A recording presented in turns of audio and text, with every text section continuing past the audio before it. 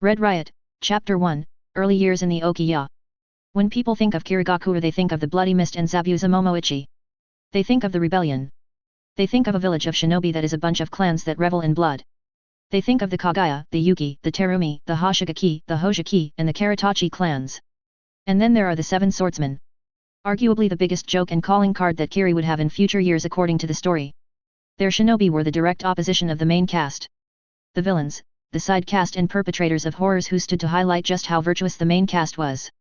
The story would convey them as mindless killers that bathed in blood and lauded themselves with praise for the slaughters they committed. Their legends built upon a tower of corpses. I wish Kishimoto had been full of shit. I hadn't had the greatest lens into the world, but certain facts stood out when I became cognizant after. I wasn't sure what it had been that killed me. One moment I was alive, the next. I felt like I was slowly waking up from a very deep sleep that lingered, while causing everything to be duller. It had taken a number of months for things to fall into focus beyond smudges and blurs. I had thought I had been reborn into Japan at first. From what context I could garner, I had thought I was reborn into a feudal era. We had baths but no phones or convenient pipes. We have musical instruments, cigarettes much to my infant lungs' annoyance, booze, and paper.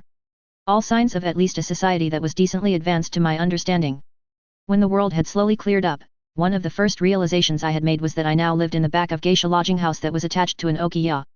They were whores, but high class in their value to society with the entertainment they afforded their patrons. That I had been the child of such a coupling had struck me silent for a good few hours. Something that no one had commented on, as I was already a very quiet baby except when I was hungry or dirty.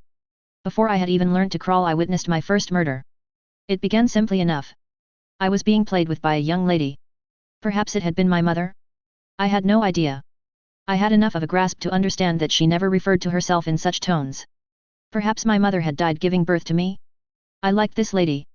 She was always kind and quick to assist me without scrunching up her nose and acting like I was dung that someone had left on her doorstep. She hummed to me and rocked me in a soothing manner that let me relax. And then the world had been thrown into chaos as a man was hurled through a wall, the thin paper and wooden construct unable to withstand the man being used as a projectile. The man had staggered to his feet, apparently no worse for being knocked through a wall. What he'd said had passed over my head, lacking as I had in language skills as yet. Bastard. I'll fucking you. It was true that you always pick up the worst words first. Somehow the context transcended the rarity they were used around me.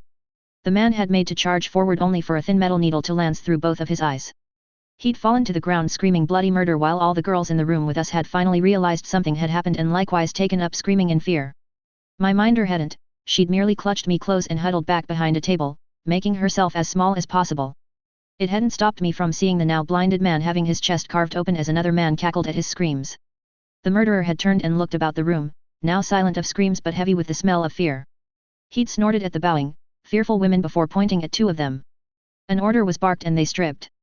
The madam of the okiya, or the granny as she was known by the other women who cared for me, later swept in and collected payment from the man along with a tip for cleaning. That small infinity of time however had revealed so much of how the world was to me. I had seen how quickly things could be thrown into chaos. I'd seen how quickly circumstances could change. I'd seen death and horror. And I'd seen the shinobi headband around both men's necks that was emblazoned with 4 small lines that symbolized mist. I'd been quiet before that event. From then I strived to become even quieter wherever possible. It wouldn't do to attract the attention of monsters and madmen. Not that it seemed like it would matter. Initially, I'd started to despair.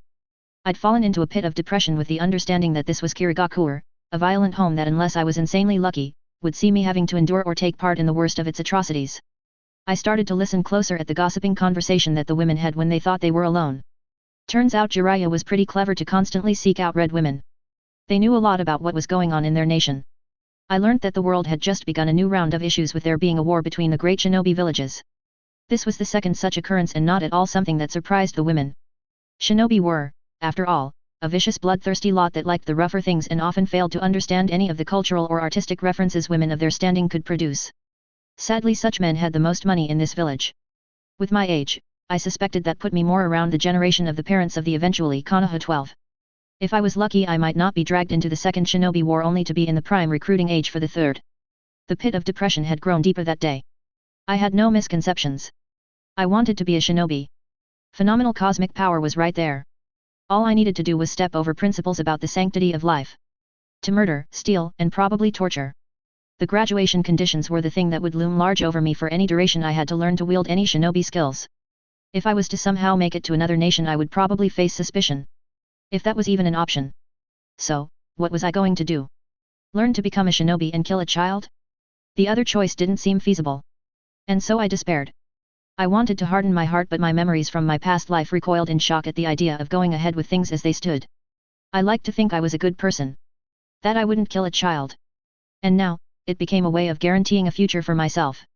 My conscious mind struggled with the thoughts. I spiraled for what seemed like an age as my small feeble body lost consciousness only to be awoken for feeding. The terrible situation returned to the fore each time and caused me to be put off my food for a while. A few women in the Okiya fretted over me while others didn't even deign to notice me. I agonized over the future. The dreadful certainty of what would occur or what I would have to do if I wanted to become strong seemed so immutable. In the world of Naruto you had be extremely fortunate to such a ridiculous degree that you were born lucky, or otherwise you waded through pools of blood to have any agency of self. Kakashi was a perfect example. As were many of the older caste. Hashirama Senju and Madara of the warring clans would have seen their fair share of death and been the cause no doubt. People liked Hiruzen Sarutobi, but the man known as the Professor was also known as the god of shinobi. Something not given lightly. You didn't have to dip into the Danzo or Orochimaru of the world to know that depths you might have to sink to. For me? As a child of Kiri? What other option was there? Would I be content to merely subside when the chance to throw lightning and waves and tornado? To fly? To burrow? To run as fast as the wind? These were all possible now. I hated myself a little more that day. I learned how greedy I could be that I knew all of these wonderful things would come with a price that was horrible to my sensibilities. And yet I would cast them aside at the chance of doing superhuman feats.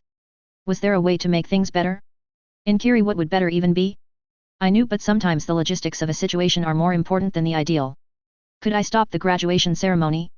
Zabuza had been a monster for doing what he did but had he any real understanding as a child? Kirigakuer had written it off as a waste and stopped the ceremony afterwards. So was the end result of horror not a net positive? Was that the answer? To become the demon of the mist and murder an entire classroom by myself to spare future generations? To walk the path of a demon to shunt the world onto a better path? I felt my stomach clench at that. No. It could never be my answer. I would not walk to road to hell with good intentions. I wanted to have stand for something, lest I fall for anything. But I still needed an answer. One that I could tolerate. I chased my thoughts around and around getting nowhere for days still. I kept returning to the issue of how murdering another person wasn't my answer. I kept feeling tripped up on that. And then it struck me. Like a light bulb flashing in my mind I realized how I had fallen into a trap of logic. I had ostensibly presented myself with only two options. Something I remember being used against me during my college days as a freshman to have me accept doing things that would take me out of my comfort zone. The situation was literally worlds apart but it still applied. In college people had presented me with a choice and told me I would accept it. But that wasn't true. I didn't have to. The choice was always there I just needed to come to the decision not to accept it and find another way. This was not a do or die moment right now but it was something I would face in the years to come. But that was a trap, a delicious temptation to relax and let the most precious resource everyone possessed to slip through my hands. I had time. I could not waste it. I needed an answer that would be acceptable to me. An answer that would require strength. I would need to stop moping and instead start acting. I could start training my chakra. Then I realized I might run afoul of a censor shinobi. What would a censor shinobi do if they found an infant training their chakra? Was that even possible? I needed more information. I needed a concrete plan. And I needed to get moving. In both the literal and metaphorical sense. That day I started eating more food and listening closely to the words spoken around me.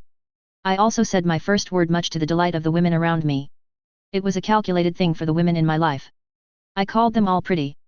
That won me some smiles and when the madam asked why all the girls were in a titter I was held up in front of her. I was like a dog with a new trick. I didn't just have one trick, however. I stumbled over my words and called her beautiful. She blushed at the calls of the madam's boy, that rang out from the women in the room.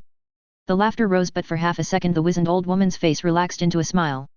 And then it was gone as she turned on them, snapping with words that acted like whips which I still couldn't understand but that sent most of them scampering away. Then she looked me over and nodded. Well, it took him a while but he made his first words good ones. She took a drag on her cigarette, ignoring my coughing as she looked to the roof and thought. Made us wait certainly, She eyed me before tapping me on the nose, thankfully not with the hand holding her cigarette. Matsu. His name shall be Matsu. It means wait. If you are patient young man, I'm sure many good things will come to you. She then ran her hand through my short hair. With crimson red hair like yours, I imagine you'll be quite the beautiful little boy. I stilled both at what she had said and the many implications. The first was thoughts of oh shit. I better become a shinobi or she's going to make me a boy whore. Then what she'd said registered. Red hair? Crimson red hair? Only the Uzumaki are shown to have red like that? I chimed in beautiful again and she smiled happily before instructing the women I had claimed as my older sisters to feed me more and try and get some vegetables. I hadn't liked how she had implied it was to make sure I grew properly and also had nice skin. Damn woman. I was trying to make you like me, not see me as a future cash cow. I huffed to myself and got to work. Now that I'd proven I could speak broken words, I started talking and pointing to things I didn't have names for, slowly learning more and more. It was ironic that my name meant to wait, but that was the last thing I could afford to allow myself. I needed to do very much the opposite. To struggle and grow. To run, dance, sing and more. With my new words I learned much about the women and their lives. I learned how Suki was the most popular girl that many asked after. I learned how Midori mixed the finest drinks but never ran afoul of the shinobi. I also learned about the village of Kirigakure. In a strange way, the gossip of the geisha became a classroom all of itself. There were the lessons you could pick up from listening idly and piecing things together. Some of this resulted in vague awareness of avoid this street or this shinobi. Certain regulars liked their girls presented in certain ways. Their drinks were always arranged in certain orders. The best lessons came when a new girl was acquired and began her training as a geisha. Before she would be expected to work as a true geisha, she was apprenticed. These new girls were always amazing sources of information as the older women opened up to them outright.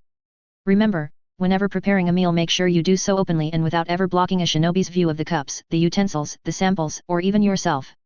They are a twitchy lot and will become suspicious if you do not present yourself correctly. Being denied their coin is the least of concerns with them. I sat and listened quietly to such lessons, absorbing the words and the tones. The way things that typically went unspoken between the adults were stripped back and outright stated for the young and naive girls. Dancing lessons and drills in poise were worked into the girls like blacksmiths worked iron. Girls were taught simple poetry and thus I was able to begin grasping reading by sitting in their laps and following along their fingers.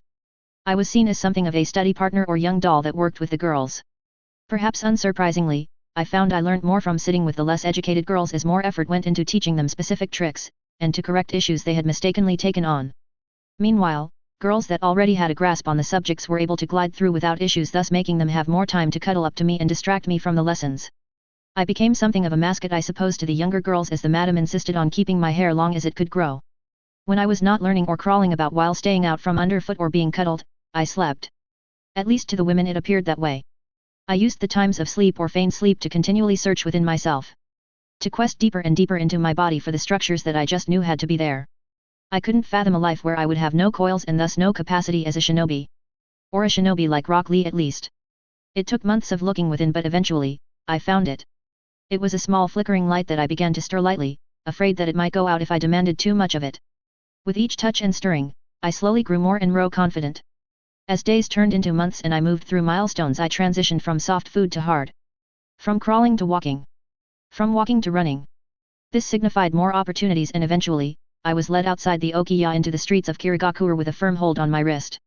We walked not through barren streets where people skirted about with hangdog-tired looks, but rather through normal open-air markets. I learned that if you came too early, the mist would still be around and you would be more likely to trip over cobblestones. I also learned that it was best to wait until the mist mostly faded away. This gave the clean-up crews time to go over Kiri and fix things that might have been broken. During the daylight hours, there was almost a normality to the place, but I quickly learned that you were not supposed to go out after dark unless you were strong, and even then it was best to do what you had to during the day. I found it interesting that there was no concept of go out with friends. For geisha, having more of them together would merely act as a larger target. This was not my past life, where people had rights and everyone should be able to walk down the street unmolested. It hadn't gone unnoticed that when my big sister went out she did so with a cloth firmly wrapped around her face. She allowed part of her face to be visible, but she had applied makeup that made her look scarred. Like underneath the cloth, there would not be a beautiful maiden but a scarred face. It worked for the majority of people, it would seem, as I caught more than a few people peering thoughtfully at her before grimacing and returning to their day's tasks. I was never allowed out of the house without an escort. Despite living in a shinobi village, I only rarely got to witness shinobi themselves during the day, and most of the time they looked annoyed to be out and about or interacting with merchants. They typically appeared, pointed at something they wanted, and threw some coins down. When I had observed that enough times, I realized that the merchants were being vastly underpaid for what they had on display by the shinobi. You could tell by how their jaws clenched and their eyes tightened, but they refrained from saying anything. When a shinobi landed in front of them with the mist headband on display, they became the perfect models of deference and respect. It didn't stop them though. In the face of hardship, you either adapted or died. The merchants adapted by having the good stuff hidden out of sight. Whenever a shinobi had to ask for something, the man made sure to explain that they would have to wait as stock was limited. From this, I formed the idea that certain things that could be sold at cheaper rates were openly visible to the shinobi, while other, more expensive merchandise that might ruin a merchant's livelihood would not be placed on display. You needed to know it was there and pointedly ask for it, giving the merchants more wiggle room in creating space for negotiation and profit. You could always spot the foreigner on their first trip to Kiri due to their stall or shop overflowing with goods. Only to be confronted by the reality that this doesn't work for them as the shinobi refused to pay fairly for something they could so easily take. I concluded that this was a wonderful adaptation of how pricing worked hand in hand with the perception of scarcity. Also that might made right. I had to wonder if that didn't mean that the supply of goods was restricted due to shinobi greed, but I couldn't be sure without a vast overview of village-wide economics. Perhaps the merchants that were in the know simply adjusted their methods to account for greedy shinobi? It was only an observation, regardless. I didn't think I would ever understand it, even with the information. I also noticed that there didn't seem to be many forms of modern entertainment to suit my sensibilities. There were dens promoting food, women, and drugs. Sometimes all together, but these were always further down the street from the Okiya and only barely visible. I grew to understand that where I lived in the red light district was considered rather well off. There were no plays, bookstores, places of leisure, or even games of chance. Again, I wasn't sure what to think of this. Did they exist and I had yet to encounter them in Kirigakure, or were they not at all present? I noticed I was never introduced to other children my age. If I saw such children in public, they stayed within the grasp of their guardians. I certainly never saw them at the Okiya. Part of me was thankful for that. It made me think the Okiya I was in was better in some way. It made me wonder why I was an outlier, however. I was the only child. So often, it was best not to scrape past the surface. When I strained to listen to the music and laughter that filled the Okiya, I could hear much more violent acts being performed. One morning during my chakra practice, I grew overconfident and tried to push my chakra along my coils, only to encounter a stabbing pain. I crumpled to the ground in pain, and the closest girl dragged me into a corner until someone could check in on me. It spoke well of my acts of engendering positive feelings towards me that it only took a minute for someone to approach with a small box in their hands. Got a sick belly, Matsu? No, I hurt here, I said, tapping above my stomach but below my heart. The woman frowned and poked around the site before putting her ear to my chest. You're not hurting from being touched. Does it still hurt? I probed at my chakra and grimaced at the resultant pain. I'll ask the madam, she might know someone. We have a doctor coming around for Suki later, she's due to give birth soon. Maybe you can be popped in. I fumbled my words, no place to go to get better. I really wanted to know if a hospital existed. No, the doctor comes to us. There's not a place to go and they get upset if we disturb them at night. What if we're hurting at night? I asked. The older woman patted the box with white cloth and what smelled faintly medicinal. We have a box for that. If you don't last the night, well. Her eyes turned sad, and she shrugged. We call someone else in the morning, she said before moving off. I stayed in the corner until the madam came, trying to consider the implications of what she'd meant. I knew she'd meant the undertaker or someone to collect your body, but to have it said so frankly. Moments like this always took me by surprise. One would think that as I grew older I got more used to the differences, but perhaps it was the feeling of confidence and awareness that I had. Only to have some aspect of the foundation I had built tugged out from under me enough to make me stumble. When the madam checked me over, she frowned when I pointed towards my diaphragm. Did anyone hit you, or did you fall into something? She prodded at my front and sides. No. She caught my chin in her hands and stared at me. Matsu, have you been feeling anything moving within you? Feeling anything like excitement or that you suddenly have lots more energy? I floundered. What was I supposed to say? Yes, I was, and therefore I could feel something different about my body? Or no? Should I say that nothing was different and potentially miss out on something important? Thankfully, my past life had taught me that yes or no wasn't the only option. I don't know what you mean, I said, projecting my confusion at the entire matter towards her, with my childish features helping to sell the illusion. TCH, of course, you wouldn't. She chewed her nail and ran her other hand through my long, silky, red hair. Oh, I should have guessed at such. I'll have the doctor check just in case. She patted me on the head then and there and departed, looking like someone had just spilled her milk and there was nothing she could do about it as the person was outside her scope to scold. I could do nothing but wait until the doctor came around. So for the rest of the day, I lingered in another building where the obviously pregnant Suki was. This building wasn't as nice, but it was homey and out of the way, which served to keep things calm. I strode up to her on my now much more steady legs, having spent all of a year practicing just what it felt like. Hello there Matsu? Come to check up on me, said the naturally beautiful woman with a smile. I approached and cuddled up with her. What's happened with you? I asked. I knew the more childish thing to say would have been to ask why she was fat, but I couldn't bring myself to punch down on her. She seemed pleased I hadn't done so as she cradled my face and tapped me on the nose. I have a little one within me. It's a woman's lot in life to nurture new life into the world, my little patient man. She continued to tap at my nose, waiting for me to react. Another little one. I played along and put my hands on her belly. How did they get in there? I said, playing up my childishness while wondering at her point about a woman's lot in life. It was yet another moment that gave me pause. Was this how most women thought during this time? Or just the women of the Okiya? Oh? Asking such big questions? Well, that's something between a man and a woman. So you'll have to wait until you're a man. Then we'll tell you all about it. When? I asked. The question was both innocent and leading. When would she consider me as a man? Oh, at least another 10 years or so. I made a show of thinking about it.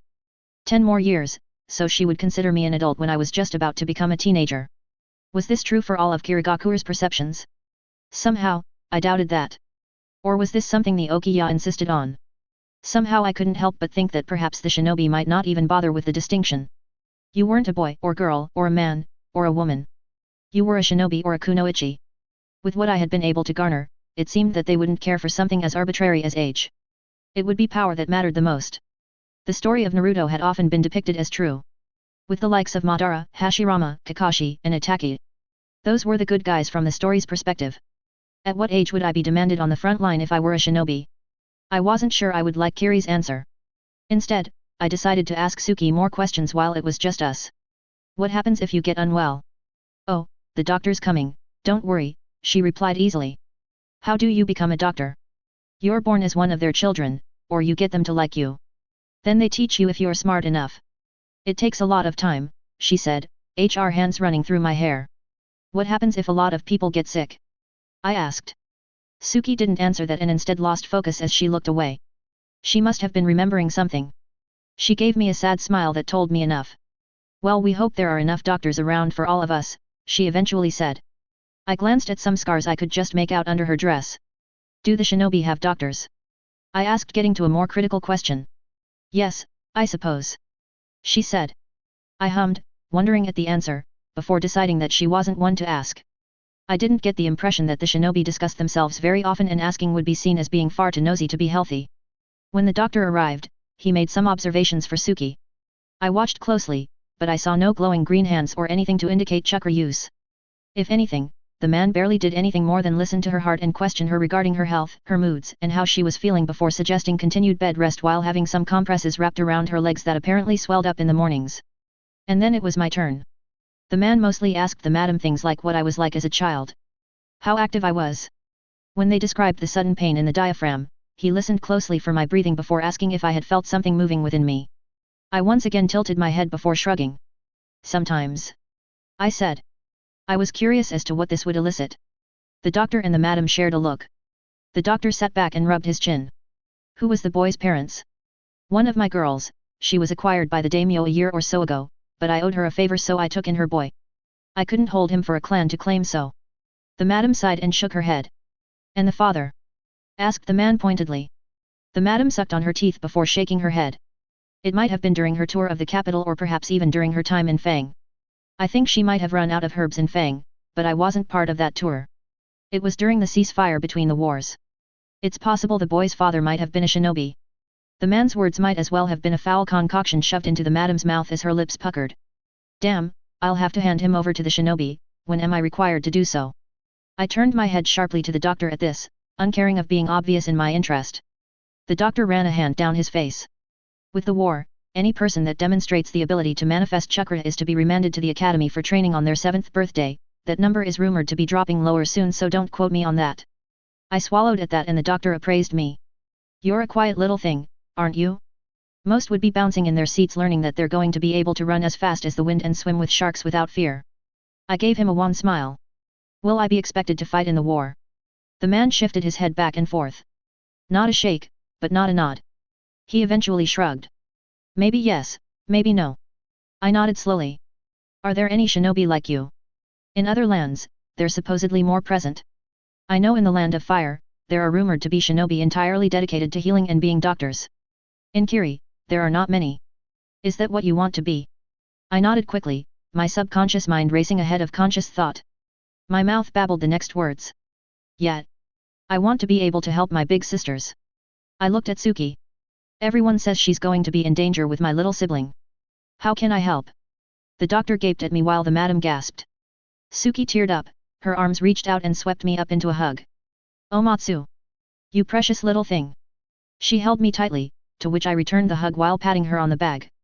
When Suki released me, the madam shuffled in and rubbed my cheek with her hands. Well, it's good to see the young ones today so willing to help. She nodded tightly. Her head turned toward the doctor. How do we help him survive? The doctor clicked his tongue.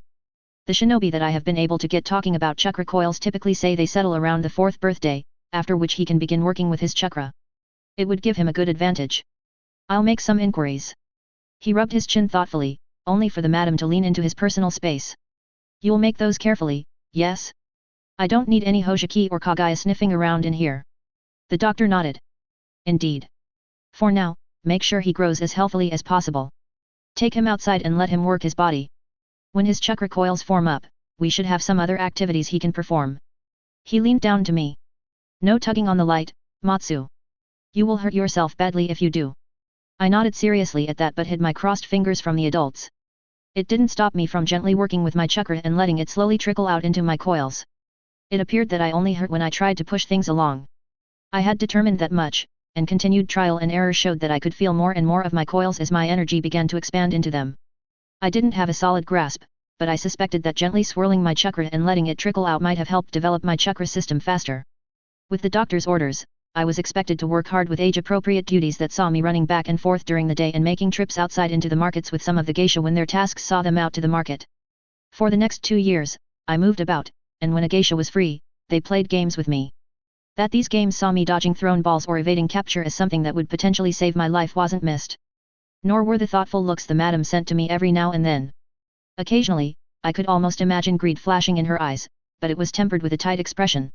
I felt like she had hoped, but she had also been stung enough times in the past not to let them run away on her. I made sure to smile and give her a thumbs up when I caught her watching my play in the backyard. In those moments, her face softened, and she let hope shine through a little more. To supplement my training, I made sure to try and spot things in the market. The prices that were advertised. Who had been cheated by accepting certain deals? Who had had shinobi claim the product, and who had certain items not on display, along with what I suspected they had. I made an entire game out of it with the geisha when we got home, and upon hearing me describe my adventure and recount it, the madam instructed each girl to ask me random questions to further develop my recollection. When I reached my 3rd birthday, I felt my chakra coils settle for lack of a better term, and my chakra began to slowly fill my body. I found that I could now push the chakra around my body through the pathways without pain. A whole year earlier than the doctor had suggested I could. Potentially, I had caused damage with my act, but it didn't feel that way. My body, if anything, thrummed with the new energy that seeped into it. I moved faster, heard more, and saw more clearly. However, this great ability did not mean I moved more gracefully or controlled myself better. If anything, I did worse with the inclusion of chakra reinforcing my body. My body and mind were unused to the extra power. I stumbled and lurched suddenly, uncertain of how much strength I needed to put into rapid actions. I was either overcommitted or undercommitted.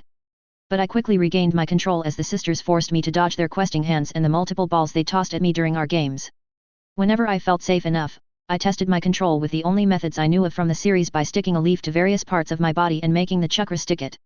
I worked at this every day, confident that I hadn't impaired my function. If anything, I was starting to hit my stride as more and more became possible. I performed this and could hold a leaf from my head, my palm, the sole of my foot, the back of my knee, the small of my back, and my neck. From there, I moved on to sticking parts of my clothes to my body when I was moving around the Okiya, going for endurance training while making the action as subconscious as I could. I never did it out on the streets. I was never willing to risk myself. The risk of a censor nin happening upon me and becoming curious was too great. Right now, I had to avoid the gaze of even the weakest shinobi. Anonymity was my shield, and it was very fragile. When I got this to a level I could accept, I began to work on restricting my chakra flow to my muscles. To another, this might have sounded stupid, but if I learned the technique, I needed to learn skills and not compensate with overpowering through chakra.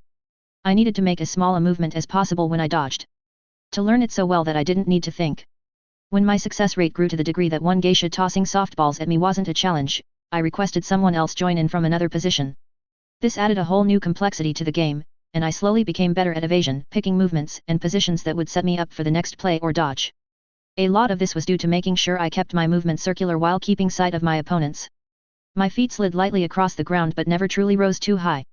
When I turned 4, the doctor returned as he had done each year and explained the small tricks, such as putting my hand into the water and scooping it without cupping my hand.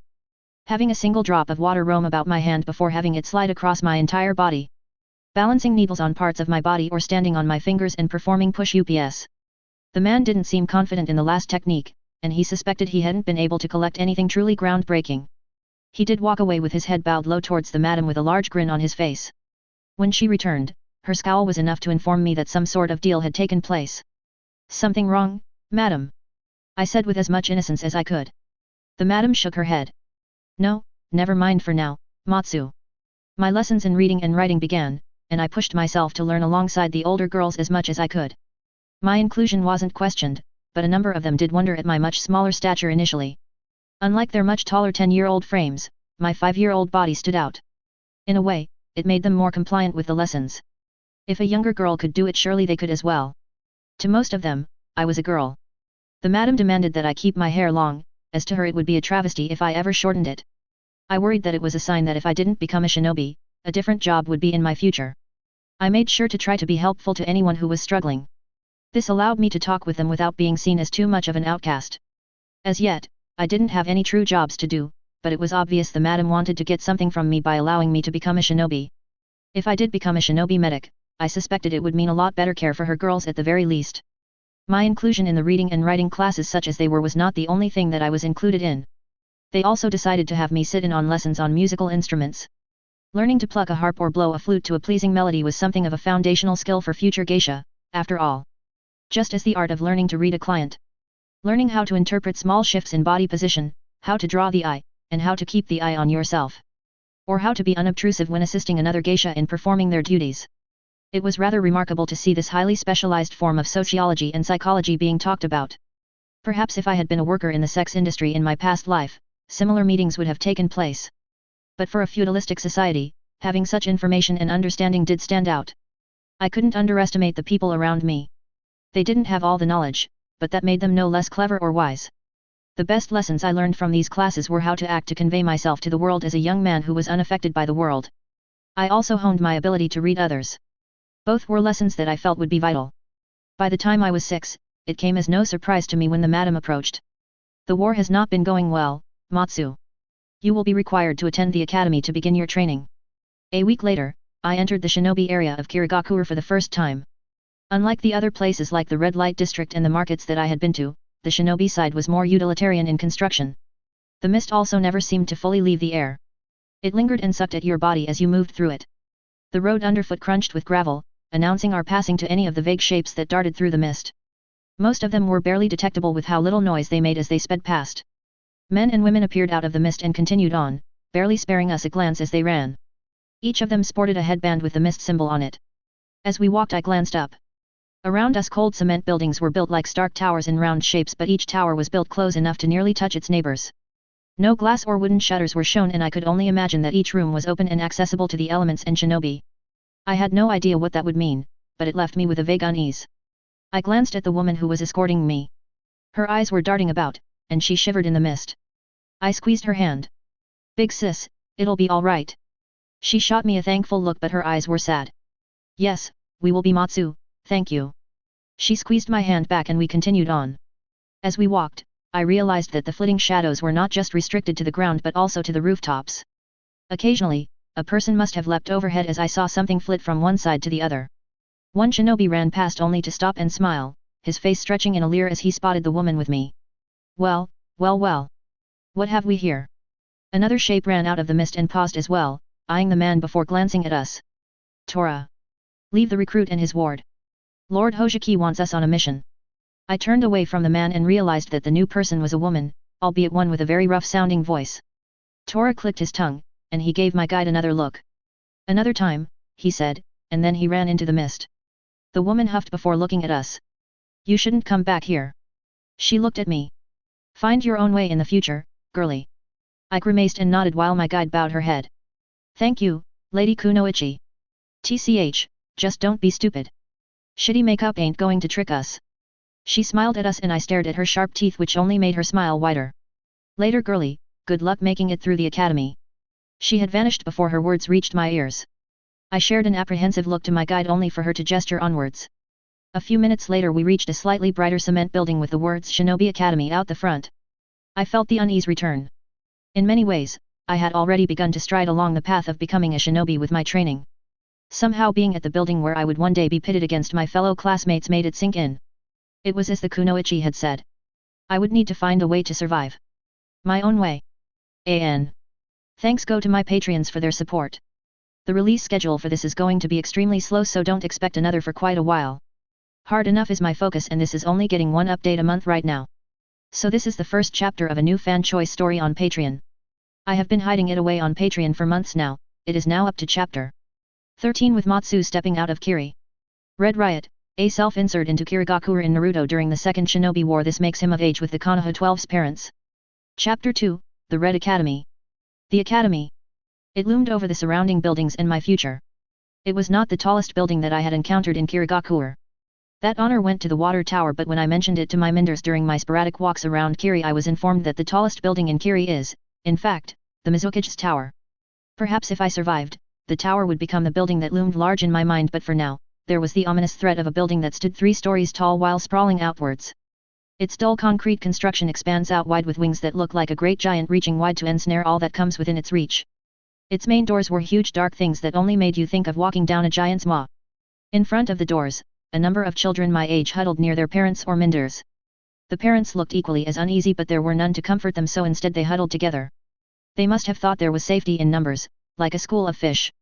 They looked around into the mist and saw figures darting in and out of the light, and they must conjure up demons with how they quaver. My own minder looked like she wanted to join the crowd, but something about this strikes me as wrong. When my minder tugged me, I instead held my ground and searched with my eyes the surrounding rooftops and windows. From within and above, shadows looked back as though watching.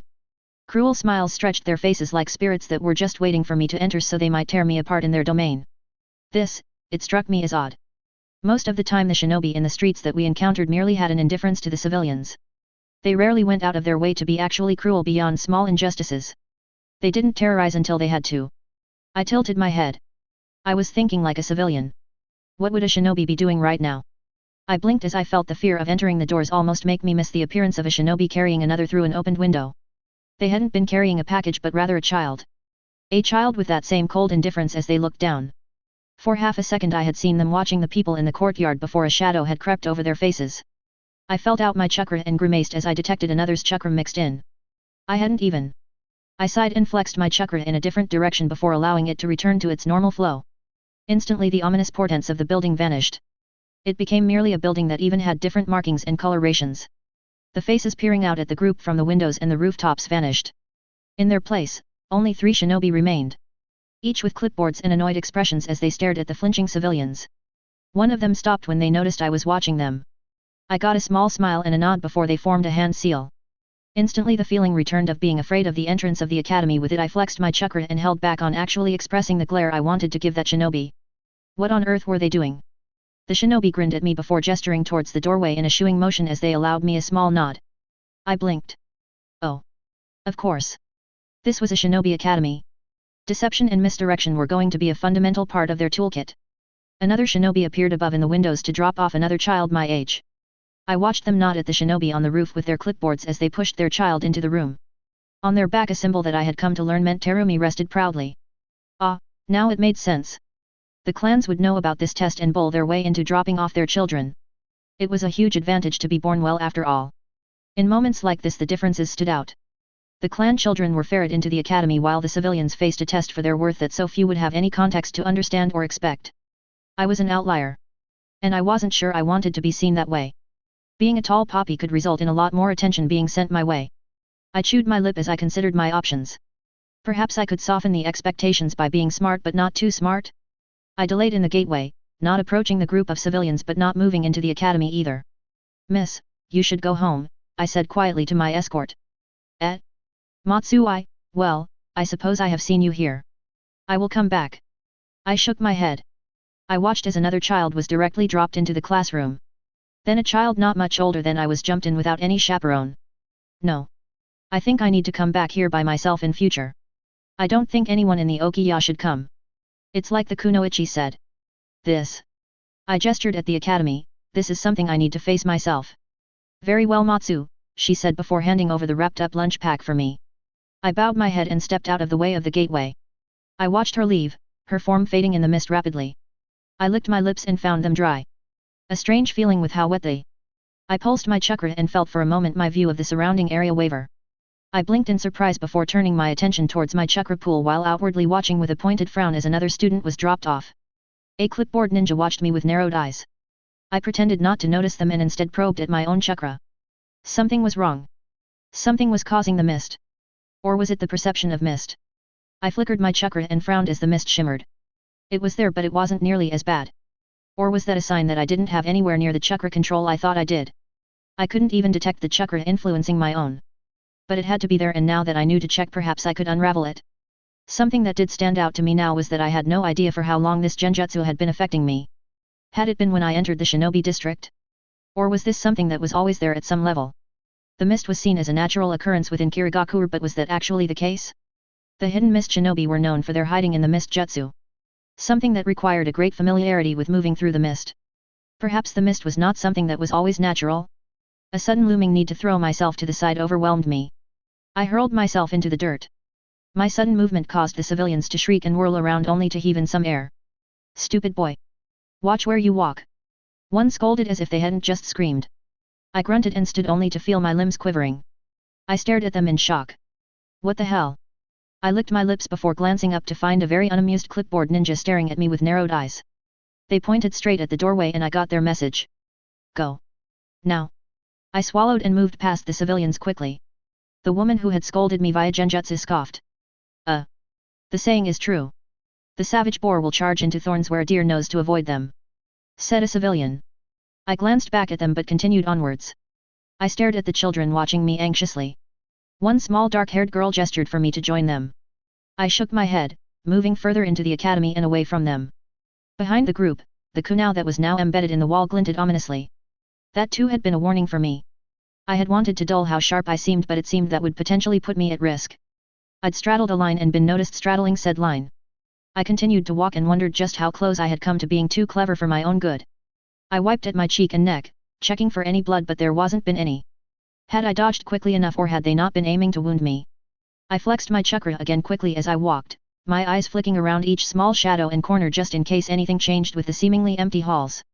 I clenched my fists and willed the trembling out of my limbs. Had that been killing intent, or had I just registered that I might have died just now? I really wasn't enjoying my first day at Shinobi Academy. I snorted. First day? I wasn't even through the first hour. I found my way to the second story where I had seen the other children my age being dropped. The door was a simple wooden doorway in the Japanese style. It slid to the side and made a harsh scraping noise that spoke of poor maintenance that would have the madam of the Okiya shrieking about laziness. I stepped into the room to the assessing gaze of many young eyes and one single older shinobi. HOH? A civvy? Now, this is rare. He tilted his head and his headband glinted in the light. Find a seat, brat.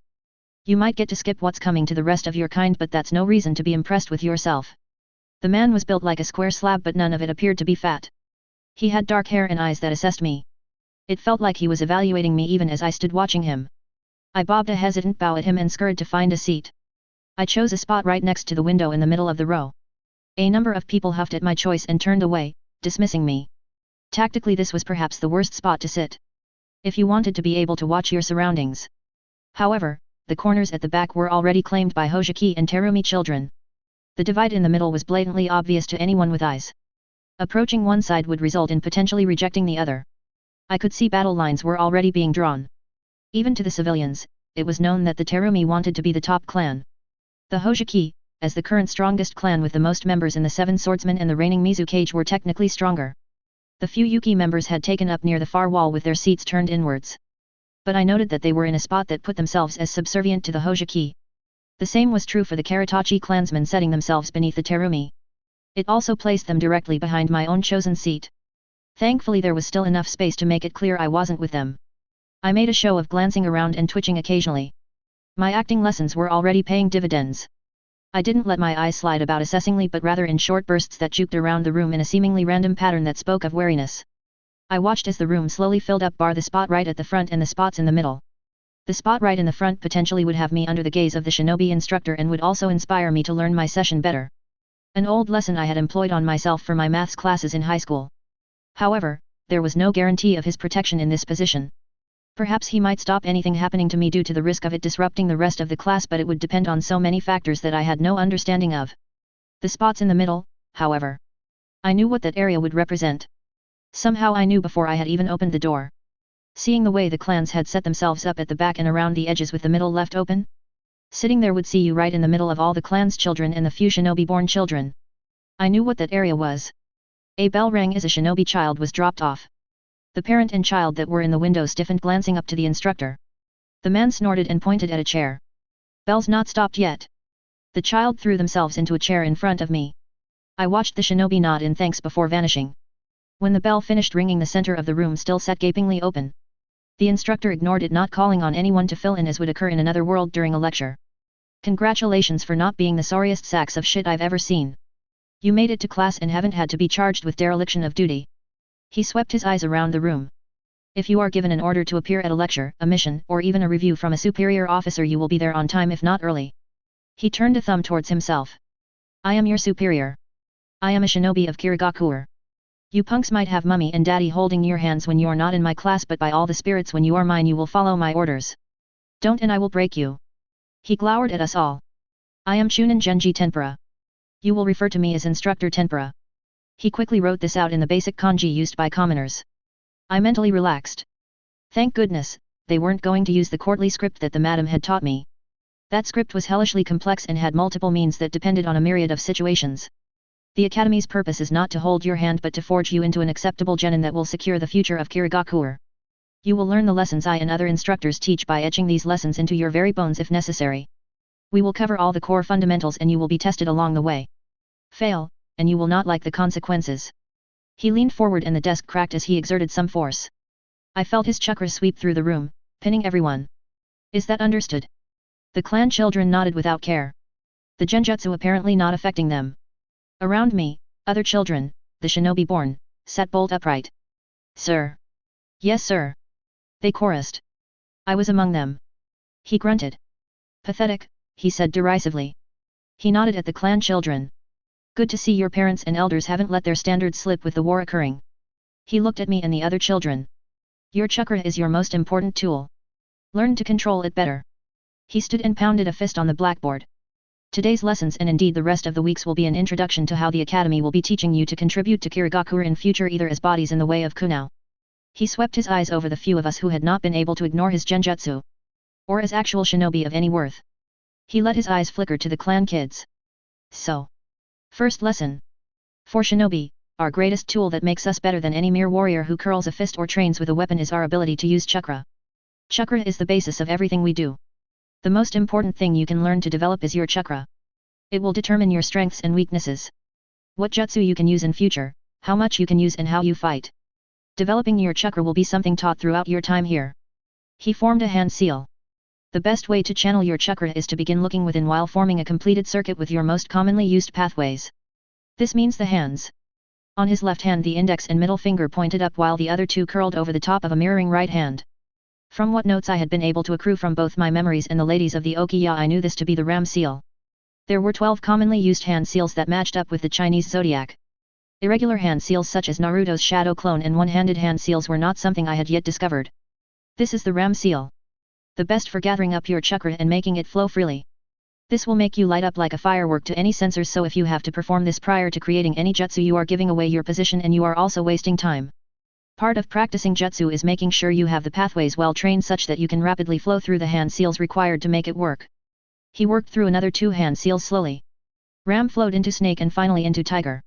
And with small spikes of chakra that I could just detect, another instructor Tenpura appeared next to him. Both glowered at us.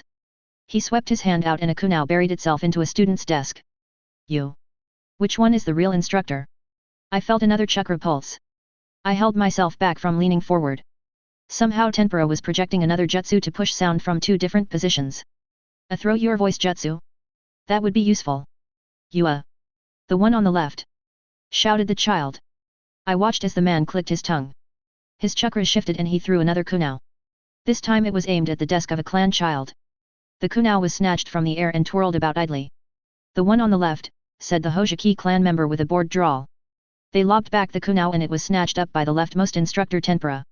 Tempura nodded. Correct. His illusionary clone puffed away in a small cloud of smoke. But that's what I said.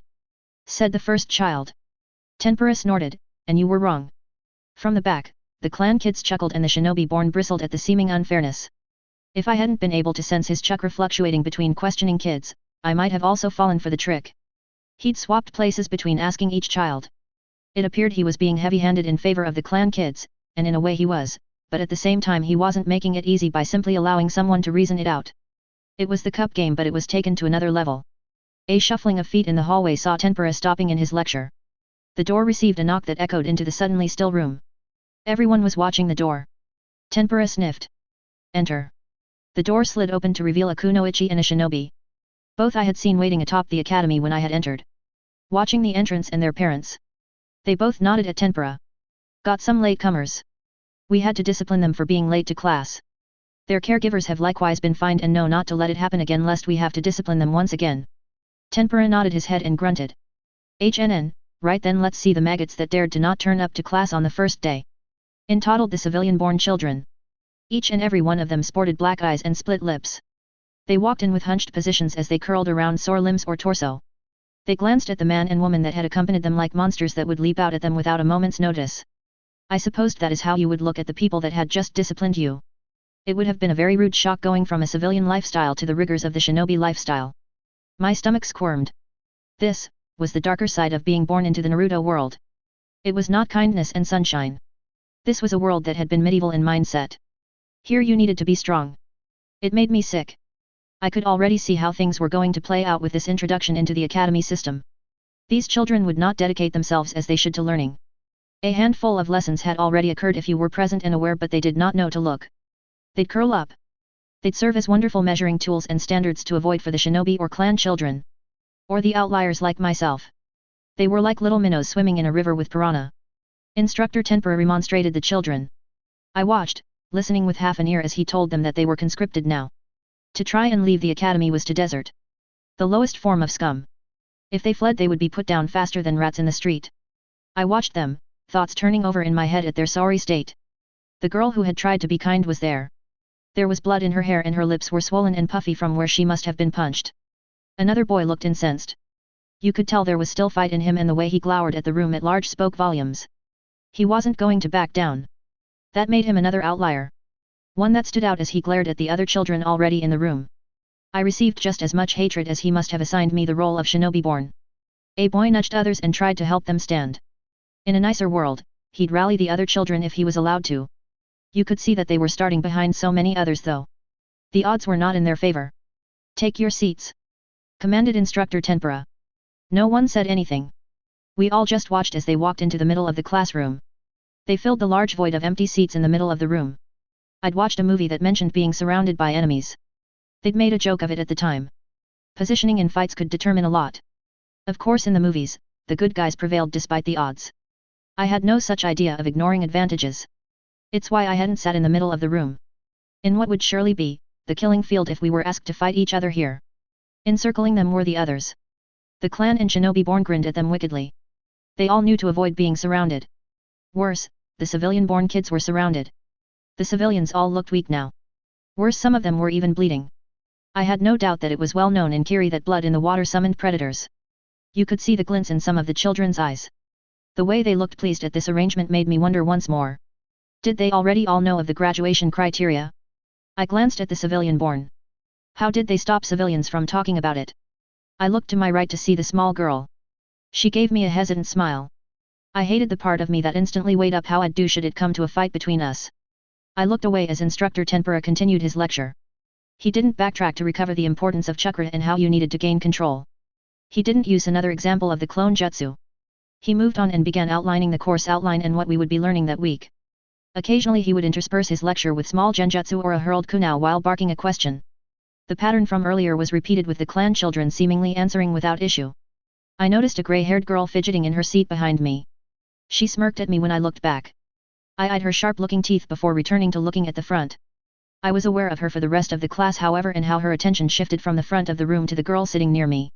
She never said or acted on anything, however. The only shift in the schedule occurred when Tempura pointed out the window. Get out onto the field. It's time for physical training. Move. The clan-born all threw themselves out the window, leaping without care. Only 5 shinobi-born kids followed them. The rest charged for the front door. I followed after them and the civilians lurched behind. The small boy that had glared hatefully almost knocked me into a wall when we both reached the door at the same time, but I ducked under his shoulder and continued to run. My chakra only barely touched on to give me a bust of speed. The grey-haired girl had leapt out of the window. So that made her at least shinobi-born. When had she entered the room? It was before I got there, wasn't it? She didn't appear to have any clan markings that I could see. Perhaps she was shinobi-born? I raced into the misty fields and saw bodies already leaping over boards and beams. Sprint. You're late. Late is practically desertion. I will break you again if I have to. 20 laps through the course for you lot. Roared Tempura, who'd appeared out of the mist next to our group like a wraith. I swallowed. I hadn't sensed his approach at all. I fluctuated my chakra and gave chase to the boy who hadn't stopped.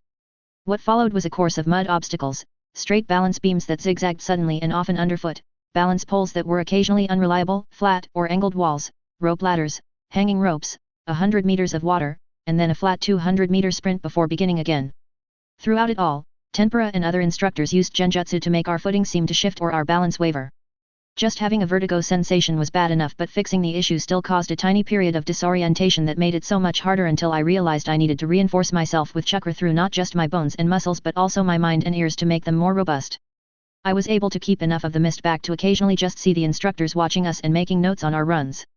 I noted they watched me enough times to make me curse to myself. I was standing out. I was revealing the tricks that I'd arduously worked for. When I completed my 10th lap, I realized I had overtaken a few clan children and I felt their glares chase me along. They only had to do 10 laps due to not being late to the run, it turned out. This let them sit off to the side and regather their breath before the next round of physical training, which would be basic taijutsu instruction. Gray-haired girl was there. Sitting and watching. More genjutsu came at me and I stumbled more, but I had to wonder if I hadn't already revealed my hand. My falling into the mud and having to repeat that obstacle might have made some of the clan kids dismiss me, but the instructors surely had shared notes. I finished the 20 laps with my lungs burning from the workout. Behind me, other children struggled to complete the mandated 20 laps. Eventually, just as I had settled and finished a full body stretching routine to lessen the pain my muscles were in, Tempura called a halt. Disgraceful. In your spare time, I might recommend to you civics that you practice crawling in the mud. You're currently not even very good at that. You need to be stronger, faster, and more in control of yourself if you want to have a chance at becoming a shinobi. He sniffed and swept his hand in 2 swipes, dividing us into 3 groups. He pointed at one and numbered us as Group 1. You're with me. He then assigned 2 other groups to the other 2 instructors with him to follow along with the standard Kirigakuer fighting style. Listen up. This is the basics of the basics. You will learn this in your own time, as after this week we will not be repeating it in the academy. There's no point having me waste my time running you through what you can do in your own time. Instead, next week you will begin fighting each other. A number of children grinned at this, while others shook in fear. He worked us through punches and kicks. Occasionally he would deem to walk among us while calling out a punch or a kick along with a direction. He had us all spaced out enough to see each other and not be in reach unless we very deliberately tried. He'd knock a few people's feet into better position or show them how to form a proper fist. A cliché I was surprised existed in a shinobi village of all things. It drew laughter from a number of clan kids and they eyed the girl. I grimaced as I noted it was the girl who had sat next to me. Her hair was still matted with blood and she looked exhausted, but she pushed herself to continue. Tempura watched her for a while after that but eventually grunted, nodding once. He then showed us how to chop or form our hands into daggers that he insisted we only ever use to rip an opponent's eye out. Everywhere else, apart from their groins, are typically muscle or bone. So do not try any of that fancy-dancy leaf-hugger shit. You do not have the bloodline for it. He roared. A few of the clan kids looked murderous at that, but he ignored them and continued to drill us for another 10 minutes before calling a halt. He held his fist up with the arm bent. This is the stop signal. Watch for it in future. If I have to drop this fist due to some brat talking, I'm dropping it on your heads. He pointed at us all. That is the end of today's lessons. You will return. I glanced up as he outlined that we needed to be back and in the classroom by the ring of the 8th bell toll, earlier than today so we could get more in. I was surprised that most of the day had already passed without my notice. Was the mist causing me to lose my sense of time passing? Was this another part of the genjutsu or just that I had been that busy? Was this merely another effect of the genjutsu? It really was playing havoc with me. The other children vanished into the mist or trudged away. The girl who had invited me to join the civilians slumped down to the ground. I considered her for a second. I weighed up the issues and hated myself for doing so before approaching her. Hey, you'll get a cold and only get weaker if you let yourself stay cold. Get warm as fast as you can at home and stretch out your muscles. Eat a big meal. She stared up at me with huge brown eyes. She said. I shook my head. I said get out of the mud. I can't, I'm too tired. I heaved a sigh and reached down to drag her up. She said again. I helped her back to the academy. This isn't where I live. She said. I'm not going to walk you back to where you live. That's just asking for trouble. Regather your strength here and leave when you're able to. I frowned at her. Can you cycle your chakra? Not really. I have some but not a lot. Do it as often as you can, especially before you go to bed. You need to use it to grow your chakra pool. It'll help with the pain and also your recovery, I said, giving away a trick I'd learnt regarding muscle fatigue and recovery rates over to her freely. Thanks, she murmured. What's your name? Then she blushed, I'm Rei Hirata. By the way. Matsu, I said, turning away and marching into the academy. I searched through the rooms and found a number of rooms that were obviously for other classes. None of them were in use though, which made me wonder why. There had to be older age groups surely? Where were they? I continued to search the building and found a room that was much warmer. When I opened the door I had to throw myself out of the way of a kunao. On the other side a group of instructors glowered out at me when I peered my head around quickly before ducking it back in. Fat. It's the little civvy brat.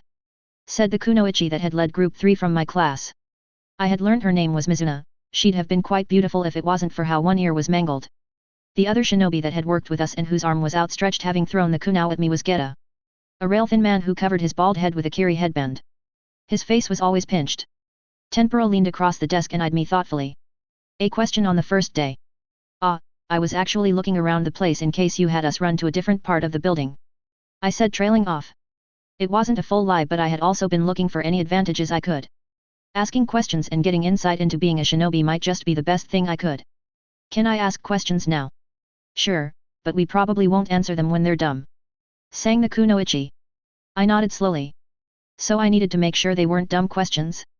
I made sure to think over my next words carefully.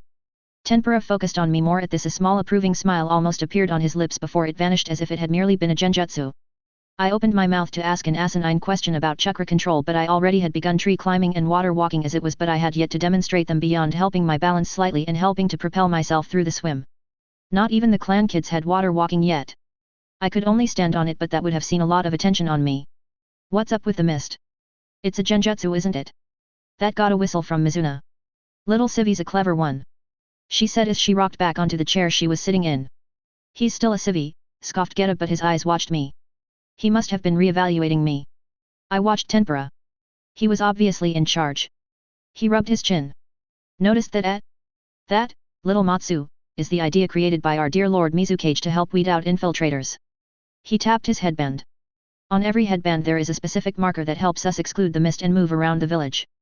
Outsiders that have control of their chakra constantly try and get rid of the mist, and this helps to reveal them. If you make it to Genin you will be given a headband for this, but for now get used to moving in the mist. It's natural enough outside the village anyway. He continued to watch me. Not prompting me but not telling me to get lost. I dared to ask another question. A marker can do that. A fuinjutsu one can, he said. Fuinjutsu. I said, my voice carefully controlled. I'd spent hours playing games with the ladies of the Okiya after I'd introduced them to cards that helped them play games where they read each other's body language.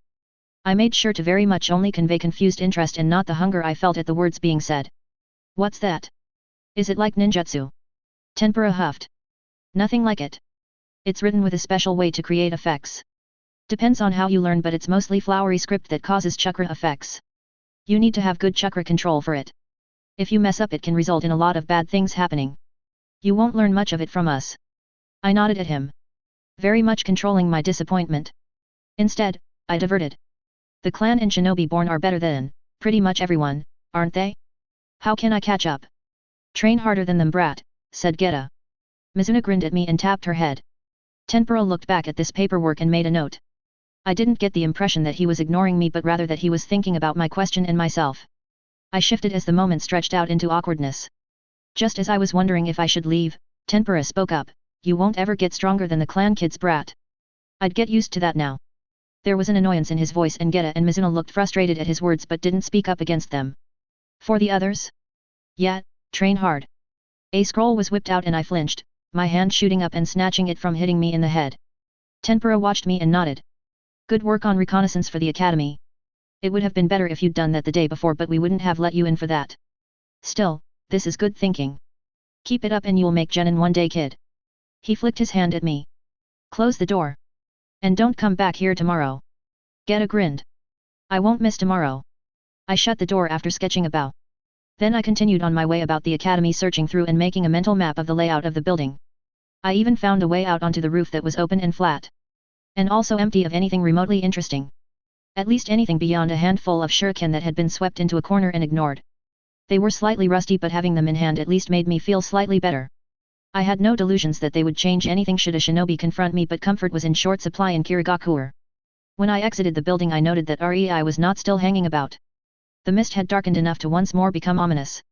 I jogged back towards the red light district of the village and slipped in the back gate. There I was temporarily fussed over for coming home so late. A number of the ladies checked in on me and I found myself touched that they did care, or at least made the efforts to care. Even the madam peered in on me while I was recording the day in text that was as tightly packed as I could. For the first day of the academy, I had learned some things, discovered others, and garnered a whole host of questions. I was treading water and while the instructors had me marked as someone to watch hopefully the clan kids wouldn't be as wary of me right now. They seemed to be my biggest threat in the near future. Fat. Good to see my investment in you wasn't worthless. She said as a way of greeting. Pardon? I asked, putting down my brush as I turned my attention to her. What would make you think I hadn't been worth it? Sometimes children come back from the academy beaten on their first day. Supposedly it is because they are weak. I shook my head. That's not. I considered my words. Not the case but it's also because things start with them at a disadvantage. I outlined what I'd encountered for the day along with a number of thoughts I had. The madam sat and listened without comment until I was done while she rubbed her chin in thought. It is a harsh place for raising harsh men and women for sure. It explains why so many civilians fail to make the grade. She patted me on the shoulder. Keep your head up and look around for trouble going forward. I nodded before going through the kata that Tempura had shown us. I made sure to practice it through a number of different ranges and positions, always picturing a foe to make it as realistic as I could.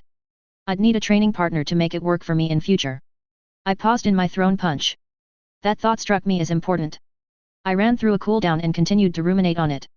I needed a partner, to practice with or on, but why stop there? I spared a glance at the scroll only to find that it was the basics of developing control of chakra. A written treatise on finding and controlling the flow of chakra along with the water sticking exercise which was basically the leaf sticking exercise from Konoha. I read through it for anything that was different from my understanding. And there was a small nugget of information. Sensitivity can be further developed by being near chakra sources while depleted. The body will react to chakra sources larger than it and operating at minimal sources allows the body to increase its awareness. I already knew I had mild chakra sensing skills but I had no idea how to develop this without giving away that I possessed such a skill. This tiny paragraph of text offered me another option and reinforced my idea of getting a training partner. I went to bed that night with my chakra cycling and leaking through my body to do away with the aches. I went to bed and my mind kept playing over the scene of Rei inviting me into safety. She hadn't known accepting would have condemned me to what looked like a beating. She had exhausted herself and been too weak. She seemed too weak to survive what was to come. She really hadn't deserved that. None of them had. My stomach twisted at the thought of what was to come for them. The smart option was to become friends with a shinobi-born kid. They'd kick my butt but I'd get better from the experience. And then I'd think of how beaten up the other civilian kids had been.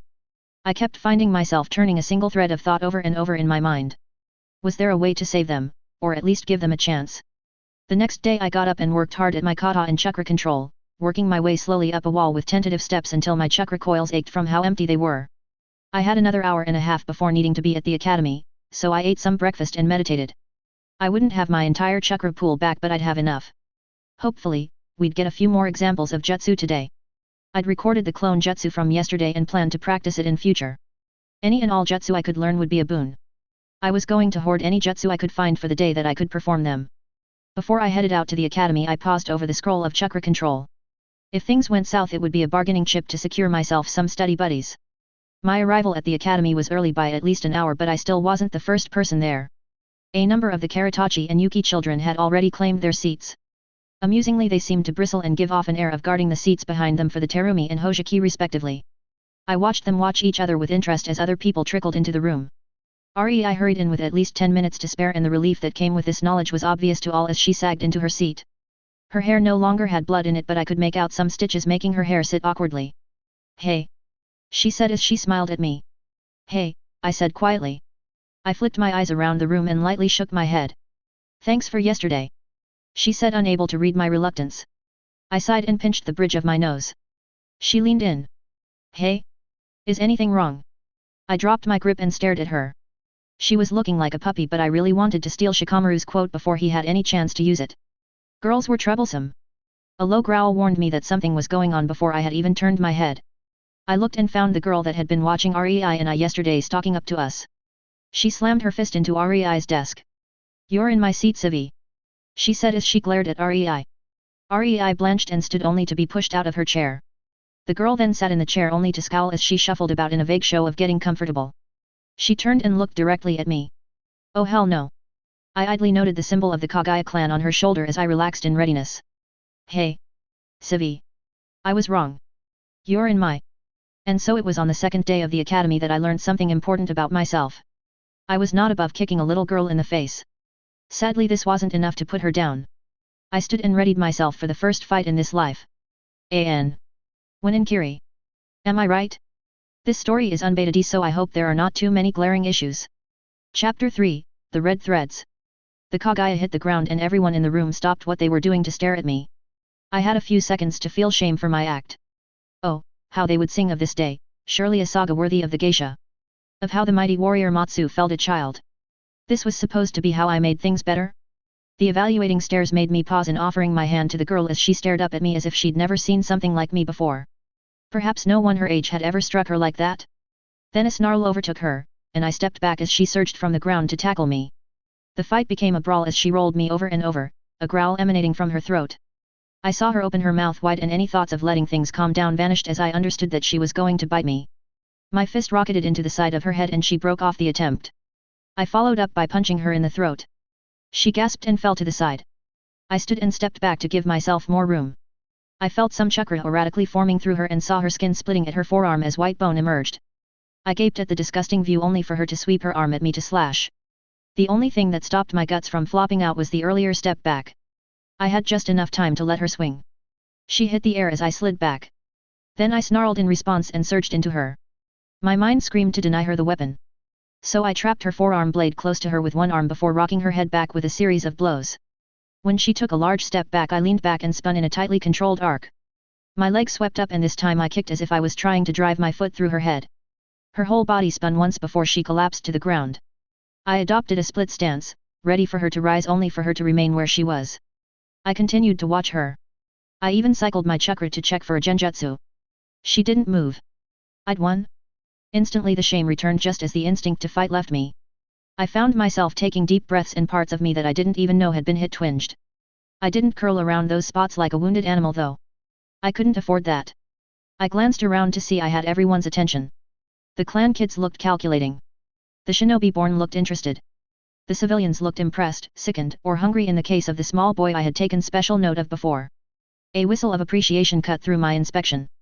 "Wow," said a boy with a face that I could tell would one day be called handsome. His words were praising but his drawl made it sound like I'd just done a neat trick, like a trained monkey at a circus. He glanced around.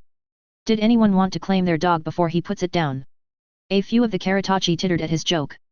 I instantly grew to dislike him more. The girl was a brute. An honest, dumb bully. She'd come at me straight and tell me she hated me to my face. I knew as much from the fight and the few seconds of interaction I'd had with her. This boy. He'd slip a poison into my water and watch me squirm for days before offering me another poison to make the first last while calling it an antidote. There was a saying in Kiri to watch out for the dagger shark when fishing. If it caught you, it wouldn't kill you, it would toy with you. I watched him as he made a show of looking around. He did it like a bird that was looking for a shiny object. The Hojiki clan kids met his gaze with flat uninterested expressions. "What's this?" he said. "No one's claiming her? Guess she's a stray." He smiled at me like I imagined a noble would smile at a favored servant. He made a shooing gesture. "Throw her outside with the other strays." I huffed at his antics and leaned down, rolling her into the recovery position with one of her arms pillowing her head. I put a hand to her mouth and felt her breathing, saw the rise and fall of her chest. I saw the arm bone dagger she'd formed from her ulna retract slowly until only a small cut was left. Even as I watched, it scabbed over and the skin shifted. Minor regeneration? It would make sense that the Kagaya's bloodline limit didn't leave them riddled with weaknesses. It would also have to avoid drawing calcium. That would mean chakra interactions with her body. She'd grow to be very strong physically, I had no doubt. At the very least she'd be hard, or harder to put down. But I already knew of the Kagaya berserkers. Both from my prior life's knowledge and rumors that had trickled into the Okiya. I stood up, returning to my seat and leaving her where she lay. I didn't have a blanket to keep her warm. The exposure to cold wasn't what I was worried about right now. She was a young girl in a room full of future killers. I righted the desks we'd apparently banged into during our tussle and sat in the chair by the window. "Hey! I'm talking to you. Don't ignore me," said the Terumi boy. I didn't glance back, that would just be acknowledging him. Not that I needed to, as the Hojiki clan kids began to hoot and call out at how stupid he looked. Instead of focusing on them, I could tell he was glaring harder at me, blaming me for not falling into line as it were. I glanced down at the slumbering girl. With her brutish actions, I'd just been forced to flip the table on any chances of ever staying under the radar. Now, because I'd not backed down against her, everyone knew I could fight. Fight well enough to lay out a Kagaya. I'd also, by ignoring him, pissed off the Terumi, which meant the Karatachi would also be hostile.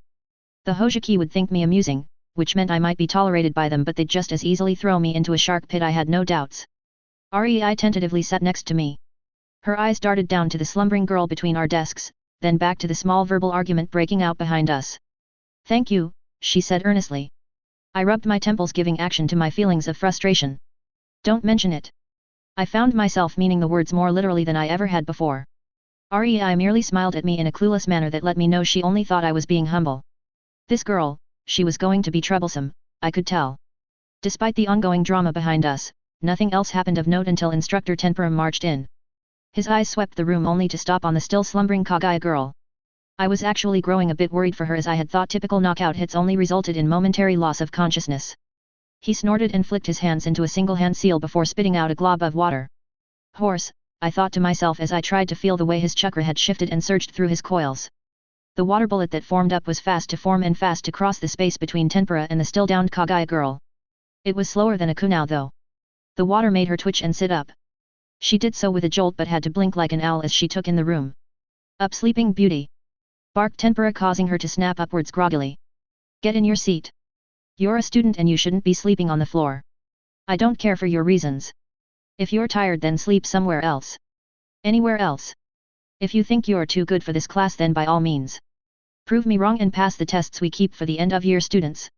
Pass those and we will advance you." The civilians perked up at that in interest. I could almost see them thinking that such a thing would be good by their reckoning. If this was any other academy of performance-based tasks, perhaps. It would also set you up for the ultimate failure when the bill came due. Fighting against students a year older meant people more grown, more developed and more experienced. If you repeated this for the third and final year, you may as well cut your leg and jump in shark-filled water. You'd have better odds. The Kagaya turned, and in doing so her face caught the light for a moment in the windows, and I saw something I hadn't expected to see. She saw my surprise and scowled. Her hands met for a few quick hand seals. "Dog, boar, ram," I noted. I felt her chakra flicker and her expression and appearance adjusted slightly. Now she looked like a leering highborn that wouldn't give a thought to putting rabble down. She stomped back to her desk and sat in it sullenly. I stayed eyes ahead, not wanting to look back. She'd already hidden the bags under her eyes. The redness of her eyes. The bruising around her throat. This wasn't what I was expecting to learn when I came to the academy today. How many shinobi had noticed it? Had they cared? Today's lesson is on working your chakra through your coils. There are times when you want to be fast and make it flow as fast as possible, and times when you will want it slow. He slammed a fist against the blackboard. "Why are we doing this?" he shouted just as I felt a genjutsu sweep through us. And the question is accompanied by an answer, I thought. I pulsed my chakra and found my hand sweeping forward to snatch a kunao hurled at my desk. Tenpura's gaze was on me. "For breaking genjutsu," I said, taking the easy option. My words and actions caused a number of students to stiffen as they realized that something had happened right under their noses. I felt a number of them pulse their chakra. Tenpura snorted and flicked a kunao to another student's desk. They flubbed the catch but didn't flub it in a way that would result in blood. The thunk of the kunao hitting their desk echoed though, and I had to pulse my chakra to get rid of another genjutsu. That had been extremely subtle. I hadn't felt tempura. Oh, the other instructors were apparently nearby. Wonderful. The rest of the lesson passed with the knowledge that slower-moving chakra was harder to detect. This was said by a very smug-sounding Hojiki, and I had to ponder if they hadn't found the other instructors. Where were they hiding? Slower-moving chakra was also better for learning new jutsu. Faster-moving chakra was also apparently harder to attach an initial genjutsu onto and also made it easier to bring up well-practiced jutsu. From there he ran us through the 12 hand seals and showed us how to form them. It was only then that the other two instructors emerged. Geta swung in from outside through a window a few desks in front of me, and Mizuna dropped her illusion from among the Hojiki to grin at the boy who had been so smug. The boy flinched. The Terumi group all laughed at this. With all the instructors in the room showing themselves, they began to work their way around correcting children on their hand seals as one of them barked at us to form specific patterns. I'd practiced for this with prior training. I could remember some of them, and the ladies from the Okiya had been able to discover what a handful of others looked like. So I had something to train with, but I had still gone beyond and done finger dexterity and flexibility drills. The ladies had thought themselves very clever when they'd given me fingering drills. Mostly they were cat's cradle and learning how to play flutes and ocarinas. I showed a much slower, more controlled focus than I really needed. Instead of giving the physical part of the task my attention, I instead focused on how my chakra flowed through my coils and tried to match it to what I'd felt from Tempura and the Kagaya girl. Said girl had taken to scowling at me when we weren't required to be paying attention. I could see her when I looked out the window just as I could feel her stare. It stayed with me when we moved outside for physical training, and I had to watch out for her when we worked through the obstacle course, as she went out of her way to try and shove me off the balance beams or to grab me on the loose ropes and drag me down. Whatever feelings of concern I had found myself having vanished in the face of her obnoxiousness. When she tried to pull me from the ropes, she promptly went for a fall in the mud courtesy of my boot to her face. From there it was on. She tried to launch herself at me, and I found myself having to dance in precarious positions and either move fast or disrupt her. Other kids wanted to laugh at her antics only for her to typically barrel right through them when they got in her way. I finished the laps required of me, a heaving mess. I cycled my chakra and let it fill my body though, and soon I was back up and ready to focus on the fighting style they were going to have us learn for the rest of the week. The Kagaya girl made sure to stand close so that when I had to go with instructor Mizuna she was with me. I hated having her at my back, but I had to focus on the positives. She was making me learn to be highly aware of my surroundings. I wasn't just learning to move through obstacles but to move through them with opposition. Regardless of the girl's attention. I had no doubt it would change eventually. They'd have to make it harder. Add a new angle or intensity to it. Shinobi weren't about static training but being able to adapt and overcome. At least that's what I told myself. The afternoon classes ended up being on how the rankings for Shinobi worked. This proved to be a snooze fest for most of the Shinobi-born children, as they weren't even called on for the questions. I was taught about the Kage, Jonin, Chunin, and Genin. But there were also ranks of seniority or skill that played into it. Obviously, an older Chunin couldn't command a Jonin. It didn't happen. A Chunin could be allocated responsibilities, which seemed like my old-world military speak for a young lieutenant telling his sergeant to get the squad in line. Typically, if two shinobi of the same rank were working with each other, the more senior shinobi led unless the younger had more direct experience through some odd turn of events. How do shinobi like the Seven Swordsmen feature in this? I asked after raising a hand and getting acknowledged by Geta with a scowl and a nod. My question had all of the shinobi born sitting up. Geta grunted. The Seven Swordsmen are elite. You basically can't wield the great swords without at least being Chunin, but their ranks are always assigned missions specifically to cater to them. They are extremely insular, and it is not uncommon for shinobi that try and give them orders to find themselves learning of the error of their ways. Understood. He said tersely. I nodded before offering up my hand again meekly. He scowled at me. What? Are there any other groups that need special consideration? The hunter nin, which you should only be encountering if you're a cowardly dog. I made a show of nodding in thanks. Geta glared at the room and gestured widely, like a mockery of a gracious host greeting an honored customer. Any other questions? No one else asked any questions. When the class ended, Rei stood and turned toward me. When I gave her a look, she shifted back and forth on her feet. Yes, Rei. Thanks again for ear. I held up a hand and shook my head. Don't, I said. Then I flicked my hand for her to follow me. Come on, we'll talk somewhere else. I led her into the academy and onto the roof that would be ostensibly harder for people to sneak up on us with how open it was. Rei gaped at the expansive space. The mist at this height was slightly less oppressive, which also helped my desire to keep our conversation between us for now. What did you want to talk about? I said, prompting her for whatever she'd been about to talk about in the classroom. Rei glanced around and chewed her lip, unnerved by the mist. Do we have to do it out here? I made a vague gesture with my hand. Not really, no. It's just easier for me to attempt to discover anyone sneaking up or listening in. I didn't really know what you were going to talk about, and well,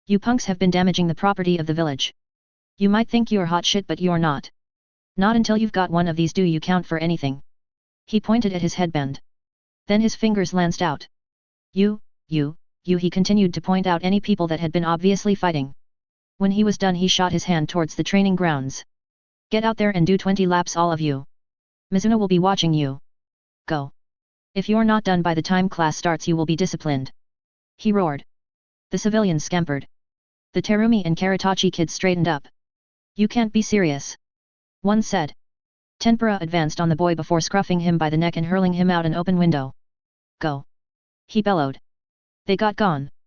Rei, who was still standing in the doorway, had people rush past her. She swallowed and then walked up to her desk only to find a stray chair to sit in. What was that about? She whispered. Clan spat playing out, I said, eyeing the pleased Hojiki kids lounging in the back of the room. You got lucky that you weren't here for it. They'd have been all over you. She pouted. Really? I nodded. We're going to have to get you stronger and more willing to fight people when they step up to you. Oh, she squirmed. Can't I just not? Be like a supporter for them. I sniffed. I don't think that's an option, I said, surprised at how soft she was being. Surely she couldn't be that sheltered? I decided to hold off on talking any further and instead dropped the conversation with, still good for this afternoon. They're looking forward to it. She chirped. I huffed at her and settled in for the day's lesson. It ended up being on who our enemies were and why they were bad. It mostly boiled down to propaganda such as them wanting to kill us all, enslave us, carry off our women and children and plunder us. The Leaf were considered pretty bad, but I noted how much scorn was heaped onto the Uzumaki clan. When he mentioned the crimson red hair as a common trait of Uzumaki clansmen, more than a few people perked up and glanced in my direction. Including Rei and the Kagaya girl. I started having concerns that I should have cut it, but that wouldn't do anything now apart from annoying the madam of the Okiya. I held my disinterested expression and tried to convey, oh, that's mildly interesting, but did not react in any way. I didn't doubt that some of these kids would be able to take my living arrangements and come to the same conclusion I had. Thankfully there wasn't a common consensus on the Uzumaki all having large chakra reserves. That might have been a trait propagated by fans from my past life, with examples being Naruto, Kushina, Karin, and Nagato. 3 of them were all powerful shinobi, with 2 being Jinchuriki. I had no doubt that played a big role. Also, Nagato had the Rinnegan, which might have actually happened by now. Hey, I hadn't thought about how being 6 during the Second Shinobi War meant I was roughly of an age with Nagato. Damn, I'd have to add that to my notes later. When we were halfway through the lecture, the children that had been fighting limped in. Many of them were bruised. Geta and Mizuna came in after them and stood in the doorway, glowering at everyone. It seemed they'd carried through on their threats of not being in your seats at the start of class, resulting in being treated like miniature deserters. It hadn't mattered if you were a clan kid or not. Everyone claimed their seats, but the Hojiki looked perturbed as much as they did pleased with themselves. They obviously hadn't thought the Terumi kids would get the same treatment. And if the Terumi got treated that way, would they do the same to them? I could see the smarter kids coming to a conclusion they didn't like. Tempura stopped in his lecture and grinned. I can see that some of you are starting to think things through. He swept his gaze across the classroom. If any of you decide to play your little games in here, don't touch the furniture. It's currently worth more than any of you maggots. Don't disrupt the lessons and don't try to desert. You're here until some of you become shinobi. That sounded so much more ominous if you knew what they had planned for us. I swept the room. There would be a lot of us that wouldn't be making it. I licked my lips and reaffirmed my plan. It wasn't much of one, but a study group where we shared insight and training methods hopefully would be a small multiplier that would grow into something more. One boy hesitantly spoke up, but you throw kunao into the desks all the time. Tempura adjusted his headband. We're worth something, he said. I went through the lessons for the rest of the day with as much focus as I could. When it came time to work through the obstacle course, the Kagaya girl wasn't as single-minded as she had been. I didn't drop my guard despite this. I tried to showcase attempts at using chakra control that I could already do. But I wanted to show some improvement, even if only slight, from instructor Tempura's gift of a chakra control technique. We went through the same forms and the next class passed without incident. When it wrapped up, I walked out but made my way to the roof once more. I arrived and climbed up onto the roof of the stairway, which would let me look out from a higher vantage point. When Rei showed up, she did so with 5 other kids. 1 other girl and 4 boys, one of whom was the boy who had tried to rally others. He'd stood up tall while obviously being injured. He had a proud look and hair that was combed to the side, unlike that first day. He had a cared-for look that made me think his family were well-off merchants. He'd have connections then. Alright Rei, we're up on the roof. Where's this Matsu kid? Said the dark-haired boy. I crouched on the edge and tilted my head in thought. Had none of them looked up on the way through the door? I glanced around myself furtively. It felt like too much of a good thing to not have someone else stalking me right now. I didn't notice anyone, but the ever-present mist made me shudder for a moment. It was tough to know with any authority if you weren't being watched. "He'll be here," defended Rei loyally. I decided to not try and see how patient they were or to pull a Kakashi and be cool and laid back. I coughed pointedly. The kids snapped up to look at me. I raised an eyebrow at them. "None of you checked your surroundings, did you?" I said, causing them to shuffle. The boy stared up at me. "Well, we're outside class, so." I raised a hand and waved it back and forth. "You need to stop thinking like that. It's a bad habit for someone trying to be a shinobi to have." He opened his mouth before shutting it. I frowned. Had he been about to say no for some reason? That didn't make any sense, but then again I was extrapolating with very little information. I gestured at them. "You're all civilian born like me, right?" I said. All of them, apart from the dark-haired boy, nodded slowly. "You're civilian?" asked the other girl. I nodded. "Yeah, I just got a heads up earlier about needing to train up and to watch out for certain tricks." I waved my hand through the mist in front of me. "Didn't tell me anything about this though." The kids all frowned.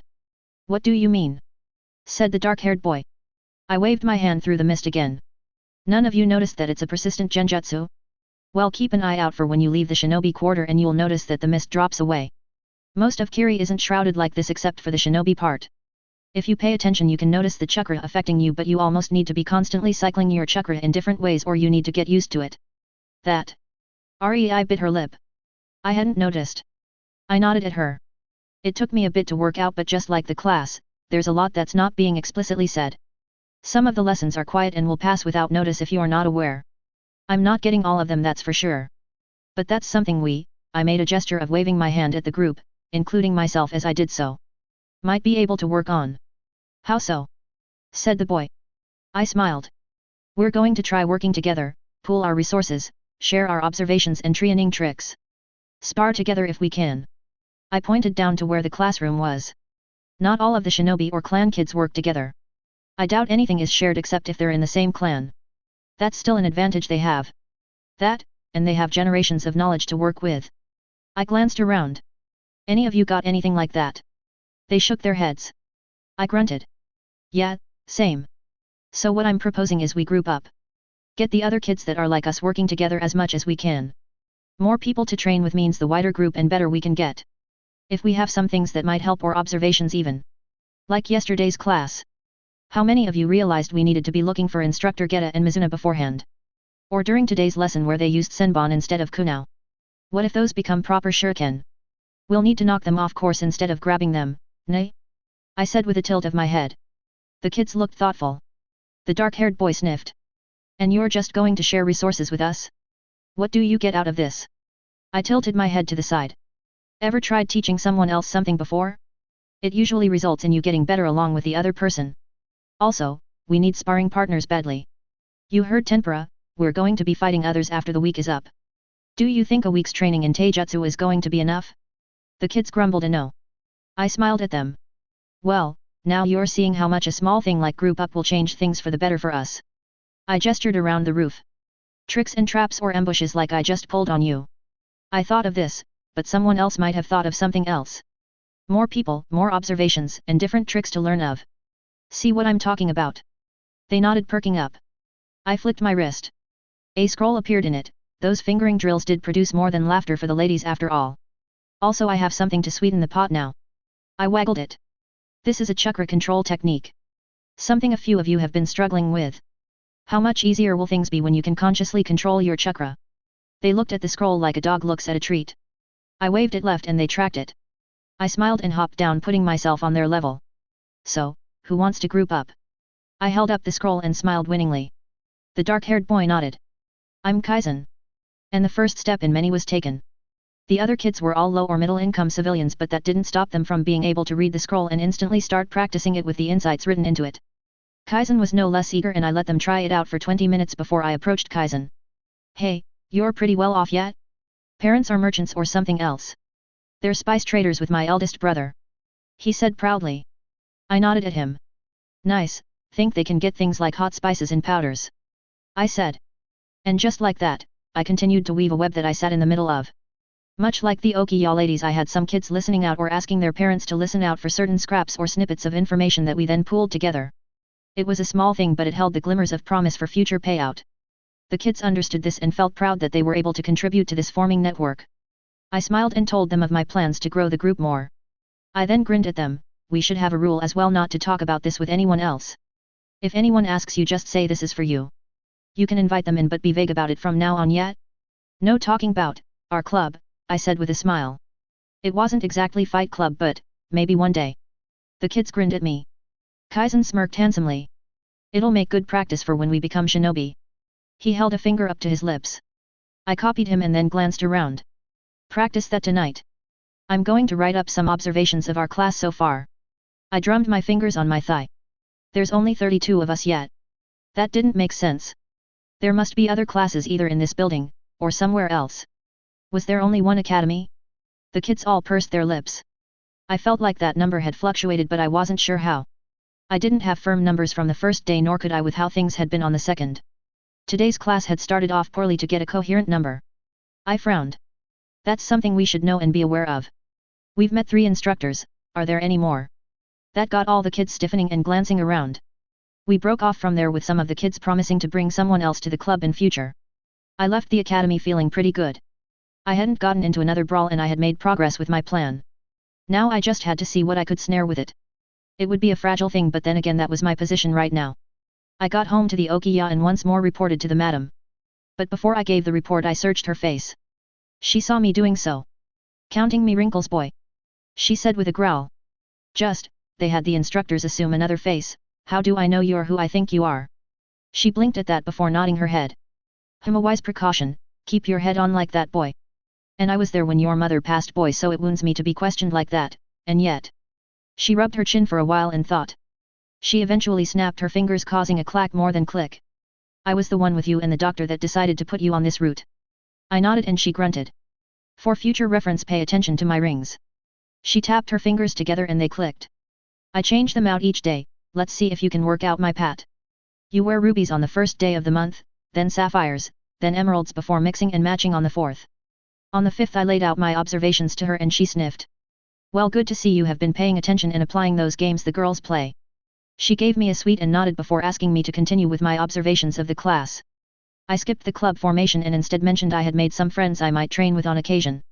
She grunted at that and said good, but nothing more. When I outlined my thoughts on writing some profiles she nodded again. Learn who you're with day in and day out, boy. What makes them tick? But try to take it a step further and match things up. She grinned at me. Set yourself up to rule that class by the time you graduate. I snorted. Might be tough to do considering that Kaguya girl. Bah, she is probably just crushing on you. I raised an eyebrow. Strange way to show it. Shinobi are strange people. She cackled at her joke before waving it off. Run along now, thank you for entertaining a woman's curiosity. I won't keep asking, but it does my heart well to see you coming back from class well, unlike some of those other whelps. I shall come up with another game to play for when we eat together, prepare yourself for that. She said ominously. I huffed a laugh and headed for the yard where I worked through my forms. Practiced my chakra control. Gossiped with the ladies of the house and then wrote down some notes. Today had been progress. I wasn't surprised when tomorrow, therefore, started with a setback. Namely in the form of the Kaguya girl meeting me in the doorway. She glowered at me and let others pass her, but when I approached she dropped into a fighting stance. Really? I said in annoyance. You cheap shot me. She spat. I grimaced. We're shinobi, is there such a thing? She launched herself at me and I had to jump to the side. This time I didn't have the advantage of surprise as she had so eloquently pointed out. She pursued and I found myself retreating constantly. Not something I wanted to do. I tried pivoting into a warding off strike only for her to bowl through the hit and slam a punch into me that had me seeing stars. She struck me over and over. Not so tough now, are you? She snarled. I turtled up and weathered the blows, but I could feel an ache building already. She was stronger than me. More skilled. I decided to do something stupid again and pushed into her, swatting her arms up and out before punching both hands into her diaphragm. She woofed and was launched back before tripping. She rolled over herself and up to her feet. Then she growled like a beast as a single bone emerged from her forearm. Oh damn, gross. I said. She growled louder at me, then launched herself forward. I ducked back and forth away from her swipes. Her other hand caught me though and she raised her blade threateningly. I stepped in and tangled our feet, causing us to stumble. I knocked her blade arm up and out. She locked her other arm around mine and wrenched. I felt something snap and I snarled, launching my head into her nose. She tucked her head and we both reeled from the hit as our foreheads collided. I rolled up and away and found my right arm now had a lump. I'd seen breaks like this before. She'd somehow snapped my arm just now. I cursed and prepared to run, realizing fully how outclassed I was without the element of surprise. She bared her teeth at me only for a form to shunshin between us. Instructor Tempura glowered at us both. Matsu, Himeko. When I said you would fight next week, I said you would fight next week. Damn brats. Cool yourselves down from being so eager to beat on each other. He barked. Himeko glowered as she backed off. I cradled my arm and she sniffed. All right, but I don't have to wait now. I know he just got lucky. She glanced up at the classroom. And so do they. She scowled when she realized her plan hadn't accounted for the mist obscuring us. Tempura snorted. Himeko, run the obstacle course. Matsu. He glanced at me and sighed. Fuck, she got you good, let's get you to Minezawa-sensei before class, otherwise you are going to be useless. He grabbed me by the collar and a second later we vanished. We appeared in front of a much nicer building that was clearly marked as a doctor's business. Tempura marched us up to the door and entered. A woman glanced up in green scrubs, but I noted the heat I ate on her bicep. I thought you didn't throw them into the shark pit until after the first week. She asked Tempura. This year's intake are all feisty shits, he said. Patch this one up before class. Otherwise, he'll be useless, he said gruffly. The woman tilted her head. What makes him so special to receive care? Civi that saw through the genjutsu on the first day. Got a chance, he said gruffly. The woman nodded with a hum. Then she turned to me and waved her hand. Well, let me see it then. I offered up my arm and she sniffed, lifting my sleeve up. Yup, it's broken. Hold it there for a second. Pain lanced through me as she tugged and jerked it into place. I clenched my teeth and felt tears fill my eyes. Hey, you didn't cry out? Good, for a second there I thought you'd faint. I growled tightly through my teeth. She snickered. Hang tight, I'm going to mend the bone and muscles now. She formed a clumsy ox that looked slightly wrong before her hands moved into a tiger seal. I felt her chakra move and shift in a heavier yin alignment before she laid her hand on my arm and coaxed my joint to heal. I watched her numbly, taking in everything that I could. When she was done, she poked me where the break should have been. There.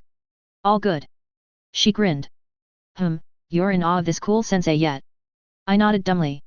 And she puffed out her chest. I barely registered Tempura telling the woman to take the money from the academy fund for this as we departed. We returned to call with a shunshin. I barely registered how Tempura's chakra felt.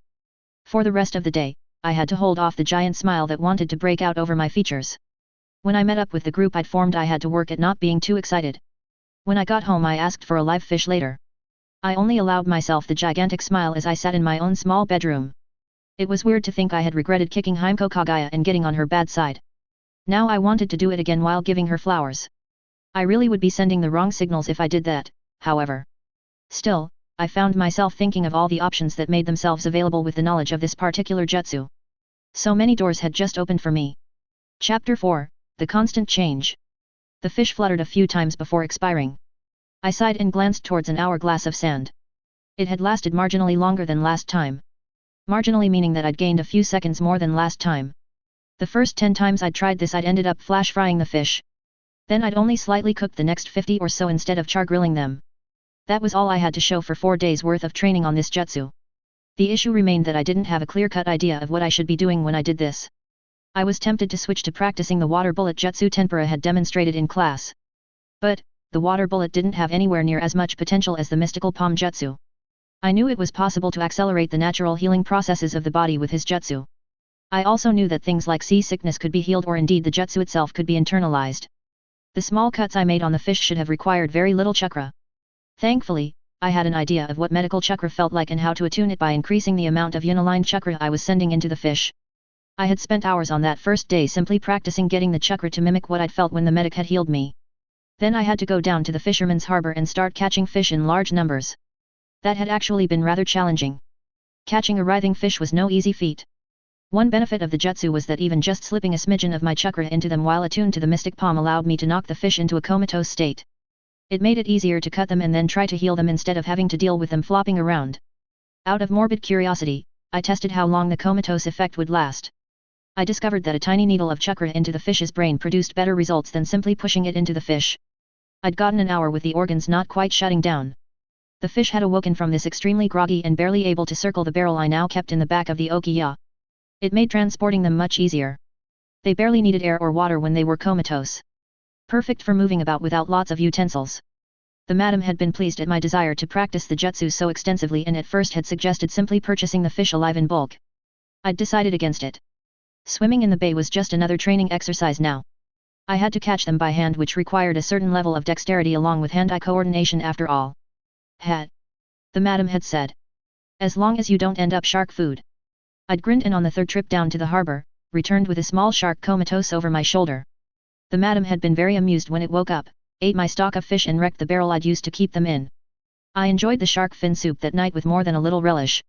The geisha ladies had kindly gotten me a nicer barrel by the next morning. Which saw me here on the fourth morning. I sighed, staring at the fish. One of the things that flooding my chakra into the fish had helped with was gaining a minor awareness of how things were inside the fish. It lacked any true contrast or accuracy, but the beating of a heart and the collapsing of the lungs on the fish was a rather telltale giveaway that the fish had died. If I ever got to the point that I could feel the blood flow, the lymph nodes or even the nerve firings, I'd consider declaring that I had a method of diagnosis. Or a diagnosis jutsu. Which wasn't something I recalled ever specifically being talked about in the manga or the anime. Another requirement for said jutsu would of course be keeping the patient alive and not rupturing anything from pulsing my chakra through them. Still, baby steps. I stood up and carried the now dead fish to a pot of likewise dead fish that were slightly cooked. I deposited the pot in the cooking area and set off. Today wasn't an academy day. We had 5 full days at the academy and then half a day on the 6th day. The 7th, however, was entirely for us. For the purposes of our group, I suggested we meet up on the roof of the academy at mid-morning to train together. When I reached the roof, I found I wasn't the first to do so. Rei waved at me happily while Kaizen nodded from where he was talking to another girl. I nodded back and then decided to simply get stuck into it. I used some chalk to mark off parts of the roof and began running suicides, or lap sprints as some called them. Every 3 or 4 rounds, however, I added in zigzags or complete reversals. Rei wandered up. "What are you doing?" "Training," I said between gasps of air. I then barreled around her. "Can't just train to run or move in one direction though." I then hopped over her on the way back before darting a new direction. Rei hummed, and after a moment of thought, she shrugged and joined in. I led her in a crazy, heart-pounding sprint through imaginary situations. At first, the others merely watched on before they realized that they too should join in. Kaizen helped by suddenly barking directions and moving about. "Roll!" I suddenly added in loudly, causing those working with us to trip or roll at the sudden order. Rei face planted but gamely bounced off her face to continue running. "Withdraw!" I shouted. Sprinting back to the starting point. When I reached it, I straightened up. Only to curse at myself. I shouldn't simply stop, I needed to keep pushing. Pair up with someone and spar. Fight like their enemy shinobi. I turned and found myself matching up against Kaizen. I faked a jab which he flinched from only to get caught as I leaned back and planted a heel kick into his stomach. He went down and I stepped forward only to have to duck as Rei tried to blindside me. Why, I said, only for Rei to bounce after me. There were uneven numbers. She said as she sent jabs that were as weak as kitten swipes. I batted them away but had to back off as Kaizen regained his feet. I went back and forth before eventually making Rei trip over Kaizen. I then held my foot over their backs and kept them on the ground. "You both good?" I said as I drew in air. They nodded and I backed off to sit and watch the others. Rei sat up and rubbed at her arms which were already bruising. I repressed the urge to apologize. She needed to toughen up and I needed to stop pulling my punches on her. She grimaced. "Hey Matsu? Did you get that healing jutsu you mentioned working yet?" I snorted. "Only if you want me to leave you worse off than bruised." "Burnt another one," said Kaizen with a faintly smug tone. I grunted and recalled how it had gone. "Yeah, so far that's all I'm doing," I said. I held out my hand and channeled the chakra just right to get it glowing green with what I had so far worked out. Rei leaned over me, her damp body making me shudder as her sweat dripped onto me. "I'm amazed you can control your chakra enough to make it green like that," she said. She prodded my arm as I stopped channeling the jutsu. "How long before you think you can heal people?" I sighed. "Months? Years? I don't know. I think I need to have a proper formal mentor for this rather than mucking about like I am right now. There's a lot that you can do with the jutsu, but there's also a lot of ways it can go wrong. I would have to learn how to do this for various fish. Then I would have to set about catching rats as the next step towards humans. Pigs would have made another good stepping point, but sadly in Kirigakure, such creatures were rare and expensive. I would have to go from rats to humans after using fish of scale." I bit my thumb and scowled. Across the rooftop, a number of civilian kids punched at each other lightly. My bad mood worsened. They're doing it wrong, I said.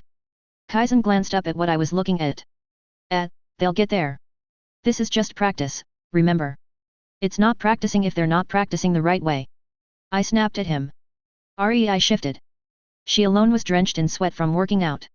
I stood and she stumbled to the side, unable to use me as support. Hey! She said. I waved her off and marched to the two boys fighting. Oi! Stop mucking about and try and punch each other. The boys paused and I rolled my eyes at them. You realize you'll need to get over that as shinobi yet? Stop dicking about. One of the boys nodded and stepped up and decked the other boy across the face. I grunted as the other staggered back before screaming a battle cry and rejoining the fight properly. Rei watched on with a grimace while Kaizen eyed me. Do they really need to beat on each other so harshly? Rei said. I nodded. Yeah, they really do. It had become blindingly obvious that we had a lot of work in front of us. Yesterday, during the half-day we had spent the entire half-day sparring in class. Towards the end, everyone in our class had been matched up against another kid. It hadn't passed my notice that each civilian kid had been paired against a clan kid. We'd had our backsides handed to us. Extended physical training, which led to sparring that we were already behind on with technique. 2 hammer blows that had seen a hierarchy established. It wasn't enough to just be good. The lesson had seemed obvious to me. You needed the fitness to run and climb and carry for hours along with practicing forms before then backing it up with a proper fight. I'd faced off against a particularly smug-looking Terumi girl who'd drawn me into a grapple that I'd been unable to escape from. The Kagaya girl had watched on with a foul expression that only got worse when I lost. Apparently, she didn't like it when I lost and she liked it less when she wasn't the one handing me the loss. She'd ended up fighting against the scrappy-looking kid. Shoto, I learned his name was. He was fast, but like the rest of us, nowhere in the same skill level to fight against a clan kid. The instructors had then displayed a board that listed off points we earned from fighting each other. Each and every civilian had no points next to their name while the clan kids each had points next to theirs. We'd repeat this match up again at the end of each week apparently. I wasn't sure what to make of it. It was a good method to motivate kids with points being scored, but the lowest would languish if they saw victory as unattainable. I marked it in my mind as something else to work on. Rei, have you spoken with any more kids to join us? I said, glancing at the 2 new kids that were sitting to the side and taking our study session in. Rei said with a chipper tone. I did. I got some more interest and I tried talking with Shoto, but he said he was too busy. I think I might have a few more coming our way though.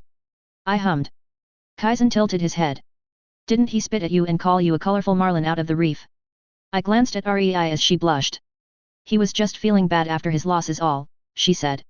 She didn't bother answering the additional comment. Rei, more than all of us, struggled when it came to fighting. She'd gone down the fastest when it came to sparring against a clan kid. It wasn't hard to see that the skill gap had more to do with her than the clan kid being good though. I grunted. Well, that's beside the point.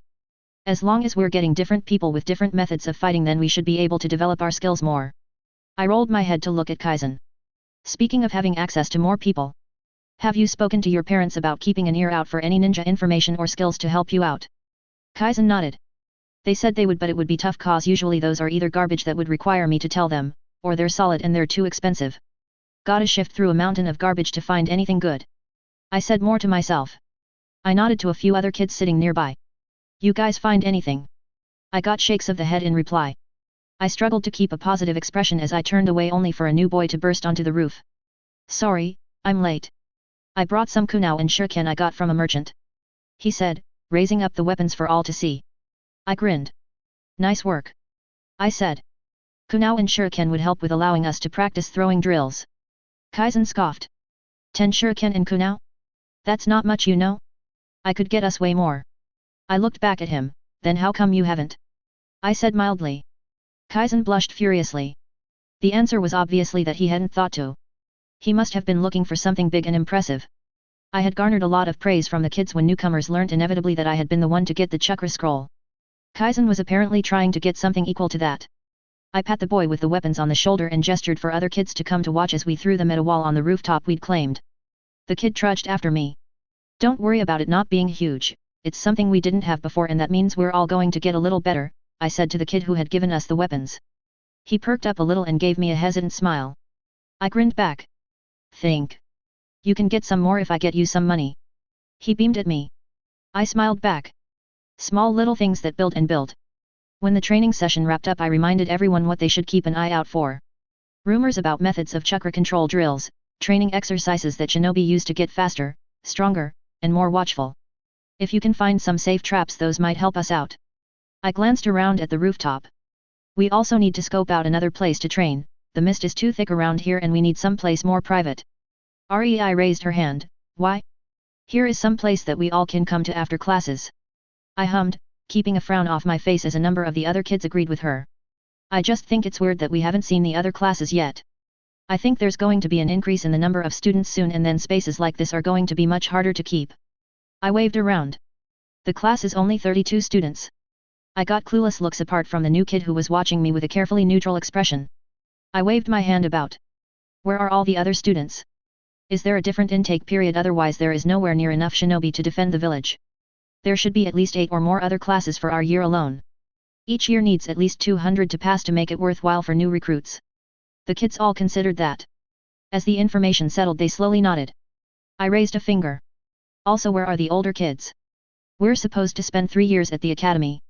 Where are the other classes? I waved a hand around the roof. I don't think this place is going to remain ours if older students want it. I tapped my foot. I knew too little to formulate any true idea, but I had ideas. I eyed the boy who had come in with the kunao and shuriken. He'd smiled for a moment there. He stared back at me and winked. I blinked in surprise before realizing what that could mean. The instructors knew the transformation jutsu. Damn it! Was this tempura? He was so far the only one that had shown any favor towards me. He'd really sucked me into his little act about being disheartened by Kaizen's words. I broke off staring at him and instead continued to give out little missions to the civilian kids. We need a new training area that is private. We should continue to try and recruit the other civilian kids. We should continue to meet up as much as we can. We need to keep sniffing out any more resources we can. I worked my jaw and pointedly didn't look at the helpful kid. We need to practice recognizing and defending against infiltrators. I doubt the instructors are going to remain so kind to us. The kid that I assumed was tempura smirked for a moment, and there was a tiny nod that he dropped into a guileless expression as the other kids spoke up. I eventually dismissed everyone and departed for home. When the madam checked in on me, I reported my failure. I made sure to challenge her identity first, much to her approval. When I told her about tempura infiltrating our training group, she merely cackled. Foolish boy, don't cut off that avenue so quickly by outing him and proving yourself. Instead, do the clever thing and keep him there. Did he not get you weapons to practice with? I stared as she laughed in my face. She was right. He was a potential problem but also an opportunity. The madam smiled widely. What else can you get from him? I considered that late into the night after thanking the madam for her insight. I went to bed that night and sleep came a little easier after my meditation.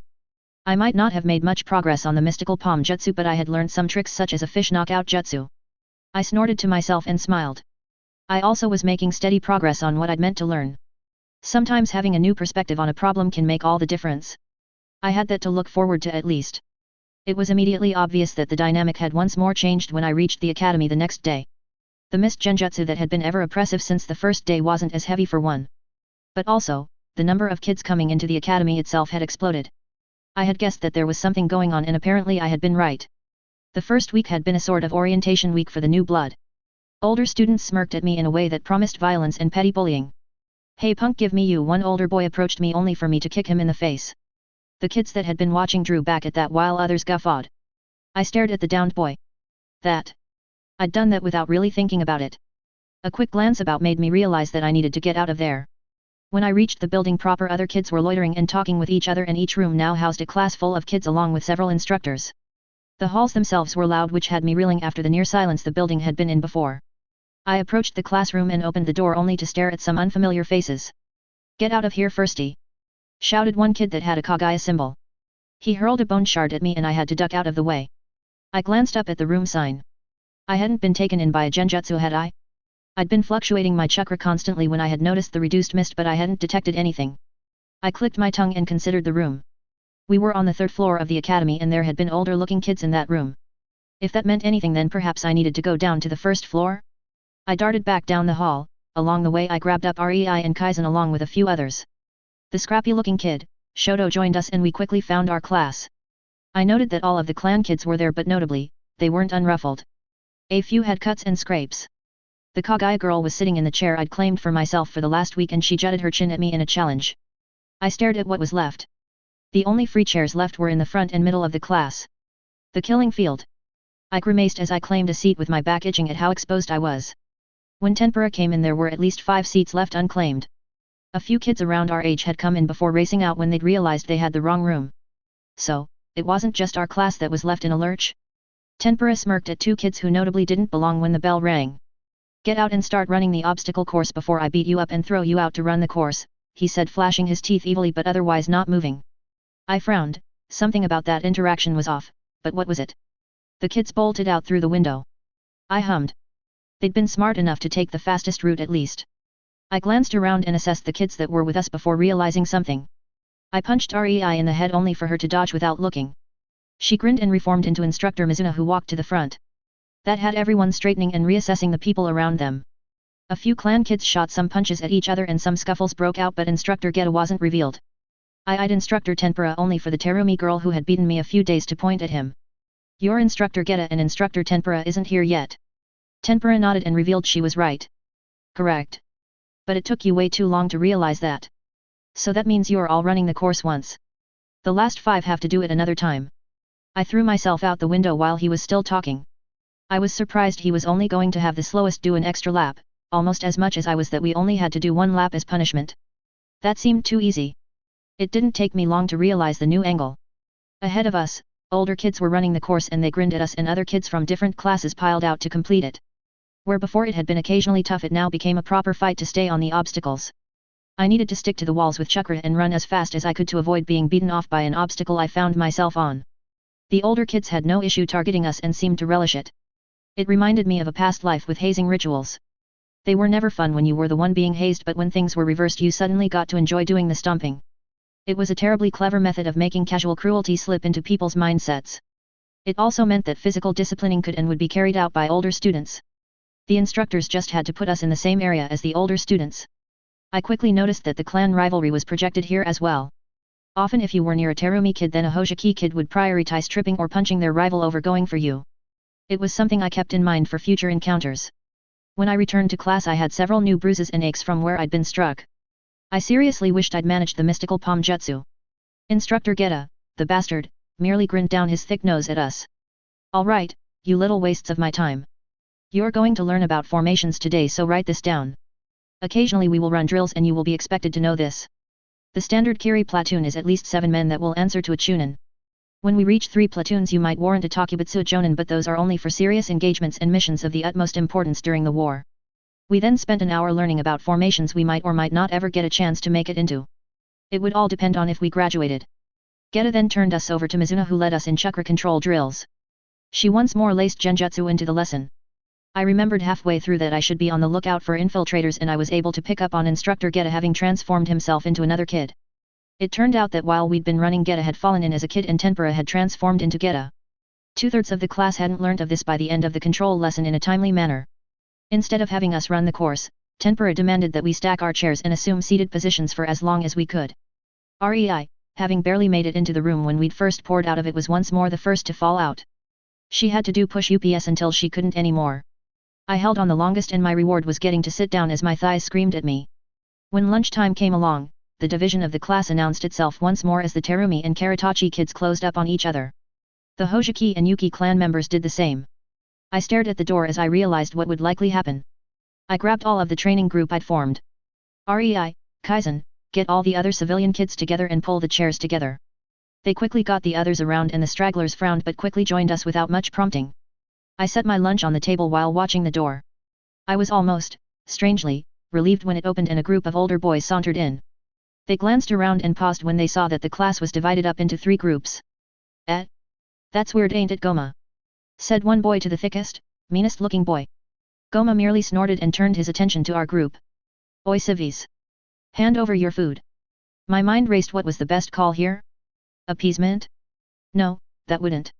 Before I got a chance to come up with a plan, Shoto stood up with a heated glare. He was the smallest boy and still mostly only in orbit of our group as the least offensive, I supposed. "Piss off," he said from atop his chair. "Oh, gonna take that little Karatachi boyo," said one of the Hojiki at the back of the room. I wanted to groan. Of course, they were going to be needled by the clan kids in our class.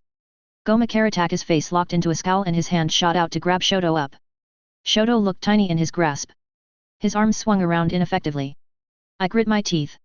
The smart decision would be to keep my head down and not cause a scene. I had a moment of déjà vu. Fuck it. I grabbed the back of my chair and leapt over the heads of my fellow civilians. I soared through the air and Goma had all of a moment to gape at me before I slammed the chair into his head. Shoto fell on his backside where he stayed. He gaped up at me in shock just as everyone else did. I glared at the older boys and tried to channel as much emotion into my being as I said, "Get the hell out of here."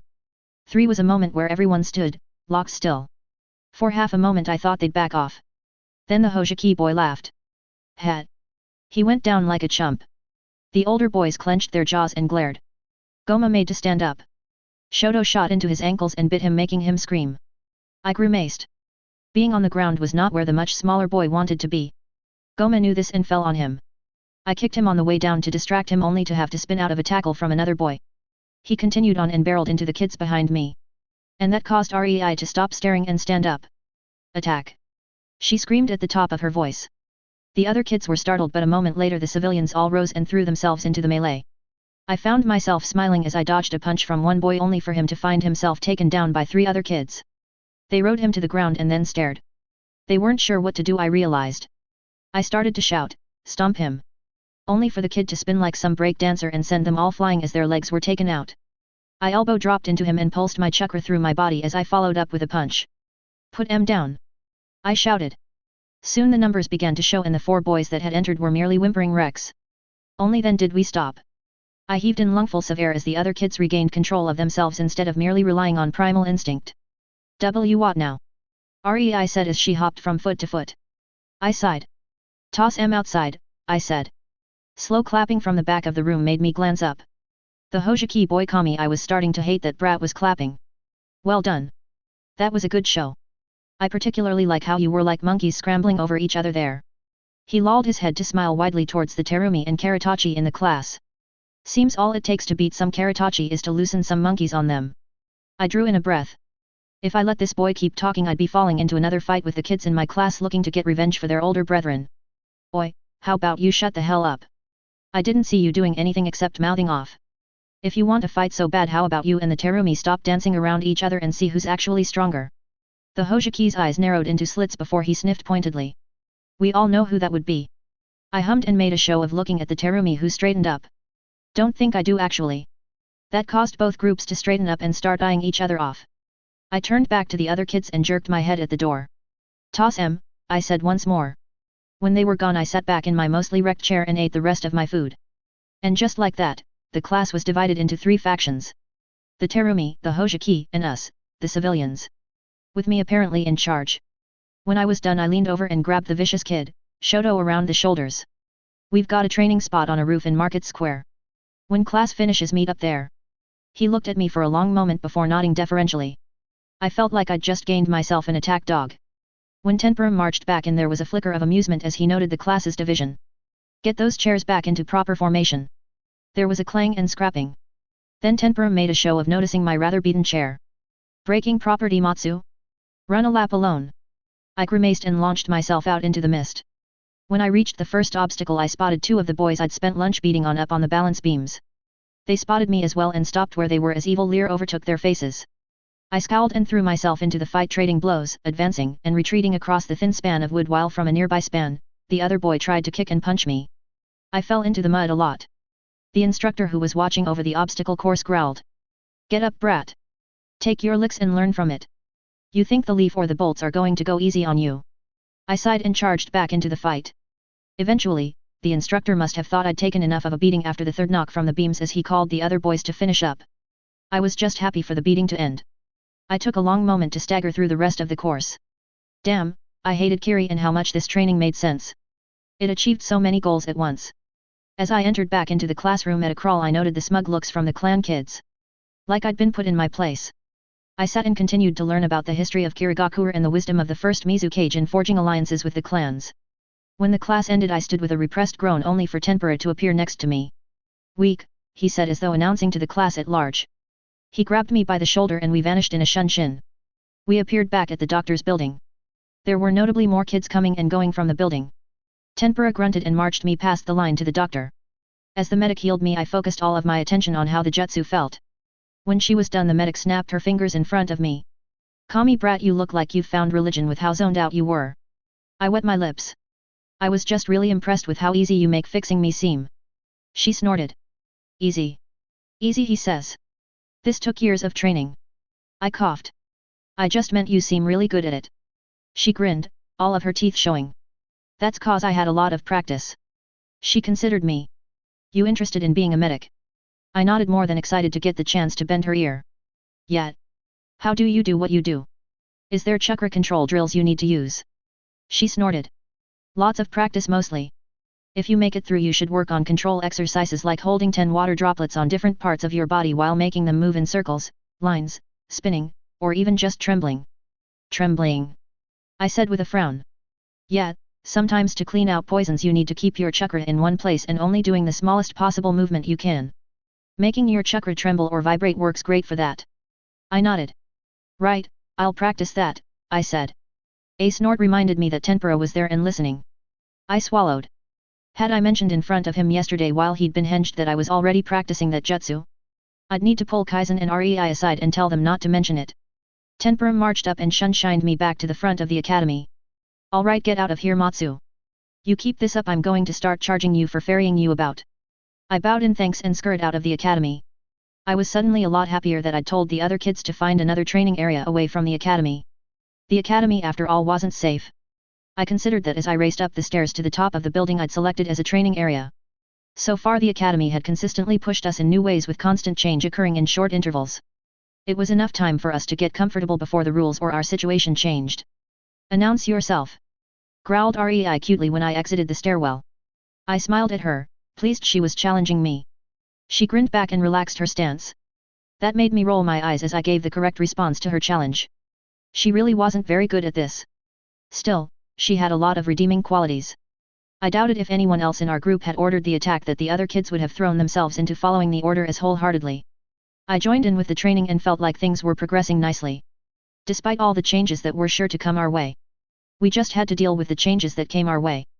I expected it was going to be very rough on us. I was proven right when I got another 2 trips to the doctor over the course of the next 2 days. Someone I suspected, the Hojiki bastard, as I'd come to think of him, had spread around how our civilians had formed our own group. From the comments I got as some of the older kids were trying to stomp me into the ground, I suspected this was unusual. I learned in those 2 days a lot more through insights and questions with the doctor. I also learned that going into or out of the academy was dangerous. Getting things wrong in class and being sent for a simple obstacle course run could be dangerous, or a walk in the park depending on if any of the other classes were running it at the time. Sometimes we had classes running the course at the same time. The only benefit there was that the instructors stepped in from any beatings that started to go too far. I continued to hear mutterings about how strange it was that our group had formed up. It took me 3 days to discover that every other class in our year only had 2 groups in them that were split into divisions based on the clan kids they had in their class. If you had a class with lots of Kagaya, you typically saw the kids grouping up with everyone else lest the Kagaya get violent with them at a raindrop's notice. The Karatachi, the Terumi, and the Yuki were considered good to be subservient to by the other civilians. The Hojiki? They were mercurial. You needed to be able to read the mood and undercurrent very, very well with them. Sometimes they seemed to just want to entertain themselves, and sometimes they stepped in to help. It made our class, our group, and me in particular, stand out. Fucking perfect. And in Kiri that meant I was targeted. On the 3rd day, I failed to detect Geto when he shinned above me fast enough for his liking right at the end of class. He made me run the course by myself, and sure enough, I ran into Goma Karatachi and cronies waiting for me. I wish I could say I was surprised. I glanced back to find Geto had stopped the class to stand at the windows watching me. He made a get on with it gesture and I bolted up the wall before backflipping to kick Goma in the testicles. I felt like I deserved a prize for improving the gene pool for that. Goma spewed up his lunch and his friends pursued me. When I proved too fast for some to catch me, others started throwing rocks that I dodged around. When I reached the balance beams, I tilted to the side and ran at 90 degrees, which caused them to gawp at me. I still took a few rocks for my troubles, but I made it back to class, limping and bloody. Geto stared at me before snorting. I smiled for half a second, allowing myself to show a fraction of what I felt. I knew it was a mistake even as I did it. He punched me between the eyes and I rocked back from the hit. "You're a smart ass, Matsu. You'll learn that's not a good thing soon enough." I hissed in as I felt like he'd just broken my nose from that. I held it for a moment and growled as it ached. He snorted. "Ha, that's a better look for you," he said as he walked off. I was starting to hate Goma, but I already hated Geto. But not in equal measure. Goma I could understand. Geta, I despised. A grown man playing games because it amused him. With no tempera around that afternoon, I had to sit out the training with the other kids on the roof we'd claimed. I had a throbbing nose and a mean streak that made me want to savage even Rei when she tentatively offered me a wet towel. Instead of being worried, for some strange reason, the kids saw my broken nose like it was some badge of honor. I merely waved them off and tried to work on my sensory skills, but the throbbing in my face was all I could feel. Shoto marched up to me. You look like shit like that. Want me to set it straight? I stared at him and had all of a moment to understand what he meant as he reached out with his hands. Hey! Wait, I felt white-hot pain stab straight into my mind and I would have thrown up if I had anything in my stomach. Shoto stepped back from me and eyed his work, like a carpenter judging a cut of wood. He looked annoyed. I really hoped he wasn't about to try again. He had a shit bedside manner. Fuck. I think I made you look better. Handsome bastard. He said before marching off with an affected look of disgust. I blinked back tears. What? Rei bounced up and stared at me.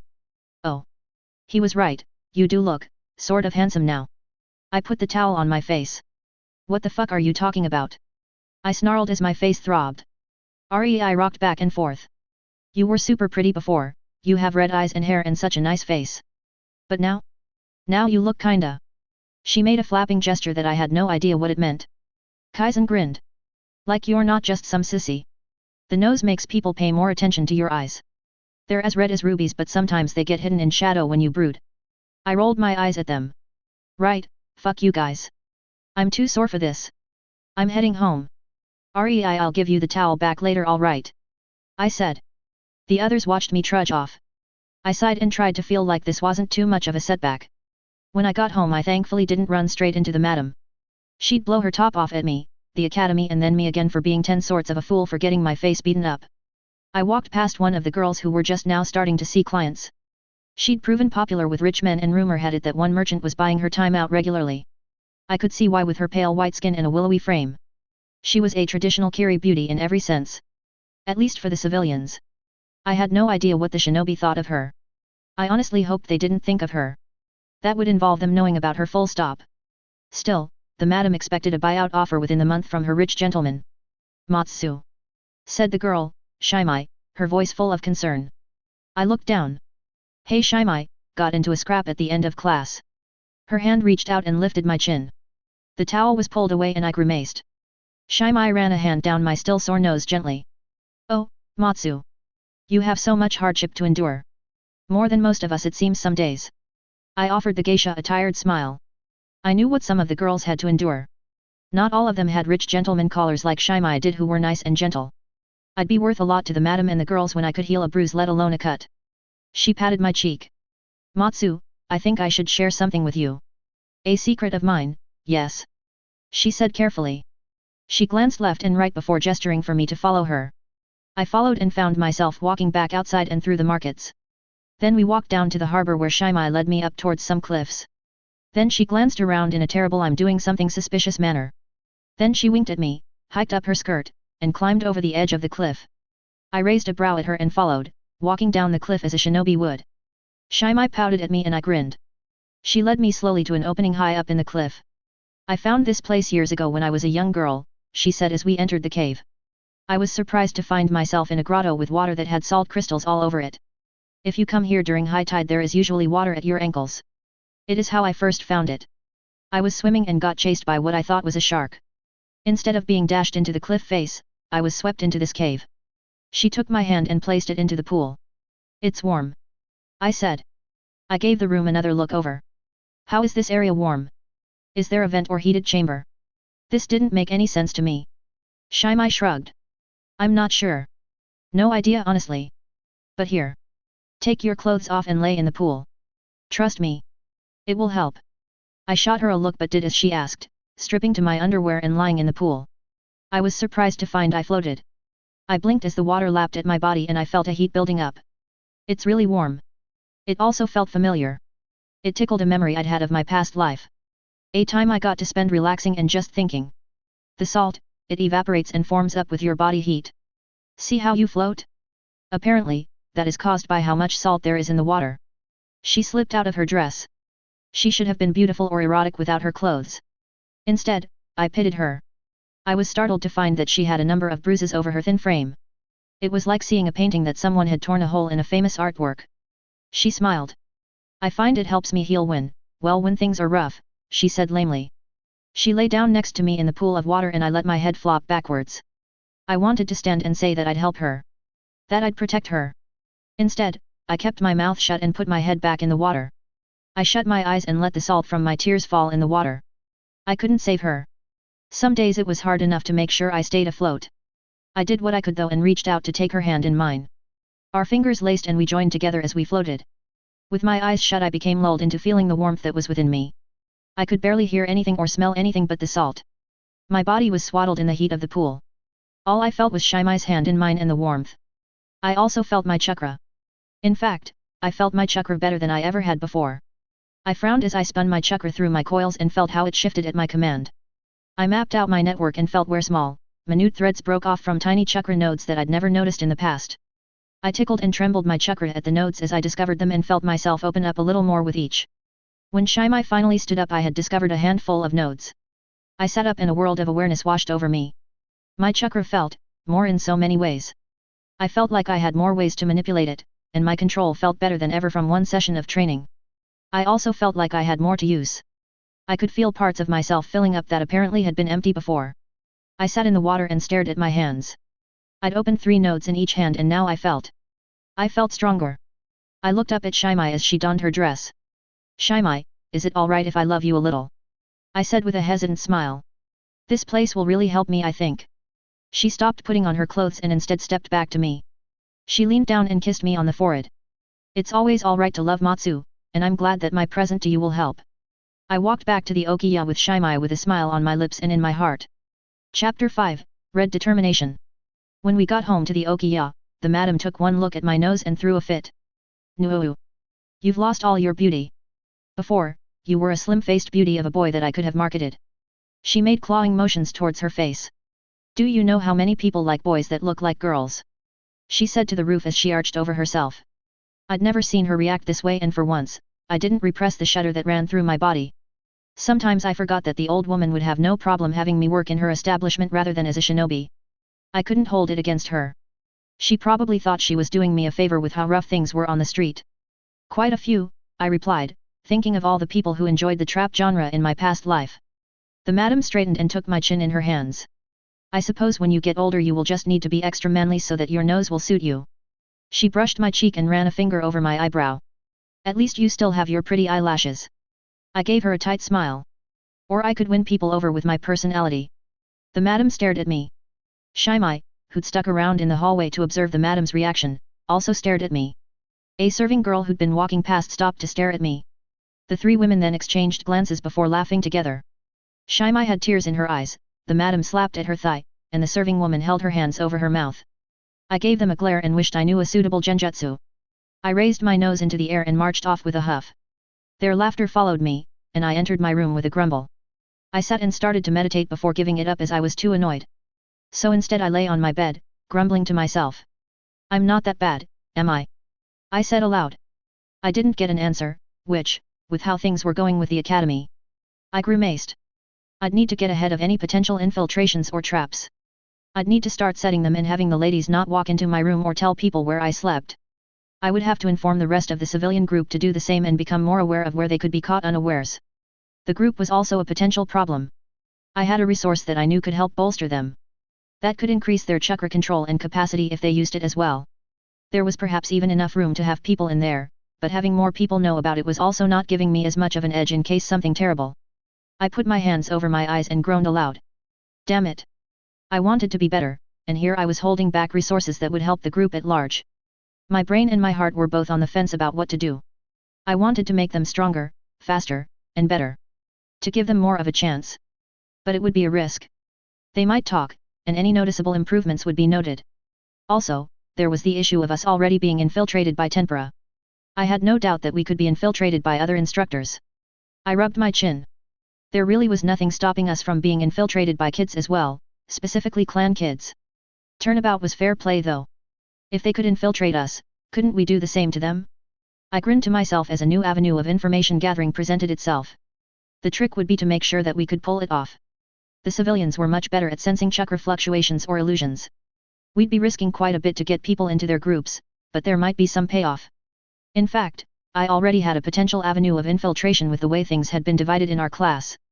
Other classes didn't have the three-way split. They had the two strongest clans usually consolidated as the only groups. Apart from when there were Kaguya present. From what I'd seen in the academy, no one formed groups with them. The Kaguya kids were insular to the extreme. I considered that a positive for everyone. If they'd been as politically inclined, things at the academy would be harder to manage.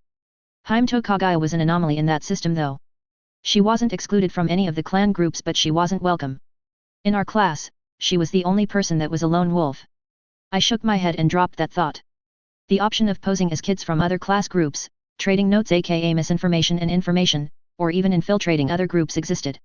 Still, if I'd had this idea, I had no doubt that others would have it sooner or later. And if we were using the pools to improve ourselves, others might let something slip, or we might get pushed off the pools entirely if a clan got hold of them. I'd need to start planning what I could and couldn't reveal to people in the future. Having aces up my sleeve would be vitally important. I lay back and swallowed the bile of the decision I'd come to. I tried to ignore the voice in my head that said I was doing it just for myself. But I didn't find it in myself to deny it. Over the next week, the constant seemed to be that we would need to fight. We fought in our classes when we messed up. We fought in the taijutsu classes to establish a pecking order. We fought after classes to get better, with other kids watching and giving pointers from the sidelines. The sessions after school seemed to do the most for our group. We got faster, stronger, and more skilled in how we kicked, punched, and grappled with others. And if you weren't watching for it, you might not notice how Tenpura hinged as a kid subtly nudged us in certain directions with positions or movements.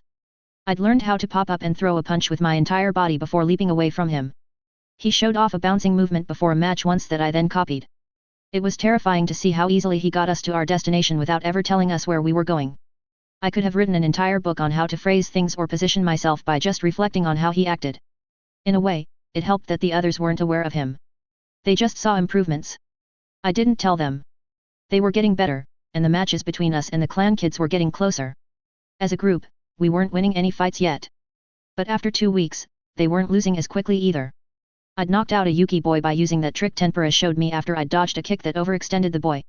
I considered it a double-edged prize. The civilians saw me as stronger than them and were more willing to listen to me and my plans. The clan kids and their groups? They watched me closer. Himto Kaguya had even started getting a look in her eyes that I assumed was interest. I'd felt elated at the victory, and then disgust washed through me. Glory be to me, I could beat up a kid. When I floated the idea of infiltrating the other groups, Tenpura smirked and nodded slightly. I felt like I'd scored a point on a test I hadn't known I was taking. Perhaps those were the ones I needed to be considering more and more. I needed to show that I was thinking like a shinobi. The other kids had been dubious, but I'd pointed out that they didn't know how to do it yet. I could only click my tongue. We'll need to be on the lookout for any of the instructors or other kids doing it in the academy. I rubbed my chin. Let's consider it stealth training. I waved my hand through the air. We observe some of the other kids for a while and see if we can pick anything up. The older kids would have to know it, don't you think? The group as a whole all murmured at that, and Kaizen had given a considering look. Why is it important we do this? We'll learn it eventually, no. I shook my head. We need to be pushing ourselves and not just settling back and waiting for lessons to come our way. I pointed towards where the academy was in the mist. The clan kids will have stuff they know instinctively that has been taught to them since they could walk. We only have a small understanding of how big a gap there is between us with fighting, sensing the instructors, and class work. I started ticking off points on my fingers. They have more jutsu, more equipment, more trainers, and more fitness. What we have is ourselves and what we can gather. If we're training to be shinobi, we need to start thinking and practicing being shinobi. So that means sneaking around and learning what we can about what's around us. If we're blind to an opportunity that the clan kids know about, we're not just missing out. They're getting further and further ahead of us. That got all the kids stiffening up and nodding. I nodded back. To start with, we should try it in small groups but not be too close. Have someone trying to get close and 2 people watching from a bit further back to give them some security. I rolled my hand about. An extraction crew, if you would. That got the whole group much more excited, and I breathed out in relief. Good. That had actually worked. When it came to my turn to sneak up on a group, I decided to try for Goma. Mostly for petty reasons, such as being able to pull one over the brutish kid. But also because they hadn't demonstrated good sensory skills and seemed to be cocky kids. They were too self-assured. When I snuck up on them for the first time, I learned they rather preferred to sit around a window in their classroom. This left them vulnerable to me crawling along the outside wall with wall walking and staying out of sight. Inching up to them was a heart-wrenching experience with how I had to use as little chakra as I could while also being very much within sight if they decided to stick their heads out the window for any reason. When I was a few meters away, I wanted to curse.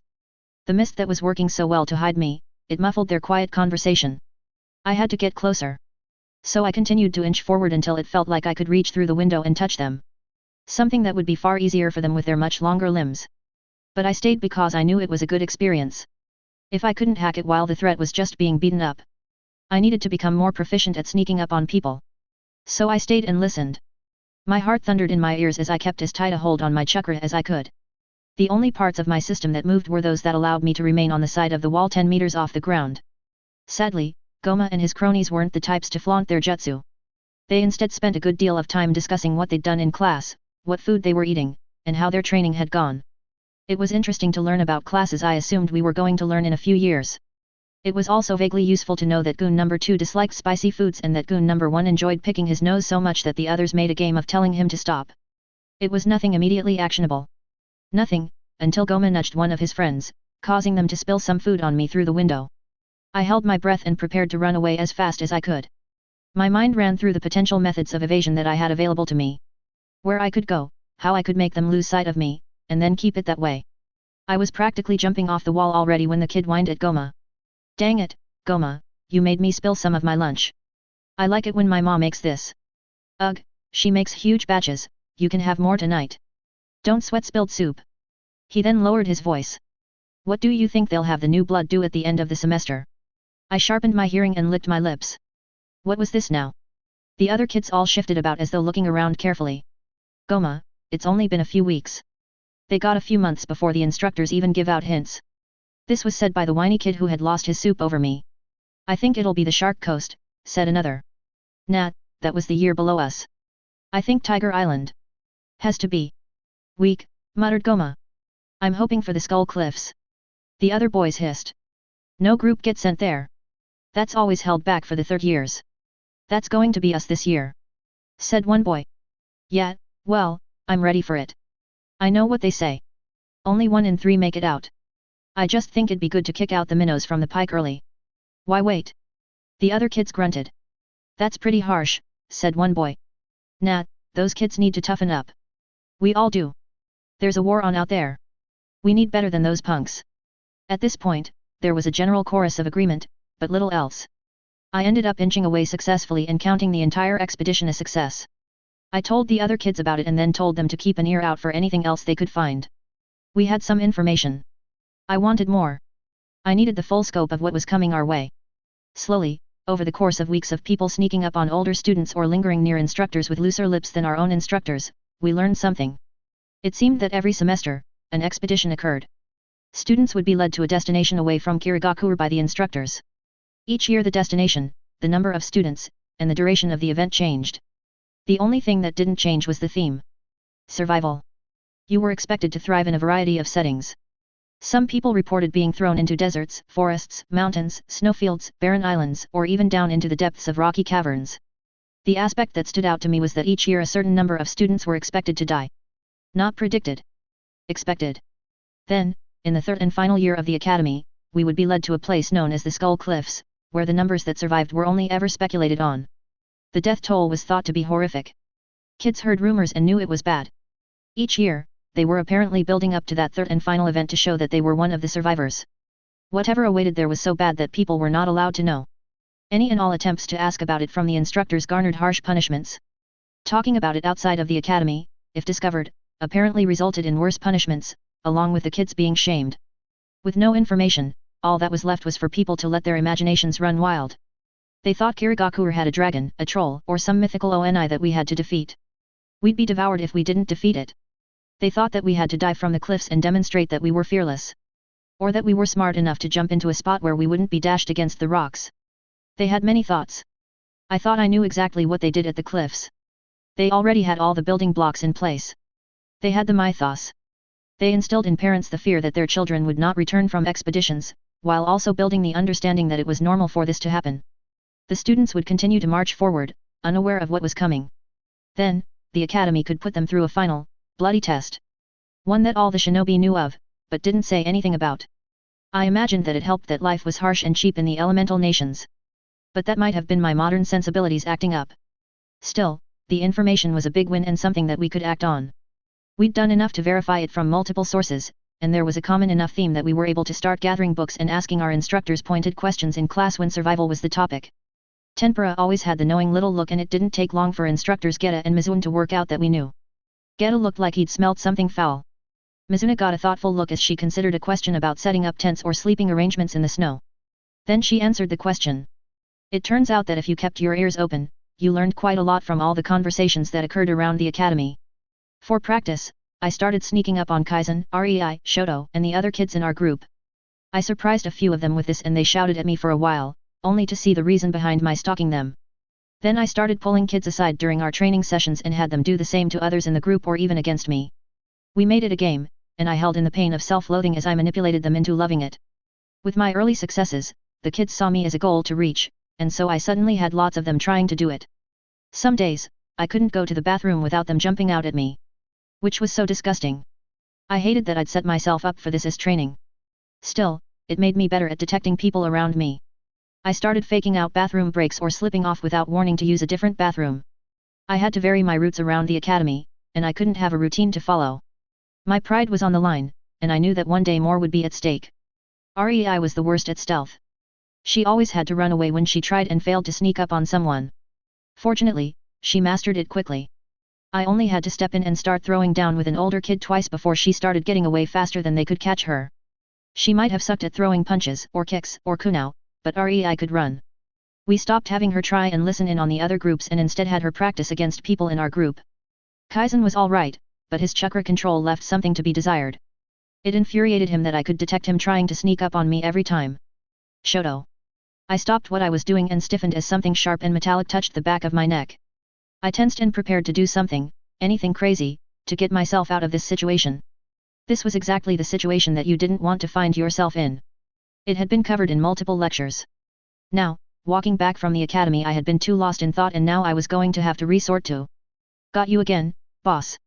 That's 10 points for me, said Shoto from behind me. I exhaled heavily only to come to a halt. What color was Kaizen's rice 3 days ago? Fruple too, said Shoto back after a moment of thought as he recalled the response. I relaxed. It wasn't someone disguised as Shoto, at least as far as I could tell. You got me, I said. How many times is that? 6 now. I'm on top of the sneak game now. You need to keep your head up even on the days we're not due at the academy. Shoto tilted his head and glanced at where I'd come from. You live in the red light district. I considered him for a moment and, as subtly as nonchalantly as possible, checked our surroundings before I answered him. Yeah. That a problem? Nah. No problem. What's it like? I scratched my cheek. It's life, I guess. It wasn't all that I could say, but it was the best answer I could give. Matsu aka my current life had been raised in the red light district. He wouldn't know any different. My past life's memories let me know that things were rough but that I should be happy that I had a roof over my head and food in my belly. I inspected Shoto. The kid in our class with the most dirt stains on his clothes. The person that I needed to trick into eating some of my and Rei's lunches due to his own tiny or utterly lacking lunch. I usually bet him some food on something small, like making a throw that I knew he could make, but that would be a challenge for me. Or daring him to do something like a backflip better than another kid. I could never just give him the food. He always had to earn it. Otherwise, he rejected it. Pride could be funny like that. So, is it true that it has women that drain the life out of men with their legs? That they whisper things that make men go dumb? I held up a finger before lowering it. In a sense. I settled on. I think you need to be older to understand. I coughed as he shot me a flat look. As a trainee shinobi, he was already on the way to being considered an adult. Can't you ask your parents about this? I said. He gave me a look that informed me how stupid that was. I'm a gutter rat orphan, a shinobi found me scrounging for money. They come to find me if I don't go to the academy. So no, I can't ask my parents. He said with a snap. Ah, sorry to hear that. I'd suspected something was going on there. Damn it, was I going to have to give Shoto a sex ed talk, wasn't I? I rubbed at my face and waved him to follow me. Come on, I need food for this and you need to listen. What followed must have been extremely amusing to the soba noodle chef. They served both Shoto and me a bowl of noodles and then got to sit and listen as I explained things to Shoto. They received such treasures as, what's the difference between girls and boys? I said. Only for Shoto to slurp up his noodles and reply, they smell weird, and have to squat to pee. Or, so this sex thing? It feels good? Asked Shoto. It seems that way. I had to say that, having obviously never done it in this life. The chef shooting us thumbs up didn't make the situation better. By the time I was done, Shoto had a faraway expression, I had a vague headache, and the chef was not even trying to hide his laughter. When I sat up to leave, he returned my money to me. For the show. It's not often I get such entertaining young men come in. I will make so many people laugh today that they will be sure to buy more. He said happily. I just walked off and left Shoto to it. He'd find me again if he wanted to. He was damn good as a scout. I obviously had to work on my sensory skills and keep my awareness up more. I sighed and finished the errand I had left the Okiya to do before getting back to my training. I wasn't going to be miraculously able to heal myself or others without working at the mystical palm jutsu. Shoto started following me. Shoto, I'm going to go home and work on my jutsu after I run this errand for the madam. Oh. Right. Sorry about that, my place that I'm staying is this way as well, he said as he continued to follow me. I scratched the back of my head. You're safe there? Yeah, safe as anywhere can be, I guess. I grunted. I'd offer you a spot at the Okiya, but that'd piss the madam off, and well, she's already threatening to sell me if I don't become a strong shinobi, so, yeah. You saying I'm not pretty enough? He barked out a laugh. I glanced at him. He was a wiry kid with hair the color of mud and dull eyes that were very sharp. Yeah, pretty much. Trust me, though, that might be a good thing though. Instead of getting drafted, you might have gotten tossed into the Okiya. Brrrr, yeah, no thanks. He then eyed me. You alright going to that place? I grew up there. My mother was a geisha, and the madam owed her one, so yeah. That doesn't stop the old lady from threatening to sell me. It's safe enough, and I can keep my stuff and train there. Alright then. I'll see you later. Not if I see you first next time. I called to his back. He smirked, and I knew I'd just laid out a challenge for him. By the time I completed my errand, he'd snuck up on me again just to prove a point. I went back to the Okiya and doubled down on my sensory skills before going and floating in the cave as had become my weekly tradition. I made sure to be entirely bored about the entire event and also made doubly sure that Shoto or anyone else wasn't following me before I did so. I entered the caves and continued to work on a small node of my chakra coils. These days it felt like step by step I was making slow progress. When I was done cleaning the node, I lay in the water and just thought about all the other avenues that I needed to improve with the kids. I needed to get them to be able to run on water, walk on walls and leap across buildings. All this and more, and they needed to make it as second nature to them as possible. For all the progress I'd made, I still had a long way to go. It was doable though. I knew that. Another week passed by with us continuing to fight in our taijutsu lessons.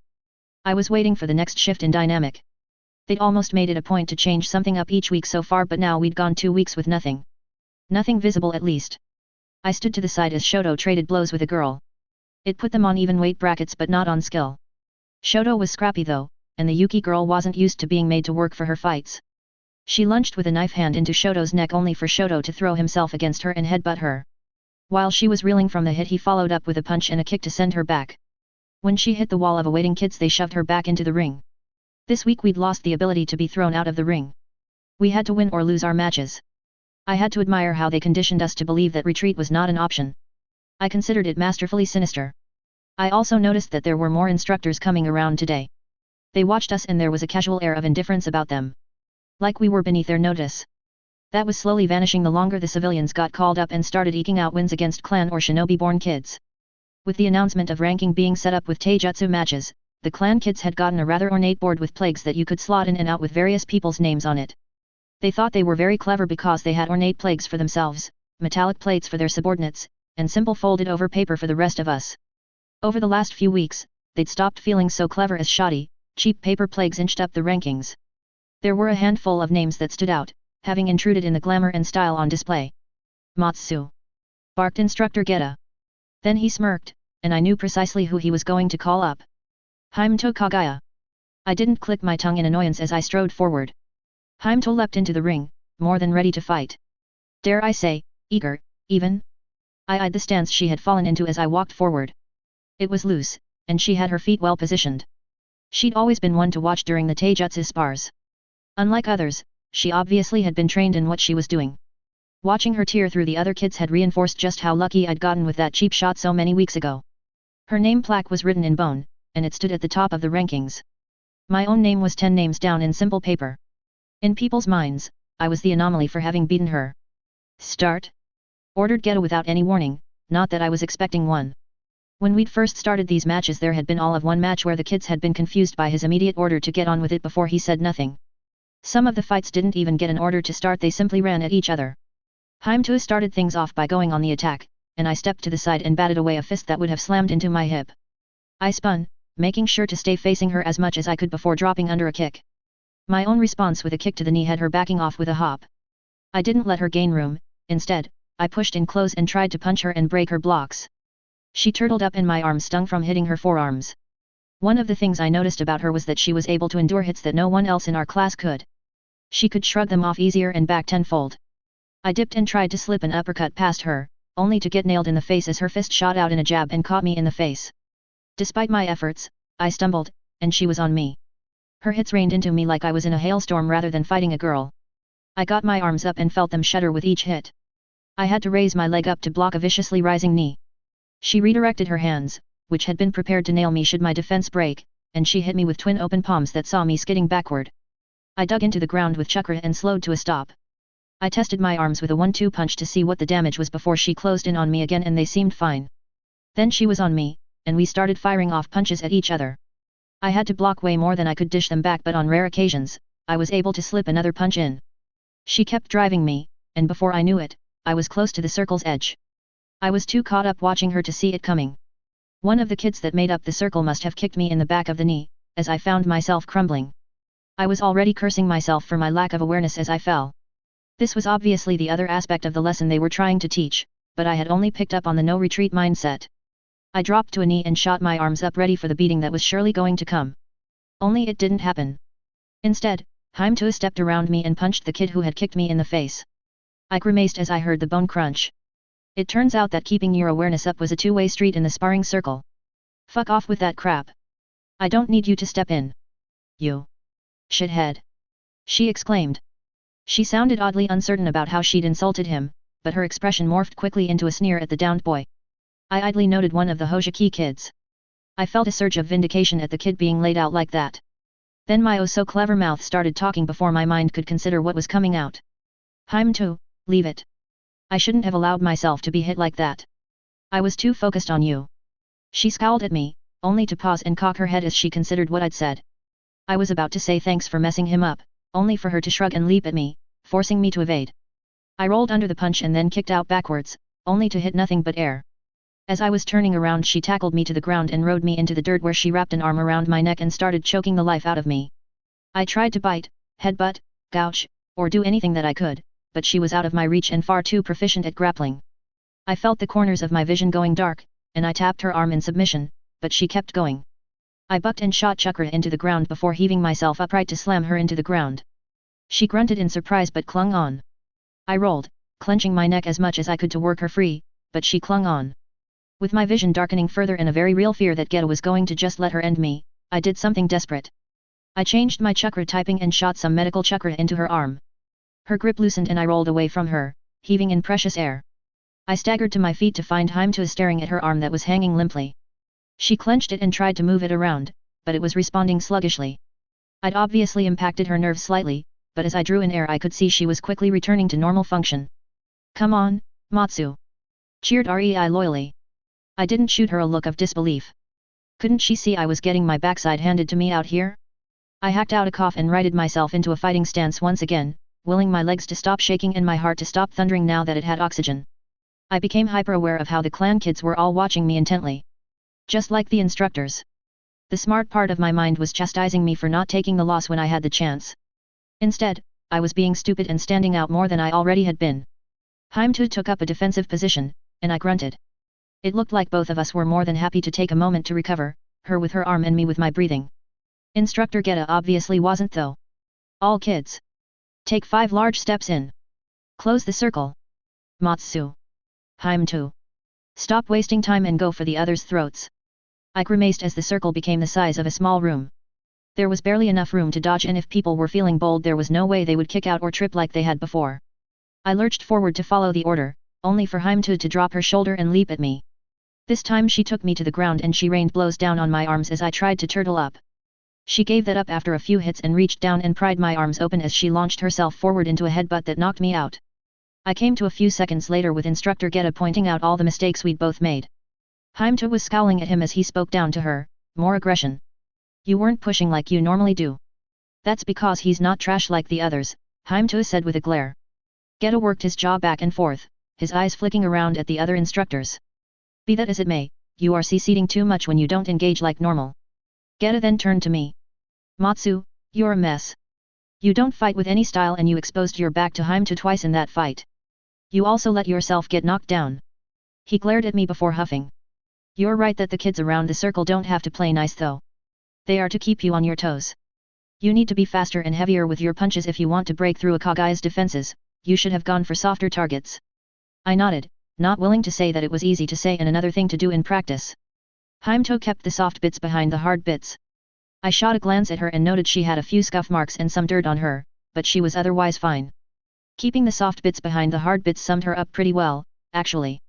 There was one more fight, but this one ended up being between Rei and another clan kid with the fight taking much less time than my own had. Rei still managed to drag it out, but that was mostly because he dodged most of the hits. Geta was quick to point out how evasive she was being and how her punches and kicks were still weak when she did run out of space and lose. Instructor Tempura sunshined in after that, and clapped his hands to get our attention. Alright, you punks have had enough time playing simple hand-to-hand. From now on, you will also be allowed blunted training kunao and weapons to begin improving your skills for 2 sessions a week. Most of the clan kids perked up at this. Tempura continued, ignoring them. If you don't have a weapon, you will have to learn to wield kunao, cause for those training sessions, we're not going to pull blows. You won't be able to stab each other properly or slice each other, but if you're sloppy, broken fingers aren't the only injury you'll have. He glanced at Haimto. If you want to use bone weapons for those lessons, you can. I shot a warning look at the rest of us. We're not going to tell you in advance which lesson each week you will be allowed weapons. It's up to you to have them on hand. He nodded. That's all, dismissed. Get out of here and enjoy your day of rest. Rei was quick to jump to my side. Matsu. What are we going to do? We have no weapons except those kunao. I've seen some of the older kids running around with giant blades. Well, Kaizen probably won't have any problems, but we'll need to get very, very good at evading. I chewed my lip and was about to keep walking to our training area when I noticed Haimto kind of just dragging her feet as she walked home. A dumb idea popped into my head, and my body was already clenching up in future pain. Still, if I wanted to be positive about it, it was equally as likely that she'd say yes, no, or beat me up again for what I was about to do. But beating me up wasn't as much of a threat as it once was. I couldn't let it happen. It was the price of being a shinobi. I walked up to her, and she glared at me only to relax slightly. What? She said eloquently. I jerked my head back towards Rei and some other civilian kids. Want to come with us and fight some more? She stared at me like I was stupid. Sure, she said. She turned and followed as I moved towards the now fearful and yet odd kids. The clan kids that had been slow to depart gaped at Haimto as she followed me along. Matsu. What are you doing? Kaizen said.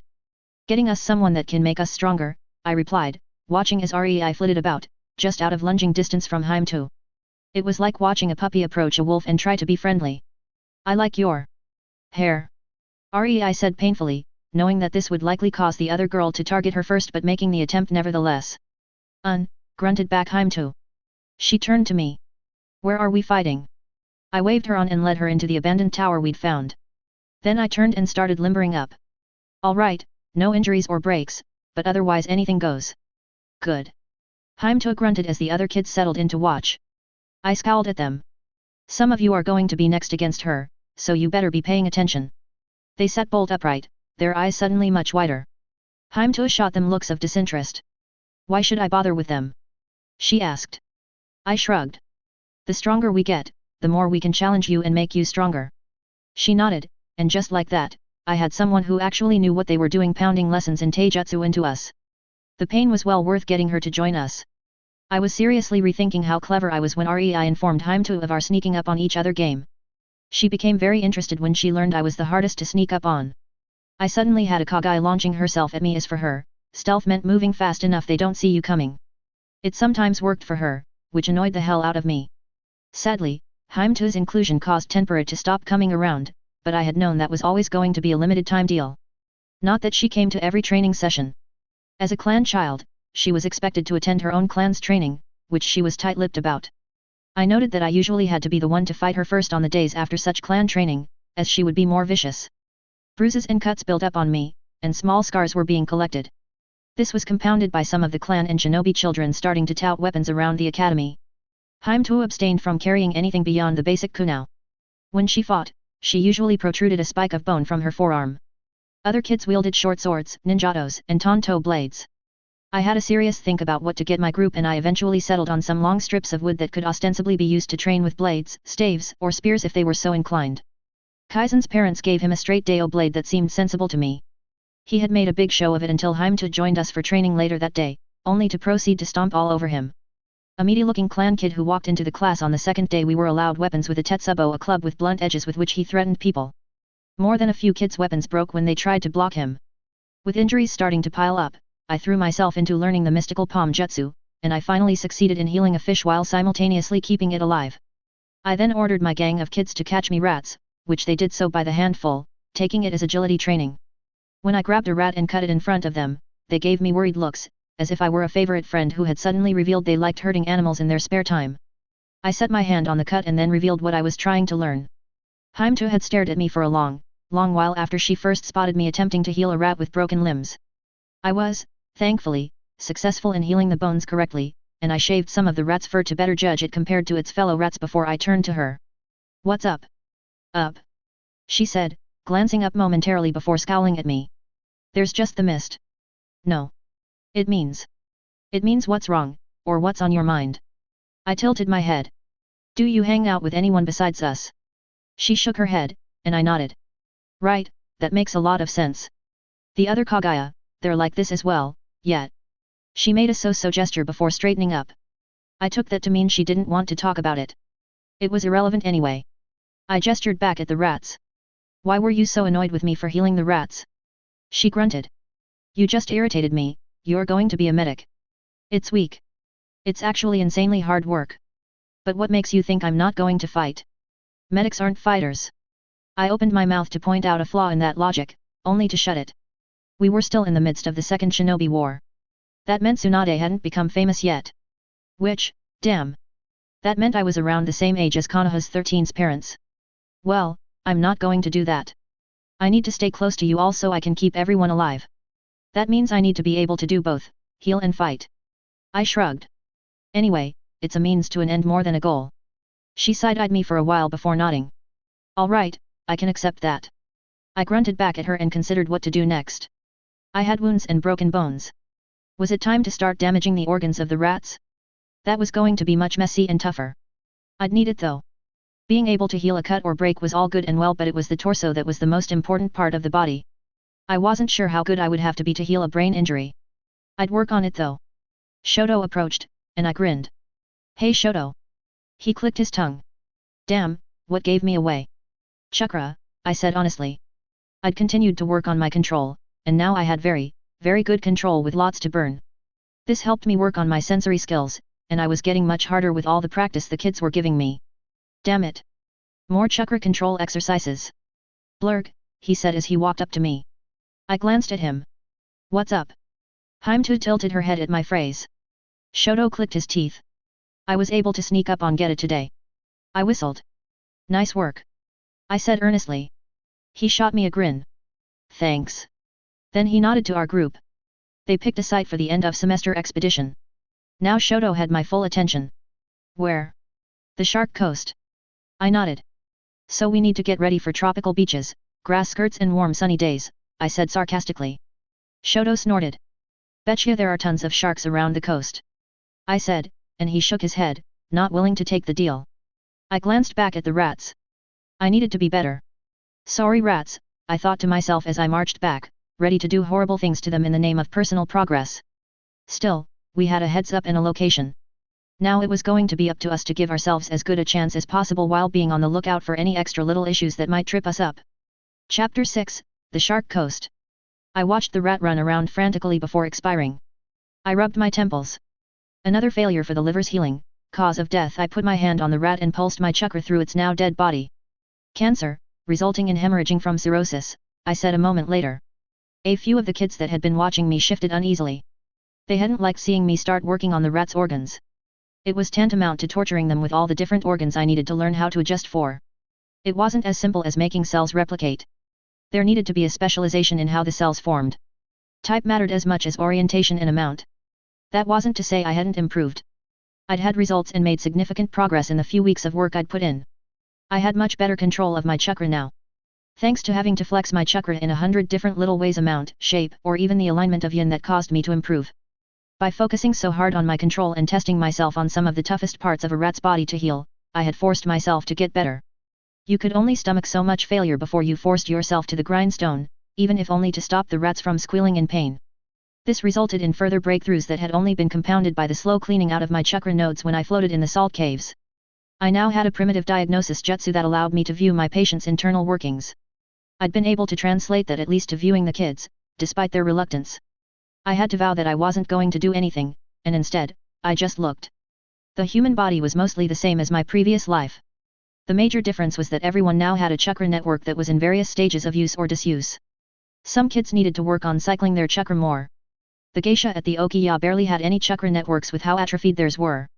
For me, it was a small difference internally, but it had a cascading effect for our group as the amount of chakra and control they had improved thanks to my being able to sit with them and watch them guide their chakra through their bodies. It had resulted in them improving drastically. The paper name tags of the civilians had started to trickle slowly upwards while metal name tags filtered down. This caused the fights we were going through in the academy to become more desperate. Kids started getting more frantic as their names dropped lower and lower. I spied more than a few kids coming into the academy with bruises over their bodies after they had dropped into the bottom 5 positions on the rankings. It seemed the parents or guardians of the kids dropping that low held to archaic methods of motivation. AKA, beat them to toughen them up. I'd thrown up after telling my group to exploit the bruises and the weaker areas being presented to us. This caused the groups in our class to tighten up further as some of the kids came to see us as the issue. It was a simplified answer, and I could understand their reasoning. In truth, it was the system and mindset that was being perpetrated that was mostly at fault. Here, you could only excel by stepping over someone else. You were meant to harden your heart and care very little to become a shinobi. I glanced up to watch Rei get thrown by Himeko Kagaya again. The white-haired girl snorted in contempt and I grimaced. Rei was one such child that didn't work well in a learning environment where you were put under pressure.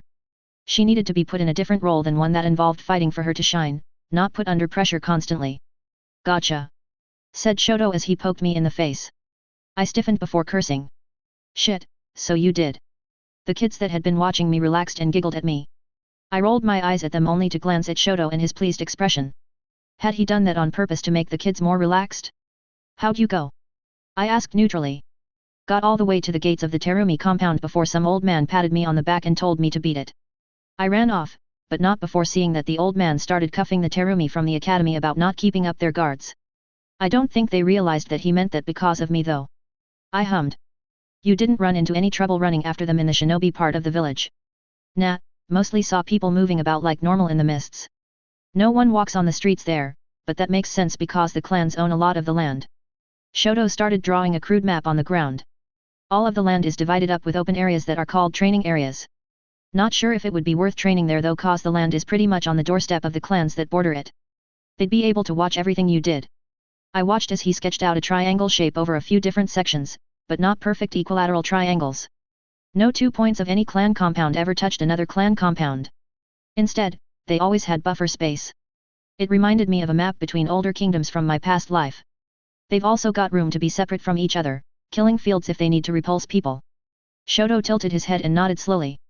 Himeko stalked over and snorted at the crude drawing before snatching the chalk from Shoto and drawing a much clearer map which she proceeded to label with symbols.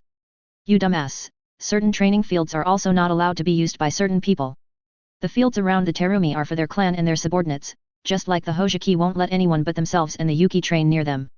Anyone coming near the Kagaya have to accept that one of my clansmen can and will drop into spar as it is seen as a declaration of intent. Shoto and I stared at her. This was the most talkative she'd ever been. She continued, if you think you're good enough to train there, you need to be prepared for people looking to test you. Shoto and I shared a look. Himeko had never volunteered information like this, but then again, I'd never asked her about it, thinking that she would deny me. It seemed the logic of keeping clan secrets wasn't something she fully adhered to. Hey, that's actually good to know. What do they think of civilian shinobi? They don't care as long as you're strong. In my clan, the strongest has the final say. I nodded before tilting my head. How do they determine who's strongest? 2 people enter the bone cage, 1 leaves and runs the clan. I waited for something else, and when it was obvious Heimko wasn't going to say anything more, I raised a finger. That is a system that is just begging to be taken advantage of, isn't it? Nat, everyone prefers it to stay simple. Makes it easier. I shared a look with Shoto. There must have been more to it than that, but I wasn't sure if Heimko would know or be aware of the intricacies. She came to fight us and get stronger. Something that she had, ostensibly been achieving. She'd even sat in on some of the study sessions about the written material last week. I hadn't seen any fewer bruises on her arms for all that she was scoring better and still playing as the best taijutsu user in our class. It was tough to see under the henge she usually adopted, but when I fought with her she had started to lose control of it as she focused on beating me into paste. I really couldn't wait until I had the mystical palm jutsu up to snuff enough to deal with bruises and sprains. I probably could start making the leap for that with the rats not having any issues when I healed them after tearing or rupturing their joints or muscles these days. I just needed a willing test subject, or to be brave enough to start by testing it on myself. I kept quizzing Shoto on what he'd learned from sneaking around the public shinobi area. Heimko snorted at his descriptions and pointed out a few spots on the map. She'd then promptly redrawn the map, all while pointing out areas he needed to avoid, such as the building the village used for torture and interrogation. They'll snatch you up really quick if they see you sneaking around there. Don't try and be clever with them. That's good to know, I said with a nod before flicking my eyes up at her. Anywhere else to avoid? Her finger swept over to a small building with another mist symbol on it. The Hunter Nin headquarters for the same reason. Another point and grunt. The Mizu Cage Tower where missions and records are kept, and the cryptography sections. You're not allowed there unless you have actual business being there. People will be able to tell if this is true because there is supposed to be a token that some of the sensory nin can detect on people. They're given out to those who need to use these facilities, otherwise, you don't have any business being there. An idle thought occurred to me. How does the village get civilians to drop in missions? I squinted my eyes and tried to extrapolate the distances from the map I had before me. Are they ferried in, or are they collected somewhere else? Shoto tilted his head in consideration, but Heimko shrugged. No idea, I don't care. I facepalmed and sighed. Never mind, I said, making a mental note to keep that in mind. If we were separating where civilians could come in, were we taking civilian missions? Or was everything just being sent out through the Mizukage's office? If so, that could be a very powerful level of control. Here Ramen stand 16. Said Kaizen as he walked in with a few other kids, each of them carrying a backpack. It's, Hyasoba stand 6, I said lazily back, giving him the return phrase we'd settled on for today. The other kids all rattled off their own greetings. Kaizen sniffed. Whatever, I got the supplies from my parents, we're good to go anytime in the next 2 weeks if they spring the demand to go on this expedition. If they give us the time to collect this stuff anyway, he said with a snark. I nodded, yet. They most likely won't, but if they do, we will have it prepared. Any chance of finding? Kaizen flicked a scroll at me and I snapped it out of the air. Holy shit, you got one. I said as I unrolled the scroll. Yeah, took a while but finally found one. It works too, he said as I put something into the indicated circle and pushed chakra into it. The item vanished before reappearing. I started playing with it, sending the item in and out repeatedly. The other kids rolled their eyes at me and lost interest quickly. I sighed. Despite my nearly constant proclamations of them as an essential requirement for any shinobi, the kids didn't understand how broken it was to dump items, even single items, into a scroll that could be attached to your belt. I dropped 20 kunao and a few packs of ready-to-eat meals that we'd gotten our hands on that wouldn't spoil into the 2 of the 3 seals this scroll contained. They cost much? I said as I considered the final circle and the symbols around it carefully. A bit, but that was cause they're hard to find. Not many civilians bother with them, as shinobi get suspicious if merchants have them, and start sniffing around more than they should. He gestured at the scroll. Still have no idea where to find those water balloons you mentioned. Why do you need them anyway? I'm working on controlling my water bullet jutsu and making it stronger, I said, not showing how disappointed I was that such items weren't available. With those, I'd be able to accurately judge my progress on a particularly famous jutsu. Kaizen easily accepted the lie, his gaze drifting over to the other kids who were either sparring or practicing water bullet jutsu. Some of them had managed to learn it, much to their loud pleasure, while others had struggled. I had suggested aloud that this was due to the kids having water nature chakra, something that had been vaguely mentioned in one of the lectures we received. I'd said it stood to reason that other natures might better suit them, such as fire, wind, earth, of lightning jutsu. The kids liked that idea and became extra vigilant in their stealth games against the other kids and the instructors at the academy. I tucked the scroll into a small pocket within my shirt. Thanks for that, Kaizen. Good job. I shot him a smile, he smirked and rubbed his nose. Wasn't too hard. I just nodded at him, making sure he knew I appreciated the work he went through. I gave the rat cages another look before deciding I'd tormented enough of them. I'd get to practice the koma jutsu I'd come up with, but they'd probably make a racket which would freak the other kids out. Instead, I decided to tap Himeko on the shoulder. "Wanna fight?" She grinned happily and launched herself right at me, not worrying about waiting or even entering a space. The other kids were obstacles and either became a part of the fight or got trampled or evaded depending on who was throwing the punch.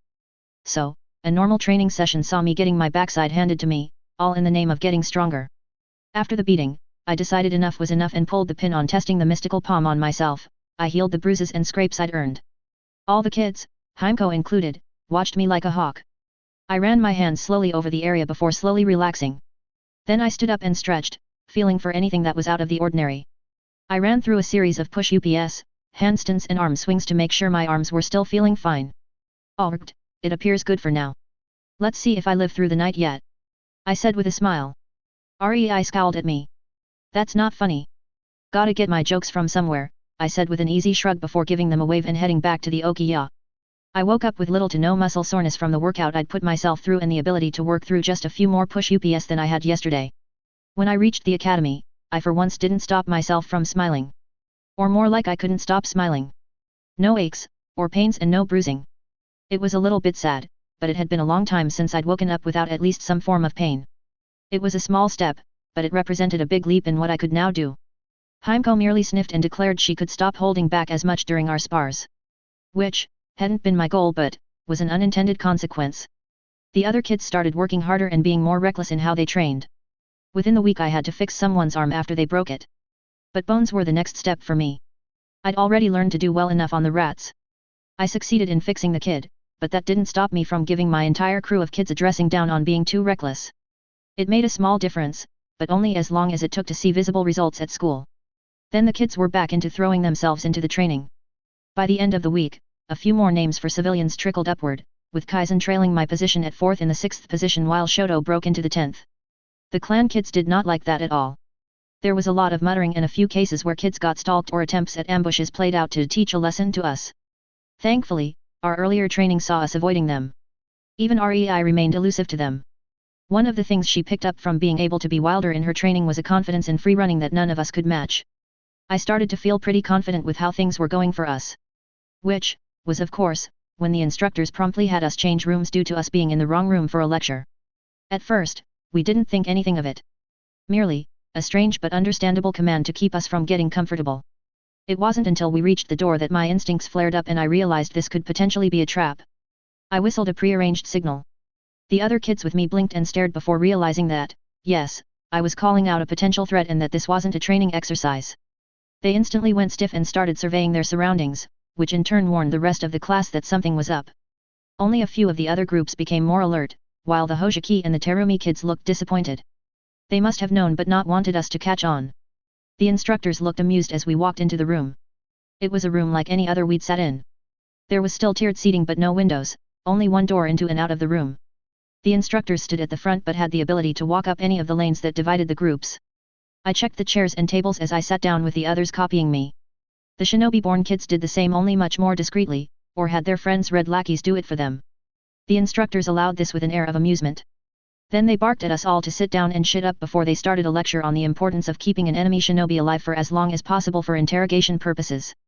It was morbidly interesting to hear the detailed and clinical discussion of torture put forth by Instructor Geta. The man had a small smile and a gleam that brightened for certain topics, while he almost gained a hopeful tone for certain acts of torture. I kept a mental note of which acts he seemed fond of, noting that he probably had done them, while others were on his wish list of acts to perform. The other civilians were disturbed by this, but I noted that none of the shinobi-born kids batted an eye. The Hojiki brat even looked interested. Geta was in the middle of vividly describing the uses of a rope with a knot in it for information extraction when a man appeared in our midst without any warning. I reacted like I'd been trained, rolling backwards while flicking the pencil in my grasp straight at the man. He shifted his body out of the way even as his hands flew through seals. Then the air around the man exploded outwards, causing everyone close to him to be tossed around. I slammed my hand flat onto the ground and dug my chakra in to resist even as other kids hit me. Oddly, kids behind me were also hurled into me, making me turn and realize each group had an assailant. I flicked my eyes to the front and noted the instructors weren't worried and merely looked interested in how we were all reacting. Like this was a test. Himeko, having sat near the wall, threw herself out of the small dent she'd been embedded into at the closest man, only for him to twist and stomp her into the ground faster than I could track. If she went down that quick. Bail out! I shouted, grabbing a chair and hurling it at the man as Rei perked up. She bolted for the door, only for the man I'd thrown the chair at to vanish and kick her into a wall. Then he grabbed Shoto as the scrawny kid lunged at him and used him like a bowling ball by tossing him into a pile of Karatachi kids. Alright, so they're not going to just let us get out. So we needed to fight our way out. Kaizen. Kunao barrage. I ordered, making everyone step back and release a torrent of kunao. The man snatched them out of the air and grinned at us before drawing back his arm. Move! I screamed, jerking to the right before throwing myself to the ground to throw off his aim. The kunao still clipped me on the shoulder while other kids took the hits to the sternum. I felt my eyes widen. Those had been kill. My mind jolted as some of them rolled, the kunao tinkling to the ground.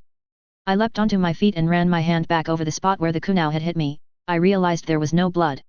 He'd used the reverse side of the kunao, not the sharp end. I lashed out with a kick when he appeared in front of me, only to have him ignore the kick. I hit him and felt my leg scream like I'd just kicked a rock wall. Weak, he said before backhanding me. I rolled with the hit and kept spinning as I swung around and tried to clip him in the jaw. He swayed backward, only to duck and roll under Heimko as she leapt at him, not orientated enough to fight like normal. When she landed, she sped after him. Her arms became deformed as bones protruded out like daggers. She threw herself against him with her arms slashing and slicing, only for him to spin around her and grab her by the head. Then, like an adult dog that had gotten hold of a rat, he shook her. Her body twitched before going limp as unconsciousness set in. Then he smiled at the rest of us. Rei tried to tackle him only to get a chop to the back of the neck. When Shoto and Kaizen attacked, I joined in with a water bullet. Something that he narrowly dodged, but then he was on me an instant later. I saw his hand loom large in my vision. He had a rather nice wedding ring on his hand. As I blacked out, I wondered if his strike to my face would leave an imprint. Then darkness claimed me. Underscore.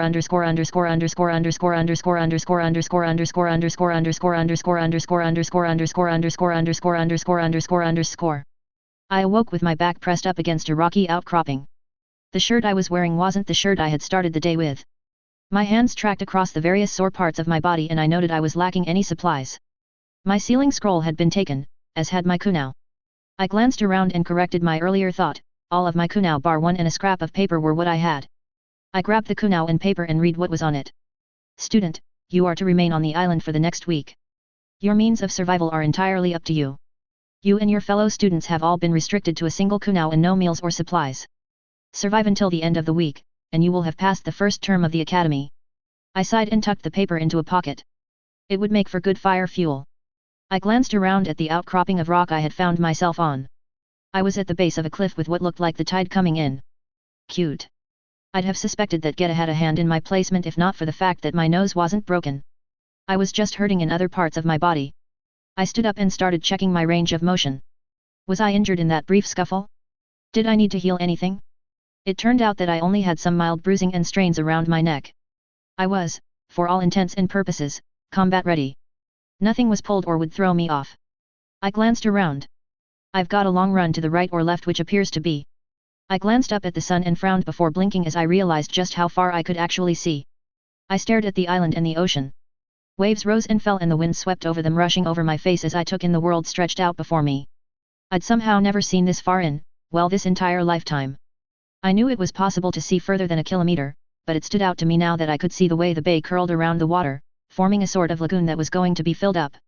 With the discoloration and broken parts of the cliff face, I had a good idea of how much the water would rise. I noted that with the way the cliffs arced around, I was literally at the midpoint.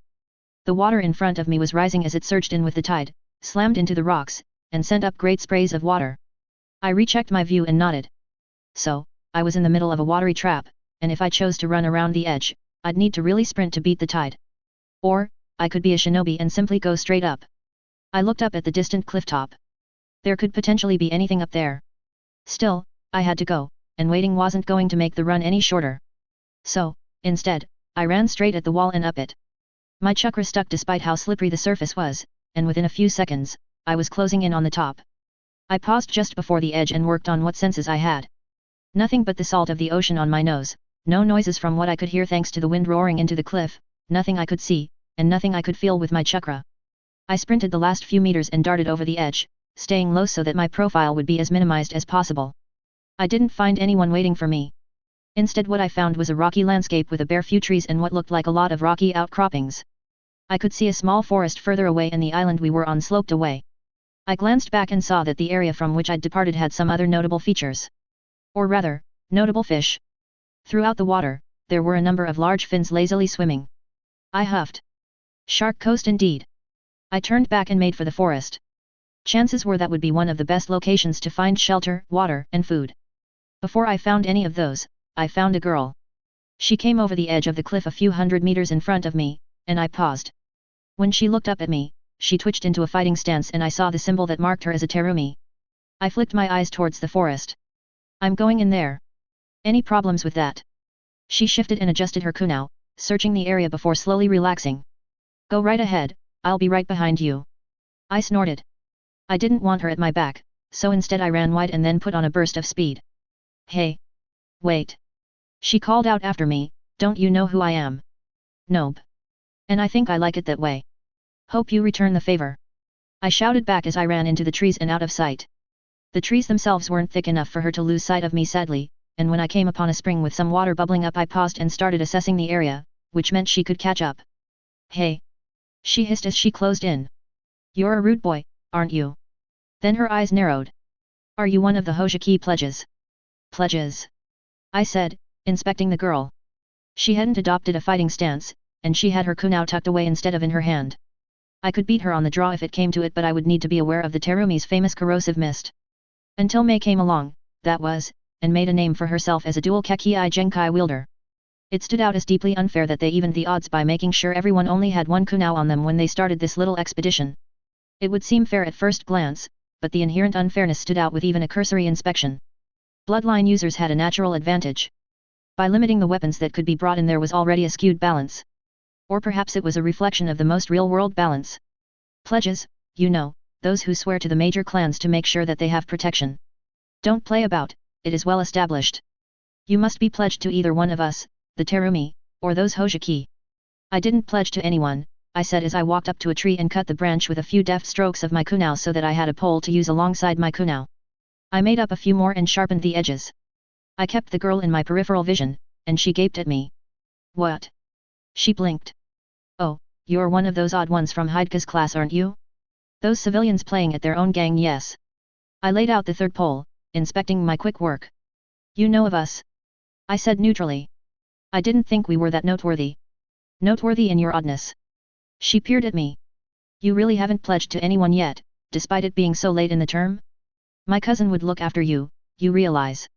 I almost got the impression that she thought she was helping me by making the offer. He'd also send me out to poke and prod at the Hojiki in my class. Or we'd be the weak link poked at. I realized where that was going and instead. I considered how to phrase this. Joined the other group. We make do. For now, she said with a shake of her head. A burst of movement had me catching a pole on top of my foot in readiness to kick it while my kunao raised itself. The Terumi girl spun about and leapt to put her back to a tree. It was ostensibly a good position, but it created limitations I'd found. Shoto and Rei walked in slowly, both of them watching me carefully. Ramen stand 17, I said. Soba stand 6, Rei said before nodding at Shoto. We've been with each other for a while. Her eyes flicked over to the Terumi girl. Hello there? Who are you?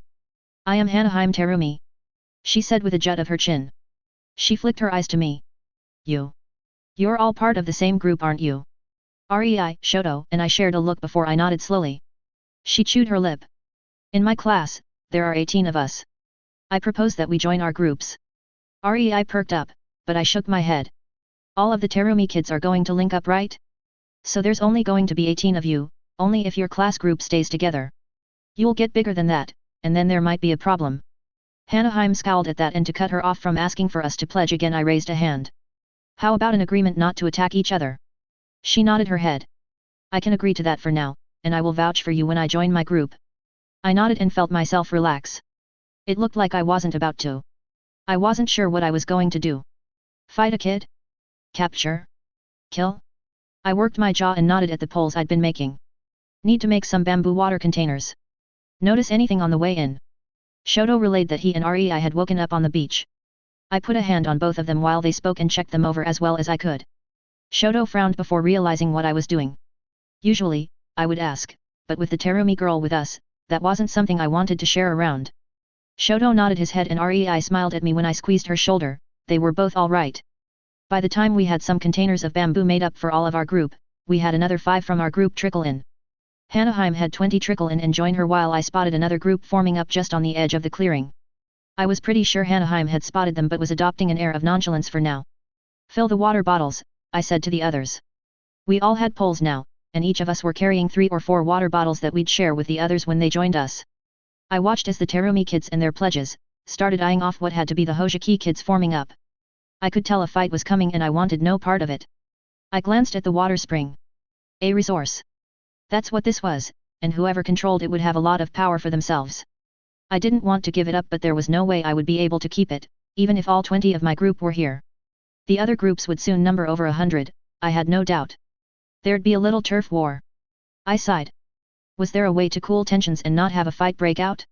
Honestly, the more of us injured or that died here the lower everyone's chances of making it through what was coming for us before we could graduate. This expedition? This was just a taste of what was to come. The Hojiki kids marched out of the trees with greater numbers than the Terumi kids. They obviously liked their odds, with how there were more of them than the Terumi kids now, and they were going to push their weight around. I whistled lowly, and my group faded back. We had what we needed, and now it was time to get out. Matsu. Hanaheim said as my group began to move away. I waved at her. We agreed not to fight. That means we're not going to fight. But I don't need to be putting myself or my friends in harm's way or fight for you. Haim tilted her head, her eyes darting about and taking in how everyone in my group was arranged around me. You're their leader then? She said with narrowed eyes. I shrugged. I wouldn't say that. I jutted my chin at the Hojiki that were approaching. You have other things to deal with by the way. She sniffed haughtily and marched to the front of her group, making me raise my own brow in surprise. Apparently, she wasn't just a Terumi member. Was she possibly a big shot? I moved away, but not before looking over my shoulder as a Hojiki boy stepped forward. The odds of me being close to the Terumi leader if she was that for our year. That had to be deliberate, right? I signaled my group, and we darted into the trees. We made sure to arc our way around. Occasionally, one of us would scratch some markings into trees at head height, where they might be visible. Not anything large, just simply little markers that we had devised in the lead up to this event. As we moved through the forest, I frowned when I noticed there was a distinct lack of any fruit-bearing trees or even any birds or wildlife. Anyone noticed there aren't any food sources around? Shoto grunted. Was wondering about that. I thought I saw some fish at the beach we woke up on, but there wasn't any that were edible. How so? I said. They all contained a lot of poison. Unless you know how to cut up a pufferfish. He said, asking the group at large. He got a lot of shakes in reply. I grimaced. I don't know how to heal poison either, so let's not go with that option just yet. We broke out of what passed for the forest on the island and found ourselves looking into the setting sun. How long do you think it took them to get us here?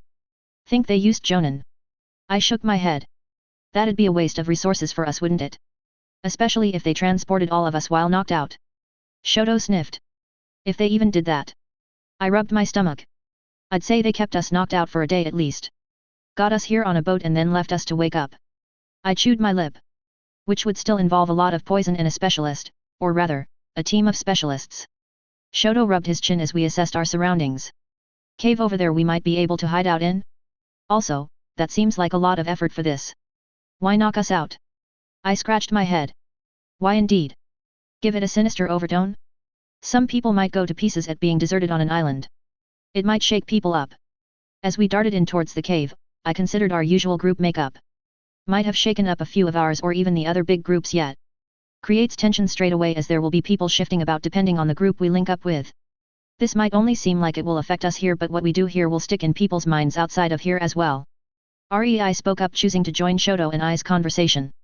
Is that why you didn't want to accept Hanaheim's offer to join up with her? I nodded. Yeah, pretty much. She might seem nice, but she'd still have a lot more control of us when all her group members link up. She might be different then. Shoto grunted. Kaizen would know. He was tracking a lot of that with his sneak arounds at the academy. I merely nodded, a small niggle of worry entering my mind. He should be along soon. I said like I wasn't all worried. The other kids seemed to relax at my faux bravado, which made me want to sigh. It looked like I'd need to keep a stiff upper lip as it were, and help morale stay as high as possible. I noticed Rei still looking over her shoulder at me. Rei, I also didn't agree because Hanaheim is forgetting that it's not just the Terumi, the Hojiki, and us out here. Said Rei with a tilt of her head as we entered the caves cautiously. The Kagaya, I said. Places like that water spring are going to be contested, and the Kagaya won't shy away from a fight. From everything Heimko has said, they'll happily charge into those areas regardless of who controls it. If we'd remained there we'd have been beaten on. Oh. I hope Heimko is alright, said Rei. I chuckled at Rei's good nature. Shoto groaned. Why your parents signed you up to be a shinobi, I don't think I'll ever understand. I considered that for a second, Kaizen's had gotten a bit of a tax break as I understood it. Why had Rei's parents done it? Before I could consider it any more, or ask questions, the sounds of fighting reached us, and we all perked up. Shoto. I barked. On it. He said, darting away with Rei following him to act as a messenger.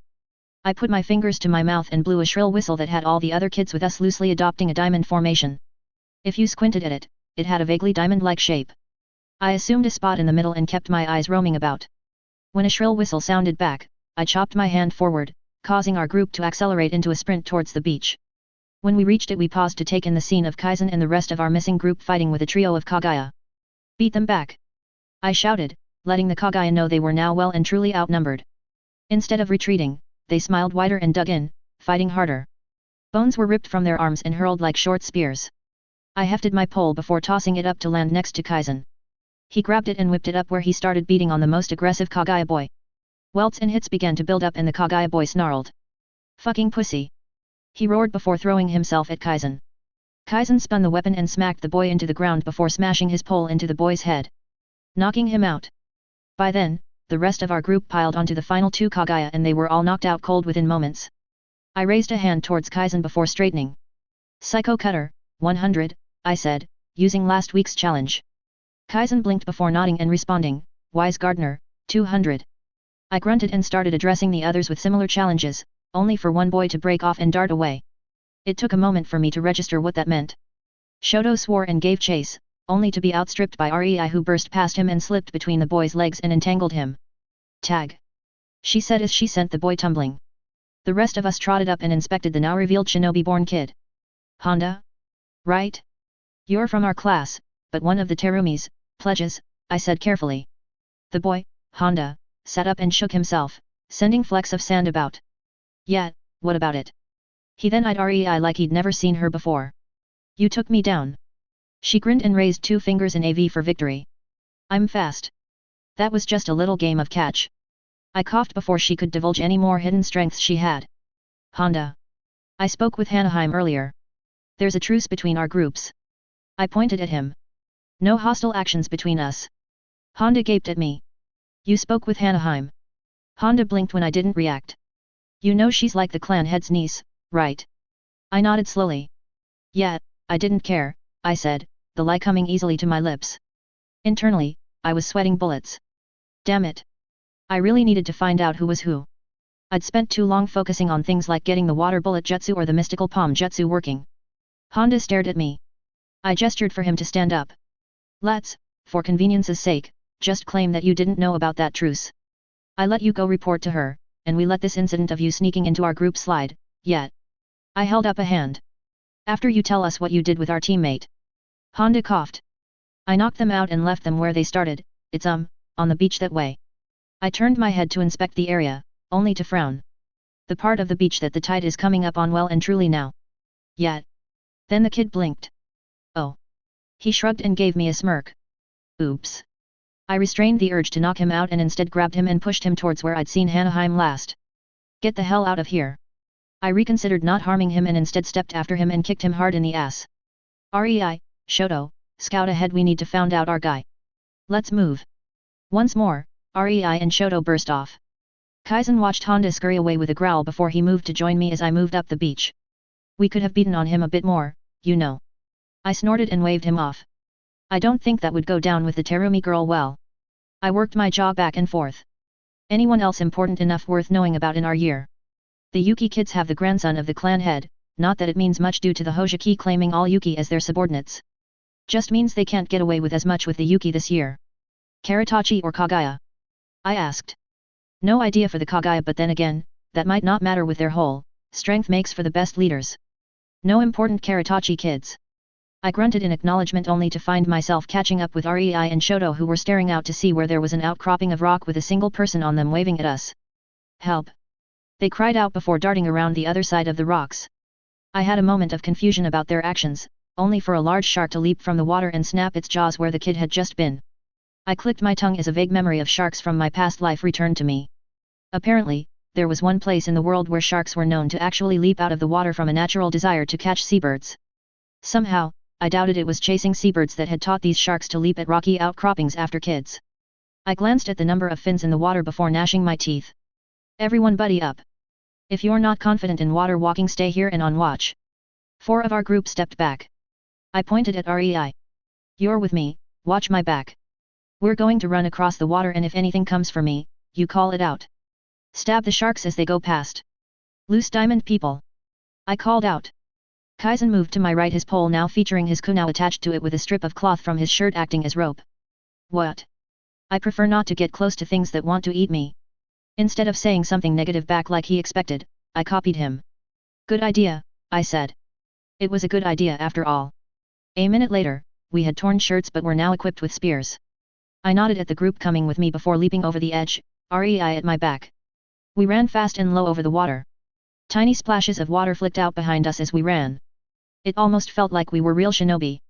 We almost reached the outcropping the kid was on without issue, only for Rei to scream a warning that didn't register beyond the words, "Your left." I cut the feed of my chakra to my feet, dropping into the water before pulsing my chakra to launch myself in a steeper dive straight forward. My spear swiveled to the left and I made it past as the shark exploded out of the water on me. A trio of spears slammed into it and 2 stuck, causing the shark to flail and bleed as it hit the water. Then, suddenly, more sharks appeared. Rather than attack us, they tore into the weakened shark. I whistled sharply and got everyone moving rather than watching the feeding frenzy. Keep moving, eyes up. I tore my own eyes back to the kid as they leapt out to land on the water wobbly. Kaizen. Carry him back. Center of the formation. I shifted to a middle position in the diamond as we reoriented. This time we didn't make a straight run for the coast but arced around the feeding frenzy. Another shark must have spotted us as it surged out of the water with seemingly no warning. Rei tackled the kid next to her around the ankles and both of them fell under the beast's belly. Shoto snarled as he tackled the shark, which did very little. But he showed that he was thinking ahead by having his spear in position to stab it into the top of the shark's head before it hit the water. He must have got it in the skull, somehow, as it fell flat and still before it started to sink. Then Shoto grabbed it by its tail and started dragging it after us. Drop the damn thing! I shouted at him only for him to give me a gimlet look like he wasn't going to drop his trophy. I dropped back and, instead of knocking his hands off, I grabbed the fin next to him and added my own strength. Now wasn't the time to argue, but rather to get off the damned water. He grinned at me, and a few moments later we made it to the beach with all of our group and 1 shark carcass. I dropped the shark and shook myself out before rounding on Shoto. What the hell was that about? Shoto grinned. I haven't seen anything to eat around here. Not even crabs, which is crazy for an island like this. It's not natural. There was only the 1 spring, which we've found so far. He pointed to the bamboo containers. We have water enough to last us, but we don't have any food. He slapped the shark. Now we do. I blinked at the logical thought process. You're right. I bowed my head to him. Sorry for losing it, I should have just asked you. Shoto grunted. It's fine, you helped me drag it back. He glanced around. Anyone know how to cook shark fin soup? I've always wanted to try that. I snorted at his antics before checking everyone over. Rei and the boy she'd tacked had some light grazes from where the second shark had scratched them but were otherwise all right. I healed them and the kid we'd rescued. Then a stray thought entered my mind. I smiled. Your name is now Sharkbait. Hey! Said Sharkbait intelligently. The other kids laughed and started calling him Sharkbait teasingly, which drew a blush. I just smiled and squeezed his shoulder. Don't do it again. We then made our way back to the cave entrance that we claimed for ourselves. There we made up a small fire while it was still light, where we hurriedly made up steaks that we used to cook up strips of the shark, all the while on guard for any other kids on the island with us. We got to eat a full meal uninterrupted and considered that a win before the sun went down and most of the kids bunked down in the cave. The cave itself branched off and we'd learned it went a lot deeper than it appeared. When the stars came out I found myself sitting with Kaizen, Rei, and Shoto on watch. Rei couldn't stop looking at the stars. I know my mother said they were there, but with the mist, I never thought I'd see them. I'm glad, she said. I opened my mouth to ask the question before shutting it. It seemed obvious now that Rei's family were not merchants. They must have been the servant class. They'd put Rei into the academy as a way to see her jump up the class structure that would see her at the bottom otherwise. Kaizen sniffed. I've been out of Kirigakure on sales runs with my family. The mist is only around Kirigakure as bad as it is because the other nations would attack us otherwise. Shoto yawned and scratched his chin. Yeah, your family is rich, we get it. Kaizen blushed. We're not that rich. We're nothing compared to a shinobi clan or one of the big merchant groups. He flapped his hands about before clenching them. I'm just saying the mist doesn't cover places outside of Kirigakure. I still find it amazing. Rei murmured. I would have stayed on the beach staring at the waves if Shoto hadn't been there. It surprised me as well, I said after a moment. Then I decided to throw Kaizen a bone. Where else have you been outside of Kirigakure? I think I'd like to see those places. Shoto snorted but didn't say anything. Instead, he stayed with us and listened, just as interested as the rest of us to learn more about the world outside the mists of Kirigakure. I considered it a nice night and it set a good start to our expedition. For the rest of the week, we ran patrols and explored the tunnels underneath the island, and in doing so found a tiny spring that was more than enough for our group to last off. We otherwise ghosted in and out of the forest as much as we could to test our skills. The Hojiki and the Terumi kids occasionally got into fights, which proved highly useful for us, as we watched and gathered a list of different jutsu such as the water whip, the clone jutsu, and even an earth spear jutsu. It was all very flashy and a serious step up from the academy fights we'd gotten into, but not that dangerous. It seemed like nothing would happen to change this. And then, on the last day before we were collected, one of the Hojiki boys tried to stab a girl through the heart when he encountered them alone. He'd assumed they were by themselves. That hadn't in fact been the case as we'd been watching, but the girl hadn't been by herself either. Right before he could kill the girl, Hanaheim appeared. She'd been all over the boy with her kunao and a stick that she used to smack at the kid to drive him away from the other girl as she recovered. When he didn't back off and instead tried to fight on, Hanaheim spat a wad of mist into the boy's face. The kid had screamed and tripped over himself before landing awkwardly. His neck made a horrible snapping noise. He didn't get up. I watched Hanaheim process that she'd killed someone. She blinked and stared at the now dead boy with her mouth open in shock. Then she swallowed and like shutters on windows her emotions vanished as she urged her still shivering friend away. It must have seemed like a secret that only she and her friend knew. I glanced over at Rei and Shoto who joined me for today's sneak around mission. Rei had been white, while Shoto had a focused look about him. This, we knew, would change things. It took the Hojiki kids an hour to find their dead fellow. They screamed and roared and gnashed their teeth and started to look around for any details that they could, but there were none that indicated who had killed their friend. There was a lot of talk about it having to be the Terumi, as the Kagaya weren't yet killing anyone they beat, and the kid had acid burns on his eyes. They also disregarded us due to us having no chance of learning a fire jutsu yet. I had to agree with them. We hadn't stolen those yet. When we'd started picking up jutsu I'd been tempted to force the two warring groups to fight more to get more. Or even have them encounter the roving Kagaya groups. That would guarantee more fights broke out that we could watch. Now, with the kid dead in front of me, I wish I'd kept them apart. What are we gonna do? Asked one boy to the Hojiki leader, thankfully not the one in my class. The boy grunted. Nothing, for now. We wait. There are going to be more expeditions and we'll be ready then. That got a few sharp smiles as the kids walked away, taking the dead boy with them. We returned to our own group and informed them of what we'd seen, swearing them all to silence. We spent that night eating another shark. We'd all gotten pretty good at hunting shark, especially shark bait, and talking about what we needed to think about for the next time and what that would be like. When a Chunin arrived and ordered us to follow him to a boat, we followed quietly. The boat ride back with everyone in our year on one large boat was extremely tense. It was like there was a powder keg just waiting to be sparked. Only I suspected that each spark that fell on it would most likely result in a bigger reaction each time. The first expedition for our year was over, and a proper blood feud was now in the making, and my group's desire to grow stronger had only grown. Interlude, Observations. All right, the expeditions are done, said a gruff voice from around a cigar that glowed resentfully out at the world. What did the trainee hunter nin see happen out there that is worth being discussed? The third-year instructors started first, as always. Tempura, or as he was known to his brats, Instructor Tempura, settled into wait. His class would take a while to get to as first years. He leafed through the reports that had been written up with this year's observations. There were a few standouts and some points of interest in what was seen as the kiddies getting their feet wet. He noted that the hunter nin hadn't mentioned how Matsu had healed his teammates after their little rescue mission against the sharks. Sloppy paperwork, very sloppy. But sloppiness that worked for him. He tuned back in to listen as a few notable occurrences and some failings were rattled off. Nanda should have been able to get around the genjutsu, but he didn't. The only reason he is still alive is that he was with a group that saved him. I recommend he go through the full graduation process at the end of the year, stated the third-year instructor. Others in the group nodded and noises of agreement were made before they moved on. If Nanda was lucky, he'd kill a weaker kid to qualify as a genin at the end of the year. Then he'd have a chance to serve properly. But if he hadn't yet worked out his genjutsu weakness by then, well, chances were he wouldn't amount to much once out in the field. A few other disparaging comments were made, before they moved on to the ones that had impressed. Nami, Chico, and Dazi, all of them were able to get out of a number of traps their fellows tried to use on them. They ended up taking out 2 of the others and, in the process, blooding themselves. I nominate them to not require the full graduation and to be promoted straight out of the academy when they're done. This caused a stir.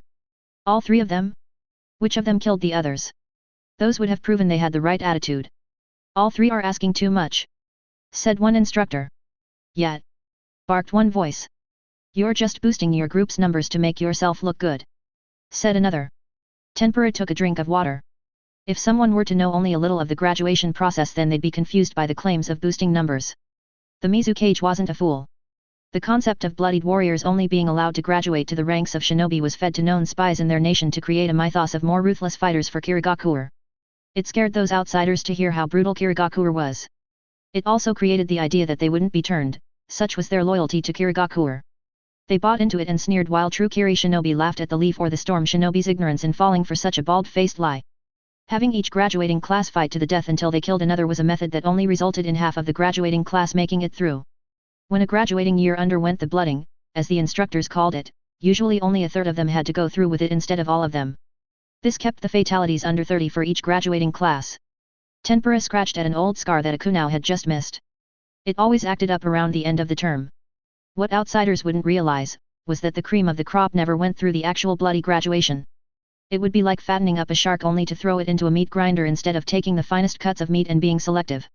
After all, why spend all that time teaching kids only to have them cut down? Even weak idiots like Denda had spent years learning shinobi skills. The idea of having the graduation earlier had been floated around before reality presented itself. It still caused too few to graduate. Instead, at the end of each term, students were selected to be observed. If they reached a good enough level, they would be quietly tapped on the shoulder come graduation and asked to step out of the ring. They'd get the honor of watching. It was the teacher's responsibility to try and get as many of their class through as possible, a tough ask with the clans having to be broken up. But it had to be done, lest one class and therefore those instructors be the ultimate victors in the results. Also, not enough of the clan would have the chance to shine and therefore avoid the final graduation. Tempura had a good feeling about his class this year. When it was his turn to speak, he collected the report and waited as other class instructors made their own cases. There really were only grounds for 2 people to be excluded through merit this time. Not enough had resulted after all, but that was to be expected with this being the first expedition. There would be more to come. I nominate Hanaheim Terumi on the grounds that she held the water spring for her group for 5 of the 7 days she needed to. She also is now blooded, claimed a grizzled instructor as he smugly announced the girl's achievement. Tempura had noted that the trainee hunter Nin had said her kill was, in truth, just an accident. She and all the Hojiki kids lost marks having not noticed the civilians sneaking up on them. Next to him, Geta snorted in contempt. Not like she was going to have to go through the blooding if she got that far. Her uncle never would have stood for it, he said with a grumble. Tempura shot his fellow instructor a look. The other man grunted only to stiffen when the eyes of the academy's headmaster turned upon him. Something to say? He said pointedly in Geta's direction. Geta shook his head. No sir. He said quickly. The headmaster's cigar glowed angrily before the man turned his eyes upon Tempura. What about you, Tempura? Anything to say? The girl and the Hojiki all lose marks. The civilian kids spent the week not fighting them but instead sneaking up on them. They, in turn, weren't able to catch out the trainee hunter Nin but. Tempura made a gesture as if to say it was to be expected. He got a few grunts of acknowledgement. Tempura then swallowed and decided to play his hand. I otherwise nominate Matsu. The kid is a natural leader who looks far beyond coming tasks. He plans for future scenarios and gives everyone in his group the best chance. He's the best leader, even over the others in his year. The headmaster gestured for Tempura to continue, so he did. He avoided all combat, yes, but the mission statement of the expedition wasn't to fight but to survive. He made a tentative agreement with the Terumi leader in his year and avoided igniting tensions while solidifying his group's strength. His group will have improved from this trip rather than being on shakier ground. Tempura didn't say that the kid was training himself to be a chakra sensor, or that he had started to become a rather skilled medic all on his own. Tempura wouldn't announce that out loud. That was just begging one of the clan instructors to slip the information to their own kids. The kid's name got raised but not too high. It was brought up and considered but would be dismissed. That was Tenpura's ultimate goal with how he'd stated things. Sadly, some couldn't simply let it play out that way. Matsu, said Jinamo, a man who stood as Tenpura's thorn in as much a capacity as he could be. Isn't he that Uzumaki bastard? The horse spat out. Tenpura inclined his head, not defending the geisha or Matsu, lest too much interest be drawn to both. Jinamo rocked his head back and forth as his eyes searched Tenpura for weakness. Tenpura gave nothing back but a bored blink to show he wasn't interested in playing this game. Jinamo was just bored. He must have lost his latest little toy if he was looking for something new like this. What is your point, Jinamo? Said the headmaster with a bark, who must have been getting annoyed with how his cigar was almost spent from the length of the meeting. He started to feel around his top pocket for another only to scowl and drop his wandering hand. Jinamo shook his head. Just thought I might agree with Tenpura, that little man will be one to watch. His heritage is Uzumaki, obviously. Red hair that vibrant, and strong chakra? Amazed the horse got so lucky. Jinamo tilted his head coyly, still probing at Tenpura. Still, an Uzumaki? Might be useful to have one of their sort attached to Kirigakuer, make a new clan from him perhaps. He mused idly. Tenpura snorted, the only thing he could do to show that he didn't think much of that idea.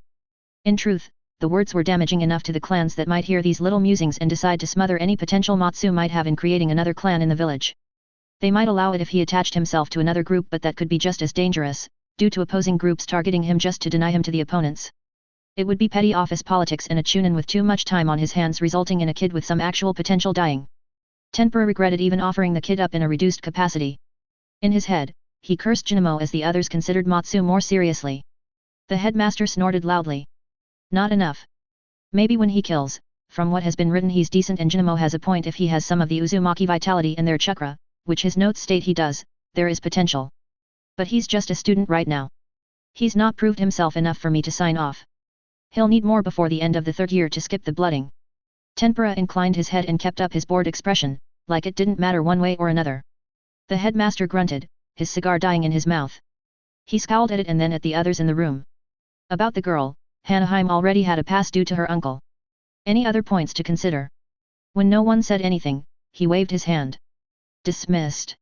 There's the usual week off between terms, be back here in 5 days for the next round of work. Or take some missions, die, and don't. I don't care. The man remained in his seat while everyone else left. Tenpura caught Geta on the shoulder and smiled. Geta sighed. All right, I owe you one for taking his attention, sure. To the bar. Tenpura allowed himself a smile. Geta was too easy to get free drinks off. When they claimed a seat at the bar with enough space to talk, Geta tilted his head. You really think that pretty boy Uzumaki can get himself a pass from the blooding? Add to our numbers. I think a few of his group could, honestly. Be a nice bonus for us. Tenpura gave Geta a look and relaxed when the other man nodded with a smile that wasn't faked. Good, Geta would know to only give them trouble they could handle. A few drinks passed with Geta paying for all of them. The man knocked down his 5th glass before burping and shaking his head. They won't thank us, you know. Tenpura merely nodded. Still, it's better to have to watch than to have to take part. Geta nodded and flicked his eyes down. Tenpura stopped rubbing at his chest where the old scar was playing up. The next round Tenpura paid for. Chapter 7, Tentative Steps Forward. Water lapped across my temples as I floated in the grotto pool. I'd lost count of how many times I'd come here.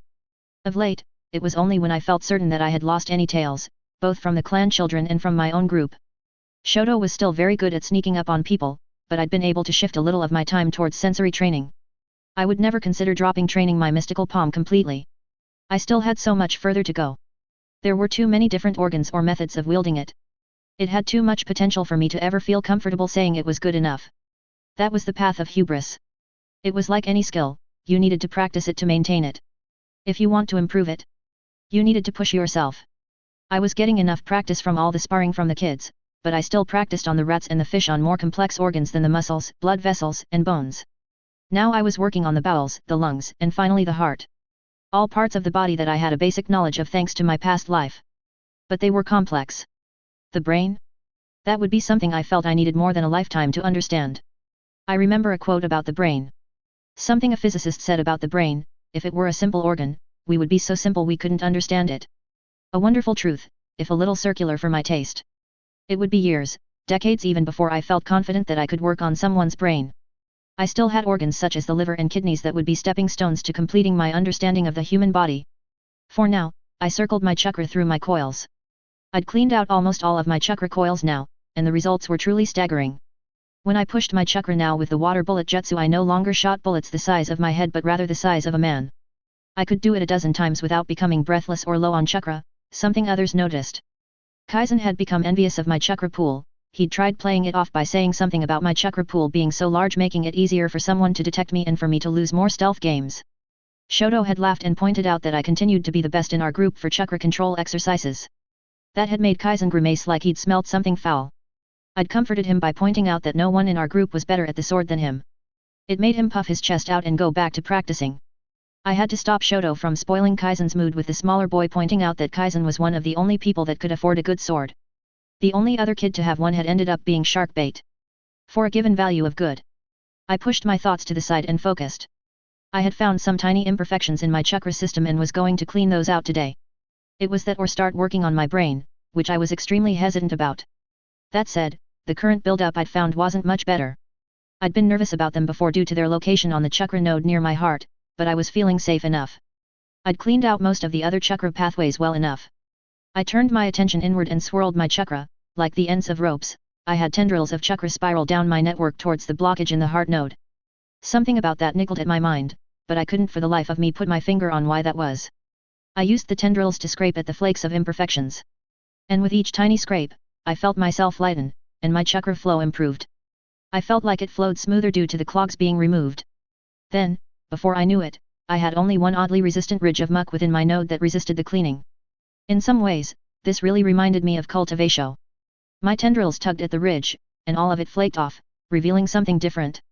Something strange. It felt like the chakra node had a small sphincter that held itself closed. I considered poking it before stopping. I had the same feeling once again. The heart node, why was that important? I withdrew my chakra. An instinct for preservation I had felt a few times at the academy was rearing up and warning me off. Somehow I just knew it would be a bad idea. I had wanted to cleanse my heart node, and I had done as much.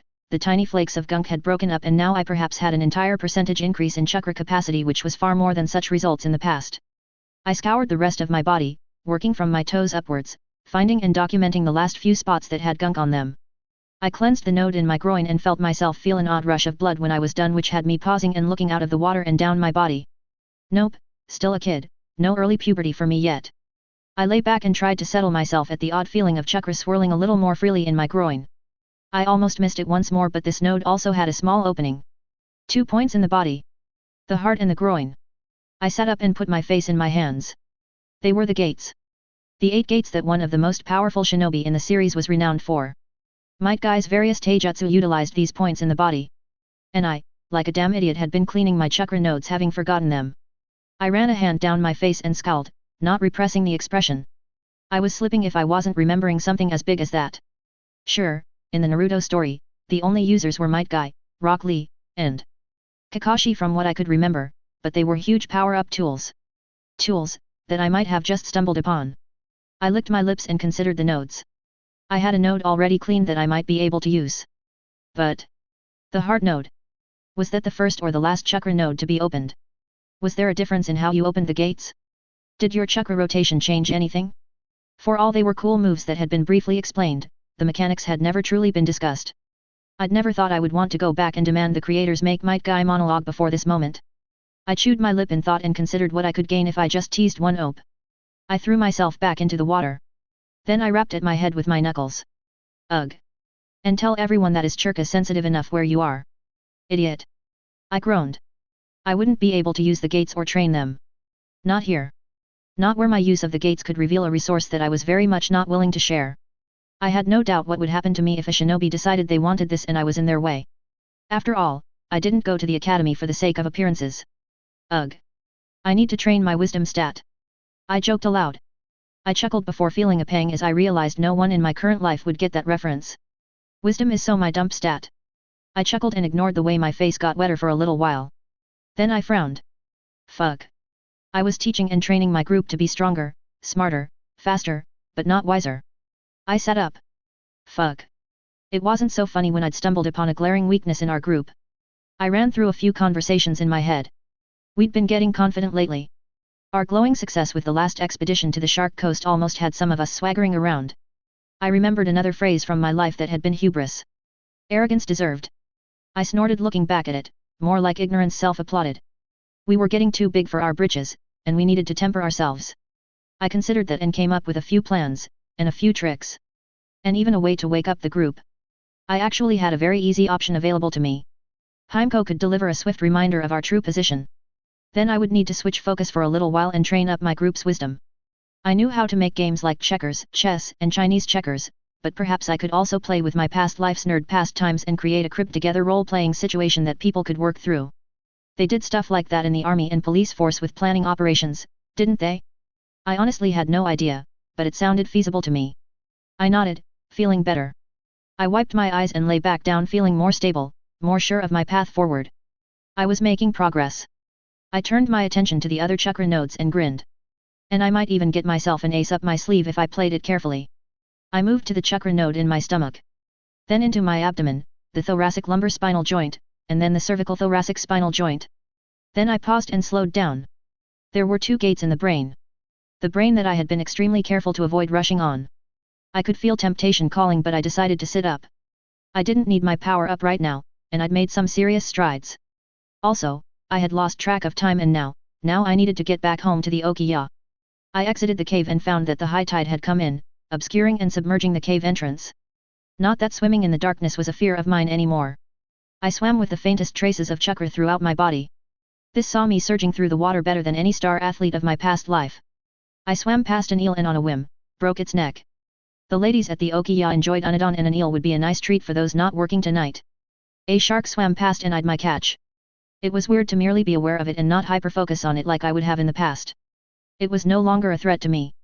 I'd grown used to hunting them during the Shark Coast expedition. I knew what to keep an eye out for. I could tell that this shark was used to seeing shinobi as it wisely swam away instead of attempting to eat me. Wise shark. I exited the surf and hopped up onto the beach with the eel over my shoulders. The civilian side of town seemed a little brighter than usual. A number of people were out and about happily sharing drinks and eating food. I walked through and nodded to a few people I would walk past almost daily. They stopped and eyed me for a second before shrugging it off and returning to their drinks. I paused, suppressing a frown at their reaction to me. That had been unusual. An unusual reaction specifically that pertained to me and my walking past. The drinking was a second indicator that something was off. A few houses were celebrating something I could pass off as simply a very good day of fishing with a great payoff. Instead, almost the entire population was out.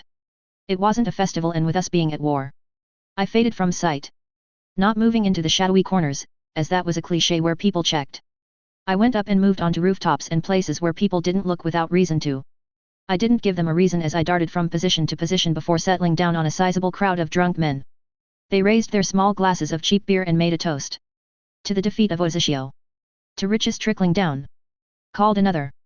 To happy shinobi spending big. Laughed another. This man got punched, with a few people sobering up and glancing around. Only one of the group looked up, but he didn't look at where I was positioned. Not that it would have mattered. Idiot. We're happy for them, but don't make them sound like idiots, said the watchful man before he gave up his vigil. He reached out and grabbed the beer. If you're going to be like that, then get out of here. You know it's important to smile when things are going great and not raise our heads when things are bad. Not like the shinobi are dropping coins on us. We're just coin counters, slurred the man. He waved his hand towards the red light district. It's them whores that get the silver and gold coins. He chuckled. And they get railed. The men snorted while others rolled their eyes. The more vigilant man sighed. I've told you those girls aren't so bad. They spent big and spread it around. They're not stupid. He then punched the man without warning. Also, one of those whores is my niece, so keep your mouth shut. The man got a surly look before he had what must have seemed like a clever idea. The other man's face darkened and he must have known what was about to be said as he raised his fist. The drunk man stood. I'll be sure to pay her a visit then. Bastard. And just like that, a fight started. The other men didn't stop drinking and instead decided it made for good entertainment. The more watchful man turned out to not be a very good fighter. I hummed and considered my options before leaping down. I caught the drunk's fist as it sailed in. It was so slow. Instantly, the group all stopped drinking and hooting like monkeys, calling out for their fighter to beat the other up. Sir, they started to say, only to notice a lack of a headband on my forehead. Ah hell, it's a kid. Let go, you little shit, snarled the drunken man. I flexed my arm and twisted him into a kneeling position. I think you've proven yourself enough. Go home, I said. Or don't. I twisted his arm a little more and then relaxed it, causing a sharp spike of pain that had him gasping. Then he threw himself away from me. The others watched me like a snake, realizing that I might be a kid, but I was still a threat. More than a few eyed my vibrant red hair. I chewed my lip and turned to the other man who was down on his back with blood pouring from his nose and a pair of black eyes already forming. You, come with me. I want to talk with you, I said, making him stiffen up. I offered a smile. Your niece is Tifa, right? I said, eyeing his features. The thick eyebrows rather gave it away. She'd had a very hard time plucking them until I'd numbed her skin and allowed her to do it easily. I'd won a lot of favor with the women of the Okiya when I proved I could do that. Sure kid, sure, said the man I'd saved. You're Matsu, right? I nodded and gestured to an alleyway. He stiffened, and I rolled my eyes. I'm not mugging you, I just want to talk. Cause that's so much better, muttered the man, not aware I could hear him. Heck, I could hear what was being said between the group of muttering men, with them trying to be quiet. Come on, I said, moving to the alleyway and out of sight of the main road. The man followed and grunted. Fathu, he said, introducing himself. I hummed. Matsu, I said back, being polite. I leaned against the wall. I nodded toward the street. When did news come out about the victory? Couple hours ago. When did the fight supposedly take place? I asked quickly. Less than a week, he said back. What are people saying? The swordsman and another group of shinobi, one of the clans no one is sure, caught a large group of Uzumaki on open waters.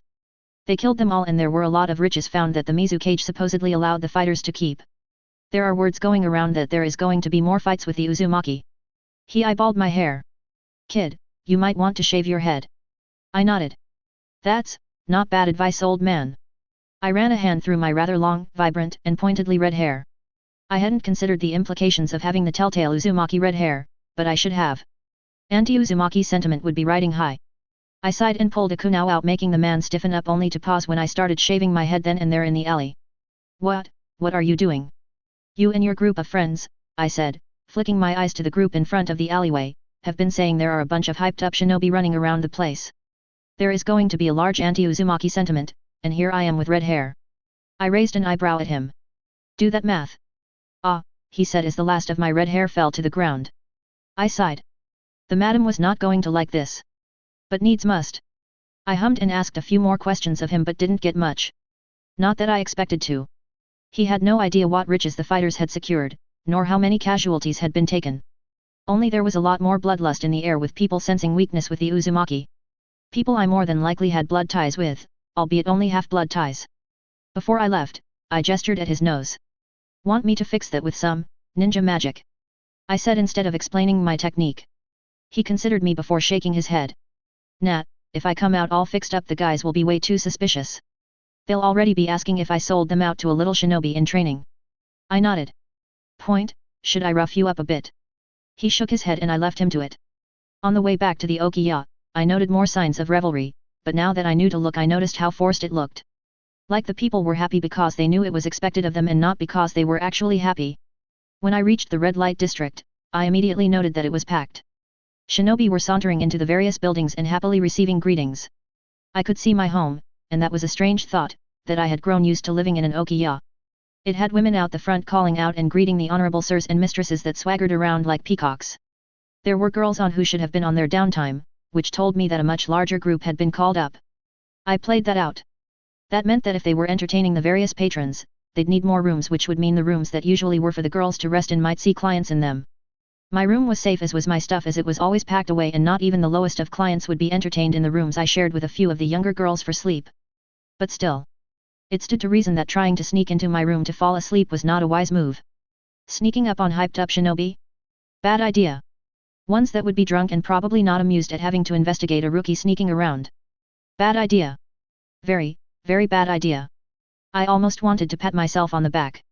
But then I realized I was being arrogant. It wasn't that hard to follow the chain of logic. I slunk off to find Shoto's crib. I woke him up and waved the eel I'd caught in his face. Late night snack, I said. He grunted and sat up from his bedroll while I inspected the rather run-down rooms he'd claimed as his own. Doing well here. Well enough. He shook his head. This doesn't count as you sneaking up on me, by the way. I sensed you coming. Wasn't trying, I said before huffing. Mind if I crash here tonight? He tilted his head and moved to the window. Sure, but why? Also, why are you bald? You look creepy. I snorted and told him why over dinner. The next day at the academy, I got some thoughtful looks, and Instructor Tempura paused, looked my bald head over and nodded approvingly. It didn't stop him from starting the lesson by trying to sneak a genjutsu onto everyone while throwing a barrage of kunao at us. During a break, I tapped Himeko Kagaya on the elbow and jerked my head somewhere out of earshot from others. She followed curiously but gave a flat what.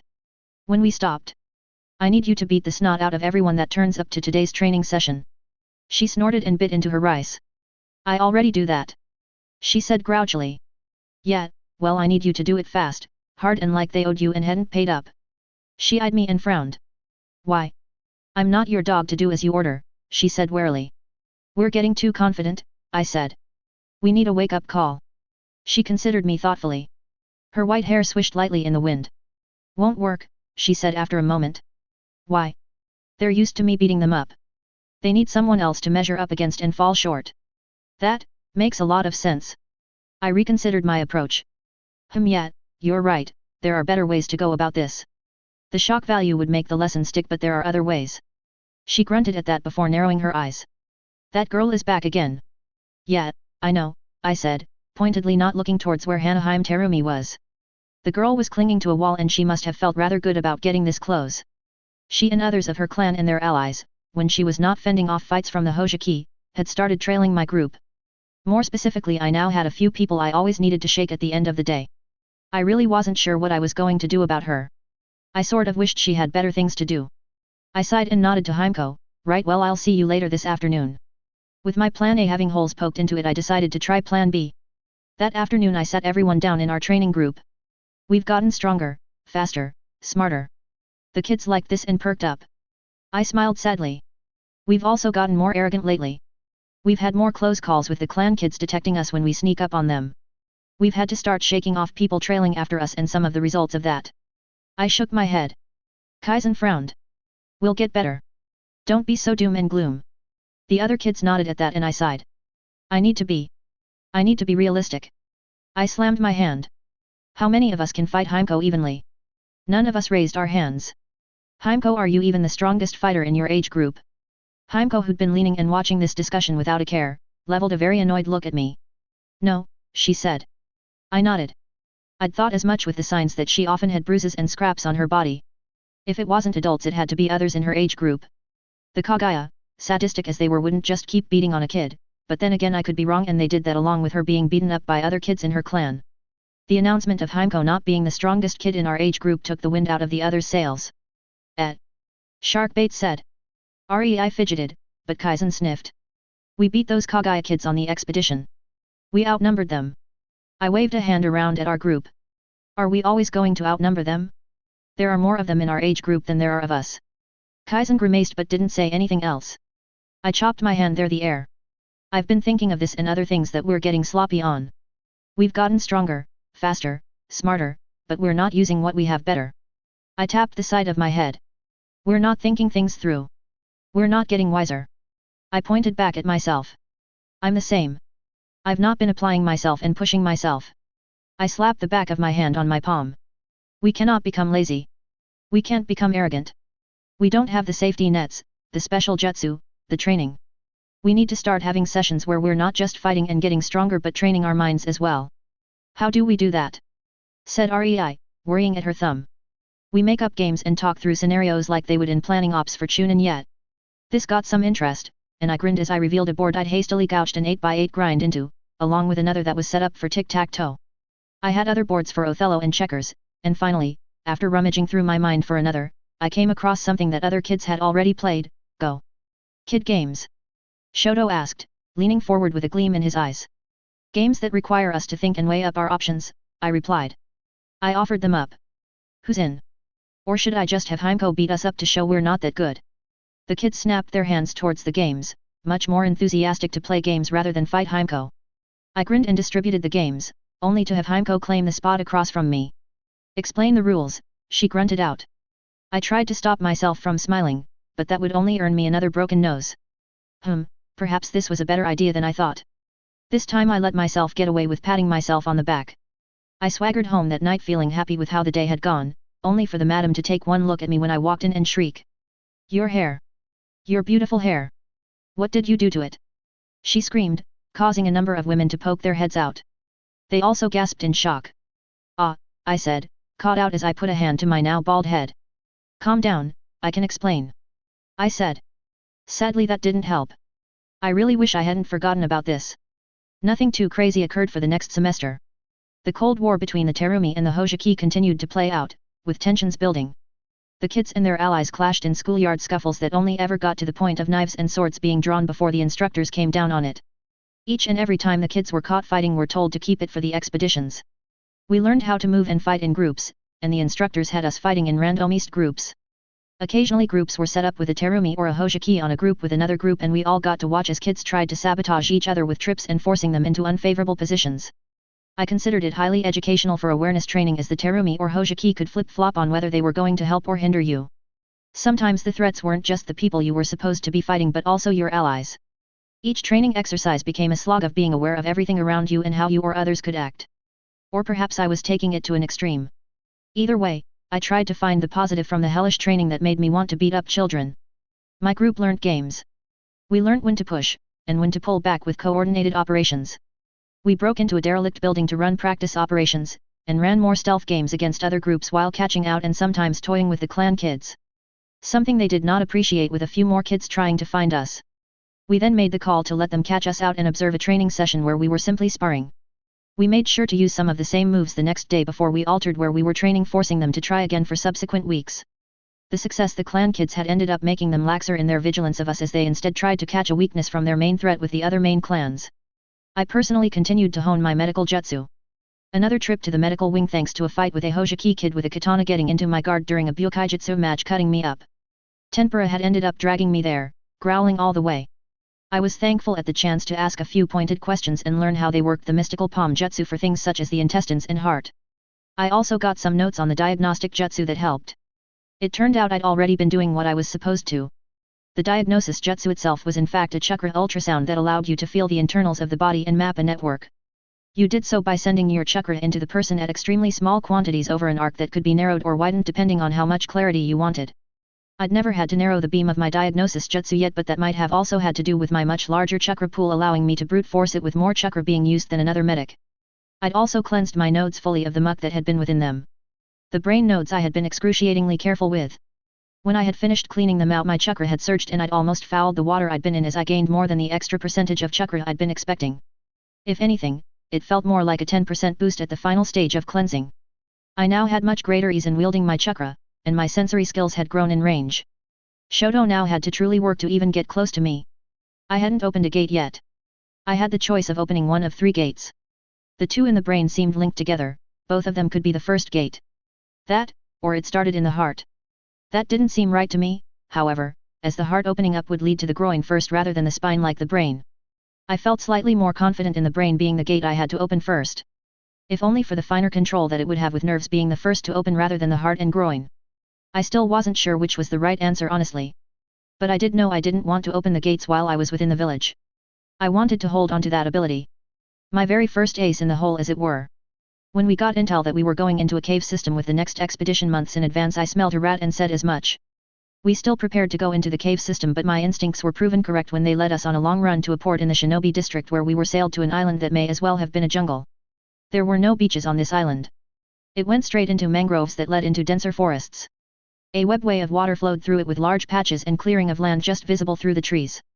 A lush verdant smell came with wind that stirred the leaves. Unlike the Shark Coast, the jungle was vibrant with life shown by the bird calls, the growls and the movement in the water beneath us. Instead of being released in singles, we were all kicked off the ships in a large group. There was an instructor we'd never met before who opened a scroll. Students are to form groups of 4. Throughout the forest, there are a number of markers. Complete the set, solve the puzzle and survive for a week and you will pass. Fail this and you will be punished. He then rolled up his scroll, and with a horrid grin, he began counting out numbers. He pushed a few people toward other groups, and soon there was a wide spread of different students. I scowled when I realized they were going to make things very, very difficult for us. I wanted to exhale in relief when I wasn't put in a group with Terumi and Hojiki kids together. Himeko, however, ended up with me. It was cruel and unusual, but They hadn't said that our teams had to be the initial 5 we were put with. I kept an ear out and realized that they pointedly were working around that issue. I held my tongue until the ships pushed off. There was an air of tension once more building up. I whistled and pointed to my kids. Rei. Shoto on me. I then grabbed Himeko. If I didn't, she'd vanish on me. We're grouping up. One of the shinobi-born kids opened their mouth to argue with me only to pause when one of the Terumi perked up. He's right. Instantly battle lines formed with the Terumi and the Hojiki reformed into their cliques. More than a little jostling occurred, but no knives were drawn until only a few stragglers were there. Things might have ended with just an uneasy hostage exchange, only for the Kaguya kids to grin widely. Fight! One screamed, and then suddenly it was a melee, with everyone breaking away from each other for space across the mangrove beach. Amusingly, the Kaguya clan faced the brunt of attacks, and only a few other kids took hits. It didn't stop them from screaming and adding to the din. A few kids fell into the water only to surge just as quickly out. Alligators! There are alligators! A short thick snout shot up and snapped after their legs as they attached themselves to a tree. Shoto hopped up onto the branch next to me. Those idiots don't realize that those are crocodiles. I snorted and shook my head. I don't think they particularly care. They have other things to focus on. I watched as a few jutsu were thrown back and forth and for battle lines to form up. That was scrappy. I muttered aloud. That was strange. The set of orders may as well have been to cause disruption. You can almost guarantee that the Kaguya would start a fight. Shoto shifted to a branch nearby. I don't think they expected you to brazenly call it out in front of everyone. I didn't like where they'd forced you and Rei, I said, causing Shoto to remember that he'd been one of the kids shoved deep into Hojiki hands. Instead, I got you out and was able to reform our group with Himeko. I shot the girl in question a glance. She seemed a bit unsure of herself now that she was standing with us while the Kaguya were pushed back. What are you going to do, Himeko? I asked. She grunted. I'll stick with you. She rubbed her chest and smiled as one Kaguya took a water bullet to the head. I hummed and kept watching the brawl, stretching my chakra sense as far as it would go. I felt some flickers that didn't seem to have anyone attached to them. Heads up, I said, sweeping my eyes about. Something's up. There are chakra signatures that don't match anyone that. I stopped when I felt a puzzle piece slot into place, highlighting more than just itself but also potential pieces around it. Forget it, I said to Shoto and the other kids, acting as casually as they could while shifting and checking different angles. I clicked my tongue as a large gap formed within the Kaguya, Hojiki, and Terumi groups, gaining room from each other. There were lots of small cuts and scraps with only a few wounds that looked worse than they were. I grunted. Let's see if we can find those markers or if this entire expedition was just a bullshit excuse to pit us against each other. Need a lay of the land first, Shoto said before whistling to Rei to join him. My group faded away, and we formed into 4 groups of 4. With Tenpura no longer pretending to be a kid and Himeko in our group, we had exactly 16, which worked in our favor today. We could therefore claim we were sticking to some of the orders. The jungle itself turned out to be rife with wildlife. Strong wildlife at that. We encountered gibbons that were highly territorial and more than happy to fight us with their loud shrieks, alerting anyone with ears that someone or something had approached them. When Kaizen skewered a leaping male, we'd had to back him up and blast a number of monkeys with water bullets. Their bodies had fallen onto the ground only for a large cat to leap one and snap its neck. That had the monkeys backing off and screaming at us. When we reformed our lines, I laughed and jerked my head to the big money boss. Hey Kaizen? I think that monkey boss is swearing a blood debt against you. Across from us, the monkey in question bared its fangs and glared at Kaizen. Pfft, please. I'm not afraid of a monkey.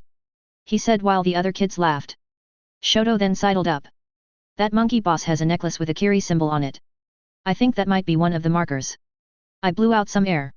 Right, of course it is, looks like we're taking them out as targets of opportunity. Kaizen, Himeko, lead a charge after the next barrage. I formed 3 quick hand seals and fired off a water bullet that broke apart a tree, forcing the monkeys to leap to a different tree while 3 other kids fired off bullets and plucked a few from the air. Himeko and Kaizen leapt into action.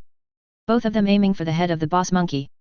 He screamed and threw himself against Kaizen to kill him in a rage, only for Himeko to score the kill with her bones spearing into him. The necklace ended up having a cryptic phrase attached to it. I lurked not in the trees.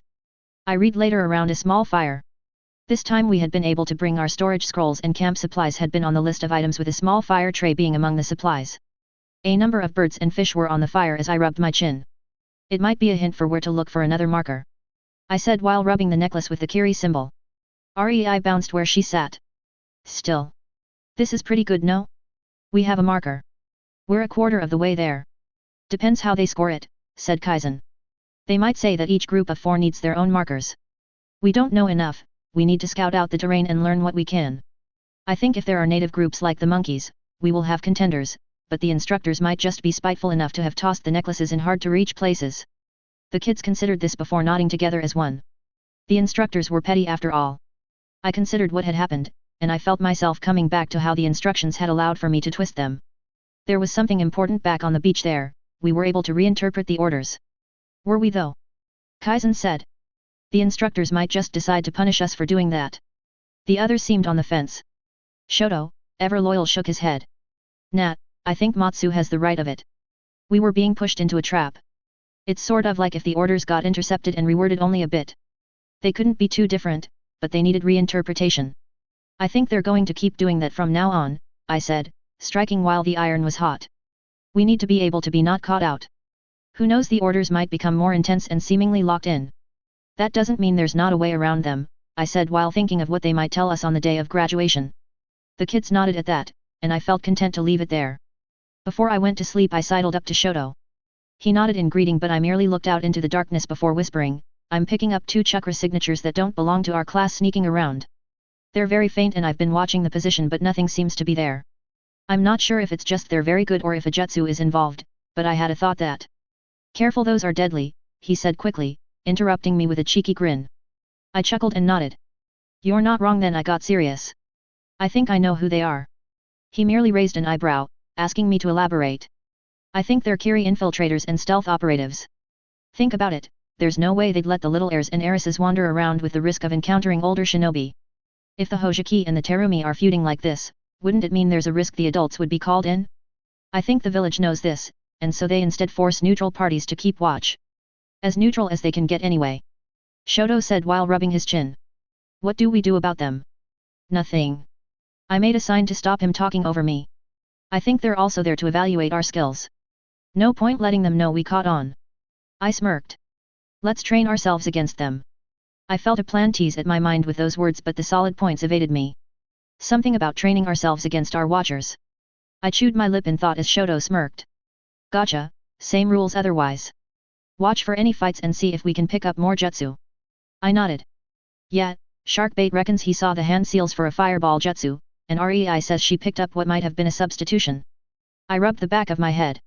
I couldn't detect them though, as things got a bit too chaotic for me there. Shoto merely chuckled and waved it off. For how terrible it was to watch kids fight so desperately, it really did help us. Over the next few days, we worked our way through the jungle, sticking to the trees where we could.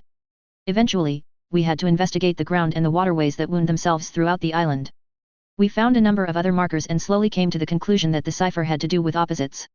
You could find a marker in the water, and it would talk about the trees. Then another in the dug-up earth mounds mentioned the sky. So we searched the canopy and found a single tree with a sea eagle's nest in it. Sharkbait had been the one to investigate and had ended up needing to be saved by Rei when the mother eagle came home and tried to swipe at him with her claws. We didn't find enough to cover our entire group, but we were confident in our response. Enough so that we decided to shift our focus. Instead of just happening upon any fights that were breaking out, we sought them out, slipping as carefully as possible and tracking the various patrols and skirmishes. Hiding in the mist! Exclaimed a Hojiki, exhaling a massive wall of mist against a trio of Kagaya. The Kagaya snorted.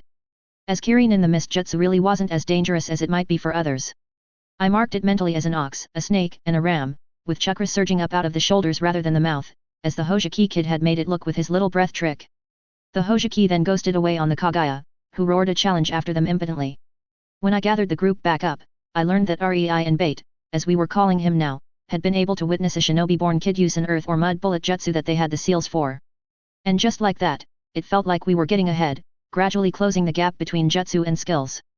We ate well that night only to happen upon a Terumi girl, the same one from the last expedition, as my memory recalled, once more caught out.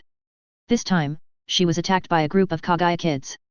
The largest had a demented grin on his face when he launched a bone spear through her guts, pinning her to the tree. Ha! That's more like it. The clan will celebrate my name now. He crowed.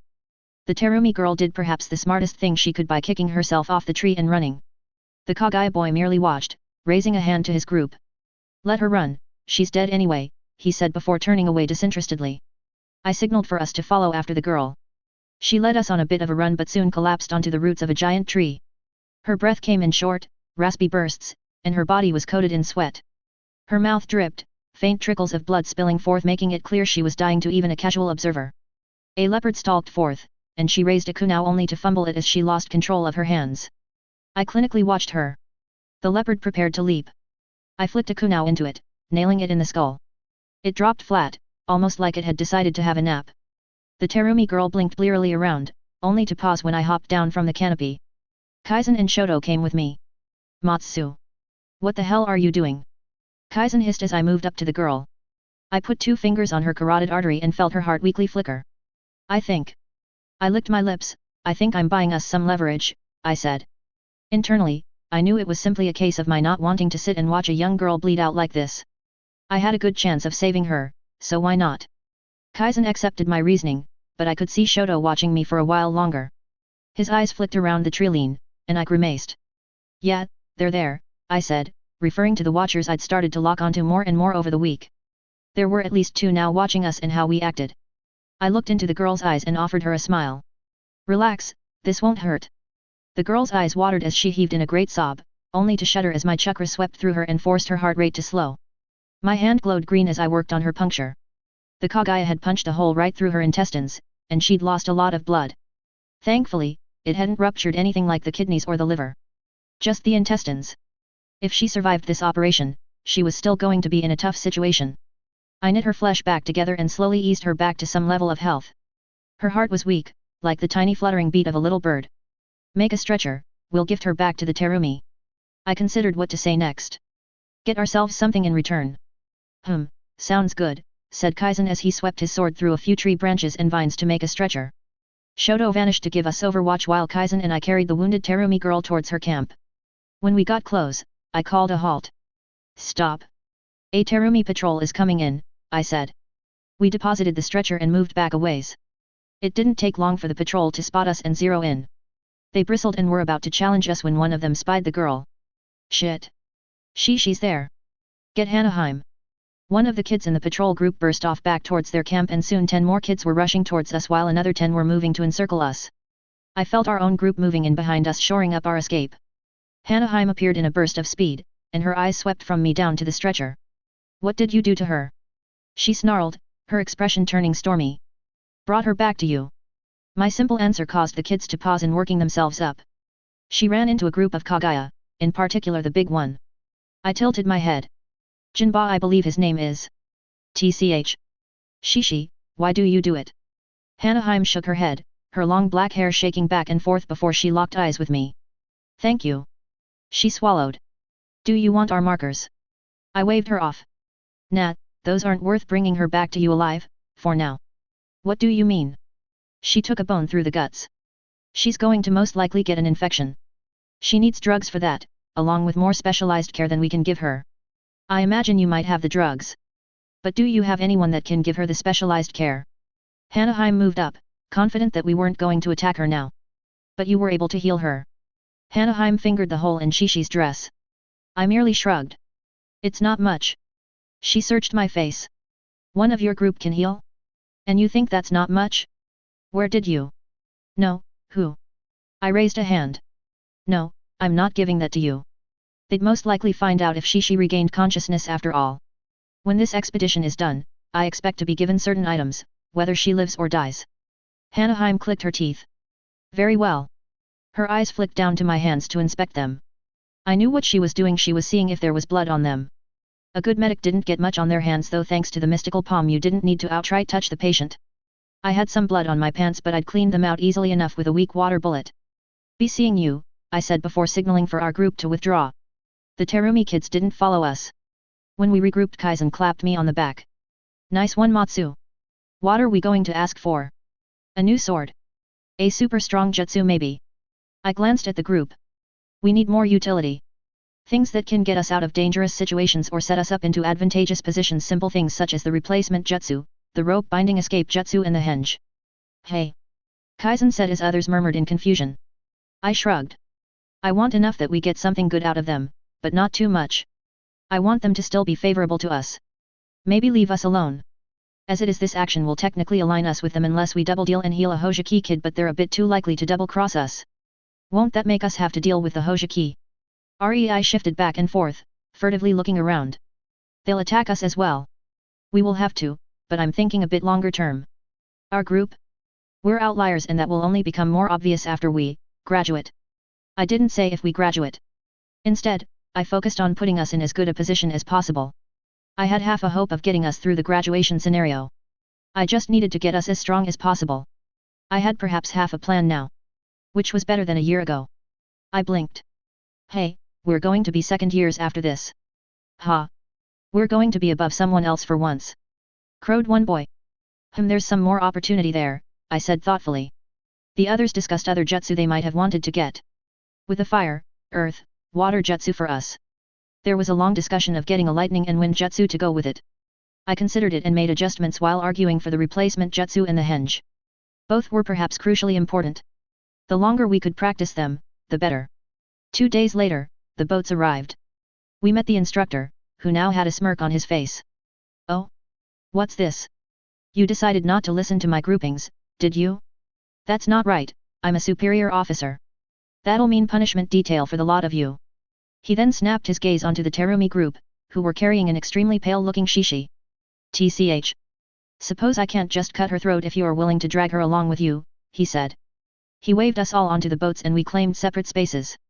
Shishi's head lolled to the side and she searched around with dull eyes until her gaze stopped on me.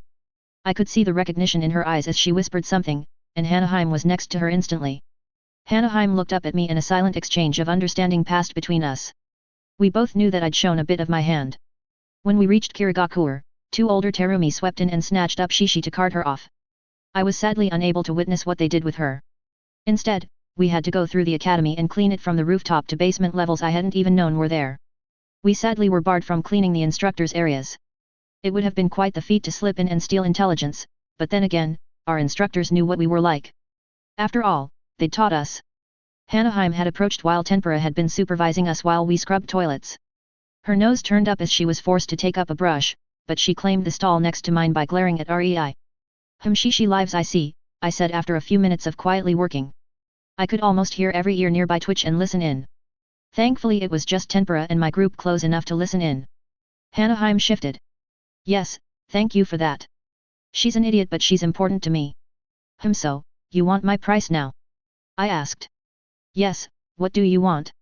I want the replacement jutsu, a D-rank lightning and wind jutsu, and the henge. That's all. She asked after a moment of silence. I could feel the others holding their breath as they tried to not make a noise. I also don't want you to harass our group anymore during the expeditions. It's already dangerous enough out there. I don't think it's going to get less dangerous. Want us to stop sneaking around and watching you train? No, I said simply. No. She said incredulously. No, I repeated. I didn't want to lose the chance to safely train my group against hers. Why those jutsu? She asked instead. For reasons, I said. Which are? She said pointedly. Entirely my own. Can you do it? Yes. I might have some trouble getting a low-ranked wind jutsu. She continued to scrub. What would it cost to get you to join us properly? That's not on the table, I said back. You're a medic Matsu. Skills like that, you healed her gut, that's not a simple thing to do. It wasn't, I said back. I've been working at it for a long time. How did you even learn such jutsu? She said unable to leave it alone. Effort, lots and lots of effort. If we have any injuries during a future expedition, would you heal our wounded? That would rely on you being able to make contact with me. I don't want to be blamed for not being easily locked down. It's not my fault if people get into fights and hurt, nor if I'm not around to heal them, understand? There was a sullen silence at that as she scrubbed. Understood, she said after a moment. It'll cost you each time I have to do it by the way, I added on when we were done. She nodded tightly and moved back to her own group. Kaizen and Rei looked excited by that. Rei vibrated in place. Oh. That means if we find someone injured and heal them, we can get more. Nice work Matsu. Kaizen rubbed his chin. If we wanted, we could even cause a few fights to play out. I sniffed. I don't think we need to borrow trouble, I said quickly, hoping to shut down that line of thought. Kaizen shrugged. It has potential. I didn't reply to that. I merely shook my head and made to move off. Matsu, Tempura said from his spot leaning on the wall. Stay behind. The rest of you, clear the room. The others did so with worried looks back at me. I locked eyes with him, and he searched my face. That was cleverly done, but speak honestly. Why did you want the henge, rope escape technique, and replacement jutsu first and foremost? I shrugged. Aren't they the basic three? The three jutsu will need to have a shot at graduating. I'd heard a rumor, I said honestly. I had heard the rumor, and I knew it to be a lie. Tempura hummed. We don't really have a basic three, you know? That's not how you prove you should graduate. Only Konoha do that. How do you prove it? I said quickly, jumping on the chance for information I could share without raising suspicions. I also wanted to distance myself from the misstep I'd made. I had just referenced the basic three with graduation. Something linking me to Konoha. Something I hadn't been supposed to know before now. Shit that looked, wait. It wasn't the rope escape, henge and replacement for Konoha's basic three, was it? It was, the clone jutsu. A jutsu I didn't see the importance of, as I was more interested in the shadow clone jutsu. Tempura shook his head, unaware of my internal thoughts. That's a secret you will have to learn and keep to yourself. Keep making your team strong. He tapped the side of his head. And keep shaving your head. I grunted in annoyance only to pause when he tossed me a scroll. He moved off the wall and sauntered away, not saying a thing as I unrolled it and saw that it was the rope escape jutsu and a basic genjutsu. Hey, sweet. I pocketed it and returned to my group with a smile and a wink, causing them to relax. 1 year down now, and I'd learnt a lot. That didn't mean there weren't going to be a lot of hurdles to jump through, but I knew we were doing well. I had 2 years at the moment. I knew things were going to go down soon with Uzushio. There was nothing I could do about it beyond hopefully profiting from it without being collateral. I rubbed my neck. It felt like the possible noose was loosening these days, but I didn't want to grow lax. I didn't have that much time left before I'd be out of the frying pan and into the fire. 2 years until the graduation. It felt a long way away, but I knew it'd come very quickly. Chapter 8, Plans within Plans. My hands ghosted over Ariai's bruised and swollen face. Her breath came raggedly, and from a few small cuts, she bled quickly. In my previous life, I'd heard that facial wounds bled the most. I'd seen it enough to be accustomed to it. That somewhat sickened me.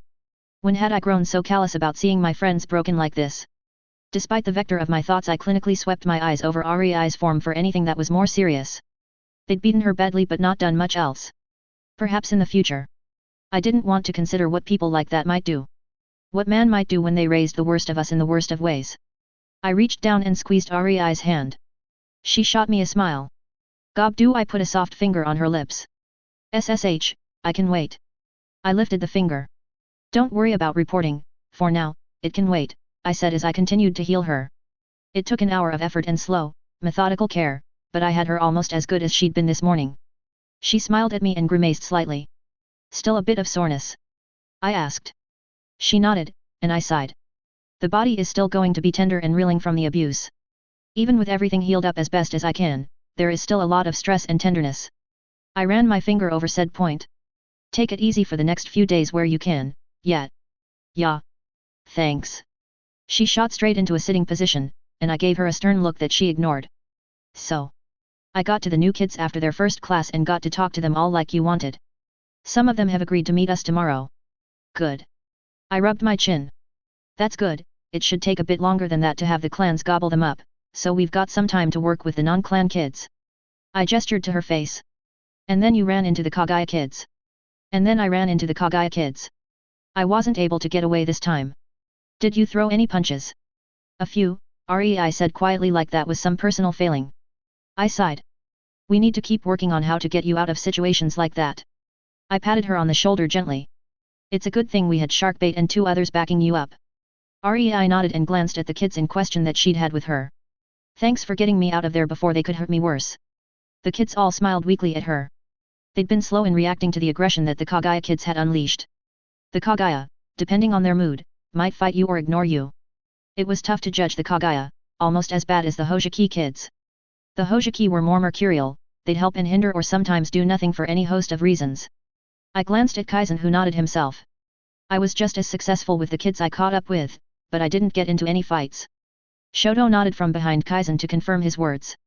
I grunted and looked to the others I had assigned the task. All of them nodded, and I exhaled. All right, that's one part of the mission done. From here, what I want to set up with them is. I didn't have great hopes for the year below us. There would need to be a leader who could keep them strong to have anything like what we had. I knew that our group was an outlier, and the chances of it repeating in lower years was much lower. Unless I intervened.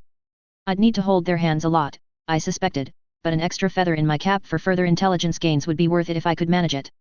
they'd have further chances to collect jutsu or information.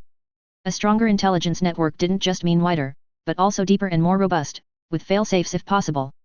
I had 3 years in the academy to get me and mine into as strong a position as possible. I also needed to solve the graduation dilemma. Something I had a vague idea of. I'd been toying with the issue since I'd first realized where and when I was. And now, with some understanding of the ocean and its depths with some of the players, I was starting to form an idea of what I could do. The trick would be to cause a wave. A wave big enough that I could stop everything, much like Zabuza would in canon. But I wanted my wave to be very different in nature. The trick would be getting everyone to follow my lead. Something easier said than done. For that, I'd need to lock down the Hoseki-Terumi conflict. Have both agreed to follow my lead. Then I'd also need to have the Kagaya, the kids who'd see the graduation ceremony as further validation of their mindset of might making right. There was an opportunity there. I had the Terumi group thinking favorably of me, which was something. Sadly, it came at the expense of the Hoseki. I wanted to be able to discard the Hoseki, but that wasn't a mindset I could afford to have. Not now, and perhaps not ever. The Kagaya were battle-crazed, with so much of their culture focusing on fighting. Himeko, despite her own skill, was an oddity. She was good at fighting and liked winning, but she didn't place it above everything else like her clansmen. I looked around at my motley crew of civilian-born academy kids. We were second years now.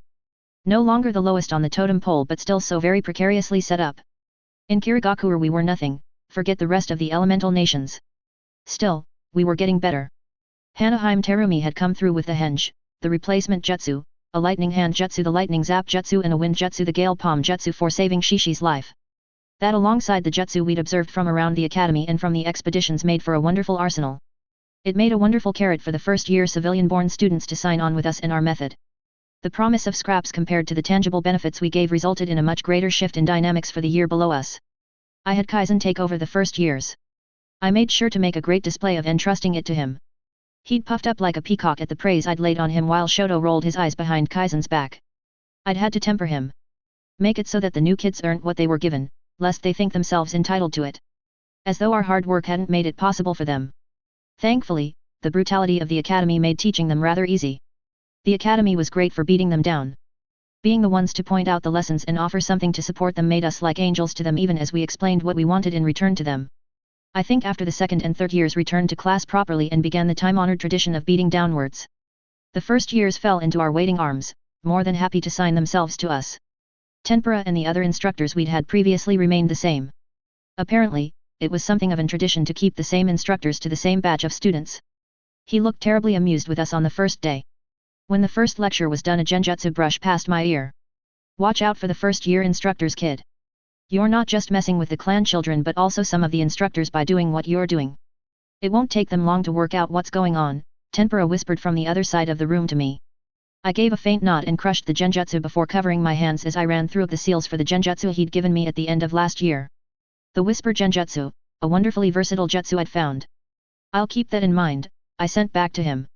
He merely smiled before announcing to the class it was time to spar. "First up, Matsu and Himeko. Let's see if your streak continues, Himeko," he announced. A frisson of tension went through the rest of the class. For them it had been a few weeks since the last match. In truth, we'd paused for a month. 2 of those weeks were for the intake of new students, while the rest was for the academy to work through paperwork and assigning instructors. I knew from my continual spars with Himeko during the break that I would have my work cut out for me. While I was pulled in many different directions for my training, Himeko practiced taijutsu with a single-minded focus that paid off. My group knew that, but the others didn't, so they broke into whispers about who'd win and if I'd get beaten faster. Shoto loudly reminded the entire class that while Himeko was number 1, I was number 2 in the rankings. They all shot him hate-filled looks for that, but he just grinned. When we reached the sparring area, we formed up across from each other. Tenpura considered us before nodding once. "Weapons allowed?" I grimaced as Himeko instantly formed up blades along her forearms while her legs gained small protrusions that would make her deadly to close with. I merely hefted my cheap wooden staff and loosened up as much as I could. My body and mind relaxed.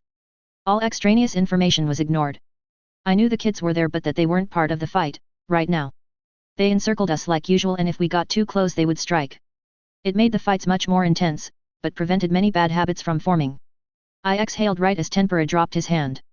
Himeko exploded into action. Her first move was to leap forward while lashing out with a double haymaker. I spun my staff and sent her punches spinning away before trying to kick her in the neck and claim the win. She snapped a leg up, and I had to grip the ground with my other leg and twist. My muscles clenched at the demands I was putting them under, but I avoided the strike. I dug the tip of my staff into the ground and flicked it up as fast as I could to throw dirt in her eyes, only for her to kneel and go to all fours to charge. I let my chakra in my leg violently erupt, so I was launched up and over her at the same time as I lumped with one leg. I soared for a second, twisting through the air as my staff stabbed at Heimko's exposed back, only for her to twist and knock my attack away. I landed facing her. Our positions had changed from the start of the fight, with her now in my place and me in hers. She broke off sections of bone and hurled them forward like kunao. I swept them out of the air, my staff flicking and batting away the threat as people around the circle suddenly had to protect themselves from becoming collateral. With my staff forced out of position, she advanced carefully, choking me out of room as she continued to throw bone weapons at me that she had an unlimited supply of. I'd been forced into this situation enough times to know it never worked well for me. Sadly, there wasn't much I could do against her. Her protruding bones worked as wonderful weapons as well as pseudo-armor that blocked me from striking weaker points of her body, such as joints or her organs. I swatted away a final bone only to duck low and try to repost my staff into a single point of her chest that was just. Heimko stomped down on my staff, and I released it. It wouldn't help me anymore and I moved in only for her to fire off a barrage of punches that I blocked, endured, or was knocked back from. I kept my guard up and while my arms became a wall of pain from her punches then I heard bones sliding out of her knuckles, so I stopped blocking and started dodging. I regretted ever helping her with her bone weapons. Bone claws like Wolverine head and talons from her feet were way too dangerous. She swept her hands, and I leaned back before throwing myself to the side to avoid being gutted only for her to stab me through the thigh and backhand me. Her bones ripped part of my face open and I slammed into the ground and groaned in pain. Heimko advanced on me and for a single moment, I thought she was going to carry through and try to end me. I started preparing myself to use ninjutsu only for Heimko to stand over me with a claw extended. Yield. Yeah, I groaned out. Why the face? You're too pretty, she said before sucking the protruding bone back into her body and stalking off. I lay there only for tempera to appear above me. Still can't match her Hamatsu? Well, let's get you to the medic and cleaned up, he said pointedly. I considered pointing out that I could heal myself before shrugging it off. I wasn't going to pass up more of a chance to gather information from a medic that must have had more experience than me. As I was lifted up by Mizuna the Hojiki tittered among themselves. Matsu always coming second to her. Must sting. They joked. I grimaced. I had a lot of demands on my time but I couldn't deny that not seeing the gap close between myself and Heimko in taijutsu matches did sting. I knew I was getting stronger, it just wasn't showing itself in this instance. As I was carried to the medic I considered the only known people in the Naruto series to have handily defeated a Kaguya on screen. Even that had been a dubious victory in the end. Rock Lee had done it with his highly unpredictable and dangerous drunken fist style. This was backed up by taijutsu being his strongest ability. He'd still almost died. Then Gaara had basically had to flood the field Kimimaro was in with sand and that too had almost not been enough. Kaguya, if they were skilled and determined enough, were dangerous. Heimko easily achieved that classification. And she was still only the third strongest Kaguya in our year. She followed my suggestions probably only due to being able to force her to fight properly at this point. She was too much for others. Perhaps the other reason she followed my suggestions with our group and when we linked up during the expeditions was due to that first interaction we had where I knocked her out. I like to think she didn't cling too strongly to the might is right philosophy these days, but I couldn't be 100% sure. The medic healed me up in record time and I barely got to ask about how to restore a person's hearing from ruptured ears before being tossed outside and having to return to the academy. The other matches were still underway and I arrived in time to watch Kaizen struggle against a Hojiki kid that could make part of his body into water. Kaizen was able to keep wearing him down and eventually, he claimed the victory due to the Hojiki boy being exhausted. I clapped him on the shoulder when Tempura announced his win while the Hojiki boy glared at Kaizen's back. Kaizen rose up to 7th with that victory. The Hojiki kid scowled even more as his name dropped down the leaderboard. TCH. Not like it matters when we get to use ninjutsu, you're all fucked. I watched the others and considered my problems going forward. The Hojiki were duplicitous and loved to screw with people. Getting them on board would be a task in and of itself. I needed a reason to make our interests align. It suited the clans all too much for the graduation to continue as it was. I ran a hand over my thankfully scarless face as I flicked my eyes to Heimko, who was now standing with a small pocket of space around her. After she'd thrashed me, the other Civi kids obviously hadn't wanted to include her. I huffed and made a mental note to remind them that her going that rough on me in training was a good thing. She was doing me a kindness in this moment, as messed up as that line of logic was, it still held true. Heimko, however, was a part of the larger Kaguya problem. They'd love the current graduation. It'd be us all turning on each other at the behest of our instructors at that special site. The one all the kids in the know talked about but never visited until their final expedition. The Skull Cliffs. I could almost picture it in my mind, even though I'd never been there before. I marked that down as something I needed to change. Knowing the battle would prove too valuable. Perhaps I could fake a sickness and sneak aboard with the older kids? Zabuza had to have done something similar. He hadn't been part of the academy according to his tragic backstory. I'd already been able to ghost the minders we had placed on us in the expeditions. Perhaps I could do the same but instead witness the next graduation ceremony at the end of the year? It was something to consider at least. It'd most likely be all of our year, in a sort of recession while the instructors stood over us. I blinked and leaned out of the way as Shoto's fist slammed a Terumi girl into the space I'd just been. I tripped her and shoved her backwards, my body merely reacting as I played that thought back through my mind. We'd be there. All of us in our year. With the instructors, most likely standing over us. I considered Tempura. He'd helped me out a lot, he'd helped all of us out. But in the end wasn't he just like a farmer, raising lambs to the slaughter right now? Would he stand and watch us devolve into beasts? No, that was an unfair metaphor. He was giving us the best chance he could. There was obviously a ban on telling people about the graduation ceremony after all. But would anything ever truly be enough if my friends died? Didn't I owe my friends to try every chance at improving their odds of survival? Yes I did. I rubbed my chin as a plan for graduation began to form. I'd need more intel than we currently had. Only this time instead of turning it against our fellow students. I was going to start plotting against the instructors. They'd give the order at the graduation to kill each other. I needed to be ready to have my group disobeying that, constructively. It'd be a huge gamble, but what's more impressive? A group of kids that killed other kids? Or a group of kids that took down their instructors? It was daring, perhaps too daring. But I couldn't see another way of getting everyone I cared for out. Matsu? You all right? Said Rei as she jogged my elbow on the way back into class. I smiled at her. Yeah, I just realized something. Something good. I sighed, my feelings mixed as I watched Tempura dismiss us for lunch. It's more like a bag of worms right now, but I know what I need to do with them if I want to get that fish. Rei nodded, as a Kiri resident, everyone knew that you didn't regret the worm for the fish would hope to catch. Sometimes you lost the worm and the fish. So, I just needed to have enough people to follow me in a small rebellion against the instructors. I had less than 2 years to get the Hojiki, Terumi, and Kagaya groups to follow me. Right. Yeah, right. I rubbed my eyes. How the hell was I going to do that? With my probably suicidal plan tempting me, I switched things up. Now, instead of just gathering random pieces of information, I had my group start probing for specific information. Such as how the instructors fought. Did they favor Tai, Nin, or Genjutsu? How skilled were they? Did we even have a chance against them if it came down to a fight? I posed it as a theoretical situation, and only Shoto gave me a lingering look. The others started slipping after our instructors, a task that was much harder than it had been against our classmates. When Geta caught people, he beat them. Mizuno was slippery enough that only Shoto and I could keep close to her with her habits of winding, circuitous routes to where she wanted to go. Tempura was actually the easiest. He went directly to where he wanted to and his training exercises were all structured and done in the same places. He didn't care if he caught people watching him. I felt like a heel as he continued to feed us information. Some of it would likely not be accurate, but even small insights into his fighting style would pay off next year. After the first expedition of the year, I felt confident enough to send my group of kids after other instructors in our year to further test ourselves. I was already having to ghost away from instructors from the year below me. Thankfully none of them had made a scene at the Okiya. These days I only spent a night a week there and that was to offer the girls free healing. The madam still lamented that I needed to shave my head each time I visited. Warm meals left out for me like I was a stray cat let me know she cared. During the expedition, more fights between the clan kids continued with my group ghosting around and completing the exercise to the best of our ability. With the fighting, injuries occurred and so Hanaheim brought them to me. I'll heal them, but instead of jutsu I want a favor, I had said to her. A favor? What sort of favor? She said, tensing up. She was probably taught how dangerous open-ended favors could end up being if not nailed down. I continued to heal the kid that had a broken arm. The favor is that you, and yours will follow my lead once before we graduate. Just once.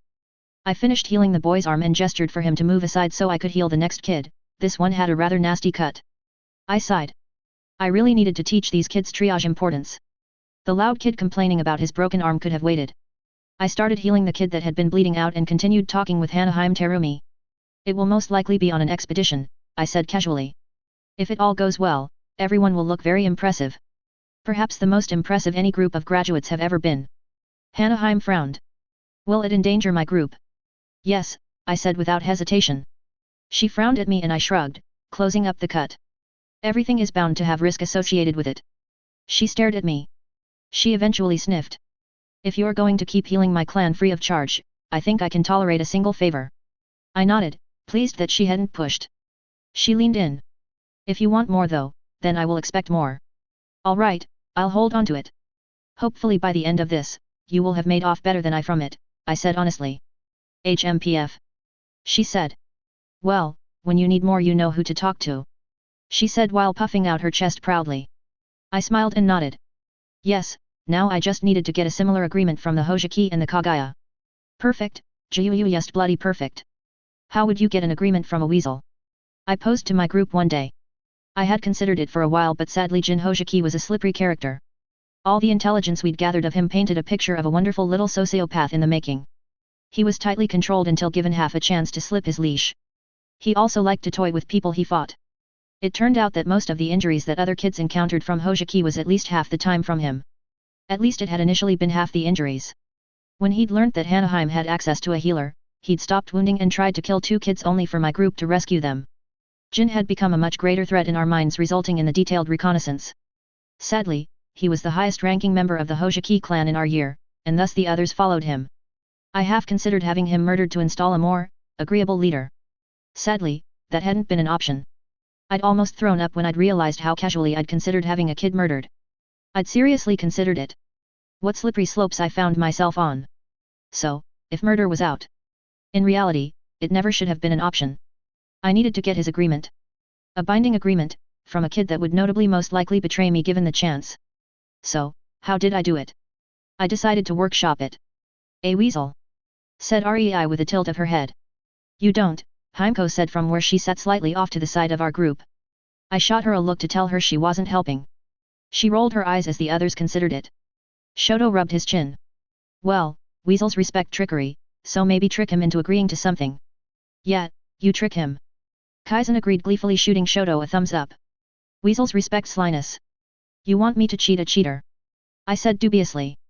I shook my head. I don't think that would make him amenable to the deal. Rei said while tilting her head. Why do you want to make a deal with a weasel? She said. Sounds kind of risky. It's not a weasel. I was speaking metaphorically. Rei nodded seriously while her gaze turned vacant. She had no idea what I meant. I rubbed my forehead. It means the weasel represents someone else. In this case Jin Hojiki, aka the weasel. Oh. Gotcha. She said. Kaizen tilted his head. Why do we need a deal with them? Shoto considered me. We've already got a favor from the Terumi clan easily enough. The other kids tilted their heads before stiffening. Wait. The weasel you're trying to make a deal with is Jin. I sighed, pinching the bridge of my nose. Ugh. Yes. I need him and the Kitama Kagaya, the Kagaya leader for our year, to follow us on something coming up. Heimko huffed. Kitama's easy. Just beat Kitama in a straight taijutsu match and he'll follow you until he thinks he's stronger than you. I frowned at her. Seriously? She raised an eyebrow at me and nodded. The strong lead the weak. I just have to do it through taijutsu. I said incredulously. That could work. I just needed to beat him. Heimko gave me a look, and I realized she didn't rate my chances very highly. I grumbled before coughing. How good is he? I've never beaten him, Heimko said easily. I cursed mentally. Shit. Alright, so not a fight I can win straight up, unless I could open the gates and overpower a bloodline known for their endurance and battle hunger. I groaned and ran my hands down my face. Ugh. I turned my head.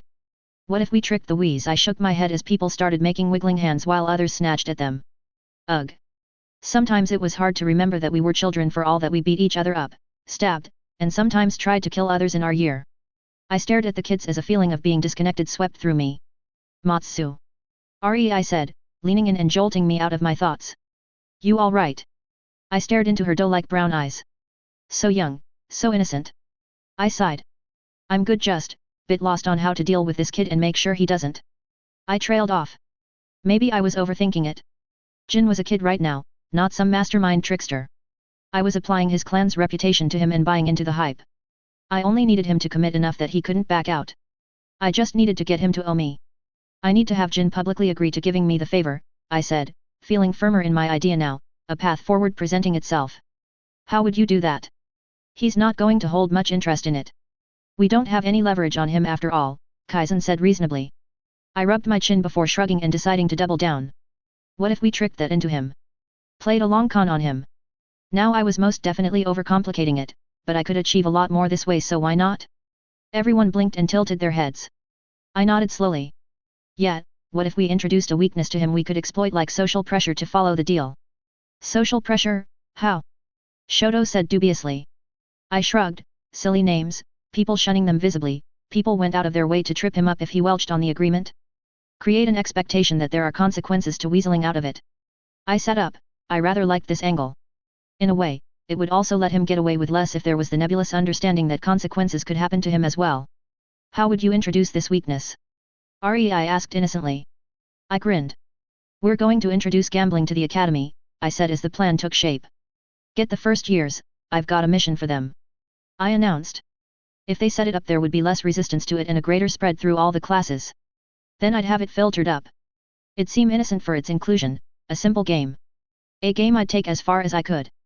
From there, I had the first years in every class they took part in start betting each other and having them set up childish rules around welching on bets. They bet on the fights and secured small things to start with before we had them escalate. Then they traded favors, homework, and intelligence. I sold it to the year below us as training for risk management and assessing opponents. When it started up in our own class, we kept it innocent enough. Here was where our intel gathering on the instructors came in clutch. We started learning their patterns of behavior as to when they would have us fight certain individuals.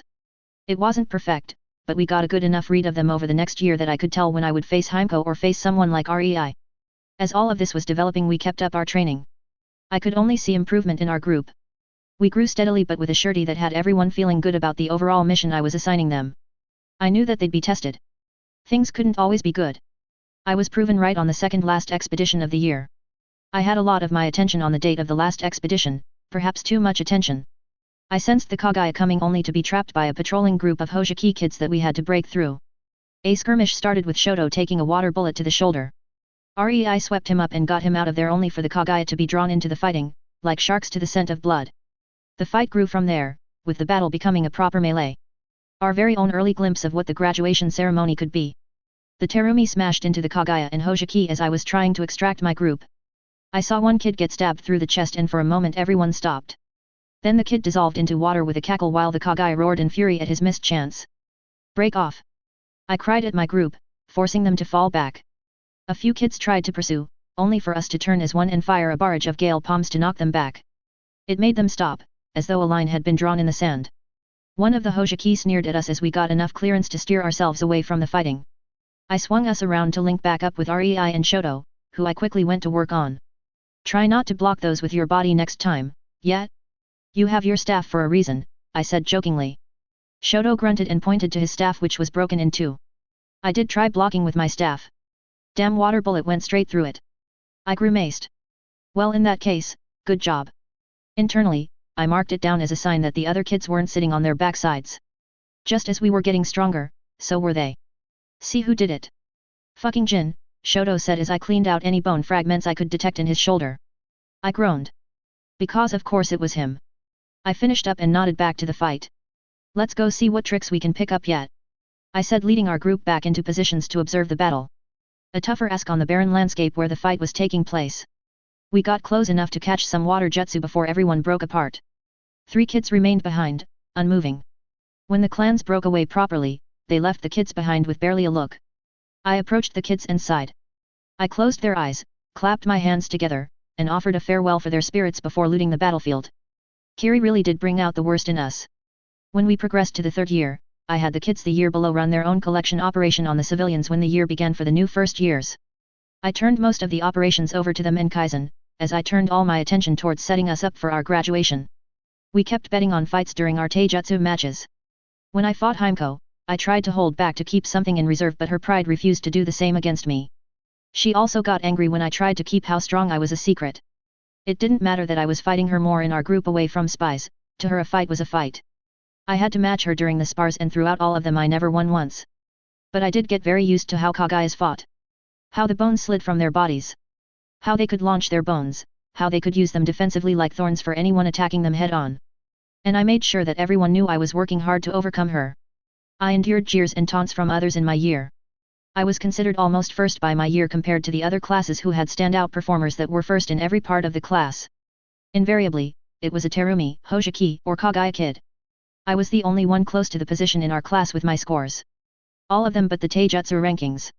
When we were taunted about it, I made sure my group choked down their feelings as though the words stung more than they really did. It crafted a wonderful idea of my raging against my placing to a girl that wasn't even the strongest Kagaya around. With the mythos well spread around, all the pieces were in place. During a lunch break, my group walked out of class to grab a meal from a stall that we'd discovered close to the academy. As third-year students, we didn't need to stay on the grounds the entire time for lunch.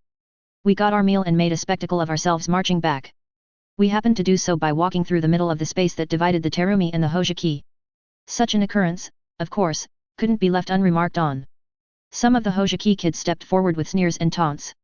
"Watch ah got their shitty civvy brats," one said, using the taunt they'd come up with all on their own. Rei made a show of considering the bag of food. "Lunch? Why did you want some? Yeah, give it." Nope. Bet you I can beat you in a race to that tree for it," she said, offering another option to win the meal easily. "Hat." The kid sprinted away without even thinking it over. Rei handed her meal off and sprinted after him. She made it back to claim her meal with a sizable lead. Our group cheered her in, and when she reached into the bag and claimed her spring roll to crunch, we laughed as a group. Kaizen pulled down his eyelid. "Heck yeah! Civvy style. Strongest around," he crowed obnoxiously. I hid a smile. He really was good at riling up other people. The Hojiki bristled while the Terumi laughed at him like he'd told a great joke. Kaizen grinned. "We've got the fastest around," he nodded to Rei, who blushed at the praise and ducked her head. "The sneakiest around." He jerked a thumb at a space where Shoto should have been, only for him to grunt from a nearby wall and force everyone to snap their heads around as they realized he'd gotten up there without them noticing. Kaizen coughed. "We've got the best swordsman." He pointed at himself. "And the all-round strongest, and everyone knows it." He then clapped me on the shoulder and jutted his chin forward obnoxiously. He was begging to be answered. The Hojiki kids hissed at him and a few postured with their own blades. I made a show of rolling my eyes at the entire affair and waving our group to continue on. "Come on gang, let's just eat. I bet I could take the strongest clan kid easy," I said. I held in a smile, as more than a few bristled, only for Jin, who'd been standing 2 kids deep and slightly off-center of his group, to narrow his eyes. "Is that really what you think, Matsu?" he drawled lazily. His voice cut through the Hojiki and made them fall quiet as they waited for what their leader had to say. "That you can beat the best clan kid?" "I should think so." I locked eyes with him in challenge. "Oh? Care to make a wager then?" Alright, let's make it interesting. "I beat the strongest clan kid and you owe me a favor I can call due before we officially graduate," I said casually, like I hadn't been building towards this moment for almost 2 years now. I didn't lick my lips or break eye contact, despite the hammering of my heart that threatened to give me away. I controlled my breathing and my chakra and gained control of myself. "Before we graduate," Jin said, noting the distinction. I shrugged, and he considered it carefully before smiling innocently. "Very well, you beat the strongest clan kid in our year at their best, and I'll acknowledge you as strongest." "I think you mean you'll owe me a favor," I said, pretending I hadn't heard the other addition he'd slipped in. "Hug. Oh, my apology, strongest clan kid, our year, at what they're best in. Then I owe you a favor before the end of the year." "Line. Deal," I said. "Deal," he said, his smile showing teeth. "I'll look forward to your fight with Kitama Kagaya in Taijutsu Matsu." "Oh!" crowed the surrounding kids. I narrowed my eyes before smiling right back at him. My teeth now on display to let him know I wasn't put off. "Alright. Sincor." Next expedition, which just so happened to be the second last expedition of the year. The last before our graduation and trip to the Skull Cliffs. "I'll fight Kitamo. No restrictions like on academy grounds." I stared Jin down. "I win, you owe me a favor for me to call in before we graduate." Jin frowned, unsure that I wasn't as put off as I should have been. Kitamo was a monster even if I was to use ninjutsu or genjutsu against him. But I wasn't reacting like he expected. He could feel the trap closing around him. Yes, it was a trap I'd stepped into as well, but in doing so he'd joined me. He nodded, and I returned the gesture before flicking my fingers. "Let's go gang." This time we left unmolested. The stares of the clan kids followed me. The rumor mill would have my bet sweep around the academy. Kitamo would know before the end of the day. Everything was lined up like I wanted. Now I just had to beat one of the strongest kids in my year at his best. Do that? And I was a step away from achieving my true goal of sparing all my friends from the Bloody Mist's graduation ceremony. I had put myself in a position that I had no choice. Victory or death were my only options. Not going to lie, this wasn't something I was super confident in completing. With everything going on, it has been hard to get time to sit down and write properly. Feels good though, and I still enjoyed putting words down. Hope this makes for an enjoyable read. Chapter 9, Red Graduation. Himeko was not amused at my proclamation. She let me know this by punching me in the face. Repeatedly. If I gave her any chance, she did it. Sometimes she wouldn't even wait for during our training sessions. She'd walk past me and suddenly lash out. Then she'd occasionally twitch, and ignore me on other occasions as I reacted. I like to think it made me better at reading people's feints and intentions. Sadly, that wasn't Himeko's purpose. She was beyond pissed with me. Any training session from then on became a beatdown, with her not letting up until I could no longer stand. She'd never say anything, just stand over me heaving in huge breaths of air. Then she'd stalk away, leaving me to lick my wounds. And not once did I play the card that I hoped would be enough to defeat Kitama. In truth, I'd be gambling on an ability that I had never before wielded. It was a massive risk. But it was the best card I had to play. Not the only card, but easily the best. When Himeko wouldn't train with me, I instead slammed my fists, elbows, legs and knees into a training post, timing the hits as precisely as I could with a technique I dubbed the Chakra Burst. Chakra Burst, or an amateurish attempt at Tsunade's powerful blows trained above all other techniques. Tsunade after all was known for her slender frame but being one of the strongest shinobi around. This I knew to be thanks to her chakra control. So I worked myself hard to become stronger through saturating and controlling the chakra within my limbs as much as the muscles, bones, and tendons. I became aware of my body to a degree I had never had before then, but it still longed enough to beat Himeko. The academy as a whole had become a strange place, with the knowledge of what was to come looming over everyone. The stillness of our cohort, the students that were set to graduate, caused ripple effects, with the students in the years below us becoming more careful in their actions. They were like small fish swimming through suddenly calm waters. In the past, chaotic actions had clouded their movements. In the calm waters, they became exposed. It wasn't that things calmed down entirely, it was merely that everyone tempered their actions, double-checked their sides before acting and otherwise moved carefully. Some of this was a result of a whisper campaign on my part with the civilian shinobi. More and more people wondered, what would happen if I won? It was widely known that there was a deal between my group and the Terumi. If the Hojiki fell into line with me and the Kagaya bowed their heads, I would ostensibly rule the academy. What would it mean to be the emperor of the academy? It slipped from lips into ears that slowly turned the words over in their minds. What indeed would it mean? I have to admit that I cringed when I heard the title. Apparently, Kaizen and Rei had gotten excitable and decided to create mythos around me. That none could defeat me when it truly mattered. That I'd fought real shinobi in my time, a blatant lie of course, but one that made people stop and consider me a little more. I'd encountered a megalodon shark, one of the scariest sharks of the deep to encounter. Etc., etc.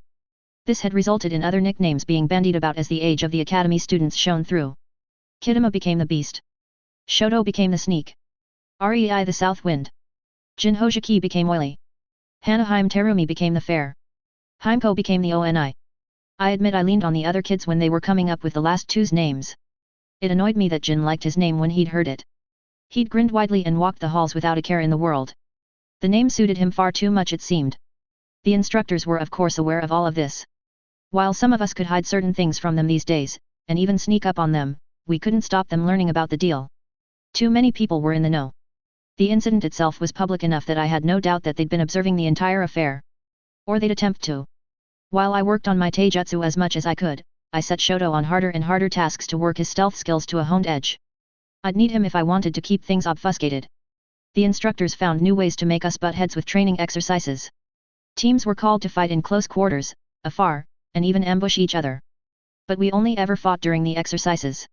The fights that usually were hidden, the trips, the catcalling, the shots to the ribs as you walked by each other were gone. Everything went on pause while the days ticked down towards the last expedition. The instructors became much more paranoid about locking down the information. By this stage most of our cohort knew it to be a test of our skills to secure the information. Not that it meant much, as last year they had grown wise to our tricks and started randomly assigning the location at the last moment. Still, it was better to keep our guards up. When they announced that we would be returning to the Shark Coast, I had to laugh. It would be a vacation site for us now. What with how we'd grown since the first year. In the weeks leading up to it, a number of instructors came to watch our matches during the Taijutsu or Byokaijutsu sessions. They all watched as I fought against Himeko or another closely. Some scoffed. Some frowned. Some merely kept neutral expressions, but I could see the thoughts in their mind. What did I know that they didn't? What trump card did I think I had that I could win? Against the Kaguya beast? Kaizen approached me with a particularly large smile on his face. I cut him off before he could start. They're gambling on the outcome, aren't they? His pout answered that question. What were my odds? I asked instead of teasing him about how obvious it was. 50 to 1, he said after a moment of grumbling. Want us to place a bet on you? He said with a smirk. Now, when I win they won't give you your money. Kaizen scowled at my response but couldn't fault my logic. On the weekend before the expedition, Himeko didn't fight me. She merely sat with us as our group pored over a map that we'd made from our recollections of the Shark Coast from the last time we'd been there. That's if they don't pull another quick one on us and change the location at the last minute, said Shoto with a scowl as the others spoke of what supplies we'd need. We've got storage scrolls. We'll just prepare as much as we can, I said. Kaizen smiled smugly. It was thanks to him and his family that we'd been able to secure the scrolls. But no instructions on how to create them beyond vagaries that were wafted around. Apparently, the ink itself needed to be specially prepared and primed with chakra. Then the seals needed to be perfectly created each and every time with chakra tracing while the Fuinjutsu user created them. I wasn't sure how much was true. I did know that it was possible to not even use ink and paper for Fuinjutsu thanks to watching the anime. Jiraiya, Orochimaru, and others didn't need it for certain seals, but I was still running blind on a good deal of the rather minor but extremely important details of how. I could only hope that once I was a genin, I might have more access to resources. Storage seals were only the start of what I wanted to be able to create with Fuinjutsu. How are our weapons? I asked the group. Himeko scoffed, but I ignored her. We're all set on kunao, shuriken, bow staff, and the few swords that we've been able to work out so far. They won't do you any good against Kitama, she said bitingly. I waved a hand. They're not for him. They're for if Jin decides to welch or double-cross us. Hanaheim could also double-cross us, Shoto said, playing devil's advocate. I grimaced but nodded. Chances of that are low but you're not wrong. It is possible, I conceded. I waved a hand back and forth. First off, we will need to get ourselves in as good a position for the fight. If we do get the Shark Coast as our destination, then there will be an objective which depending on its nature, we might forfeit. Forfeit the objective? Barked Sharkbait. But we've almost always won the missions we've been given. Stupid outpost mission, grumbled another kid as they recalled another mission where we'd been tasked, in a rotating roster, to hold a position against other kids. The entire affair had been chaotic. It didn't matter if you had been the attacker or the defender. We learned the importance of a chain of command and clear objectives. And also that trying to hold a position as a shinobi force against another shinobi force was a very difficult process. It was better to meet them in the field unless you had serious time to lay down traps in your fortress. Otherwise, your fortress became a mere inconvenience rather than an advantage. Matsu, Himeko said cutting through the chatter. She glared at me. What are you going to do about Kitama? You're not good enough at taijutsu to beat him.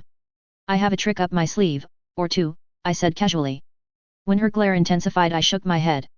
I can't tell you what it is. I stared straight into her eyes, not once looking anywhere else such as the shadows, or the ledge behind her. Nor one of the kids that I knew was too sick to be here today but that had turned up hale and hearty. Himeko must have understood why I wasn't speaking, or at least part of the reason, as she huffed. Whatever, I'm not going to cry when you're dead. She stood and leapt away, leaving me to frown after her. I shook my head and waved to Kaizen. Let's get this wrapped up. He sighed and shook his head. I ignored him. I didn't have time for the drama of what he must have been thinking. All of my focus on the coming expedition, and through it, the answer to the graduation ceremony. Or, at least a bettering of the odds for my cohort. When it came time to depart we were all marched aboard a ship before setting sail into the night. At first, it seemed like we were going north, which would have been the wrong direction for the Shark Coast, but then we turned and made for what had been our first, and would be last true expedition. That's a lot of ships going out, Shoto said looking to the south even as the ship swung east. I glanced up and noticed what he'd pointed out. On the water, with multiple lanterns sparkling out codes to each other, was an armada of ships. I swallowed. Are those all our ships? I asked worriedly. I glanced up to the north to make sure no opposing fleet was appearing on the water to contest them.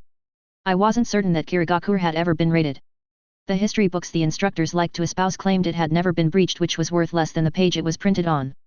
According to what I knew of the Naruto lore, I'd never heard of Kirigakure, or indeed any of the vehicles being assaulted. Raided, infiltrated, or double-crossed. Yes. But that the villages never got sacked? No, nothing was ever alluded to. I could only watch the ships sail and worry at my lip. This was my life now, not some anime or manga. Shoto squinted. I can't work out all the signals, some of them might be clan ships but a few are regulars from what I can see them flashing on their signal lanterns. It would be easier during the day to work it out. I merely nodded. The clan sigils would be more visible during the day. I frowned. How many ships do you count? I asked even as I started to count myself. 32. Shoto said hesitantly. I got that many as well. Which might only be a lower threshold. With ships there were often stragglers more often than not. Also, some of the ships might be masking others following in their wake, which with some of the reefs around Kirigakura was more than likely. It created an interesting question however. Why were so many ships departing Kirigakura at once? With the Second War begun wouldn't they have been deployed already? Not unless a position was being drastically reinforced. A wind blew over my bald scalp and I sighed. I ran over it. I could guess where they might be going. I was probably wrong. I hoped I was wrong, honestly, but somehow I doubted it. I sighed. It won't affect us. Let's focus on what's coming our way. I turned away from the ships that might be sailing out to destroy Uzashio and instead locked eyes with Kitama. He grinned back at me but I held his gaze for the entire ride back to the Shark Coast. When we got there the instructors must have been feeling nostalgic as they brought us to a stop out over the water where the cliffs rose up. Unlike last time, it was high tide and the surf surged against the wall making it slick. Rules are simple this time brats. King of the hill. There is one marked out area on the island. Hold it the longest and win. I barely registered the instructor's words as he droned on about how we could fight. I didn't care for the Academy's mission. I had another mission, one much more important. Go! Shouted the instructor and all of us leapt off the ship. We raced across the water, our eyes peeled for threats both in the water, above, and running along with us. Sharks leapt at us only for us to glide past them without batting an eye. They were just parts of the landscape to us now. Not even that serious a threat. When we hit the cliff we jumped off the water and scaled it at a flat sprint. I remember this taking me a minute or so last time. Now? I did it in seconds. The others reached the edge, and we slowed to a halt as a group. I leaned in and tapped Shoto on the shoulder.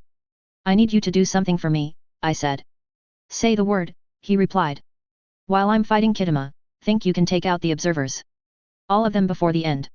He blinked in surprise before nodding slowly. Gotcha, he said. Then he darted away. He passed Hanaheim Terumi and her posse without a word causing her to frown. Jin watched him depart for a moment with narrowed eyes, only to turn back to me. All right Streetborn. Time to put up with what you promised. I ignored him and instead looked to the Kagaya contingent.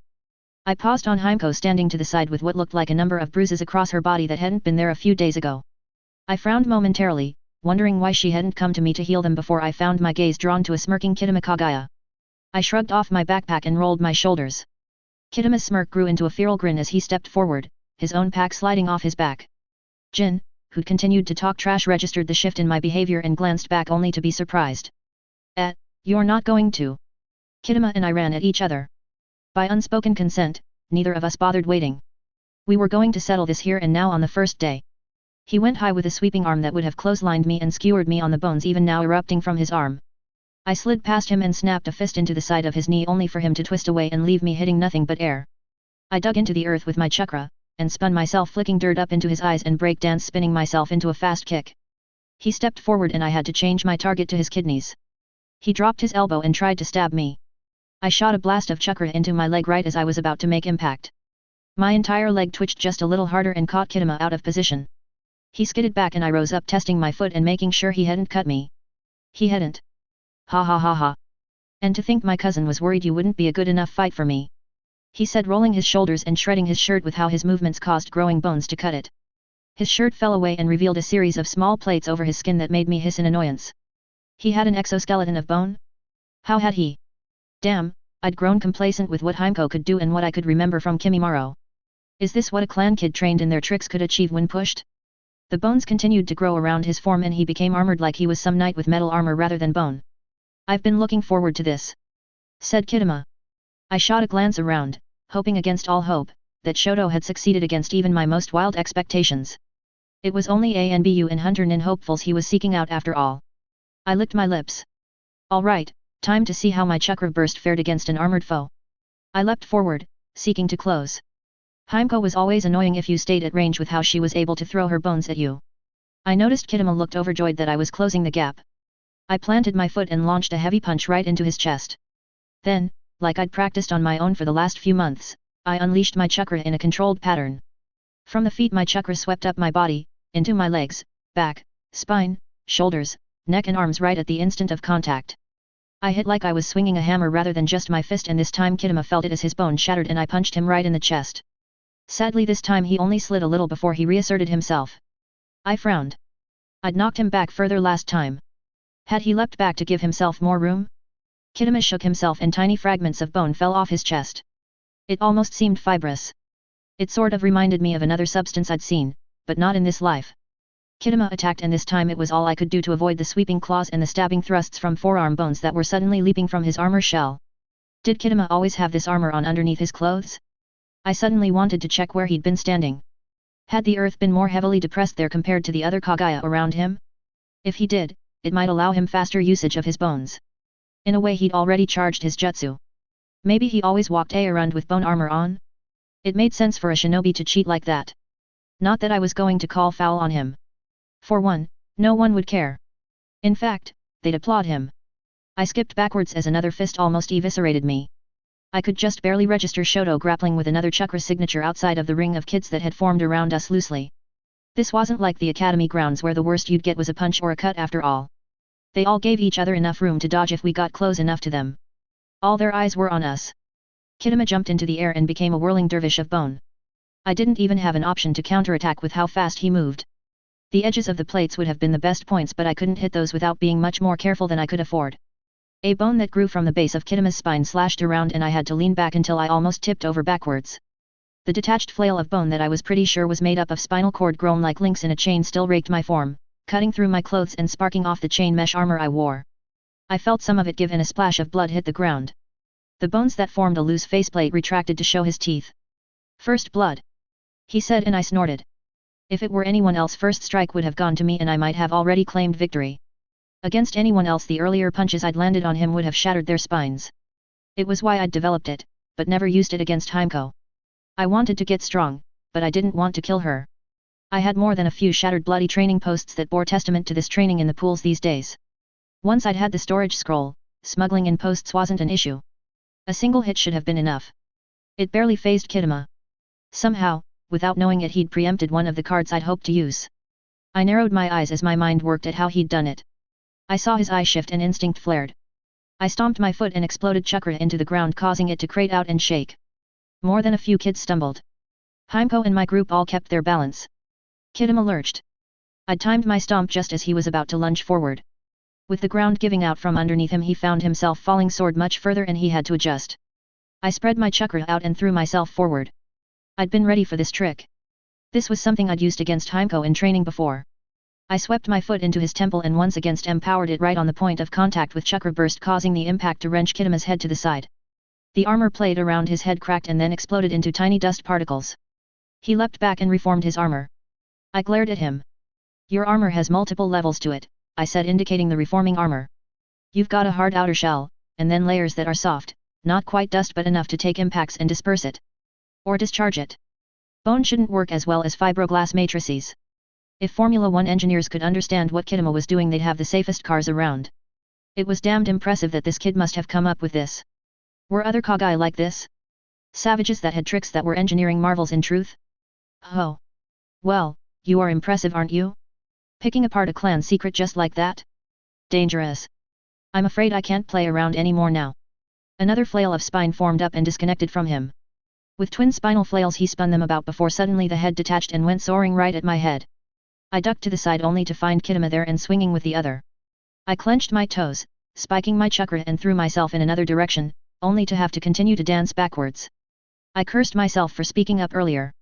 I'd definitely hit the nail on the head, but in doing so I'd forced Kitama to get serious. His secret bone technique obviously wasn't something he'd expected anyone to solve, and without an osmotic understanding of engineering from watching car crashes from a previous life, I wouldn't have known. I was wounded once again and sent spinning when Kitama launched his entire flail at me, only to charge after it and commit to kicking me in its shadow. I felt my shirt tear as once more my mesh armor failed to hold against the bones of the Kaguya. My shoulder bled freely and I grimaced. That was not something I could ignore. I hobbled back and laid a hand on my shoulder, using the green chakra of Irian ninjutsu to cause the cut to heal and the muscles to mend. It doesn't matter, Kitama said as he picked back up his flail, swinging it about faster and faster. If it weren't so deadly, I'd almost liken it to a kid's spinning arm attack. I felt Shoto take down another observer, and he leapt at another.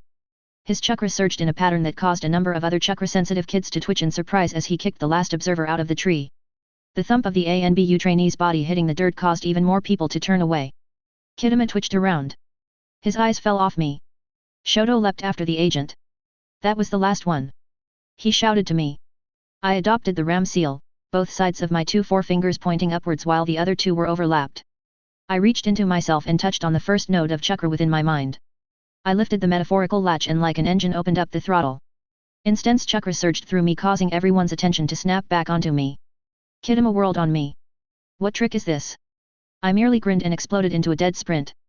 There'd been 20 meters between us a heartbeat ago. I closed it in an instant and Kidama, caught off guard by my sudden surge in speed, took another hit to the face. This time, I struck with my palm and closed my fingers right over his helmet.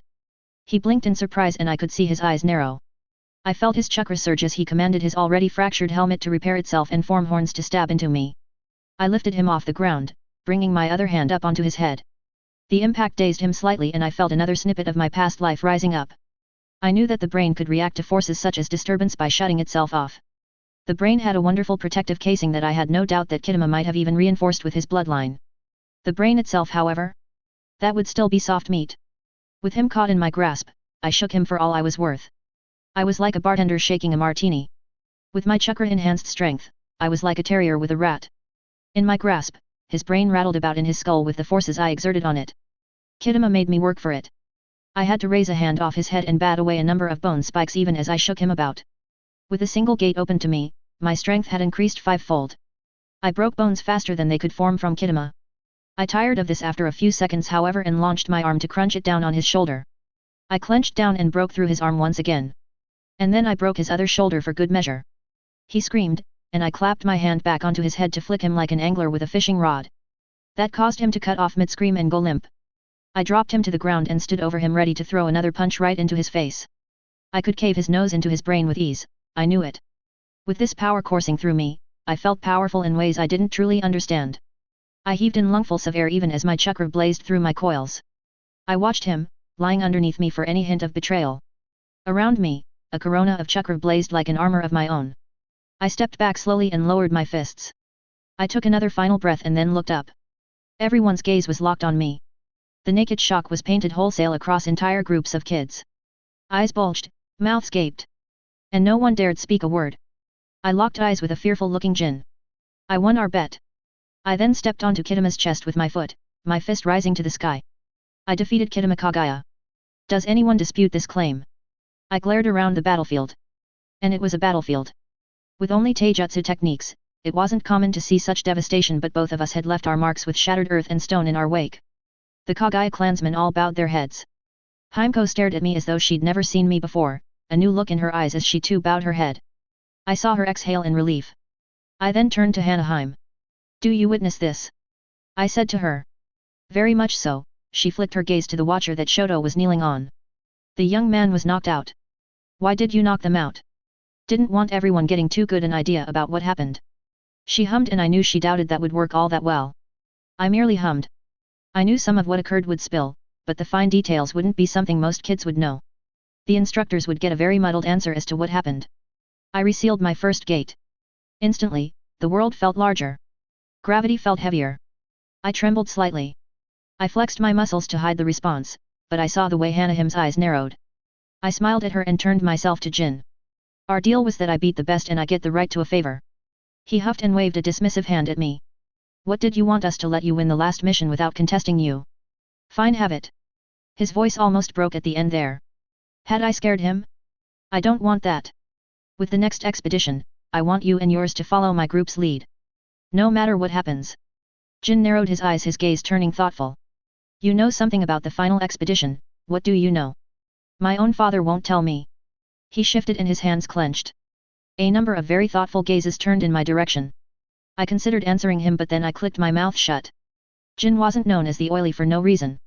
I merely shrugged. I know enough to be wary of it. If you know anything else, I'd welcome such knowledge, I said, hedging my truth. Jin searched my face, but I had learned to school my face since I was a child. He got nothing from me. He clicked his tongue and turned. I'll hear your order and make up my mind when you give it. No, you will follow it, I said, flexing my chakra and ghosting the genjutsus so that it sounded like I was whispering it into his ear. He flinched and whirled about only to glare at me. I nodded to Shoto and my group. Let's get out of here. Himeko broke away from the languishing Kaguya. I shot them a look. Go about your business as usual. I'll call on you during the next expedition. If Jin betrays us, you'll get to kill him.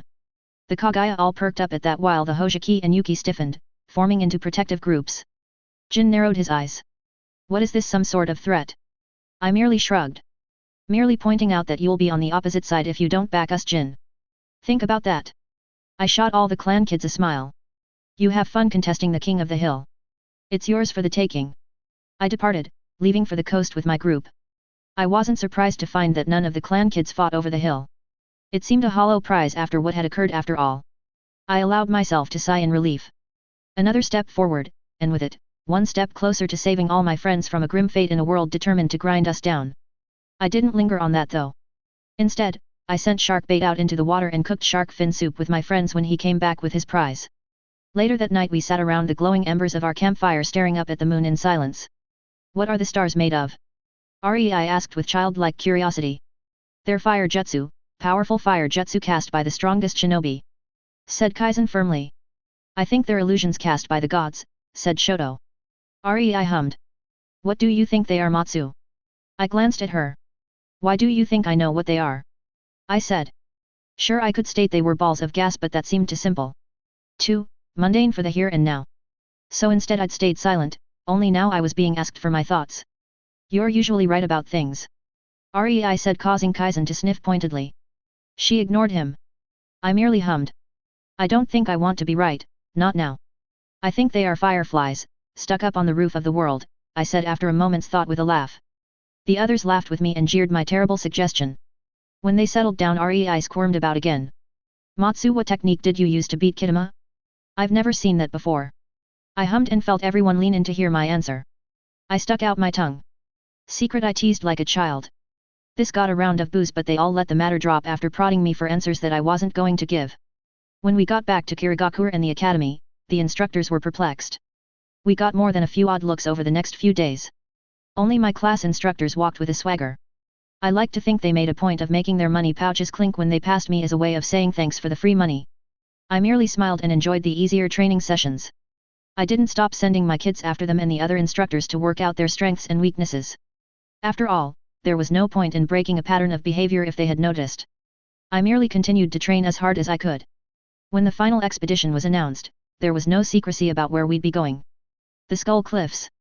A place spoke about only in whispers coupled with dread anticipation. I got quieter and more intense the closer we got to the graduation. People noticed. Rei, Shoto, and the madam from the Okiya all approached me in their own way to check in on me.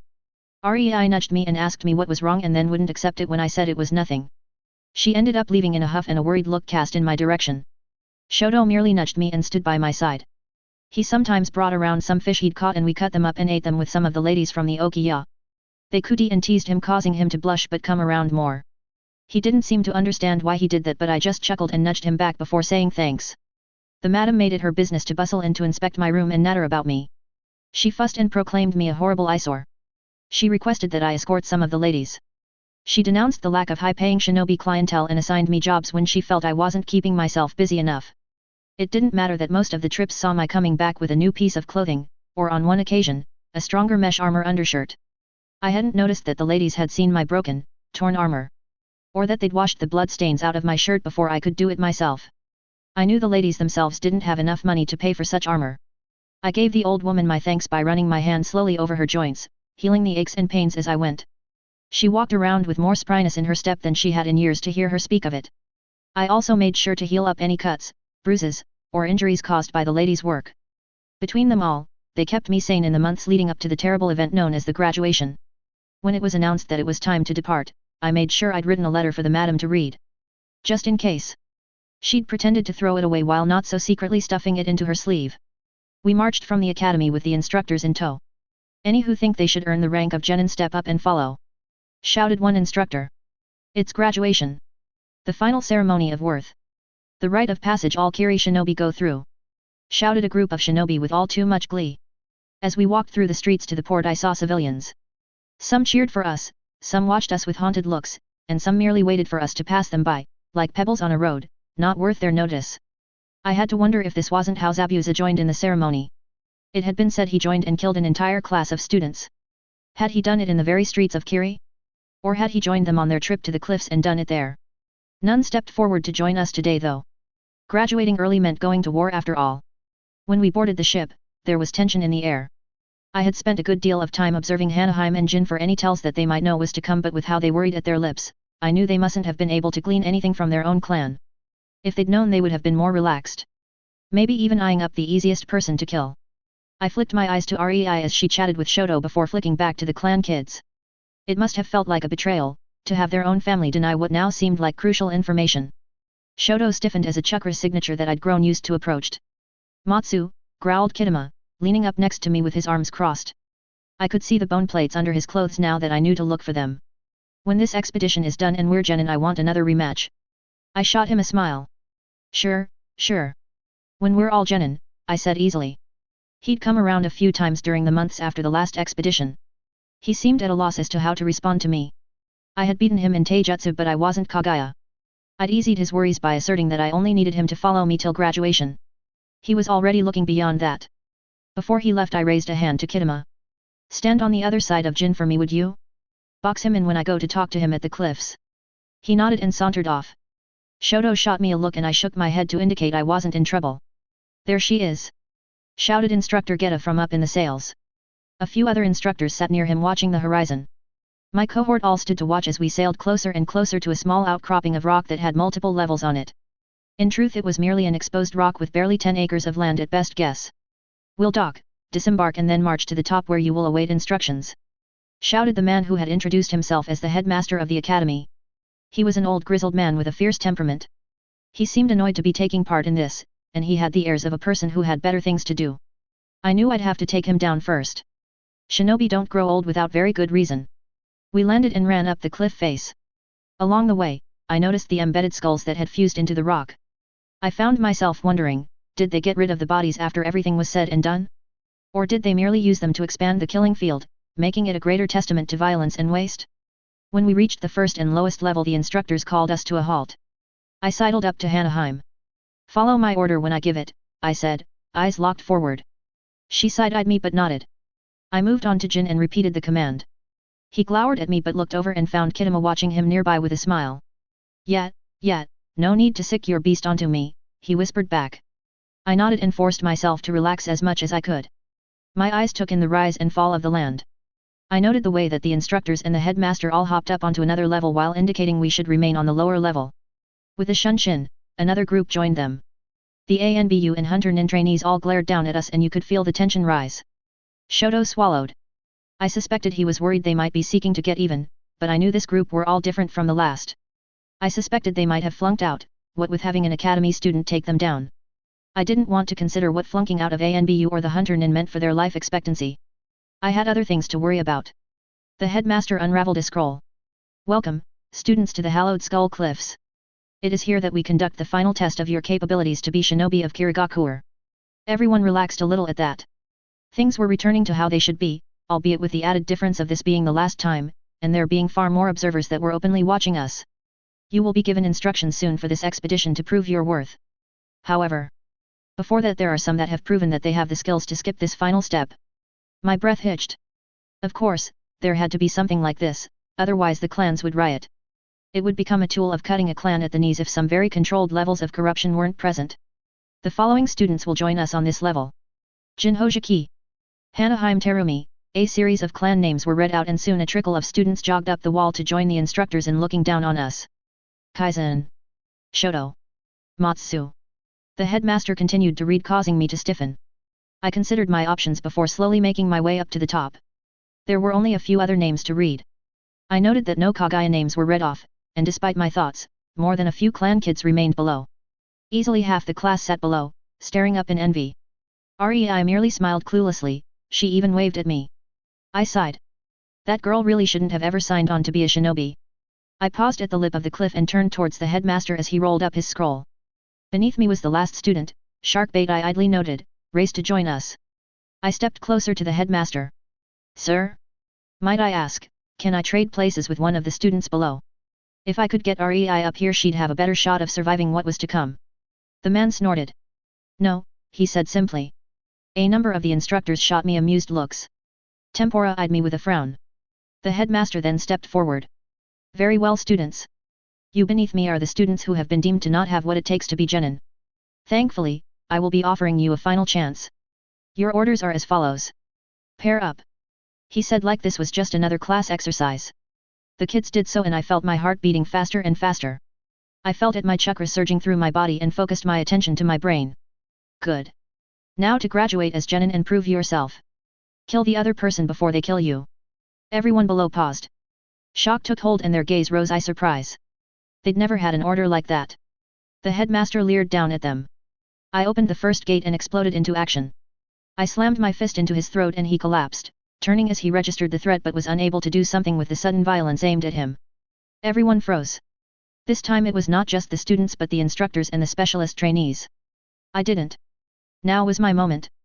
The headmaster and the instructors are potential traitors. I shouted. The instructors that had started to react twitched in surprise at this claim. Capture them, for Kirgakur. I then hit the next closest opponent in the chest, blasting him back into a trio of other hapless instructors. Chaos ensued as students surged up and around to take the instructors. Like wolves taking down elk, some of the older shinobi were borne down to the ground. Others broke away and got themselves room to move and perform jutsu. They also opened themselves up to jutsu in return. Water bullets harried them and smashed them around.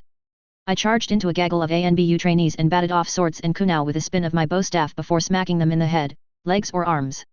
I didn't stop until their limbs were bent the wrong way or they were flopped to the ground unconscious. I knew there would be more than broken bones when this was done.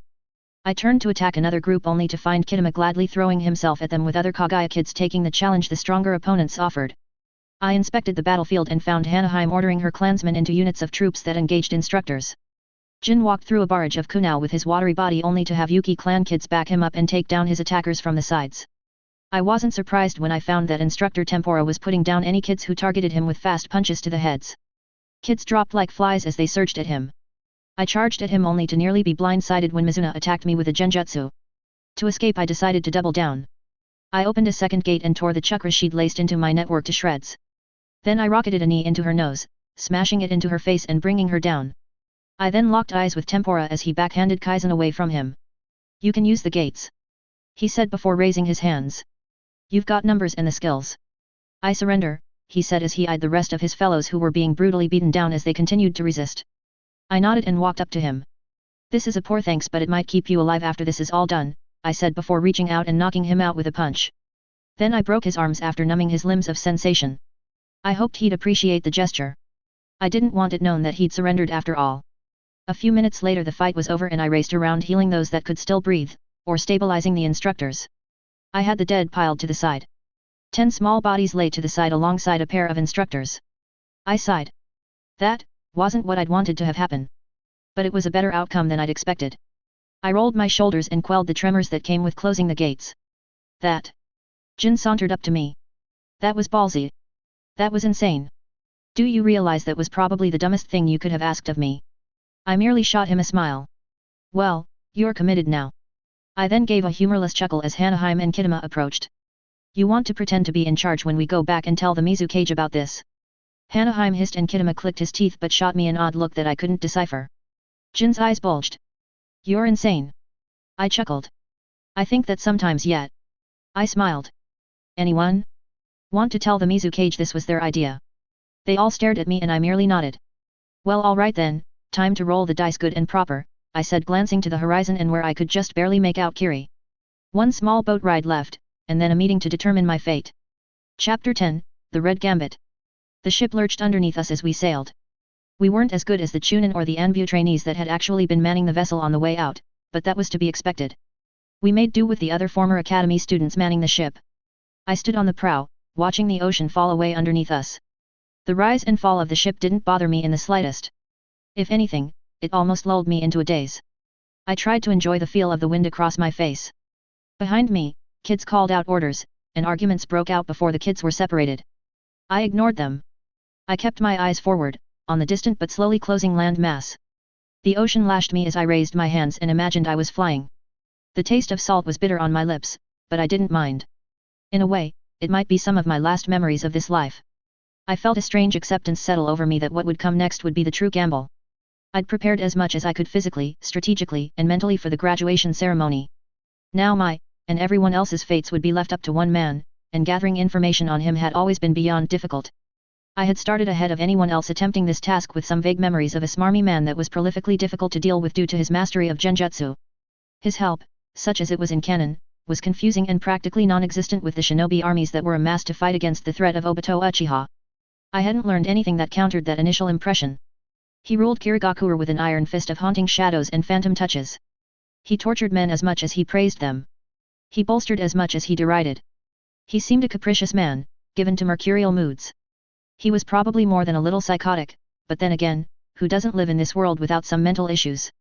Power wasn't the sole right of the mentally healthy. If anything, it seemed easier to get by if you let go of certain, mental hang-ups. Gengetsu, the Mizukage of Kirigakure, was a mercurial man. I could only pray that he was in a good mood when we returned. If he was in a bad mood, I wasn't sure how things would end up. A flicker of Churka that was attempting to be stealthy behind me made me sigh. You'd do me a favor, you know? If you were to betray me now, I said without turning around. TCH. I think you've gotten enough out of me from one favor, don't you? Snarked Jin as he sauntered up next to me. No, actually, I said whimsically. I'm still thinking about how I can blame everything on you. I smiled at the slowly increasing landmass that heralded an event I wasn't sure I could ever be ready for. So instead, I just accepted my fate and relaxed for now.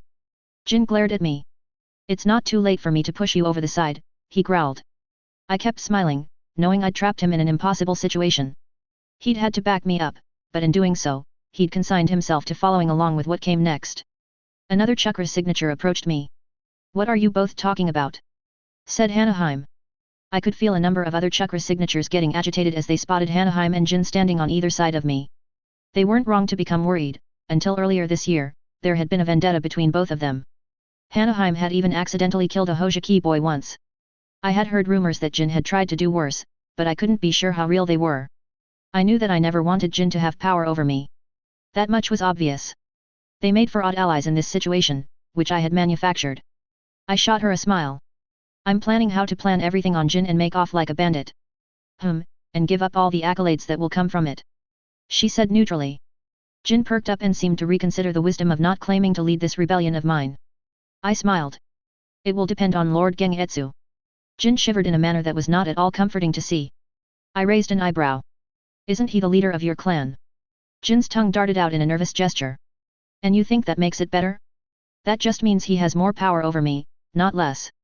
Jin glared at me before dropping his glare to the ocean when I didn't react.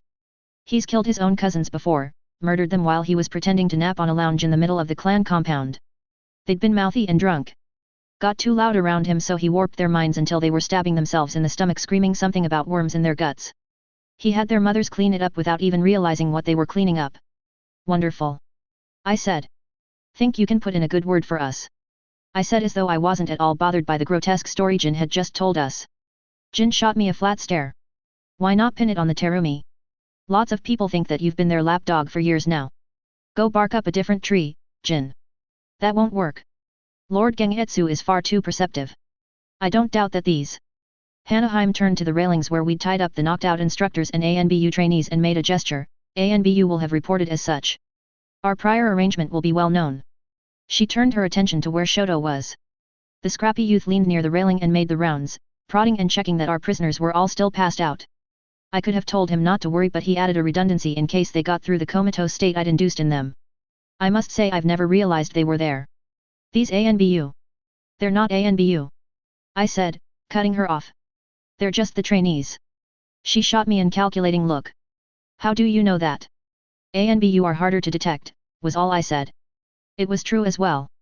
Once people graduated into ANBU, they obviously went through much tougher training to gain control of their chakra.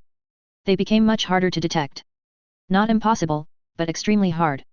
Whenever we had to scout out the shinobi area of Kirigakure, I made sure to keep my chakra sense as highly tuned as possible. I'd only just started to detect them with any accuracy, but they had made for good, unknowing practice partners. Not that they were a threat right now anyway. Hanaheim and Jin continued to inspect me. We're closing in on Kirigakure, shouted a Yuki child from the topmost. I nodded in thought, eyeing the closing landmass. I could now clearly make out buildings and even lights. Somewhere in there was the home I'd made for myself. It was a rundown little building at the back of an okiya, but it was home. So what's your plan? Hanaheim asked. Not die. I offered back shamelessly. She gave me a dry look. You're going to need more than that.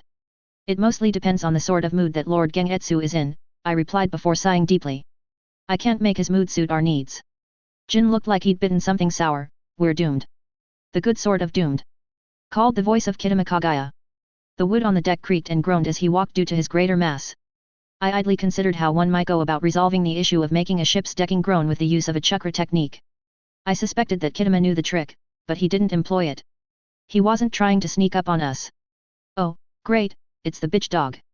I flicked Jin a surprised glance. He was certainly being mouthy, he must be stressed. I noted down that this was how he acted when stressed. Kitama's smile dropped, and a lance of bone came out of his forearm. What did you say? Puddle o' piss boy. He snarled. Hanaheim put her hands together and bowed her head over them, like she was praying for patience. I sighed and returned to looking forward. If you two are going to kill each other, please get off the ship first. Glady, said Kitama. Jin backpedaled. Ah. I was just messing with you, you're such a beast. I saw what you did to those ANBU rookies. Impressive stuff. I snorted. He must have been expecting me to rein in Kitama. The bot didn't owe me any more fealty than the rest of them right now. Of all of us, he was the least worried about what was to come. His was a simple mindset, the strong made the rules, and the weak submitted. If he died, he died. He leaned against the railing and eyed the closing coastline. Think they'll try to destroy the ship when they see we only have academy student identification methods. I shrugged as Hanaheim and Jin stiffened. They obviously hadn't thought of that just yet. I doubt it will matter. We already look pretty bad with the strung-up shinobi. Jin blanched. Why are we not getting them down then? Hide them in the cargo hold. I turned that thought over in my mind. I had a reason for that, I just didn't know it yet. Audacity. I ended up settling for, as everyone stared at me. We aren't ashamed of what we did. I drummed the railing underneath my hands, my mind leaping forward as connections became clear to me now. In fact, that's the ticket we're going to use to get up to the Mizuki's office. I turned away from the city coming up behind me. We're going to march those shinobi along with us. Make it a grand parade. My mind liked the symmetry of the situation. They'd called and sung as we marched out to our fates, and now we'd do the same on the way back in. Jin eyed me again, still unsure what to make of me. You're mad, aren't you? I let my head loll and roll around to give Jin a smile that was far too wide. I was beyond caring at this point in time. That's the trick? You need to be mad in this place. He snorted. Compared to you, I'm perfectly sane. Do you have any idea how Lord Gengetsu will react to that? Hanaheim prompted. I considered that seriously. I found that scenarios both bloody and tragic, or wondrous and blissful, might be the result. Somewhere in between those 2 points was what would happen today and then be consigned to history. I felt my mind tug on that thought. No, that didn't fit with what I knew of Gengetsu. He would add a twist. Some gut-lurching twist that would catch everyone by surprise. What would he do? I found myself dreading that more than anything else. I decided to put it to the side for now. I had made my bed, as they said. Now it was time to lay in it. I whistled. Around the ship, ears perked up. My civilian-born shinobi all turned their attention to me. Get the prisoners in a state that they're ready to march. We're going to lead them right into the heart of Kiri. I punched the air. Be proud. We chose our fates this day. Some choice, muttered Jin behind me. Kitama stabbed him in the side with a bone spear, and I heard a splash followed by a sigh of frustration from Hanaheim. I kept my eyes forward, watching my kids scurry about the ship.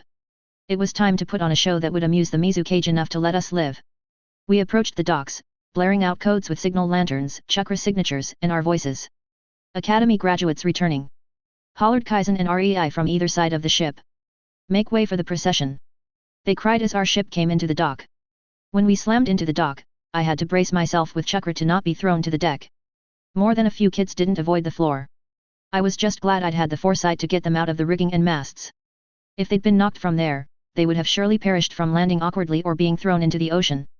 Some of the instructors were jolted, and they awoke groggily before lurching to their feet, only to have kunao, bone spears, swords, or jutsu ready to end their lives. They relaxed, but I noted the way their chakra furiously circulated their networks as they readied themselves for escape. Put a kid on each of our prisoners. Have them inject their chakra into them so their flow is disrupted, I ordered. Kids rushed to follow my orders, and I was surprised when I noted it wasn't just the civilians but some of the clan kids as well. Jin and Hanaheim both noticed this, with Jin scowling while Hanaheim only gained a thoughtful look. I turned to the wharf and shot out my hand. Tie down the ship. We're disembarking. I called loudly. I already had a few people's attention on the wharf. I soon had more and more eyes following us as we disembarked while frog marching men and women between two kids. Make way! Shouted Kaizen. The graduates return. Make way! He shouted gleefully. He now grasped how morbid the initial departure parade had been. I marched at the front with Kitamo, Hanaheim, and Jin slightly behind me so that we formed a diamond formation. Eyes bore into us as people stared. I could see confusion ripple through faces as people took in our procession. I spared a glance towards the wharf and the rather full complement. It hadn't been full in months. I pushed that thought to the side and instead waved a hand forward, leading the group of grinning kids further into Kirigakura as more and more of them took up the chant of our successful return. I felt more and more eyes bore into me as we snaked our way towards the Mizukage's office.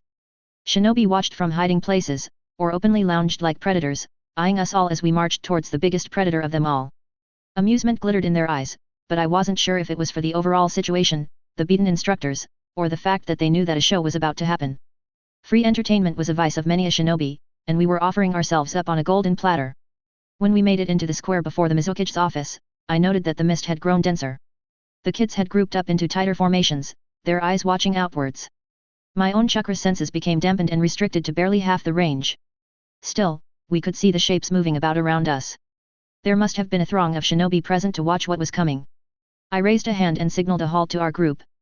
Then, with a blank expression, I walked toward the Mizukage's reception. The building itself stood out as the only building with any color. Reds and blues cascaded around the ground level and then rose up towards the gold and blues that wrapped around the tower. The Mizukage's tower itself was on the 4th level and was known as the tallest building in Kirigak. No other buildings were allowed beyond 3 levels lest they obscure his view, or so it was rumored. As I walked away, I heard more than a few kids murmuring about the Bloody Friday massacre that took place in this very square when a bunch of shinobi tried to demand something from the Mizukage, only for him to kill them all and leave them dead in the square as a message to other shinobi. I wasn't sure if that was a rumor or something that had truly happened. Others whispered about this being the square where the Mizukage awarded loyal shinobi. Hope warred with fear, as was ever the case. I held a neutral expression and stepped into the building proper. The weight of 1,000 eyes tracked me. When I entered the building, the mist vanished, and I found myself in a plush waiting room with a few clerks. I approached and stood politely. When a clerk raised her eyes to inspect me, she sniffed. "What is going on outside, boy?" she said with a haughty sniff. I smiled politely and offered her a half bow. "Ah, that would be us, we'd like to book an appointment with the Mizukage." She blinked at this. "You're causing a stir and you want to book an appointment?" The chances he wasn't already aware were nil, so this woman was either a kunoichi feigning cluelessness, or clueless. "Yes, we realize the Mizukage is a very busy man, and his time shouldn't be wasted. We just returned from our graduation ceremony and we wanted to announce that we..." I wet my lips, hoping this would offer the paper-thin amusement we needed to skate past certain doom. "Have apprehended the traitors and succeeded with the test. The instructors and their assistants have been detained." "Detained?" she said, sitting up and looking out. You've got them strung up like prisoners." She was good, but I saw the way her lips twitched as she tried to hide her amusement. So this was a production then, and she was playing a part? I tilted my head considering my role. I decided to stay on script. "Yes? They are our prisoners, you see? They attempted to give us orders that would hinder Kirigakura, so we acted." "Hinder Kirigakura?"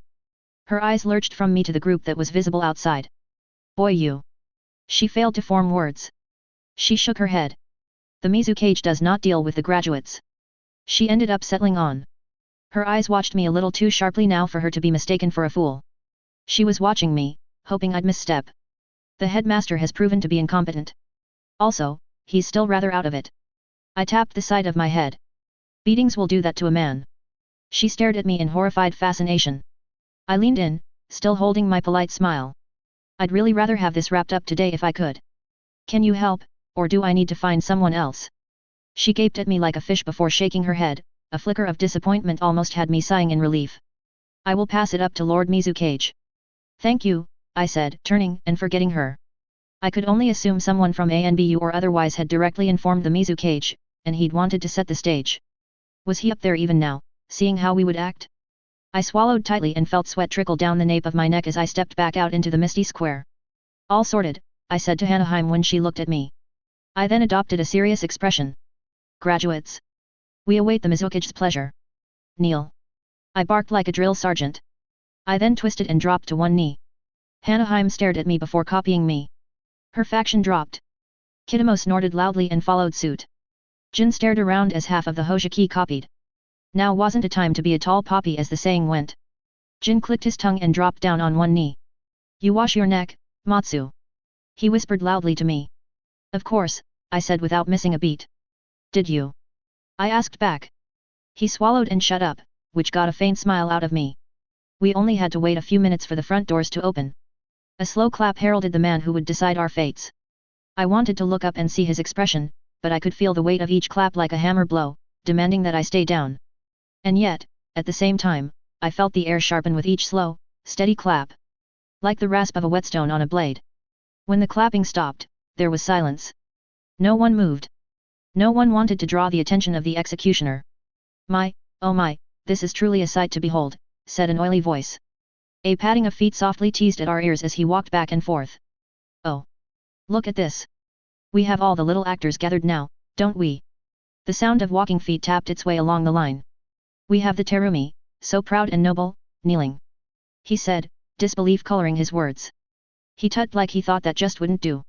He didn't ask them to rise, though. Instead, he kept walking. The Karatachi I can understand, of course. Born followers. Loyal sons and daughters, one and all. The footsteps continued. The Kagaya. My! This is a surprise. The fierce dogs that snarl and snap with their heads so meekly bowed? Who tamed you? Interesting. This is very interesting. He continued on without further comment. The Yuki clansmen, born fragile and cold but so rigid. Far too rigid for this little plan. Tap, tap, tap went the feet. My own clan? My Hojiki? Falling in for once? Maybe you're waiting for the right moment to strike? Hoping for a weakness to exploit. He paused a moment longer in front of Jin. Disappointing, he said, and the word was loaded with such intent that I wondered why the cobblestones of the square were not running red. He kept padding along and paused in front of me. And here we have the anomaly. The clanless? United? Shocking. He said. Inconceivable even. Ha. But yet here you are. I must admit that at first, I didn't believe the reports that were passed along to me. Interesting. You're all so interesting. He stepped forward, and I felt a touch under my chin. I looked up, only to find nothing there. So very interesting, said the Mizukage from in front of his office. I felt fear run riot through me. When had he cast his genjutsu? The sounds, the feelings, the touch? All without my sensing them in the slightest. I clamped down on my chakra, locking myself into the training that I had been undergoing in the Okiya to master my expression. The Mizukage, Gengetsu Hojiki, watched us all with a glitter in his eyes. Well now, who wants to explain what is going on here? He said in a friendly manner, like he was a friendly older man sitting down for an amusing tale with his friends. He suddenly was sitting in a tall back chair, and a team of shinobi flanked him while another man knelt next to him. The man was bloody and chained. He reminded me of pictures of chieftains who kneeled to Caesar after their defeat. His hair was dirty and hung down in strings. His eyes were locked on mine, but he was far from the only set. Still, his appearance tickled something at the back of my mind. Something I couldn't let distract me. I could only focus on the mastery of genjutsu on display. Was this another illusion? I shook off my shock and decided to take the offer. Lord Mizukage, I said from my kneeling position. Our year of graduates departed late yesterday to undertake the graduation ceremony at the Skull Cliffs. At the arrival, we were broken into separate groups. They attempted to feed us misinformation and offered us false orders. False orders? Said Gengetsu with a shocked expression. My goodness, you say they were false orders? Interesting. Very interesting. His gaze swept over us all and lingered on the bound instructors and ANBU trainees. And you saw through it, he said, a sly smile forming on his face. That was clever thinking on your part. He tilted his head, and his eyes lolled towards me indolently. Very clever, but what made you think they weren't directly from me? That they weren't speaking with my voice? Did you consider that? They would not dare, Lord Mizukage, they attempted to blind us with a situation with no solutions but bad ones. Oh! His eyes glittered with some unknowable intent. Do go on, he said. They ordered us to kill each other. I estimate we would have lost at least a third of our number if those orders had been followed blindly. That is the way it usually goes, yes, he said amiably. Indeed, but we determined the true purpose of the test that had been set for us, Lord Mizukage. Oh! He said, and this time I felt a brush of something metallic and sharp caress my jawline. I wanted to wipe my face. I wanted to check if there was blood dripping along my neck, even as I furiously tried to control my chakra in such a way that the illusion would be broken. All the while, my mind wondered if it was not an illusion at all. I swallowed and continued, the perfect picture of someone who was nervous and in waters so very beyond his depth. The truth of the test is that it would be easy to kill. It is much harder to survive, especially in war. We need as many shinobi as can be taught. The headmaster was wasting resources for Kirigakure with his orders. So that's how you knew he wasn't speaking for me, Gengetsu said with a chuckle. Ah yes. Because I, as your Mizukage, would never order such would I. He laughed deep from the back of his throat. His laughter echoed in the square. A lonely, haunting sound that mocked us. He feigned wiping at his eyes as though the joke had brought tears to his eyes. Oh, that was a good joke, but you do overvalue yourselves, amusing as you all are. I could have you all killed and no loss would occur, as I said it would be so. He leaned forward and a whispered voice hissed into my ear. Do you understand? Around me, others shuddered, even though the words had been far too quiet to carry. I had to wonder if what we were hearing and the people looking in from the rooftops and walls weren't hearing, and seeing, different events unfold.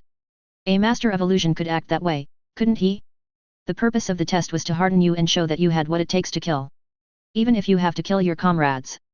I shut my eyes and expunged the fear that threatened to consume me. Fear was the mind killer.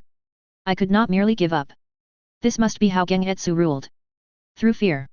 I couldn't allow it to take hold, however. That wasn't what the years of work were for. I wanted the best result, and I had cards yet to play. We proved we could kill by killing 3 instructors. They were people that were supposed to be stronger than us, and close to us in a way. True that. He said in a musing manner. His eyes then flicked towards a tied-up form. What say you, headmaster? He asked, and all of a sudden the ropes around the headmaster unraveled. I noted the gag was still in place, leaving the headmaster to drag it out himself and hack. They're all vicious, disobedient little shits that should be put down. Mongrel dogs that will only bite the hand that has fed them. A bunch of rabid beasts that could only swarm us. Mangy Flea, the man made to keep speaking only for Gengetsu to sigh loudly and flick his fingers. The headmaster's body hit the ground a second after his head. Gengetsu tut sadly. You should have apologized for failing first, not mouthed off. Gengetsu tapped at the chair he was lounging on. You are an interesting lot of students. Yes, interesting. I like that, you've all got gumption to drag down your instructors like that. You'll certainly make any that work with you careful with themselves, won't you? He seemed to like the idea of that as he toyed with the thought, his hand innocently playing with the chain leading to the kneeling man at his side. He barked another laugh. Oh yes. You'll all have your squad leaders step extra carefully, won't you? But should I allow it? He eyed us all, and I tried to ignore the twitching of the cooling body of our headmaster. I think I shall, let it be. He clapped his hands once and smiled magnanimously. Around me, the other children exhaled in relief before drawing in a breath. It must have been sweet on their lips. I didn't react that way. I was starting to get an idea of what Gengetsu was like. I was waiting for the other shoe to drop. He was a man who liked to drive a kunao in deep, let you bleed, and then twist. And then, if he could, he'd twist again. A true sociopath. Yes, the black graduation I think this shall be called, he said, watching us with a faint smile playing out across his lips. He clapped his hands. Stand, graduates of the black, and announce yourselves. Where do you come from? We rose as one like we'd practiced it and shouted as one. Kiri. Who do you serve? He said, and there could only be one answer. Lord Gengetsu. We shouted. Excellent. Excellent. He reached down and jostled the chains of the kneeling man. You see this, Hotaru? This is Kirigakure's future. How does it feel to know my village has a future? He said, jerking the chains so that he wrenched at the man. The man defiantly kept silent. I held in a sigh. He could at least have done us a favor and pretended at despair. It was obvious who he was. I had no idea how Gengetsu had done it, perhaps through Jonin with a specific mission, but he'd dragged the leader of the Uzumaki into Kirigakure in chains and now he was getting to play with him. Truly, Gengetsu was unknowingly copying whole chapters from the Roman playbook on how to treat your enemies. Especially your defeated ones. Somehow I doubted Gengetsu was going to simply cut his head off when he was done displaying him to the public, though. I looked at the man, and he looked back with sad eyes. I hoped he died quickly. Gengetsu huffed at his toy for not playing along with the script he obviously wanted. He lifted his eyes, and they landed on us. He smiled wider, and I felt a shudder run through me. He nodded before snapping his fingers as though coming to a realization. Ah, you're all so progressive, aren't you young ones? He said before snapping his fingers again. He held up his hand and shook it back and forth, but we can't progress without keeping some traditions, after all. We need to remember ourselves, or we'll be lost. He smiled as Kunao landed in front of me, Jin, Hanaheim, and Kitamo. I know all about your little groups. I know which of you are cut out to be shinobi, which of you are not, which of you are strong, and which of you are weak. His eyes roamed about us all as his smile remained small, but expectant. I know which of you have something special to add, and which of you will only weaken Kirigakure were they to join us. His eyes flicked down. Well? Go on then. His eyes bored into ours, and a touch of metal caressed my throat. Do it, he said while another voice whispered into my ears. Or die. I shut my eyes and allowed myself to slump. And so the other shoe drops. I stared down at the kunao like it was a snake. Behind me, kids shuffled as they took in Genjutsu's words. Kitamo didn't even hesitate. He grabbed the kunao and walked back to spike the kunao into a thin-looking Kagaya girl. Hanaheim opened and shut her mouth. Jin gasped all of a sudden and grabbed the kunao in a rush before sprinting at his choice. Jin know where the boy gurgled as his throat was slashed. Jin shivered and murmured something that might have been "it was you or me" to the boy. Gengetsu tapped a finger up and down slowly. A sign of impatience. And then there were two, he said simply. Behind me, kids shifted and wavered, but no one ran. We couldn't. A weight held us down. I shut my eyes and reached down, grabbing the kunao and hating the cold feel of metal as my fingers closed around it. Then I turned, ignoring the way Hanaheim gasped in surprise at my picking up the blade. I walked past Kaizen and ignored the way his shoulders relaxed as I did so. He knew I wasn't one to stab someone in the back if I could avoid it. I walked past Ando, and Sharkbait. I walked past Shoto and heard his breath hitch as realization set in on who I was approaching. I stood in front of Rei, and she smiled. It was a beautiful smile, and in that moment, I committed it to memory. The way her lips curled up. The way her eyes watered even as understanding and acceptance filled them. Her dimples showed. I'm sorry, I said before putting my hand on her shoulder a moment before I rammed the kunao into her chest. She looked down at the knife in her chest before looking up at me. I understand and 4G, she said, slumping down into me like I was hugging her. I lowered her gently and allowed tears to stream down my face. I drew in a ragged breath, turned, and walked away from Rei. Shoto stared from me to Rei and back again. Something in him hardened, and I sighed but continued on past him, back to the front. I could feel the eyes on me as I walked. I ignored the feel of my friend's blood on my fingertips. I'd have to wash that off later. I heard a keening of pain coming from Hanaheim as she chose her cousin. A clinical part of me agreed with her choice. I swallowed and returned to the front, where I knelt. Gengetsu smiled and clapped slowly. Once, twice, thrice. Good, and with that, we will consider this matter almost closed. I tensed my jaw and tried not to clench my hands into fists. Of course, there had to be something else. Who led this little event? He said amicably. He eyed Kitamo and Jin. He didn't bother looking at the still crying Hanaheim. Her wails were like nails on a chalkboard. Gengetsu could have silenced her, but I suspected he wanted her to cry, to set the scene if nothing else. I stood back up, and Gengetsu clapped his hands. Ah, of course. Matsu. The clanless boy. He reached down and jerked at Hotaru Uzumaki's chain. Look at him. Isn't he a good-looking, clever little genin of Kirigakure? Hotaru grunted, and Gengetsu grinned. Ah, but I don't think that would be right, not for how he's demonstrated himself. He smiled at me like I was a prized pet of his who had done a neat trick. Matsu Uzumaki, he said, leaning forward and relishing the way Hotaru twitched. He did look at me as he spoke, his eyes were on his captive. You will make a wonderful shinobi of Kirigakure. You have demonstrated strength, cunning, and the ability to lead. I hereby recognize you as a chunin of Kirigakure. His grin grew wider as Hotaru shuddered, as though the words hurt him on some level. He pulled a storage scroll out of the air and tossed it to me. Your chunin flak jacket and Hitai 8, wear them with pride. I bowed in thanks, unsealing them and donning them. Gengetsu let his eyes dart up to inspect me before he clicked his tongue. I think you'd look better with red hair going forward, young Matsu, he said before jerking Hotaru's chain. Don't you think so, Hotaru? Hotaru looked into my eyes. He'd look like his father. He said with such pain in his words that I knew he must know who. Part of me wanted to know. But the saner part knew I'd never get the chance. So instead, I made the most of the moment. I have no father, only Kiri. In my mind I thanked Hotaru for making it easier on us, even if that hadn't been his intention. Gengetsu grinned as Hotaru flinched. I felt dirty. Gengetsu stood and clapped his hands. Congratulations to all of our graduates. Now disperse, see the stores for your headbands tomorrow. Tonight, you celebrate alongside all of Kirigakure, for you have lived, and we have conquered Uzushio. He said, punching his fist into the air. The watching shinobi cheered, and I joined them. Then Gengetsu turned away, he was done with us. Hataru vanished like the mist, leaving only bloodstains from where he'd knelt to show that he had been there. I marched back through to where Rei lay. The other kids stepped away from me. Some bowed, knowing I'd made a tough choice and probably feeling relieved that they hadn't been deemed the weakest.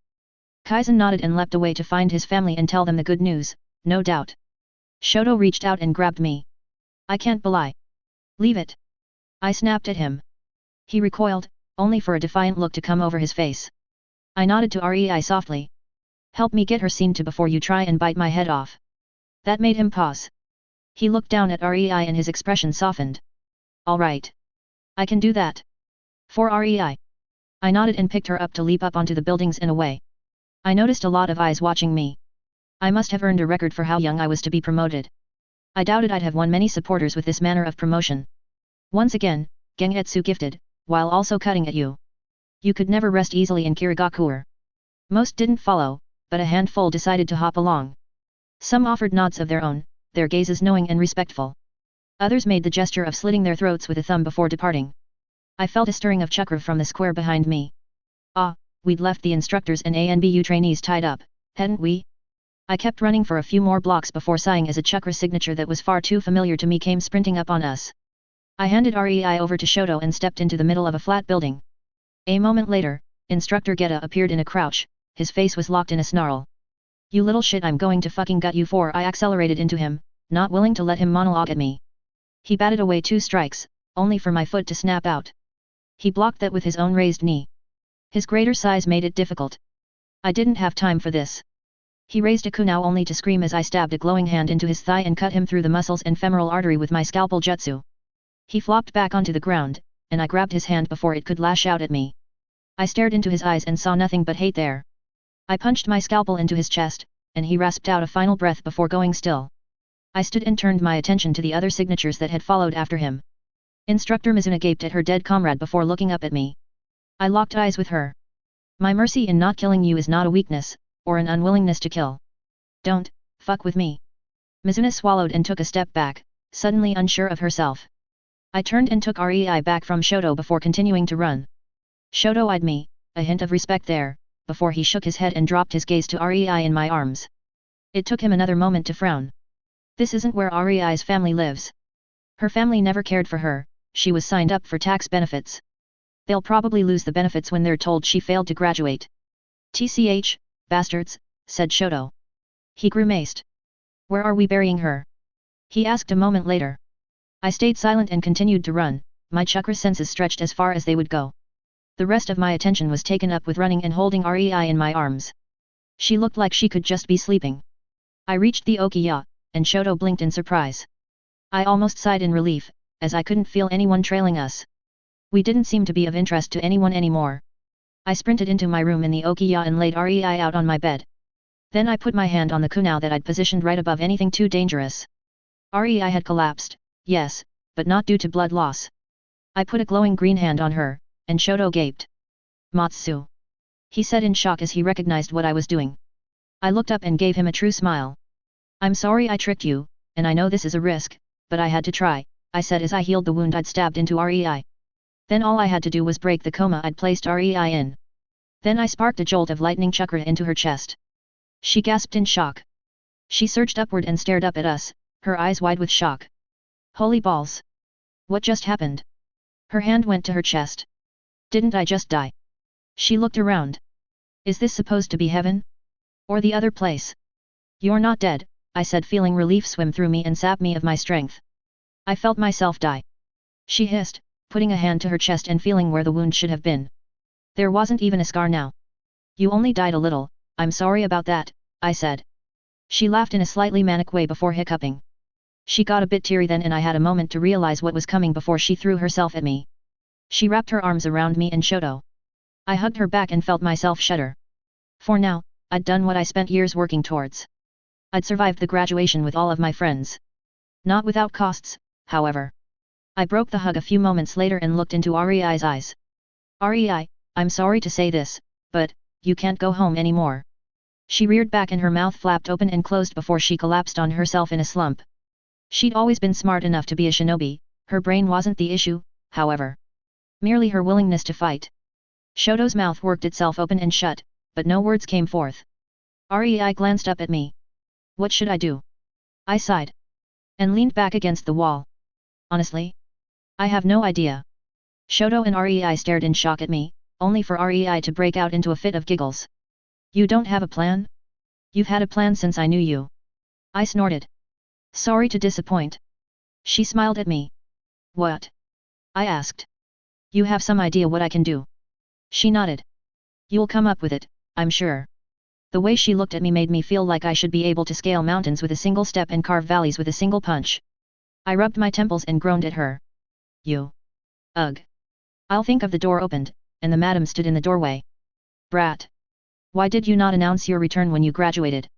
Has the care I've given you for years fled your mind now that you're officially a shinobi? She snapped. I blinked up at her and took her in. She was standing there like she always would, but there was a quiver in her hands. I knew enough to never look for her telltale signs in her facial expressions. She held a facade of anger, but she was bluffing. Her eyes alighted on my vest, and she hissed in surprise. They made you a chunin. She said in surprise. A few of the ladies leaned around the door and inspected me. They waved at me and my friends, and I pinched the bridge of my nose when Rei waved back. Rei who wasn't supposed to let people see her. Rei who should be dead. She wasn't supposed to. I had a light bulb moment. I pivoted and knelt, saying, I beg your forgiveness. I have a favor to ask. I said, imploring the madam with my head to the floor. I could hear the shift of the floorboards as she reared back in surprise at my suddenly kneeling form. What? What is this? Get up you fool. I was merely playing with you. She said. I shook my head. I have a favor to ask for, nevertheless. She stepped forward and put her hand on my shoulders. What favor do you need, boy? I smiled up at her and indicated Rei. My friend need to disappear. No one is looking for her but she is in danger. The madam put a hand on my shoulder. Done, she said without a moment's hesitation. I sighed and relaxed, only for the madam to put her hand under my chin and raise me up. I'm glad you survived boy, I don't know what happens with that ceremony. And I don't want to know, but I know of people that never return, in body or in spirit. You returned with both. She nodded once and then sniffed. A shame you barely fit that vest. And you've got dirt on it already. I chuckled.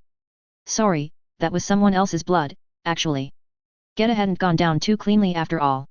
She paused, considering the flicks of red about my form, only to nod after a moment. Good, make others bleed, you keep your blood where it is supposed to be. She turned to Rei. So, another girl comes to me needing safety. A more common story you won't find. I won't ask if it's family, or debt collectors.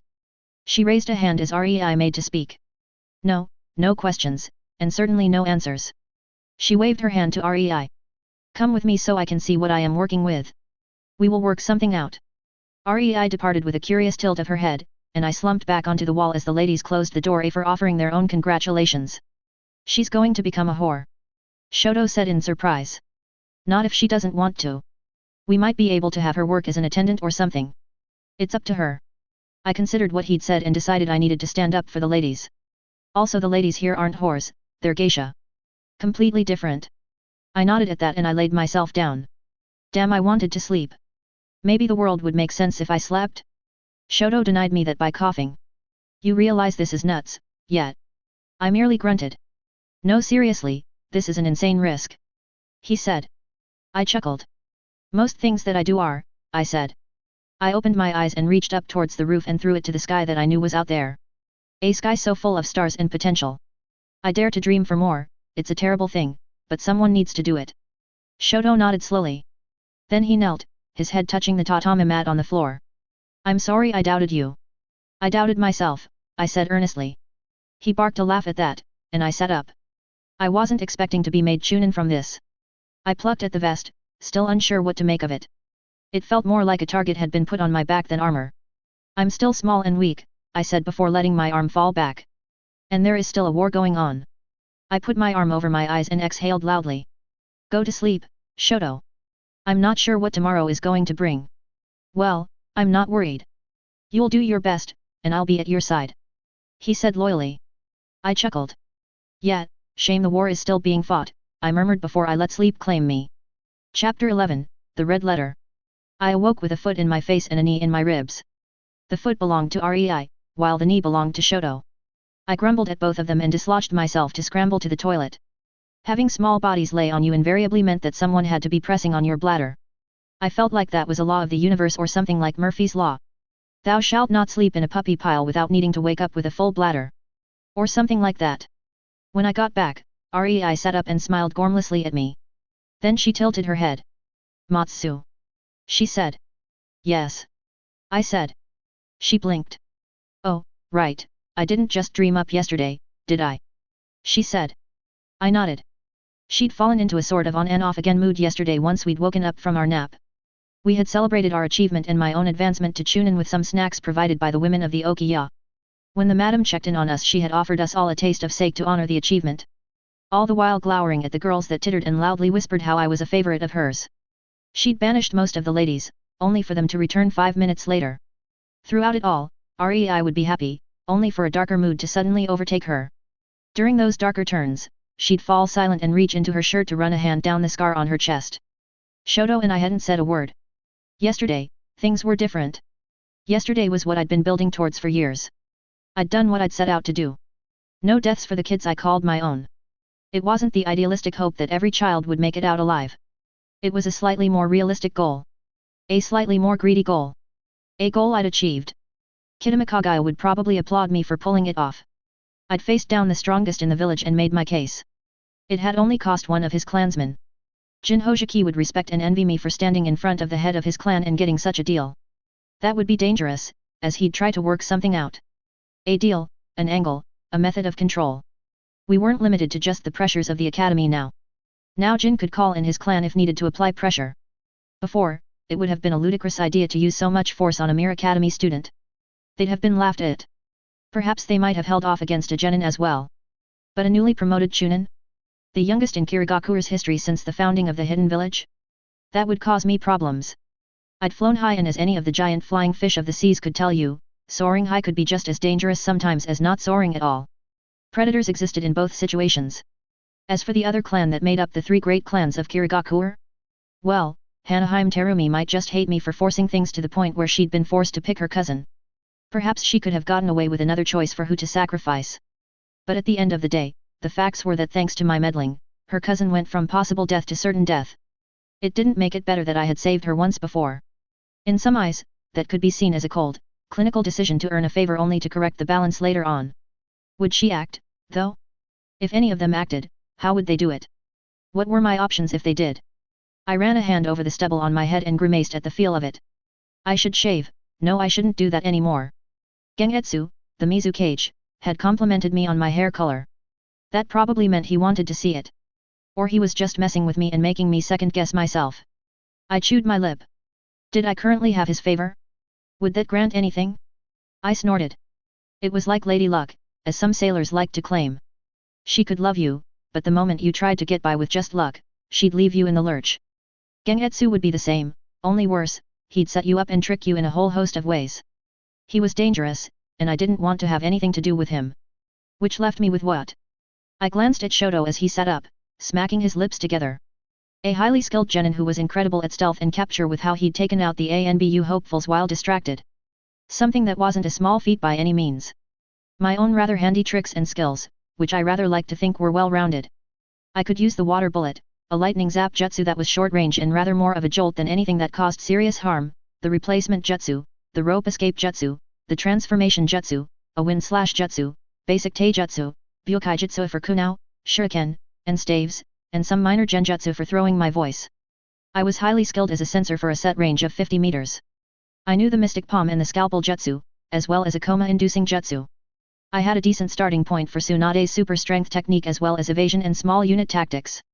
And finally, I could open the 8 gates. It wasn't enough for me. I'd been looking for water balloons for ages and had been trying to replicate the Raise Nan training for a long time, but it was an extremely difficult jutsu to learn just the initial steps for. It was also one of the only jutsu that was ever fully explained compared to the others in the Naruto series. The other that came to mind was the Sage transformation. Which? Yeah, no. I needed someone to watch over me with a stick that disrupted nature's energy until I had a perfect feel for it. Yeah, that wasn't going to happen for a long time. Even if I was lucky enough to learn the summoning jutsu hand seals, I would need to seek out a summon clan, at random, and then go from there. Too risky, for now. I chewed my lip. I didn't have anything that I could action right away. Apart from one thing. Shoto. How many people do you think will come to the meeting point today? I asked. Shoto blinked and shifted. Most of them should. And how many of them will think me a traitor for stabbing Rei in the chest? I asked. Shoto grimaced. A few of them. Rei stiffened. But that's not right. You didn't do that. I can. Oh, right, she said as her reality set in. I nodded and rubbed my eyes. We'll work something out for you, all right? We'll find a way to smuggle you to the mainland to the east, or west I suppose, and you can go from there, but yet, I don't think you can reappear in front of the others. Rei chewed her lip as she once again ran a hand across the scar under her shirt. Yeah, right, she said flatly. Shoto and I shared a look. Shoto waffled back and forth. You won't have to wait long or stick around here, you know. Rei shook her head. I think I'll stay here, just for a while, she said as Shoto and I shot her worried looks. I won't do anything, you know, lewd, she said with a whisper that almost made me snort. I almost asked her what she thought lewd acts were before stopping myself. She wasn't that sheltered, she'd grown up in Kiri with me, after all. She wouldn't say something like hand-holding. That was the internet ruining the way my mind thought due to a past life. All right, but we can work something out for you, I offered. She nodded before tilting her head. Or I can just do the geisha thing of going on a journey to drum up interest with nobles, and then I can just not come back. The geisha in Kirigakura are restricted to only touring around the land of water, I said carefully. But that is an option. If one with a few potential snags of its own, I pointed out. Shoto huffed. Well, we'll find something, right, Matsu? I nodded and then stretched around a bit. I think I need to go touch base with the other Civi kids. See what their take on things is.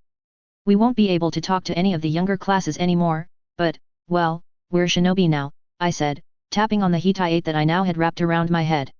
We're genin, Shoto pointed out. You're a chunin now, that means you can boss us around. I snorted. I'll be sure to remember that when a clan kid gets assigned to me. That caused a look of distaste to flash across his face before he grumbled. Damn clan kids, he said. I shrugged. It's just another institute of power, one that is very well established within Kirigakura. If we'd benefited from it, more than we have already, we'd think they're pretty great. Shoto mumbled his own disagreements but otherwise didn't reject what I'd said. I shook my head and waved for them to follow me to the area where the ladies and I all ate. The ladies were, as usual, a boisterous, rowdy bunch that traded gossip, scathing compliments, and small flecks of food. All of it was curated and controlled by the madam sitting at the front of the hall with a studied air of indifference. When she spoke, however, the hall fell silent, and the games and minor food fights stopped. Only for her to resume her slow, methodical eating and for the games to continue, albeit in a different format. There was an unspoken rule that you couldn't maintain the same personality with each shift and pause. You could go from flicking food at one girl to being her best friend to sharing false rumors about another girl to being a slob. All in moments, or minutes. At the end of the meal, the madam would call out the people who did well and those who did poorly. It was one of the strangest versions of red light, green light I had ever encountered, but I couldn't deny that it made for wonderful training in acting. Or creating extremely bipolar individuals. Then again, when in Kiri, madness was a matter of course. Shoto and Rei, who'd never witnessed this before, were stunned as I raged like a shogun about the texture of the rice, only to morph myself into a peasant scrapping the food as quickly as I could, only to break into quiet sobs as I pretended that something one of the ladies was saying was the most beautiful poetry I'd heard in my life. It wasn't, but it helped me break her adopted persona and score me a point on a scoreboard that no one really cared about. Just to rub it in, I ignored her for the next transition while being a haughty young master. When the madam finished her meal, she set her chopsticks firmly down, and a clack sounded out that saw the hall fall silent. Shoto and Rei watched with wide-eyed fascination as the madam surveyed the room. Matsu's two friends, well, I shouldn't really count you, but you were the worst. Ignorance is not an excuse for not being able to adapt to a new situation, after all, she said with a small shake of her head. And you were shinobi? Tisk tisk, she said before calling out 3 more names for people who hadn't done well. All of them were invariably very young girls. The madam gave some instructions on how to do better for the girls, Shoto and Rei before assessing the rest of us. Asuna, Lei, and around the room, ladies leaned forward in anticipation. Akane, the madam said. Those three ladies perked up and shot their neighbors superior looks while the rest of us pretended to be despondent. The madam shot me a look. Next time you bring amateurs, Matsu, try not to teach them the rules during the game, I chuckled and rubbed the back of my head, accepting that I had sort of left them out to dry. I pointed out the group that REI would need to join for the rest of the day for the classes and lessons she'd need to learn to fit in while I led Shoto to the meeting point for the Civi group. Shoto stared at me for a good while, only to shake his head. Suddenly a lot of, everything makes sense. I chuckled. Thanks, they're good at it, no?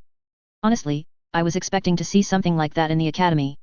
I think the academy was more focused on teaching us to kill people, Shoto snarked. I nodded. Yet, shame that. There's a lot of skill in picking up the conversations going on under all the subtext that can be learnt from lessons like those, I said with a wave in the direction we'd come. Yet, without experiencing it though, it sounds mad. Yup. I said honestly. When we alighted on the abandoned concrete building, there was a momentary pause as we took in our surroundings. They matched what I'd sensed. There were only 5 or 6 kids present. 6 out of almost 30 of us. Kaizen wasn't here. Somehow, I wasn't surprised by that. The kids that were here watched me like a civilian would a wolf suddenly appearing and walking down the street. I sighed. I'm not happy that things played out how they did, with REI, I'm going to keep her close though. Her. I made a wave and clutched at the air as though I found it awkward and didn't know what to say. I sighed again. She wouldn't have liked being a shinobi, not as shinobi currently are. With the war and how much fighting there is. I can't say I made the right choice, but with the Mizu cage breathing down my neck. I made the best of a terrible list of choices. The kids shared a look before some of them nodded. Sharkbait stepped forward. What do you think, Shoto?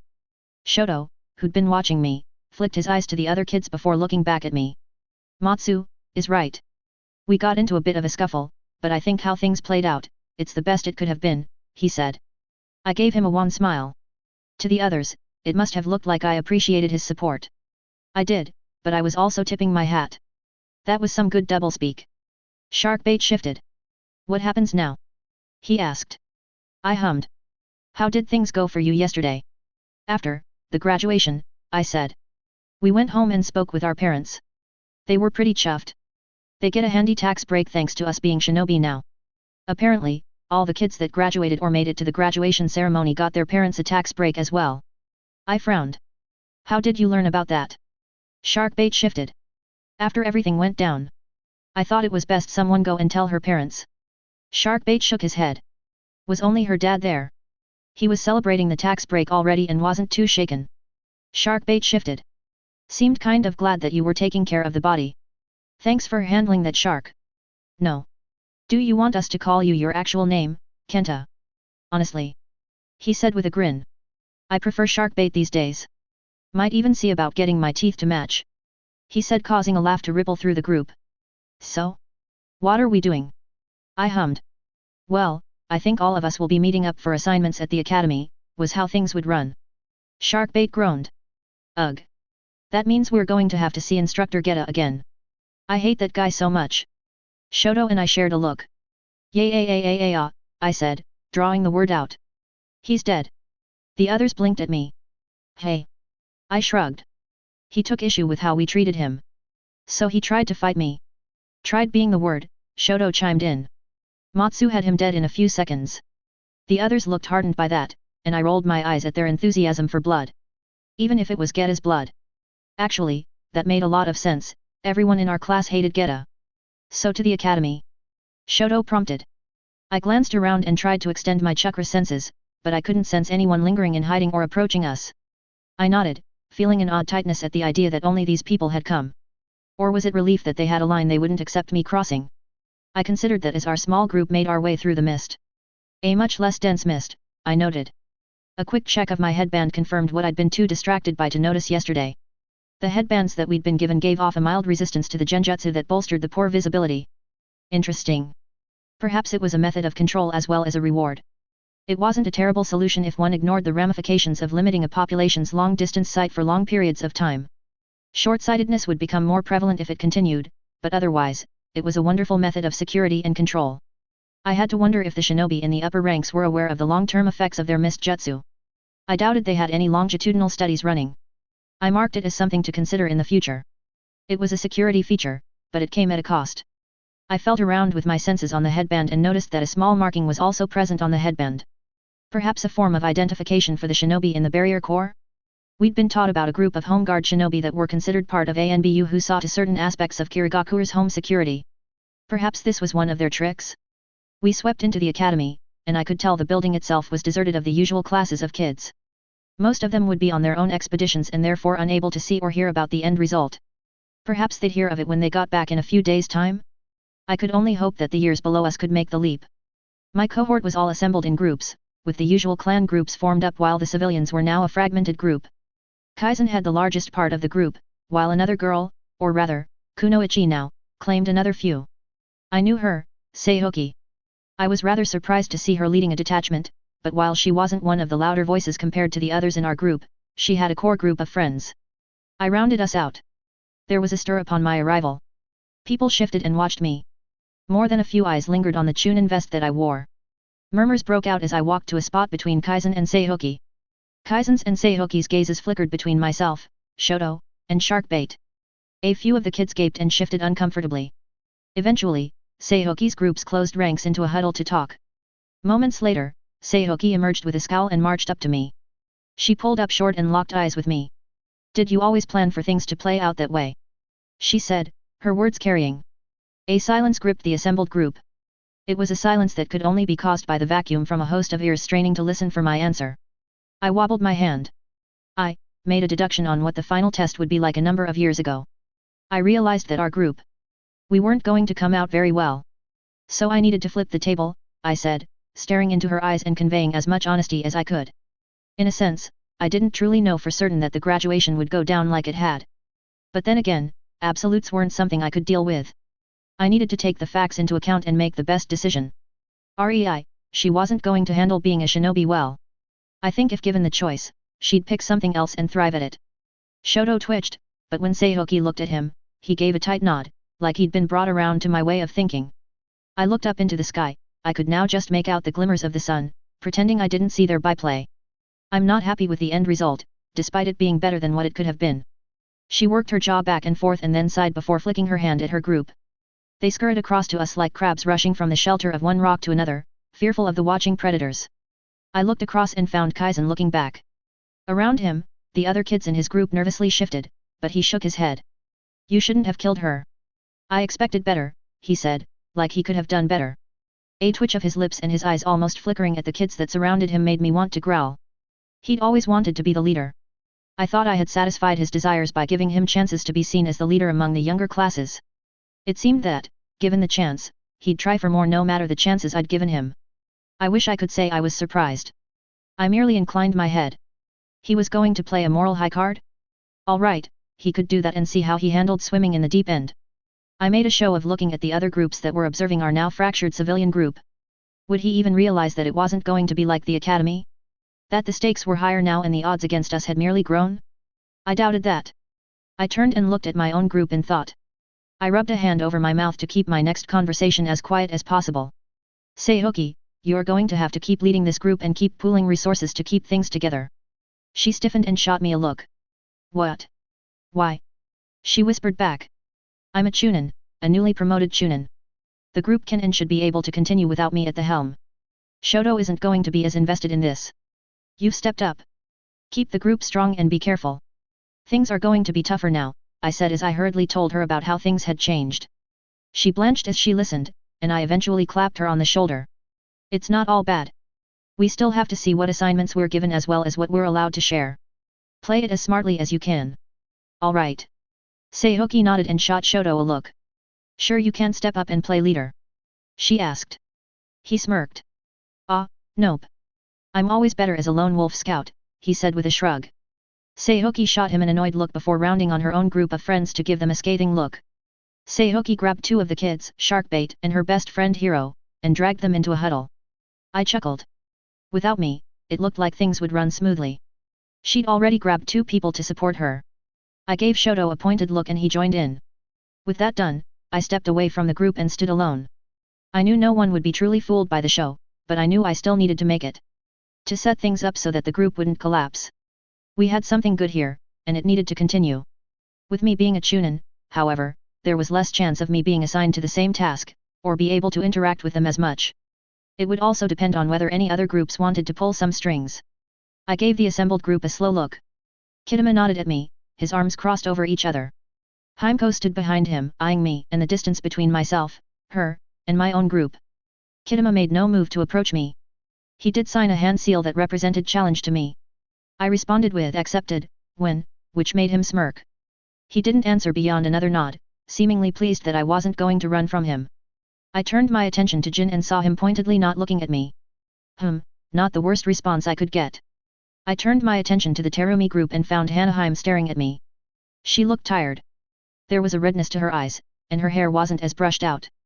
They were only small things, but to a shinobi, they were giant neon signs proclaiming her grief. I had only seen her yesterday, and yet I thought she looked older, more world-weary. I couldn't say I was surprised. Killing your cousin would take a toll. She turned her gaze away, not acknowledging or condemning me. Did she regret ever making that deal with me? Perhaps she did. I don't think I was game enough to ask her. As though they'd been waiting for any more drama to play out, our instructors and another group of shinobi appeared with a shunshin in front of us. The headmaster scowled at us but didn't do anything. That was perhaps due to the man wearing a jonin vest standing next to him. I ran my senses over all of them. More than a few eyed me angrily. A good number did so warily. Tempera smiled tiredly at me and nodded. For some reason, I felt ashamed at his acknowledgement. Genin of Kirigakure. The headmaster bellowed. Lord Mizukage congratulates you on your graduation and promotion from students to genin. More than a few eyes drifted my way but the headmaster didn't seem to want to notice me, let alone adjust his speech. More than a few people tensed up at the mention of the Mizukage. A few even glanced around. I was interested to note that a number of those looking around included the instructors. The jonin kept his gaze forward, bored by the proceedings before they'd even begun. You may have done so in an unorthodox manner, the headmaster bit out. But you have been acknowledged. Today you are to earn your assignments to either work with certain shinobi as apprentices, work in small units and squads in preparation for your deployment to the war, be assigned to a chunin or jonin, or other duties. People shifted.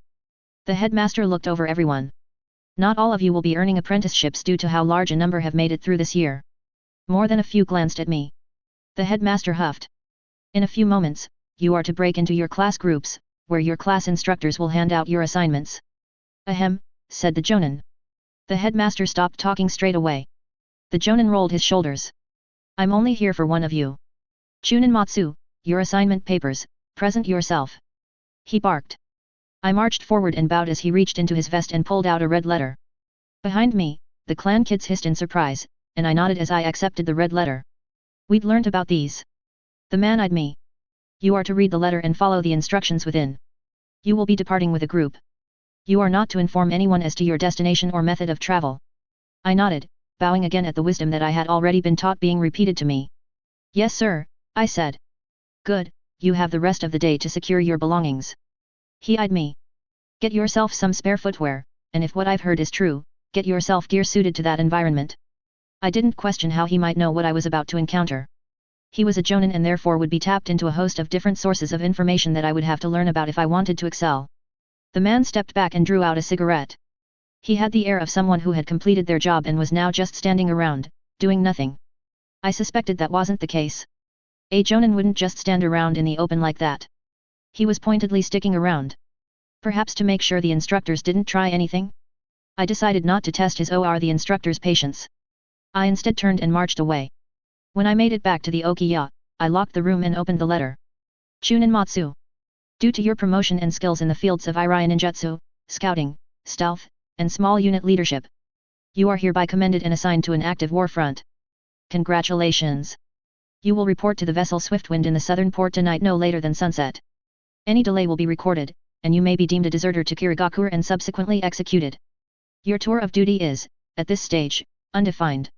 Serve well and return to Kirigakure with honor. Signed.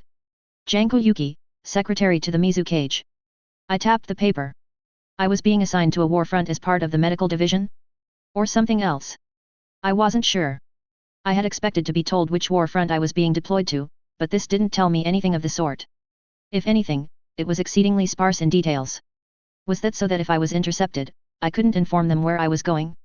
Another layer of security, perhaps? Or was I being led astray? I had no way to be sure.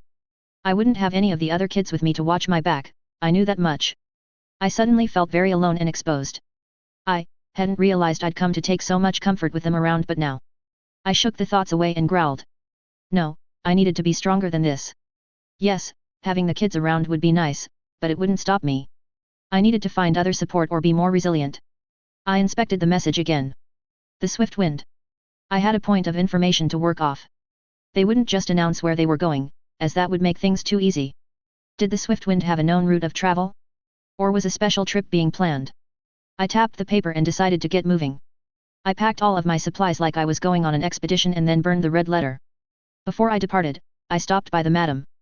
Madam, I'm going to be away for some time, I said. She eyed me and hummed. I see. Before you depart, I have a few girls that will need a final look over.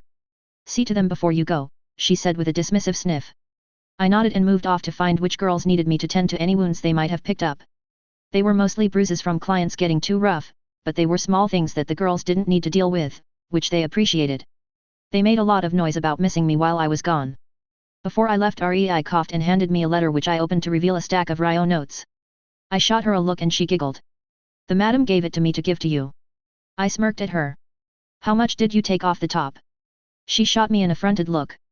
I would never. I snorted. Oh, Rei, you'll learn, I said before reaching out and wrapping her in a hug. Look after yourself, and Shoto when he checks in with you. I will, and you look after yourself, she said. I broke out of the hug and made for the southern region of Kiri. There I found the swift wind. It had several shinobi lounging about it. Some were on guard, some were merely waiting, drinking booze. I watched as supplies were loaded, always the men working the ship made sure to not disrupt the shinobi in their presence. So, it was a civilian ship? With the supplies being luxury goods, there was also less chance of this being an unplanned route. I made a quick note of the goods and then departed for the markets where I transformed into an older civilian. I walked past various stalls and noted the various merchants and what was being sold cheaply and what wasn't. Slowly, a web of information formed in my mind as I started to link together possible destinations. I made some inquiries about where certain goods were from and even shouted a trio of merchants to some drinks, all while pretending to get drunk myself. With an idea in mind, I then dropped the transformation and moved into the shinobi district where more specialized and expensive shops were. I walked into a shinobi goods store. I need 10 staves, 1,000 kunao, ration packs, blood replenishment drinks, anti-venoms, antidotes, 100 meters of bandages, 3 sets of sandals and a light brown poncho. I set down 50,000 ryo on the table. This is what I can offer you. The clerk looked down at the money, looked up at me, noticed my age and gained a sly look in his eyes. I promptly collected my money and turned for the door. Hey! Whoa! Kid, you gotta hear my counter offer. He said hurriedly. I kept walking. It was going to be shit. I'm going to the next shop and offering them the same deal. I proceeded to do just that, haggling and walking away from a number of deals. When I was satisfied that I had a good price, I walked away. Then I repeated the entire procedure, but this time I did it as an adult, specifically one that had no resemblance to myself while asking for a much cheaper price from the shinobi suppliers. I noted that the better stores were able to spot that I was transformed. They tested my illusion in a manner with their chakra sense, but when the headband gave away that I was a shinobi, they didn't have any issues with it. I could only imagine there were plenty of reasons for a shinobi to be using a henge.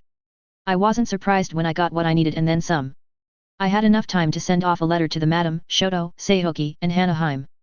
The last took a good deal longer to write, but I felt like something needed to be said. Even if she didn't read it, I felt better knowing I'd made the attempt. I then marched back to the swift wind. I dropped the henge and walked up the gangplank. I felt the stairs as I walked up to another chunin. Who's in charge? The other chunin blinked at me. Fuck me, Hanzo, are genin getting that cocky? Person. His friend shook his head. You need to stop drinking so much. That's the kid who led his class in capturing his entire year instead of butchering each other. The Red Devil. I blinked in surprise. I have an epithet.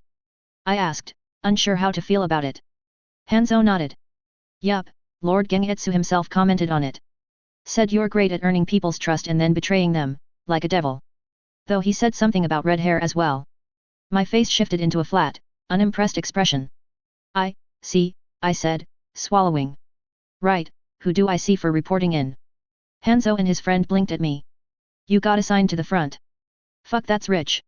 Said his friend with a laugh as he reached into a pocket and pulled out a flask to take a swig. You're in for a fun time, lad. We might end up in the thick of it against Kumo, or IWA. You're fucked then. I hummed and glanced around. I doubt that, I said.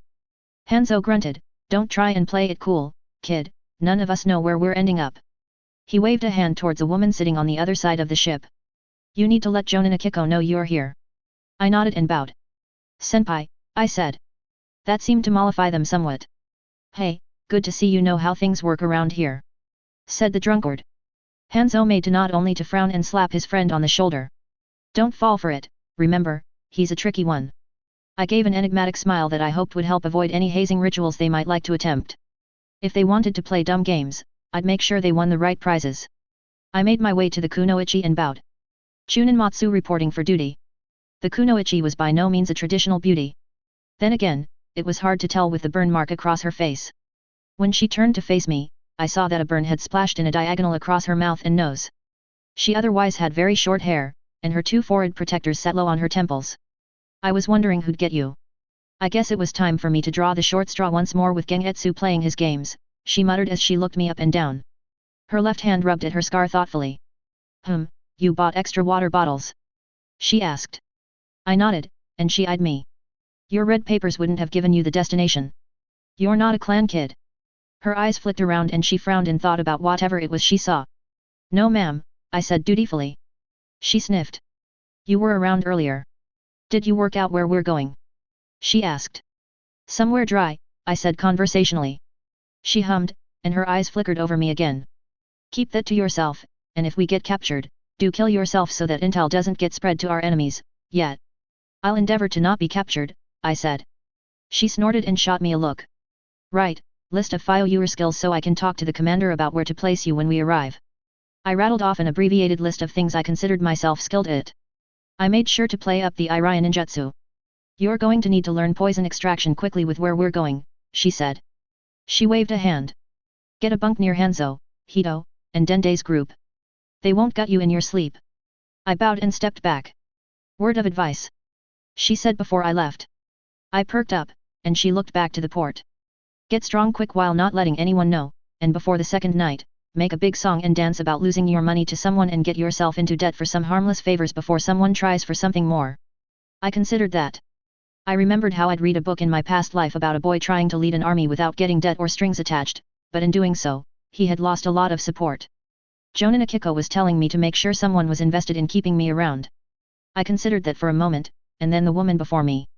Has anyone ever offered to heal your face? I said leadingly. She turned slowly. Don't try and claim you're that good a medic brat. I shrugged. I'm not right now, I said with an open hand. But Riot ninjutsu is what I want to pursue. I think if I got better at the mystic palm, I could slowly fix up your scars, or if you wanted to wait a while, I could try to get good enough to do them in one sitting. She eyed me for a while longer before turning her head. Yeah, you'll do all right, and I'll think about it. Get that good first, and then we'll talk. Otherwise? If you mention my face again, I'll give you a scar to keep you mindful. With what felt like a standard threat, I was allowed to depart. I followed her advice, and by the second night, I had lost all of my money while playing cards against my bunkmates. I then traded them minor favors such as priority healing, or discreet healing, such as if a boil or a scar needed to be dealt with discreetly. I might have underestimated how popular that option was, as I suddenly had half the shinobi that were on the boat with us trying to beat me specifically in cards to get some discreet medical attention.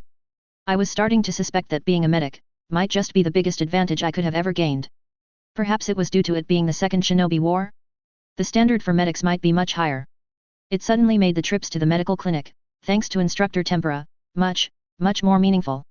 A quick check of the 50 or so shinobi revealed that only one other shinobi was capable of Riot ninjutsu.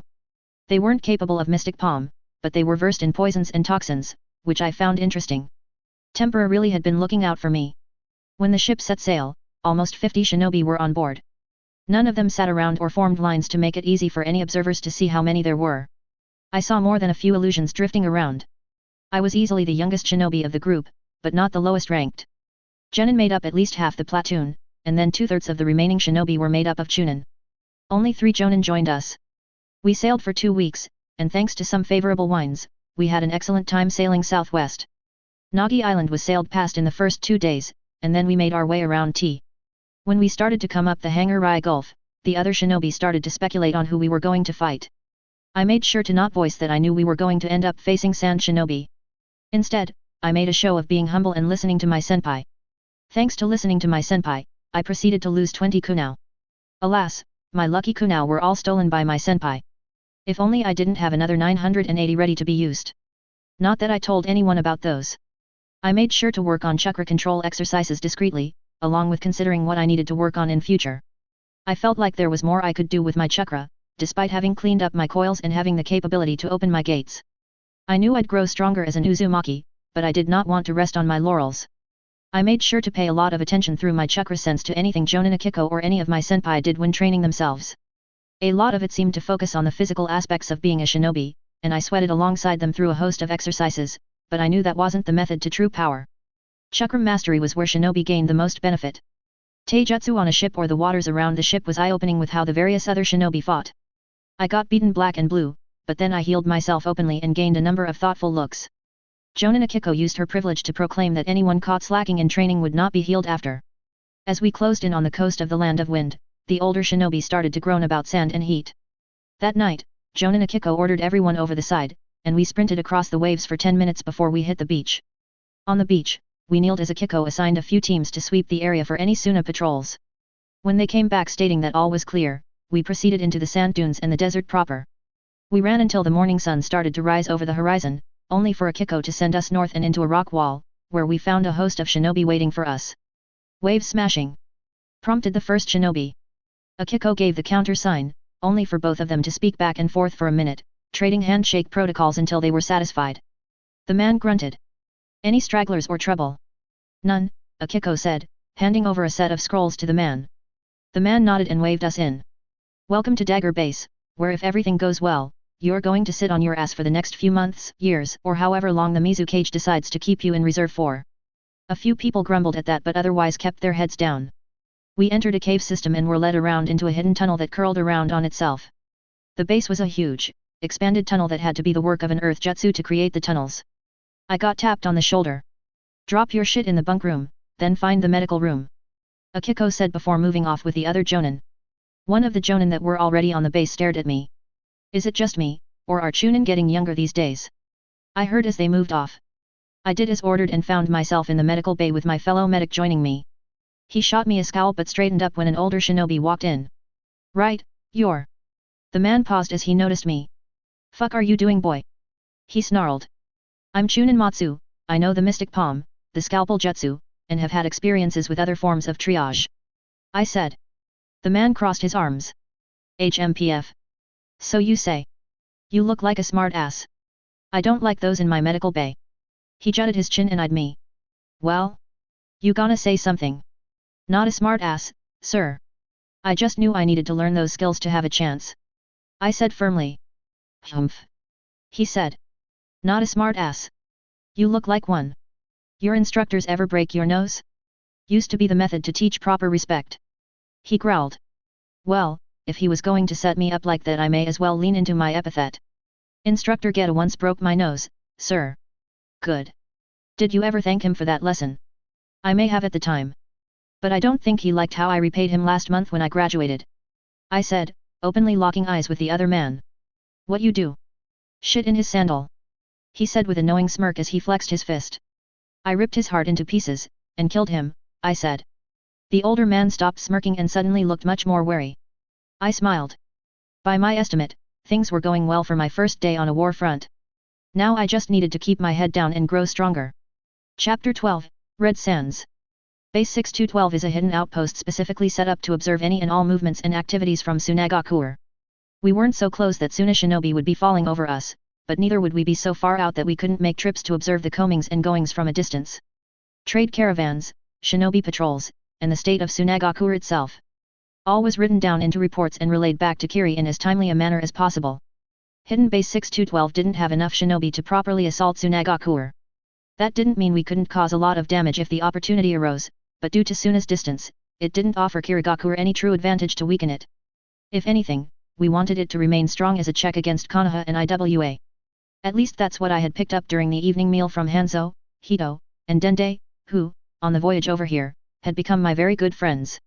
They'd taken a good amount of joy from being referred to as senpai, which made them innocent enough. They'd then only stolen a small amount of cash from me through gambling, along with a few kunao. Small things, theft and abuse of power. In another world and life, this would have been workplace bullying. In Kirigakure, it meant we were friends. They'd never once tried to steal from me, or knife me outside of training, which was another positive. So I suppose we were really good friends by that metric. So how do you go about getting assigned good jobs back home and here? I asked as I devoured the food I'd been provided. I noted that no one had tried to steal my food since we arrived, too busy trading insights and getting the lay of the land for how the base currently was. Things would shift again when some of the current contingent of shinobi departed, but for now, we were all in the base at once. There would be some very careful patrols for the next few days or even a week, just to make sure it was safe before any group of shinobi left. Hanzo mopped up his gruel with some bread in a practiced manner. Well, it's all about who you know, see? Also, how your rep is. If people know that you have certain skills and jutsu, then you will be given tasks assigned to them most of the time. He waved a hand. If you piss people off, they will have you assigned to shit jobs or send you on missions that will stink or see you killed. It's one of the reasons you always want to be respectful of Jonin, they call the shots out here and in the village. Not as much as the clans do, said Dende slurping up the last of his meal. Hanzo rolled his eyes, and Hito chuckled. Most of the Jonin are clan-born, they control a lot of the power in the village if you hadn't worked that out. I shrugged. That was pretty obvious in the academy. The clan kids got better training and were generally better for a while there. Hito tilted his head. Yeah, your year are a bit strange like that. I offered a shrug. Us civilians just stuck together in the one class. Hitno nodded. Yeah, that's what's strange. That never happens. The clans always take their picks. Becomes a split down the middle with Hojiki and Terumi fighting little proxy battles. Yup. They did that, I said. But not in your class, which meant what? 10 or so kids formed a group of civilians. 25 or so. Hito eyed me but didn't say anything. I considered him. He wasn't going to pry, I knew that much. Instead, he was going to make an assumption based on the information that was available to him. I didn't want that. I wanted him guided towards an end goal I had in mind. Him, and the other two. I'd spent long enough around them to realize they weren't bad people at heart. Products of Kirigakure? Definitely. But that only meant they were rough around the edges and products of a barbaric schooling system. Guess we had an advantage for that though, I said, touching on the subject I'd been teasing it for a while. The other three didn't perk up, they were too controlled for that. But they didn't ask me to shut up either. They watched me, their interest showing despite their best efforts. I hid my smirk, all too used to playing social games thanks to the Okiya ladies. When we grouped up, we were able to start working together, achieving more by trading notes and offering insight when we learned something. When one of us struggled, the others helped lift them up. I drummed my fingers on the table in a show of agitation. I think I'm going to miss that support network, with how things went down, a few of them aren't going to want to speak to me. My mind thought back to Hanaheim, who'd cried over her cousin. The others nodded, their own gazes turning distant. I allowed them to reminisce about their pasts, knowing that each of them would have killed one of their classmates. They were all civilians, so they wouldn't have been given a pass like some of the clan kids had. I'm probably going to have to do some favors for the other medics to learn the poison extraction jutsu. I think we'll need as many medics as we can, I said casually. Reminding them and anyone else listening in that I had very unique and valuable skills. But there's a lot more I'd like to learn, so if I can get good jobs, I can pick it up quicker. I said thoughtfully. Hanzo nodded his head. Yeah, I wouldn't worry about that too much. I think Jonin Akiko liked that you kept a lot of us in good condition on the trip over here. She'll put you to use. I nodded and allowed myself to sigh in relief. That's good to hear, I said, slumping. I tilted my head. So, I never got around to asking about this, but how does it normally go after graduation? The group snorted. Typically, you are assigned to a duty roster unless you impress someone. Then they assign you an apprenticeship. You probably would have been given a medical apprenticeship if your year hadn't pulled the stunt it had. So there's no 4-man teams consisting of 3 genin and a jonin? I asked. That's for Leaf and Lightning Nin. The group shook their head dismissively. They love that buddy-buddy forced get-along crap. You make your own friends and stick with them. When you get strong enough to be Chunin you have an idea who's got their heads on straight and who are crazy enough that you shouldn't work with them. Dende pointed a chopstick at me. You're supposed to build up a network of understanding of those around you with the various jobs you're given. Of course that doesn't really work when we're at war. Hito and Hosno nodded at that. What happens then? I asked, worried about how things would go with the rest of my graduating cohort. Dende used his chopstick like a drum on his bowl for a moment. Well, it'd be mostly the same, but there are group training exercises also offered in the village that are mandatory. It's a bit like being back at the academy. For us Chunin, we get randomly assigned a group of 5 to 10 genin, or sometimes even a group of chunin, just to throw the chum in the water. Then we're given an objective, and we have to achieve it while any number of other groups work against us. I nodded. He was talking about war games. Is it as bad as the academy? Do some people die? Hanzo snorted. Nah, nothing gets as bad as the academy graduation process, kid, not unless you're in a full-on battle, and then it's obvious that you need to put the other shinobi into their graves, or lock them down, I suppose. He scratched his jawline, which had a scar along it. We had a capture mission one time for intel, and those are sometimes worse than straight-up kill-each-other battles. Makes sense, I said, tapping the table in thought. Any chance I could get your thoughts on what I need to know? I rather like keeping my limbs and blood where they are supposed to be. Ha, don't we all, kid? Hanzo said, I wouldn't worry too much, you have good instincts from what I saw in your fights, he said, referencing the training matches we'd had during the voyage. I'd been pleasantly surprised that I'd mostly been able to hold my own. I'd had to lose a few more kunao later that night thanks to causing some people's feelings to get hurt, but I'd managed to not make any actual enemies despite putting up tougher fights than they'd expected. I made sure never to win too quickly. In fact, in the majority of the fights against another chunin, I made sure to lose convincingly. Any genin I faced, I made sure to beat easily while teasing out the fights. From there, I was able to pick up a handful of minor jutsu. Jonin Akiko and a few others had noticed and not said anything beyond nodding at me while tapping their noses to indicate they knew what I had been doing. Jonin Akiko's attention had felt like it even held a tinge of approval. From these fights, I'd been able to pick up how to perform the mist jutsu, which was synonymous with hiding in the mist jutsu. In the current scenario, I didn't rate either as good jutsu for fighting Sunanin, especially in the desert. The other small gain was the water prison jutsu, which was a useful restriction jutsu. But, again, useless on their home turf. I foresaw a lot of water being carted around on any patrols I went on, if not for me, then at least for my fellow shinobi. The only other jutsu I had learned was a miniature fireball jutsu that reminded me of Sasuke's early flame jutsu with how fast you could spam the jutsu. With the qualifier that I didn't need to use a resource that would be severely lacking in Suna, I made sure to practice it during the voyage, much to the annoyance of the chunin who had used it against me. I nodded and set my bowl aside. What about having a jonin take you on for training, or even an apprenticeship? You from a clan? Said Hito. I sighed. This was fast becoming a barrier that I was running into quite a bit with our discussions. Wanted to advance? Easy missions? Safe missions? Well-paying missions? Choice roles in any of the departments, such as TNI, the medics such as they were the administration hall, sensory corps, or even ANBU. You needed to have backing for everything. Specifically, backing from clans. Right now, the big clan was the Hojiki, with Gengetsu Hojiki being the clan leader and the Mizukage. His clan therefore got preferential treatment with certain assignments, secondary to them, the Yuki, as a supportive clan to the Hojiki, were also taken care of. A trickle-down occurred from there to the rest of the clans with the non-clan shinobi being the last to receive any attention. Not that any usually existed. Hanzo, Hito, and Dende were all technically aligned with the Terumi clan but were known to straddle the lines of the clans by doing odd jobs with other clans. Ostensibly, they were still seen as Terumi, but they weren't going to say no if they were tapped for a mission with other shinobi. In their own words, they put their heads down and didn't draw attention to themselves. Apparently, me just sitting with them was the most attention they'd had for years, and they were still determining if that was a good or a bad. I toyed with a kunao and considered everything they'd presented to me. What do you think is going to happen to me? I asked. It was a question that had been hanging over me for weeks now. This assignment felt like it was a stay of execution. It felt like a lull in which I was supposed to relax before the other shoe dropped. From my limited understanding of Gengetsu, that was precisely what he'd do. I nodded to myself and stood. Good talk, guys, I said. I had an idea of what was going on.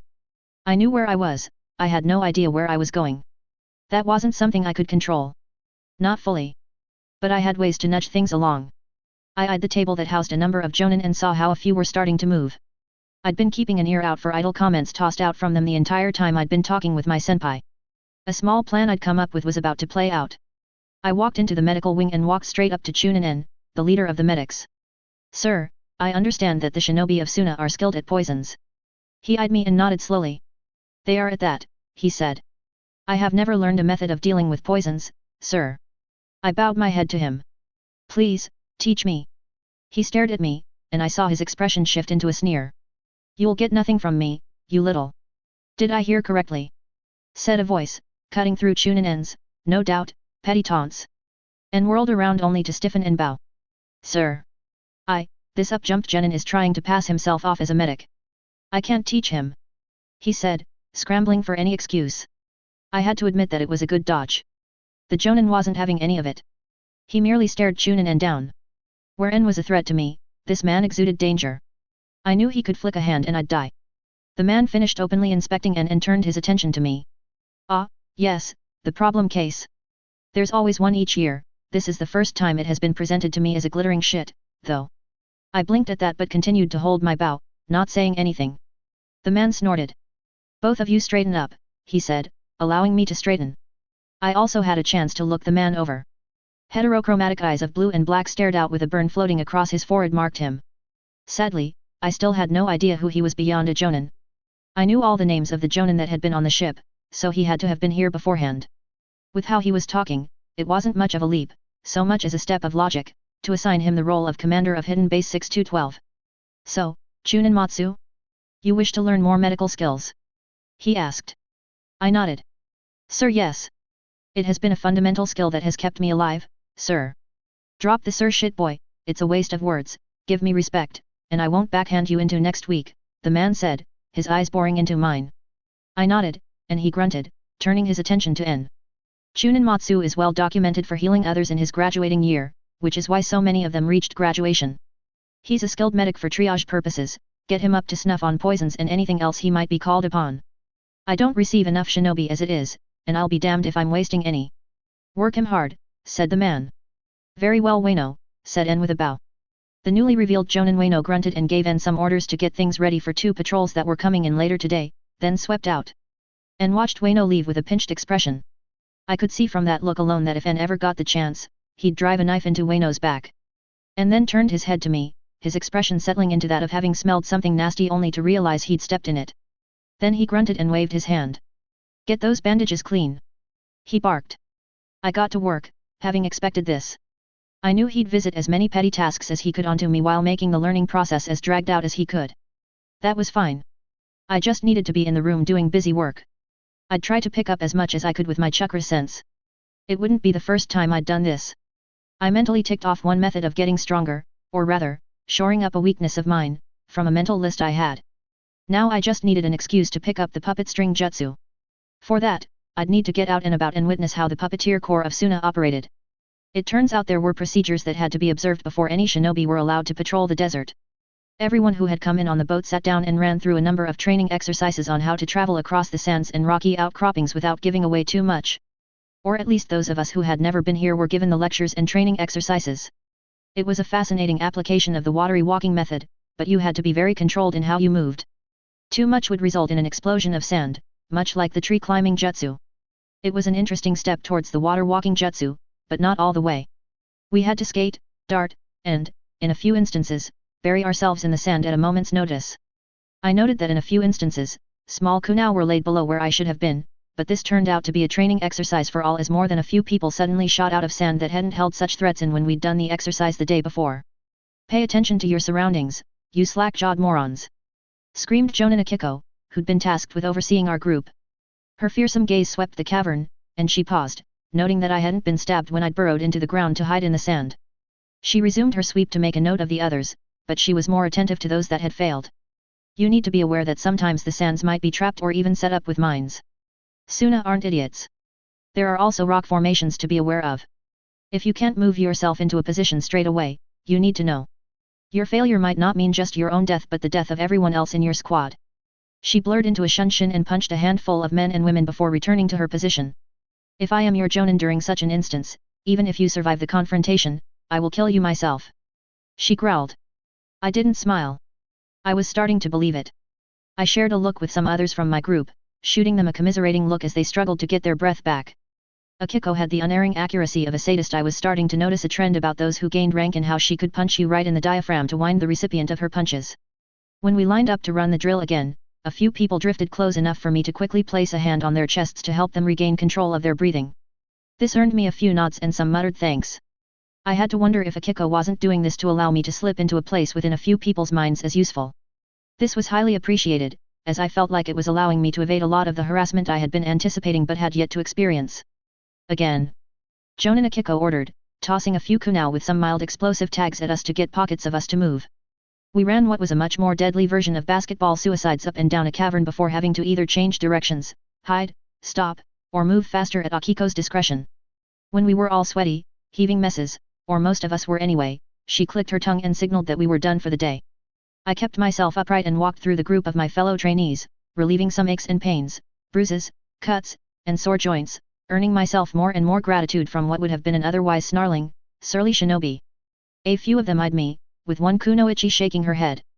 "Suppose it's about kami damn time we got ourselves a blasted Uzumaki," she said, her eyes flicking over the red hair that was growing now atop my head. I chuckled, well aware that I had more in the tank. Akiko had done a number of drills like this, and I'd started to notice that my own training with my group was much greater than I'd expected. I had the ability to run for hours and not falter. I knew I had greater reserves than anyone in my year in terms of chakra, but it was becoming clear to me how much my Uzumaki heritage set me up for success. I could train longer and harder than most people, and that allowed me to significantly improve faster than others. I merely smiled and shared a chuckle. I don't know if Gengetsu will let me claim that. More than a few people like to remind me I was born clanless, I said with a shrug. Not like being Uzumaki means much in Kiri, I said. This earned a few nods while others looked thoughtful. I waved them off, finished up with those who were injured, and made my way to the medical wing where I was assigned the task of cleaning out bedpans. I didn't say anything and merely got to work. To outward appearances, it looked like I was scrubbing at the pans, but in reality, I swept them clean with a fairly low-powered water tentacle jutsu I'd picked up. It kept me in the room, and Chunin got to feel good while I sat in the corner doing busy work. He'd then pull in another genin that I'd learned was looking to expand their skills as a medic. They got a specialized one-on-one session with N.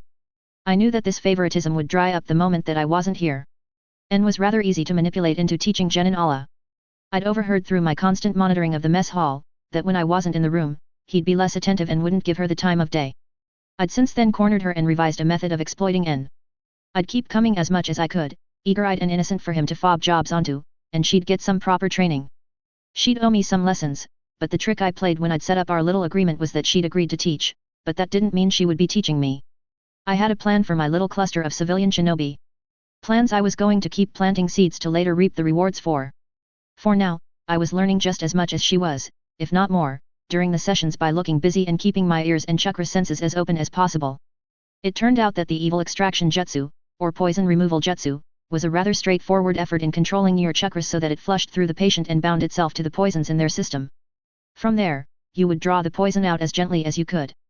There were a few poisons that were more dangerous than this, however, that either worked very quickly by latching onto chakra as a vector to spread through the body or were naturally potent. These were few and far between and usually had issues with limited shelf life. It was only if you had ready access to some of the plants, or animal species that produced these, then it would be a struggle. Which wasn't saying much with all the dangerous wildlife running around the land of wind.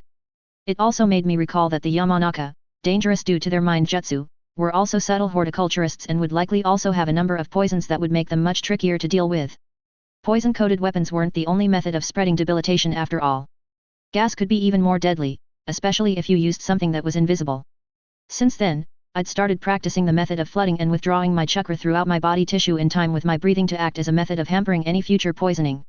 It ended up being a rather interesting chakra exercise, with the need to contain the chakra in each organ or muscle further than I already had. Contamination by merely spreading the chakra around would do more harm than good. It was like reinforcing the body with chakra but taken to another level. I started to notice an improvement in my speed a few days into using the method and had to hold back more and more. I was drawing up plans on how to do this on a smaller scale if possible. If individual organs could cause me to grow stronger by another factor, what would individual muscle fibers result in? Or better yet, individual cells? Would that make me immune to poisons? I could certainly dream, but I wasn't about to take on the most dangerous poison user known throughout the elemental nations, a Megakure's Hanzo of the Salamander. If memory serves, he should have or will be fighting the Sunin. I leaned my head to the side, dodging a blunt kunao that had been thrown at my head. Chunin Matsu. Got those pans done? Chunin said. I turned them so they sparkled in the light back at him, causing him to grumble. Right. Well, get yourself clean. We've got a patrol coming in. You'll assist me. He barked as he laid out some scalpels and other medical equipment. I merely nodded and made a note to help Genin Allah learn the scalpel jutsu as I scrubbed up for surgery. It wasn't lost on me that Chunin despised me, but that didn't stop him from knowing that I was the most qualified to help him during a rush of serious injuries or through proper surgery. When the team of shinobi made it in, I could only grimace along with N. The kunoichi that was being presented to us had a puppet's appendage stuck through her. It appeared to be some kind of scythe blade attached to an arm. It punched right through her intestines. I'd wanted to see how things worked, and now I was getting a front row seat as I tried to stabilize the kunoichi. And flushed her system and cleared out the poisons, toxins, and bile that had spread through her body before starting to knit together her organs with the mystic palm jutsu. When he ran out of chakra, he waved me forward, and I put my hand above the gaping wound. You're letting one of the kunoichi's teammates started to growl. I'm nearly out of chakra. He knows the mystic palm. It's on him now to keep her alive. And snapped. I let their comments wash over me. Instead, I focused my attention on connecting her torn organs as best I could with small flexes and twists of chakra. This would reduce the amount I needed to regenerate and the strain on her. I worked carefully, in as slow and precise a manner as possible. By the end of an hour, her wound was cleared up without even a scar. She still wasn't out of danger, however, as the poisons had run riot through her and her blood pressure and heart were erratic with how she was responding. Should I put her into a healing coma? I asked N. He frowned at me before nodding. Do it, he said. I put my hand on her forehead and made a show of slowly feeding chakra into her. I didn't want it known that I could knock someone out with a touch after all. That might make people wonder. The kunoichi relaxed, and her breathing evened out, allowing her body to relax as it came to terms with being out of danger. I sighed and leaned back.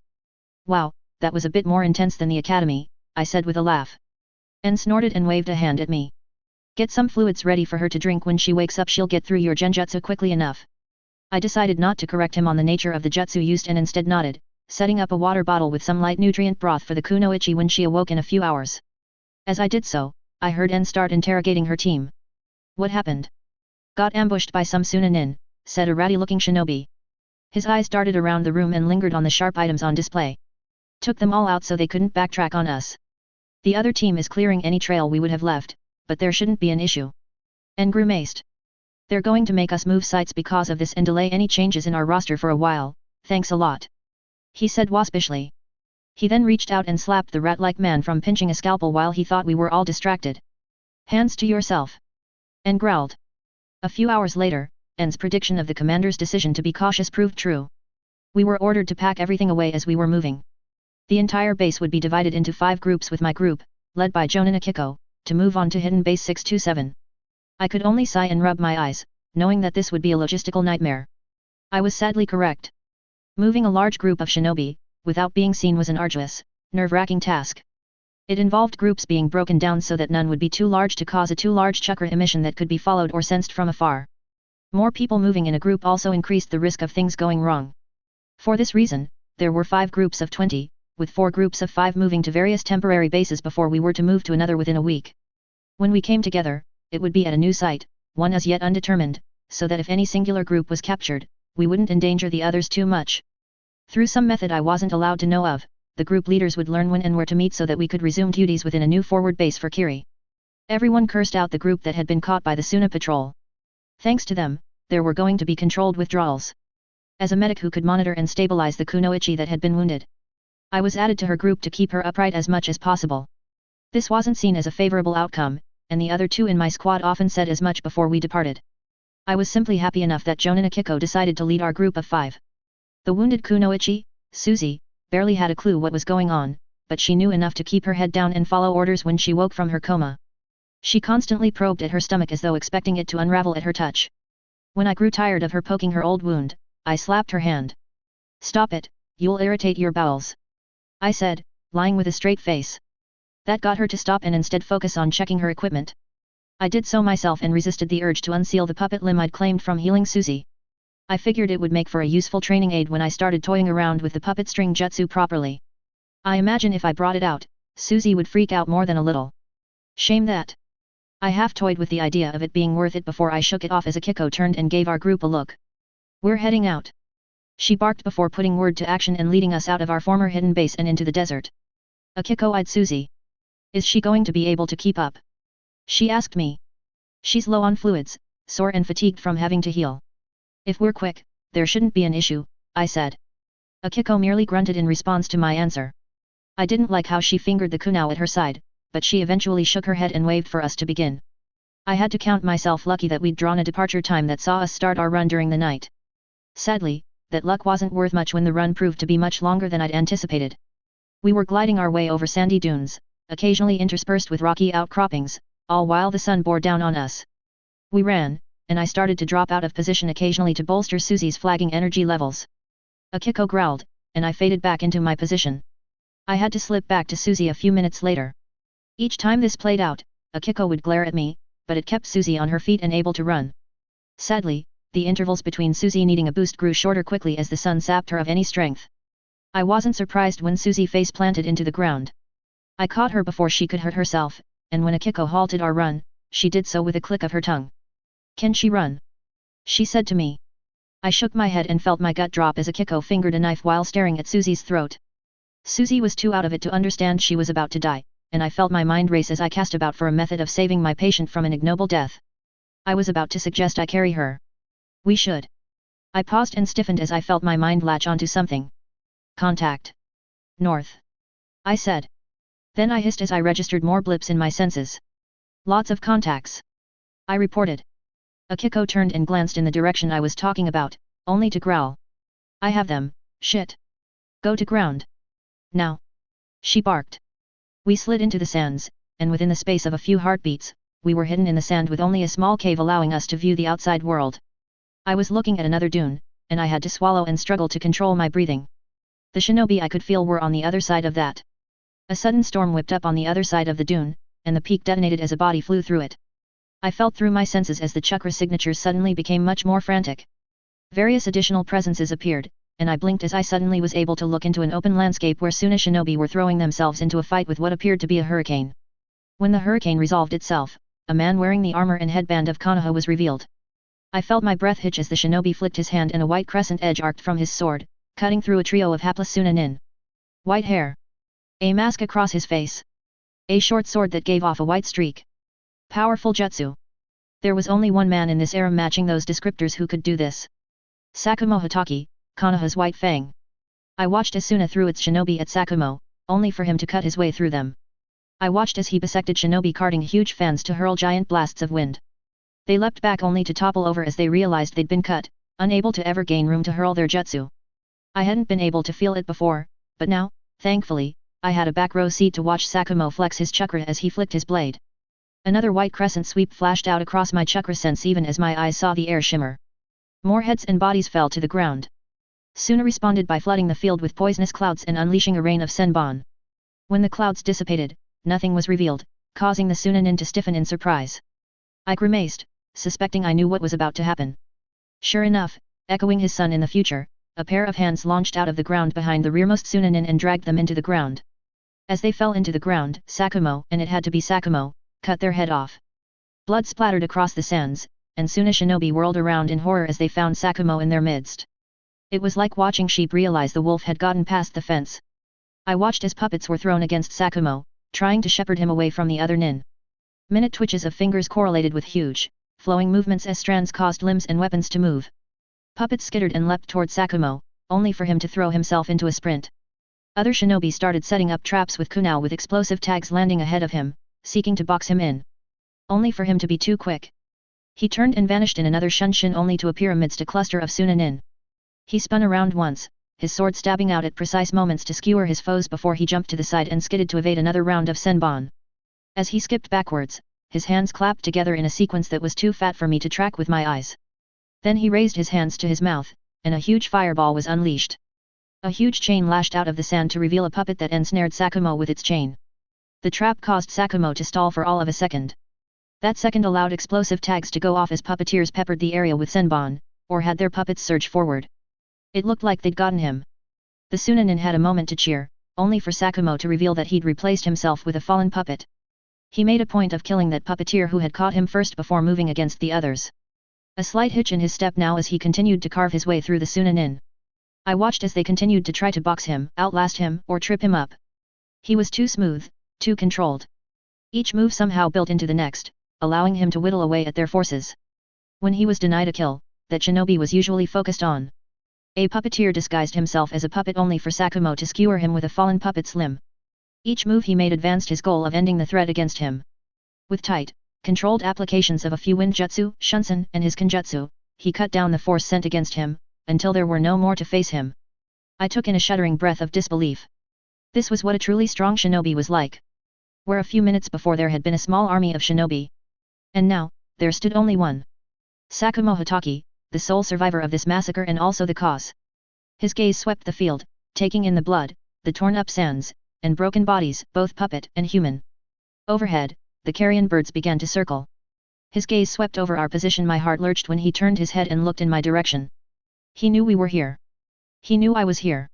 He had to, surely? A moment later he vanished, and I felt my heart thunder. Was I about to be stabbed in the back and die in the sand? I stayed where I was, paralyzed with indecision for long moments. Then a whistle that mimicked the cry of a hawk made me rise from the sand. I did so with the others on my team. All of them, particularly Suzy, were white-faced. Akiko merely had a flat expression. We need to report this. Suna just lost a sizable force. Any of you recognize who did it? They aren't in the bingo book, Akiko said. I blinked in surprise. Sakumo Hatake wasn't in there yet? I almost said his name, but then I realized that there was no feasible way for me to know his name, so I kept my mouth shut. None of the others said anything, causing Akiko to click her tongue. Interesting. Was Sakumo like Kakashi with his extended stint in ANBU? He'd been a masked shinobi for so long until today? Great, another A-rank threat at least for Konoha, fucking hells. Akiko growled. She huffed. Alright. Let's loot the field of anything worthwhile. Suzy, stand guard and don't faint or some shit. We have some more running to do, and I need to see if any big names died in this fight. We set about picking through the corpses. When we found a pair of puppeteers who died looking into each other's eyes. Akiko seemed to recognize them, and she cursed. I collected what I could before becoming too loaded up. The entire time, I had to shake my head. I'd wanted to witness puppets in play. Sadly, I'd been a bit distracted by Sakumo killing them all to pick up much. If anything, I'd gotten more insight into Kenjutsu and Windjutsu. So I had that going for me, at least.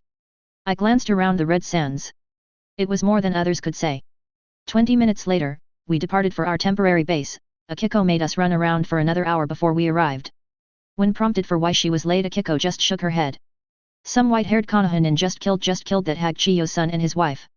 She's going to be pissed, Akiko announced. The other jonin in our group hissed in surprise and a discussion broke out over who it was and how Suna would handle this. I blinked. Ah, I'd forgotten about that. I swallowed, realizing how lucky I had been to witness the making of the legend of the White Fang. At the same time, Sakumo was famous for killing a force of Sunanin, that contained Sasori's parents. They hadn't even been able to put up much of a fight. I led Suzy off to a room to rest. Before I left she put a hand on my shoulder. Hey, kid, thanks. I owe you, she said with a slur as she started to fall asleep. I patted her on the shoulder before departing to toy with the puppet string jutsu I'd picked up. It might have been terrifying to witness Sakumo wipe away a force of Sunanin like he had, but that didn't mean I was going to run away. No, if anything I needed to work harder and get stronger. I had ideas for that. Starting with overlapping puppet strings around my body. I think I'd call this the hidden self-puppeting jutsu. I was already strong and fast. What if I built a pseudo-chakra exoskeleton to assist and make me move faster and hit harder? I already had ideas about how to use it as a resistance tool. It was filled with possibilities. It wouldn't be as powerful a game changer as the shadow clone jutsu would be, but, for now, it would work. Small steps forward would add up. They'd have to if I planned to have a chance to change Kiri. Chapter 13, Broken Limits and Bodies. The mood around our temporary base was very low for the next few days. When we linked up with other groups, the other 3 shinobi in ours were quick to divulge what they'd witnessed. At first, there had been disbelief, which soon turned to a wary reluctance when Jonin Akiko didn't refute the rumors. She instead stayed closed-mouthed and spent time talking with the other Jonin, trying to figure out who'd done it. The knowledge that a single Konoha shinobi, whom they hadn't identified as yet, had caused such destruction resulted in a lot of worry. Jonin Akiko responded to this by keeping all of us busy in some way. It didn't stop the rumor mill from spinning, with people wondering if they had anyone in the cohort able to match such a shinobi. Suzy and I had it the easiest, with the need for Suzy to recover and for me to monitor her and remain available for other injuries that invariably occurred. I ended up claiming a small cavern that had solid enough walls. I dug out a few more rooms and set up Suzy in one with a blanket hanging over the front to give her some privacy. Otherwise, I spent time sitting around in the temporary medical room, meditating, and trying to lace my chakra into strings around my body. I had an idea of how to use the chakra strings in a number of ways that should hopefully add a multiplier effect to my training and fighting ability. My body weave chakra strings, as I was currently calling it, having changed names 3 times in the last few days as I toyed with cooler sounding names, was something I planned to have several different effects. The main focus would be to use it to augment my strength by creating a network of strings that allowed me to move faster and stronger, as well as improve my reaction speed. Nerves had limitations after all, and speed was king in a shinobi battle. With chakra strings, I would hopefully be able to map out positions and control my body to an even greater degree. Also, as Shizun had demonstrated against Kabuto, there were poisons that messed with the control of an opponent's body. I doubted I would have the monstrous talent of Kabuto to catalog and alter how I controlled my body on the fly like him, so I would instead have another backup. No, I needed to have lots of preparation for such situations. I would puppet myself if the need arose. The other main goal would be to use the chakra strings as a pseudo-training suit that would add resistance to my body and allow me greater results. I'd be working every aspect of my body if I did it the right way. This was, of course, merely reversing the effects of the boost. For that, I needed to carefully map out how to control my own body. And that led to me sitting in a cave as everyone else scrubbed dirt walls, built traps, and ran the occasional patrol into the desert. It was mind-numbing work, but one that I persisted with. I knew what the payoff could be, and all I needed to do was buckle down. The hands and feet ended up being the most difficult to operate with the multiple ranges of motion that I had to work it. Interestingly, I discovered another benefit of using the self-puppeting jutsu. Sixth name as yet was that I could force my joints to stretch further and hold the stretches easier. I didn't have to get into position, I could merely straighten a joint and then have the strings apply pressure. It took Susie 3 days to fully recover, and when she did, she swept out of the room I'd created for her and stood over my meditating form. Feeling better? I asked her. Yeah, I am, she said, eyeing me. So what do you want for it? Pardon? I asked, opening my eyes and looking up at her. Susie shifted. If you were older, this'd be easier, but I'm assuming your balls haven't even dropped yet, so what do you want from me? She waved a hand around. For looking after me the last few days. She looked away. And for talking up and helping me when that bitch would have just cut my throat in the desert. Let me bleed out, my last gasp being painful as you did your duty and I mine. Ah, I said, unsure what to make of the last part of what she'd said. As for the first part, I had gone somewhat above and beyond for her. I could wave it off, but I wasn't so naive to know that she must have something she could help with. What's your specialty? I asked. Oh, I'm a scout, and I know a jutsu that helps me catch scents on the wind from ages away, not really a set distance for smells. Or a limit on time if you're good enough. She pursed her lips. I've got nothing on those Konoha dog fuckers, though. I nodded and thought about it a bit. Could you do 2 things for me? I asked, raising 2 fingers. She narrowed her eyes suspiciously, and I decided to press my advantage before she could get too skittish. I would like to learn that jutsu, and if possible, I would like you to teach it to my friends when we make it back to Kiri. Susie snorted. Sure thing, it shouldn't be too hard to teach a bunch of brats, that's if we survive. If we run into any freaks like that Konoha shinobi, we're shit out of luck. I hummed. I don't think. Susie slashed her hand through the air. No, listen. You're young, and Konoha is one of the strongest around because they've got a ton of hidden monsters like that in their ranks that are just waiting for the chance to lash out. They pretended to be nice to the civvies, but they're some of the most bloodthirsty types around. She eyed me up and down. What do you know about Konoha's clans, for example? Did they cover more than the Uchiha, Senju, and the Sarutobi in the academy? They did, I said carefully, deciding not to voice that I might have some more insight into Konoha's clan situation than I strictly should. Susie grunted and glanced at the entrance. What's that bitch got everyone doing? It took me a moment to realize she'd shifted topics, and another to explain why that mattered. She's got people running menial jobs to stop them from freaking out over what we witnessed. You're probably better off sticking around in here and helping me out, I said, waving around at all the empty berths to show how flat out with work I was. She snorted and smiled, claiming a seat on the ground. All right, I'll teach you about the shark scent jutsu as it's known in Kiri, and while you're practicing that, I'll teach you about how fucked we are, she said, as though the idea of us being doomed was something pleasing. She quickly ran through the jutsu, which hand seals to use, and how to channel the chakra just right to form the jutsu. But don't overpower it or you'll blow your nose clean off. She said with clear relish. I was starting to get the idea that she relished the idea of disfigurement or pain. Was Susie? I wasn't sure what to call her. In love with doom? A happy nihilist? With that done, I set about practicing the new jutsu while Susie sat and detailed all the ways a shinobi from Konoha could kill me or mine.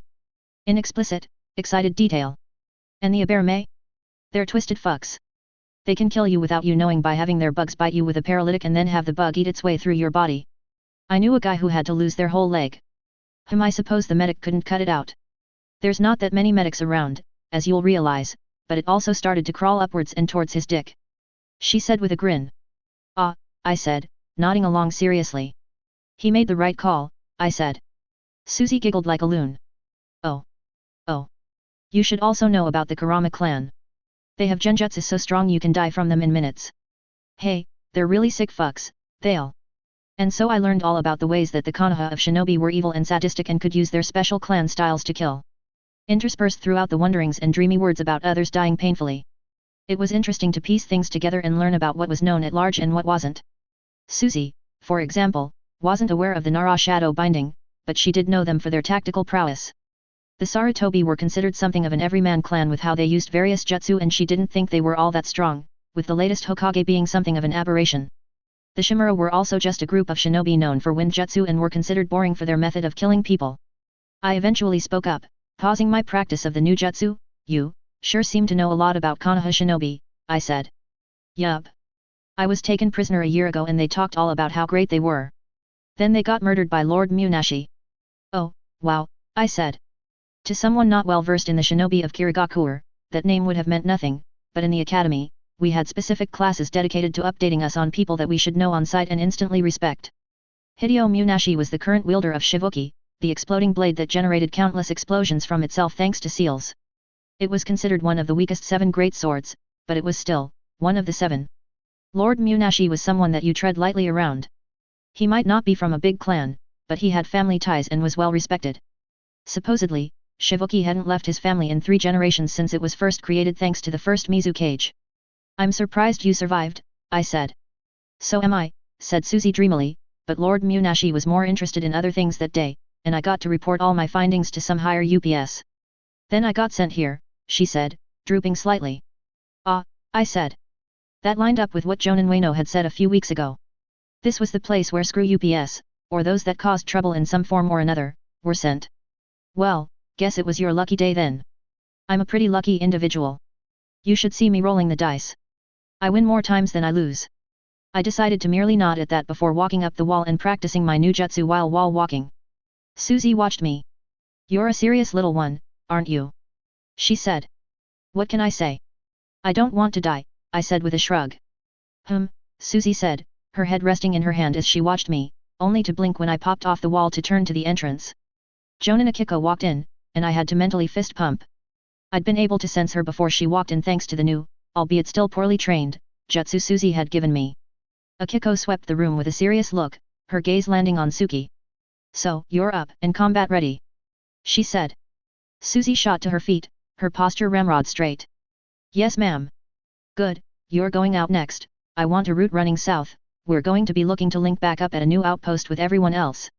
Ueno needs to know about Suna losing so many shinobi. Get some supplies, join the others in the main cavern, and get out. She barked. Susie didn't complain, and I didn't offer my own thoughts on what Susie could have been doing. Instead, Jonin Akiko waved her hand, and a pair of men dragged in 2 others, laying them down on the slab. I blinked, examined them briefly and then looked up. I don't think I can help these men, I said sadly. One of the porters snorted. Nah, they've been dead for a day now. We need to know what killed them. Susie paused in the doorway, her morbid fascination with death making her linger as Akiko looked me over. Think you can stomach an autopsy? I swallowed. This was perhaps the less fun side of being a medic. I nodded and set out the room for a task I barely had any idea for but was sadly still the most qualified person in the base to make sense of what killed these 2 men. Akiko nodded. Good. Find out and get me a report by the end of the day. We need to be moving soon, so get it done. One of you stay here and write down what I dictate to you, I suggested. Why should we do that? Said one of the men. I sighed.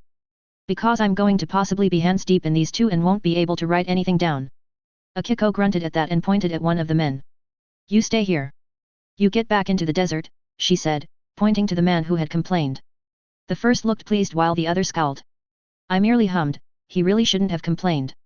Akiko turned to leave then only to find Susie still lingering. She kicked the ground, and a rock bullet slammed into the wall near Susie's head. Get going! She shouted, causing Susie to scurry away. I chuckled and waved for the porter to remove anything of note from the dead men, making sure to document each item and handle it with care. I then made a show of setting my hands on one's temple and slowly coaxing my chakra through it. It was very odd to run chakra through a body that didn't have any of its own.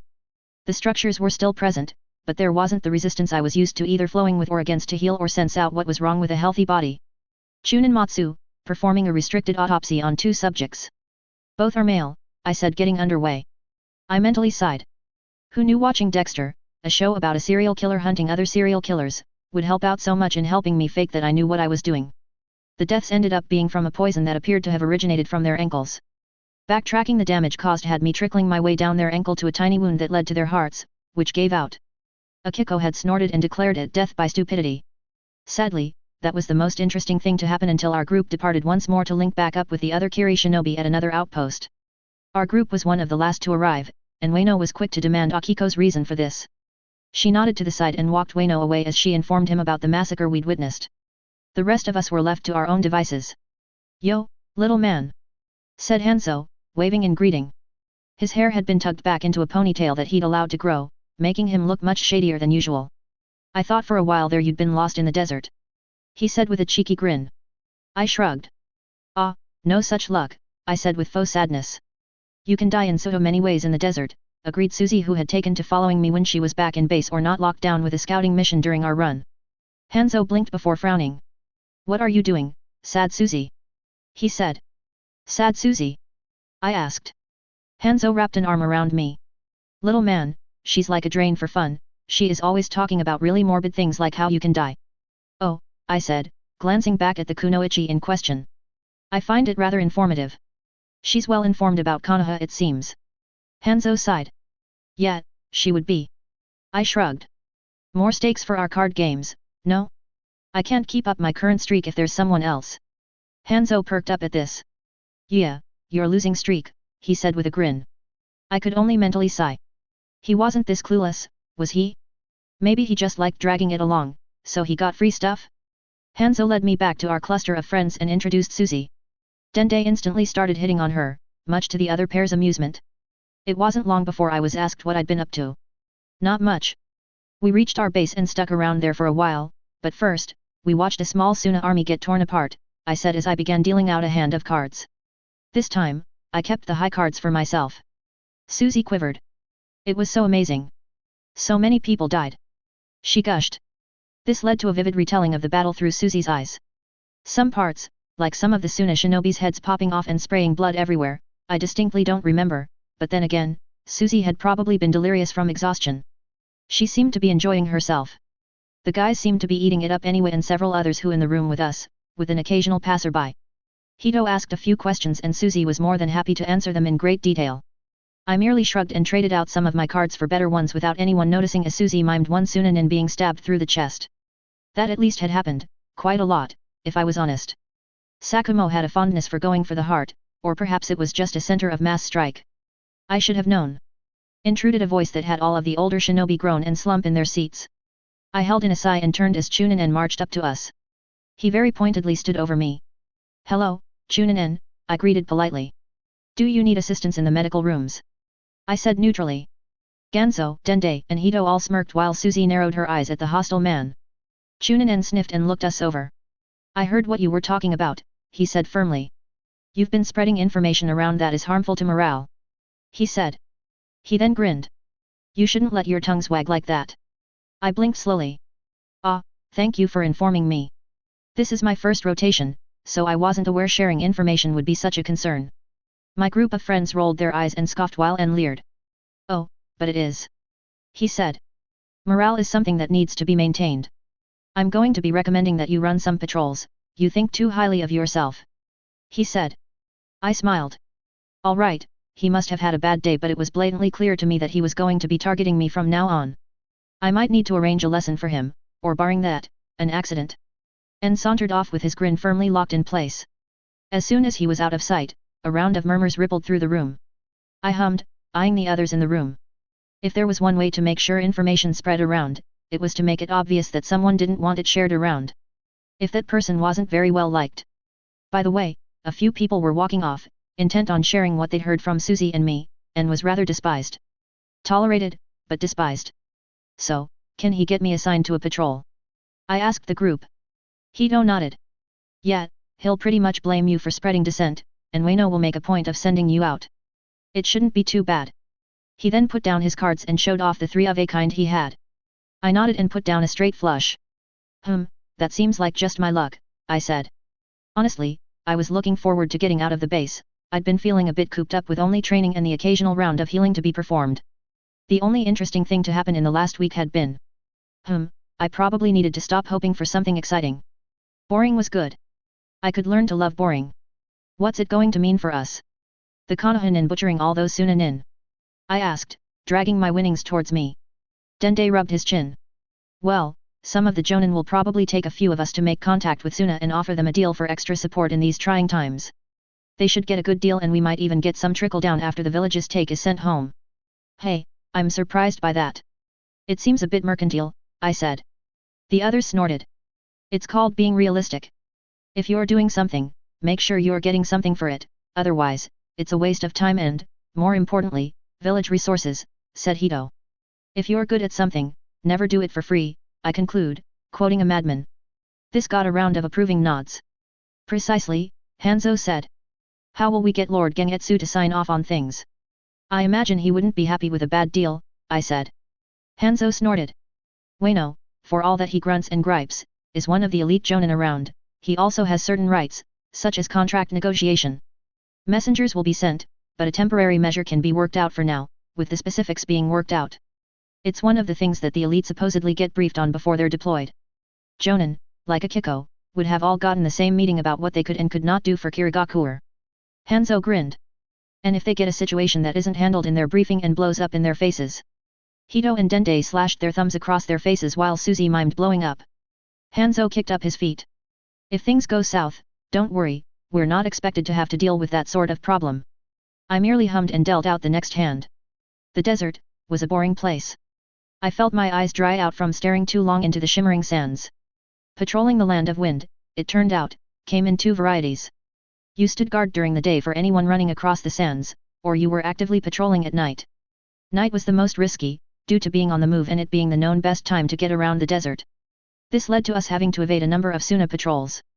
A few days ago, Jonin Ueno and a few other shinobi had headed out to make contact with Suna, but until they returned with confirmation, we were all on full alert. We performed circuitous patrols around the hidden base during the night, running from dune to dune while keeping aware of our surroundings. Hito ended up teaching me a bit of desert craft, including how to read the dunes for any passage of people even hours after they'd been in the area, allowing us to track caravans and discreetly review them. Remember, you don't want to steal from them too much if you need to. Stolen goods with no sign of who stole them result in a lot of people thinking shinobi, especially with the war on, Hito said. I hummed. I would have thought they'd go for the easiest option, of a fellow caravaner. I said, watching the men setting up camp for the coming morning. They used to, but then too many shinobi started doing it. So the civvies got wise. They'll report any stolen goods that they can't track at the nearest town, and that will allow Suna or other shinobi to track down our base if we're careless, Hito said. I merely nodded, it made a certain amount of sense. We continued to track the caravan for a while, and Hito even had me slip in to steal some water from them, not much, just a few liters here and there. Enough for our patrol and little else. When we made it back to base to report our findings, we found that Ueno had returned and agreed to a tentative non-aggression agreement with Suna for the sum of a ton of gold, with more to be negotiated for later. Ueno left the gold in the center of the cavern, allowing others and myself to openly gape at the huge mass of gold. Ueno smiled. There will be more where this came from, men. With Suna in dire straits, we'll be able to bring home a huge haul. Shaman, the second Kazekage, spends money like a fool in a brothel. This brought a cheer from everyone, and I followed along. Internally, I couldn't help but wonder if Shaman had access to someone like Raza, the fourth Kazekage, a known manipulator of gold sand. If he had that, then he'd be throwing away pennies, in truth. For us, it was a good deal, but that didn't mean it wasn't also good for Shaman. Ueno gestured around at all of us. We are going to be patrolling larger stretches of the desert and freeing up some of the Suna nin. If we encounter any shinobi from Konoha, we are to engage and destroy them. Ueno said proudly. I once again joined in as everyone cheered. Again, I had to frown. Ueno seemed a touch too caught up with his success. Shaman might be selling us down the river here. What if he had us facing off against Sakumo or someone like him? Gold wouldn't mean anything if we were all dead. I made sure not to voice such thoughts, however, and instead doubled down on whatever training I could, working on the shark scenting jutsu and continuing to weave my self-puppeting jutsu. Invariably, Hito and the others caught me working at it during our downtime. All of them had their own thoughts for better names. Call it the string symphony jutsu, said Hanzo. The chakra string, limb control jutsu, Hito countered. No. He needs something bold. Grand even. Call it, Ranstenge, said Dende with a wave of his hand. We all paused to consider the name. Sounds pretentious, Hito said. They all grinned. It's perfect. They said as one. I huffed but decided to adopt the new name, much to Susie's disappointment. Death Strings Jutsu, she murmured to herself, only to be ignored by how used to her we were. When we next went out on patrol, we found ourselves sweeping through new land far to the north of the hidden base and close to the land of rivers on the border. Hito consulted a map and hummed. So, we're basically going to sweep west to east and cross paths with 2 other patrol groups. If we encounter anything too strong, we'll retreat, all right. He said. Hanzo shot Hito a grin. And of course, we'll know right away if they're too strong. Hito huffed. Just be on the lookout for a tall, white-haired shinobi from Konoha, him we're giving a wide berth to, Hito said. This got a round of nods from all of us. Dende rubbed his chin. If anything, we'd be doing our duty and reporting that such a powerful shinobi was present once more. He said with a serious nod. We all copied him, more than happy to flee at the sight of Sakumo taking to the field. Also, if they mistook Jiraiya for him? That was just as good a person to flee from, although chances were he was much further north right now with the whole land of Rain Saga the Sunin were supposed to go through. Heck, for all I knew, they were currently being named the Sunin, by Hanzo the Salamander. Or they were all dead through some twist of fate due to canon being different now. I had no idea, and I'd just have to keep my ear to the ground. You learned a lot doing just that within a shinobi camp, with rumors and gossip constantly being traded back and forth. The trick was shifting through the lies, or misinformation that sometimes got spread around. For the next 4 days, we moved east and then west. Once we even passed close enough to a fellow Kiri patrol that we got to trade information with the other. Nothing happened, and neither I nor anyone else detected anything out of place for the entire duration of the patrol.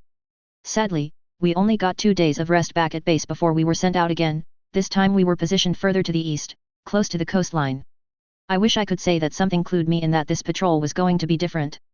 That some instinct twinged or that the hair stood up on my neck. Nothing like that happened, and we patrolled along the border, keeping our eyes peeled and our senses as sharp as they would go. When we caught sight of the other Kiri patrol that was supposed to be out here with us, we relaxed and approached at a steady pace.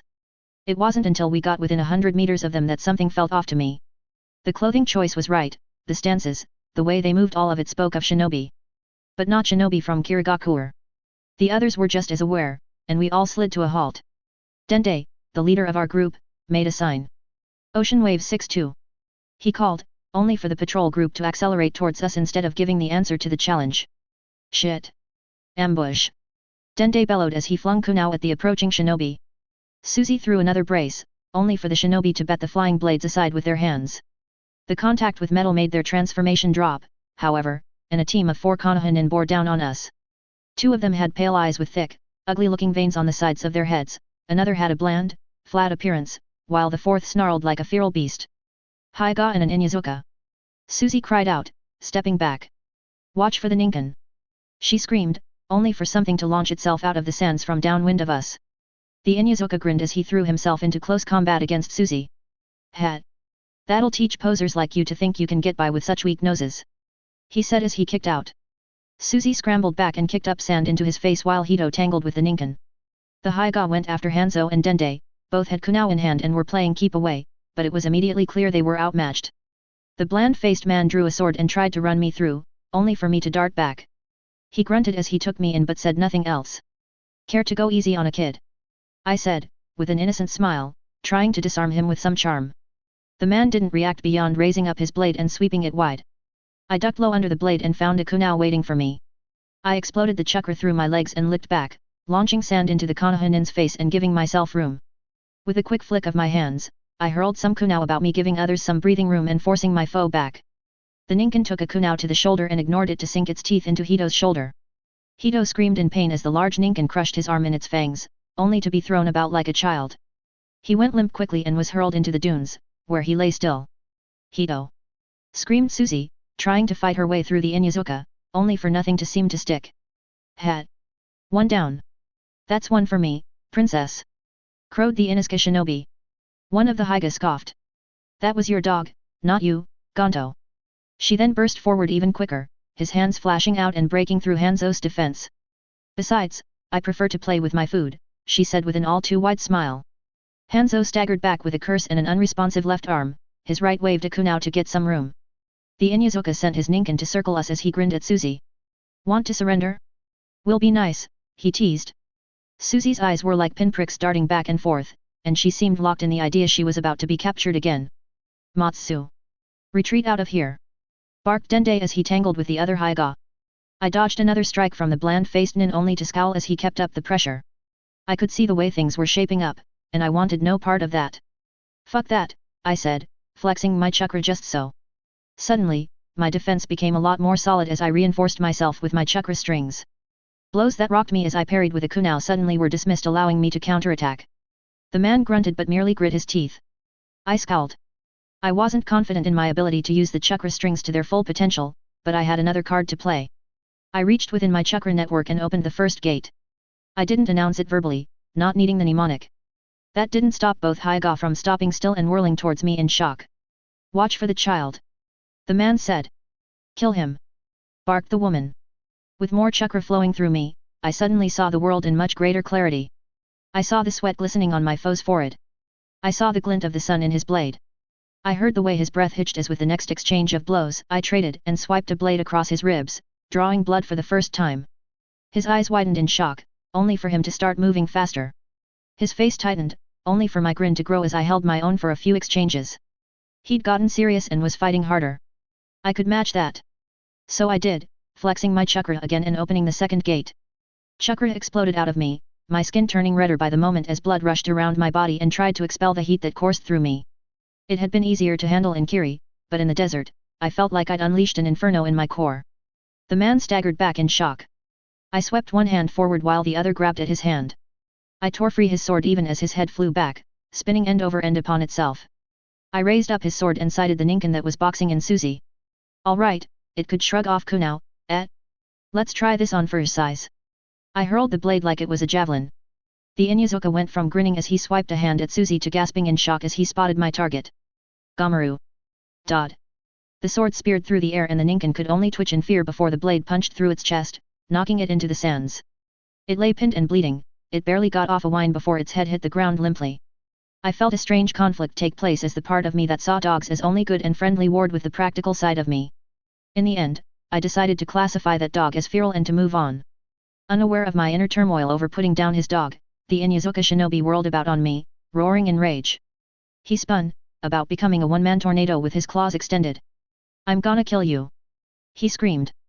I leapt to the side, only for the sands to explode when he hit, causing a huge cloud of dust to blanket the region. I staggered back, only to throw myself to the side as the Inyazuka made another pass at me. I can smell you. You're not getting away, you fucking murderer!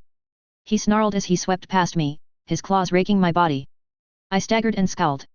That's a bit hypocritical, I said, my eyes darting about. With the dust obscuring my sight, and his nose being far sharper, I did not like my chances. Thankfully, I had other senses to rely on.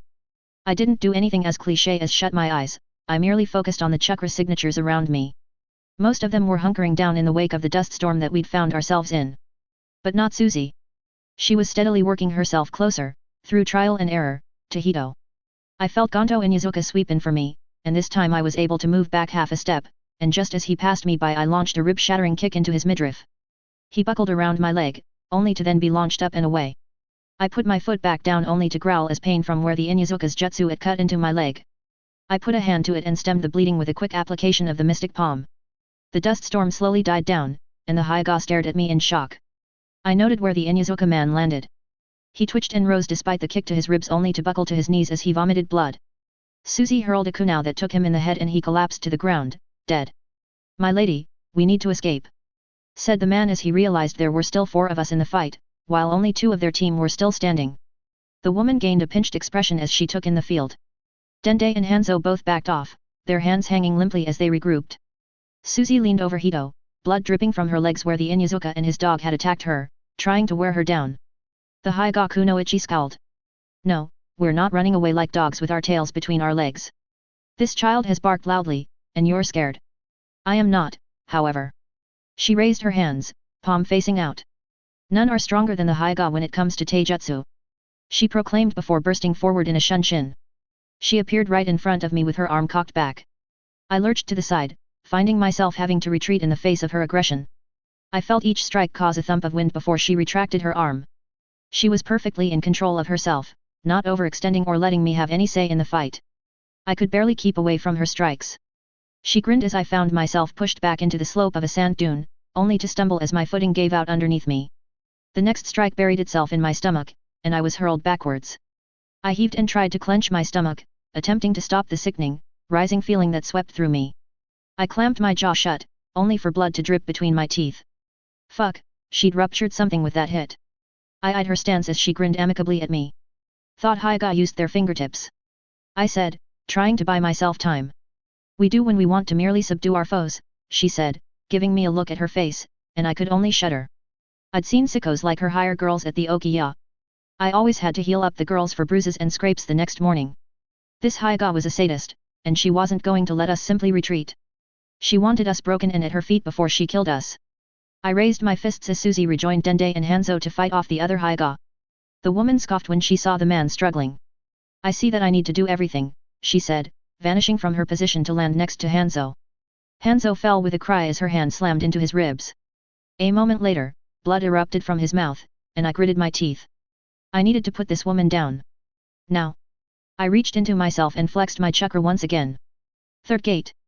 I announced, causing both Hyuga to whip around. This time, chakra exploded out of me. I felt something rip in my stomach, and I knew I had to make the most of this power up. The Hyuga woman scoffed. Power without technique is nothing. She proclaimed. She slid her feet into a circle. I knew what she was trying to do, she was begging me to challenge her. My speed from opening the third gate versus her revolving heavens jutsu. I narrowed my eyes, pushed away the pain, and went from standing to sprinting in an instant. The kunoichi spun, her smile growing wider with each step I took. Chakra formed around her in a dome, and I continued straight at her. Right before I slammed into her spinning dome of chakra, I jumped, soaring over the whirling dome of death. I couldn't see her face, but I imagined she was gaping in shock. I wasn't going to play to her strengths. I ignored her and instead threw myself at her retainer, sliding like a professional football player of my past life to kick his feet out from under him. Gah! He said, only for his hands to flash out twice and nail two of my tenketsu. Suzy tackled him out of the air and buried a kunao into his shoulder before grabbing his other arm and stomping her feet into his back, forcing him to the ground. She wrenched his arm back, and a snap echoed off the dune as she broke his arm. Arg! He screamed in pain, only for Suzy to push harder. I whirled about and locked eyes with a furious Hyuga kunoichi. She glared at me before shifting her focus to that of the male Hyuga. You let him take you by surprise? Why am I not surprised? This is what a branch member is worth, she said haughtily. My apologies, my lady. He was faster than I expected. I thought you had drawn him in masterfully, said the man, half his face buried in the sand. The woman sniffed and formed a seal. No matter, your death will cleanse you of your sins, she said. I felt the chakra form and pulse from her in a specific manner, only for the man to howl in pain. A moment later, something began to burn, and I smelled pork cooking. Suzy leapt back from the man who started to twitch and smoke. Kami! Screamed Hanzo. Yo, what the fuck? Screamed Dende. I frowned. You weren't willing to let him fall into our hands, I said. The woman laughed. Oh ho ho ho. I see you are deaf, as you are clueless about how the world works. Ah, but no matter, you are fated to die, she said with a shake of her head. An outside observer would almost think that she was kindly educating a child. Except for her smile. There was too much glee there. She'd wanted to punish that man. Just as I knew that if she was allowed to, she wouldn't kill us quickly. Everything about her was just an excuse to cause pain. And this battle is going to result in your defeat, she said, looking down on us. Suzy bared her teeth. What gives you that idea? The Hyuga woman turned an imperious gaze upon all of us. You, girl, are all that is left fully capable of fighting. Poorly, from what I've seen, said the kunoichi with a sneer. I blinked. Holy shit, she's monologuing. My hand crept to my stomach. She then turned her gaze to the others. One of your members is nearly dead, while the others cannot use their arms due to their tenketsu being blocked. She flicked her hair again. While I am untouched. Kami, you do like to hear yourself talk, I said as I continued to heal my stomach. While she'd been talking, I'd flooded myself with healing chakra, and I could feel things knitting back together. She frowned at me, only to realize what I was doing. She made to talk, but I was done listening. I rolled my shoulders and flexed my chakra for a fourth time. The fourth gate, I announced. This time, the chakra that radiated off me resulted in sand blasting out invisible waves. My closed chakra nodes reopened forcefully, and I snarled through the pain. I cocked my fist back and dove into a low to the ground dash. She faltered for a moment, only to sneer as she adjusted herself. With her gaze locked on me, I knew I needed to make this next strike count. She swept her hand at me and she would have gotten me despite the speed if I hadn't replaced myself with the body of her dead comrade. The dead body was blown clear and she had a moment to realize her mistake before I was on her from behind. Despite even this, she whirled about, her hand lashing out semi-blindly. A flash of fear took over her features. I'd made sure to position her so the body was behind her. And just like I'd done against her fellow Hyga, I leapt, aiming for the first vertebrae. She lashed out with her fist, but I was fast enough to catch it. What? She said, her eyes widening in shock. Her other hand shot forward, only for me to catch it. She then kicked up, and I tried to leap over her, dragging her arms with me only for her to leap up with me, her head rearing back for a headbutt. I dropped my knee into her face and felt something crunch as we clammed together. She rolled, her hands still trapped, only for it to become a wrestling match where her greater size gave her the advantage. Mangy mongrel! She screamed, her nose gushing blood as she hammered once again and slammed her head into me. I felt the air rush out of me, and I gasped as something broke in my ribs. In response, I flooded my chakra into her with the Komajutsu. Her eyes blinked blearily before widening. No, not like this, she murmured. Her chakra spiked once to try and break out of a genjutsu, but my medical jutsu was no illusion. She fell asleep, and I rolled off her. My lungs heaved and my body ached from the intense fight to the death I'd found myself in. I then slowly guided my chakra back into its normal flow. With normal function returning, I felt aches and pains I'd been ignoring become prominent. My arm felt sore and numb, while my ribs sent a painful lance through my chest with every breath I took.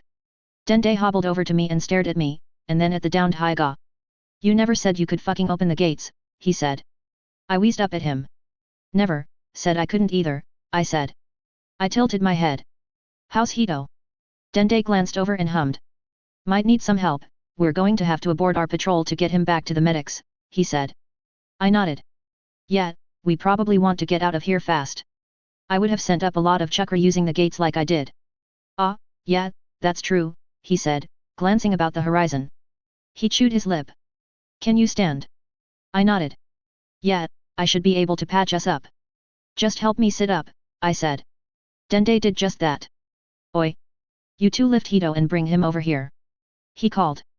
I set about healing some of the aches and pains throughout my body, not enough that I was in perfect shape, just enough to move out.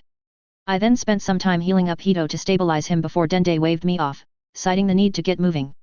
Both Dende and Hanzo hissed as I slowly unlocked their tenketsu with a soft teasing touch of chakra. Their responses made me revisit my own chakra nodes, only to find them swollen and extremely sore. Hey, turns out forcing them open isn't such a great idea, I said to myself. I felt a wave of fatigue run through me, and I let loose a huge yawn. The others barked a laugh at this, only to twitch when the Hyga woman snorted. Fucking hell! She's still alive! Dende barked, a kunao in his hand, only for Hanzo to stop him from stabbing it into the woman's head. Whoa, no, don't do that. She's important. We'll be able to present her to Wano. He said. Something about that made my stomach twist in apprehension, even through the haze of fatigue. I glanced over at the woman, only for a wave of nausea to run through me. I started to tumble to the side only for Suzy to catch me. She held me and looked me over. You don't look so good, Matsu, here I'll carry you back to base, like you did for me. Guess you won't owe me one then. I said mirthlessly. Suzy shook her head. After today? I don't think it's worth keeping count, she said. I nodded, shutting my eyes and letting her lift me up. Asleep, I no longer had to feel the pain. I awoke a few hours later. Hey! I said dumbly as I was jostled. I winced as I felt my ribs grate. The inflammation in my chakra nodes had vanished, but I was still extremely sore in other parts of my body. I glanced around and found Dende carrying Hito, while Hanzo had another person trussed up over his shoulders. It took me a minute of staring to recall who it was. Dark hair, pale skin, and eyes that were open and staring daggers into me. Oh, we're taking her back to base. I said aloud. Suzy slowed to look over her shoulder at me and our prisoner. Yeah, she has a bit of value to her. Ah, I said. I searched for something else to say but couldn't find it within me. I had half an idea what fate would await her. I wasn't even sure we were going to try for negotiations with Konoha. I swallowed. This hadn't happened in the story. It had been alluded to and attempted but never achieved. Then again, it may have, but it was something that was never spoken about. This woman, and indeed the rest of us might suddenly find ourselves being swarmed by ANBU hellbent on denying us an asset. I stretched my chakra sense as far as it would go and began searching the horizon. How close to base are we? I asked. Another hour, Susie replied. Think you can run the rest of the way? She asked.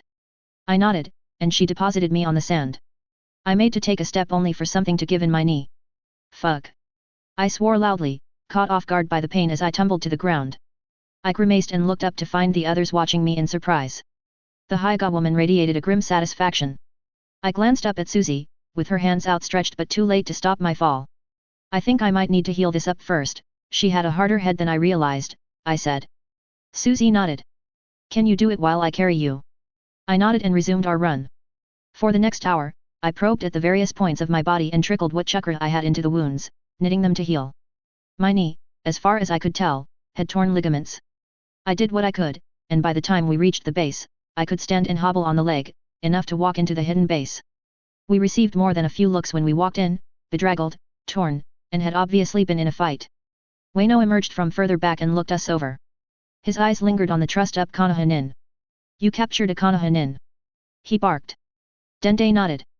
Sir. Leaf nin ambushed us and we had to fight them off. We sustained serious injuries but were able to beat them. We killed all but this one. She's a Hyga, sir. This announcement caused a wave of shock to ripple through the audience. Ueno hissed in surprise and stalked up to us. He grabbed the Hyuga by her hair and dragged her head up. She glared back with her white eyes before spitting at him. Ueno ignored the spit and instead grinned. She is, he said. He then backhanded her to the ground and rose in one motion. Get me another runner to head back to Kiri. I need an escort for our princess, he said with a derisive tone. We're going to make sure she finds accommodations befitting her. He then glanced around and realized how many people were witnessing this. No one is to breathe a word of this. Patrols are to increase from 5 to 10 men per group. Konoha is going to be pissed. He spared our group another look. Excellent work, all of you. He half turned away before pausing and looking us over. Who took her down? None of you are well known for being taijutsu experts. Matsu did, sir, Dende said. Ueno blinked at that before barking out a laugh. Ha! I should have known. The rookie troublemaker is causing trouble again. He looked me over. Looks like you didn't have it easy, lad, he said affably. I nodded. No sir. She broke my ribs, knee, and sealed a few of my tenktetsu. He raised an eyebrow and pointedly looked me up and down. His question was unspoken but obvious. I got better, sir. I said. He laughed at this. Ha! So you did. Next time, do better. Don't let yourself get injured. My scouts reported you being carried in. Next time, you might not have the luxury. Toughen up so you can take as good as you can give it out. I nodded at that. It wasn't a bad idea. I'd need to be tougher with all the foes I would no doubt have to face. Ueno waved us off to get treated and we marched off to the medical bay where N could poke and prod us. I was surprised to find the room itself was full. When I'd departed a few days ago, there had only been 2 beds full. Now a full 30 shinobi lay, recovering from various injuries and poisons. And glowered at us. What's your story? He said snidely. Dende grinned. Can't share, sir. Ueno wants it kept hush-hush. He said with wink. He's very happy though, he added pointedly. I almost chuckled as N scowled at us. He wouldn't hear it from us, but I had no doubt that news of our success would spread. Now all I needed to see was if I had just changed something major, and consigned a, frankly horrible woman to a terrible fate.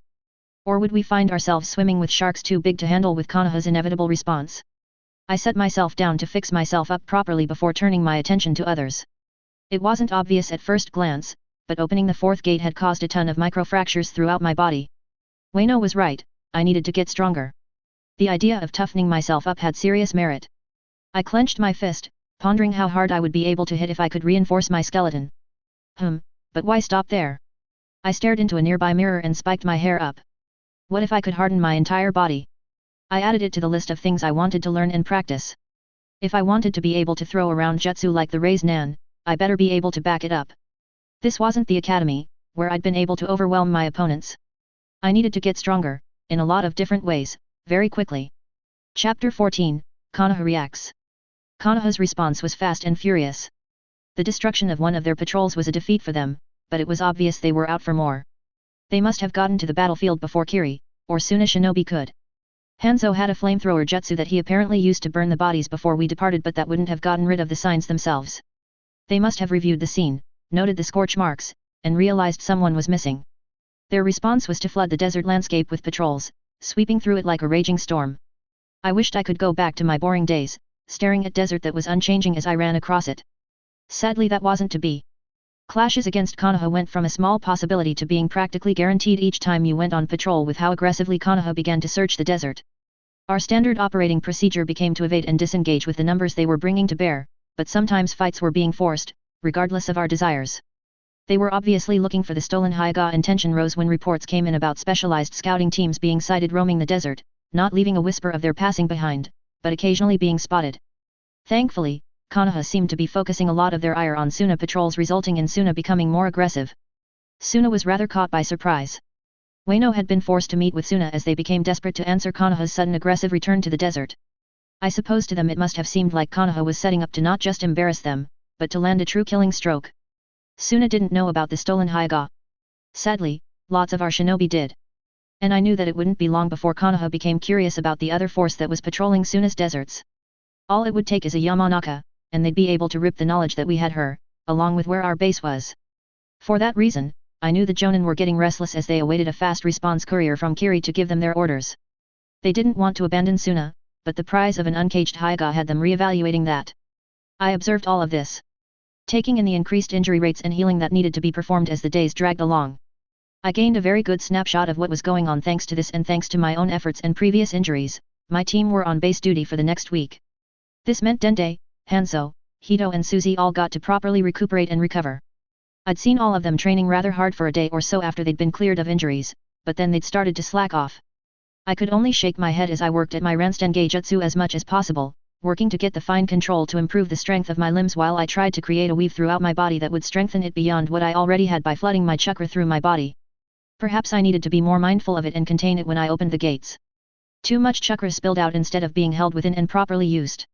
That would reduce the chakra radiance that would occur with my opening the gates. It would make it look less cool, but I would trade getting more out of the gates for shooting up the equivalent of a chakra flare each time I needed to open the gates. I needed to be practical about these things. More chakra wasn't what I needed. Unlike a good deal of other shinobi, my heritage as an Uzumaki bastard had granted me a great genetic starting point that I needed to work at. I had great chakra control, but I could always push for more. To that purpose, I badged Hanzo and the others to show me any tricks they had for converting their chakra into the element alignments.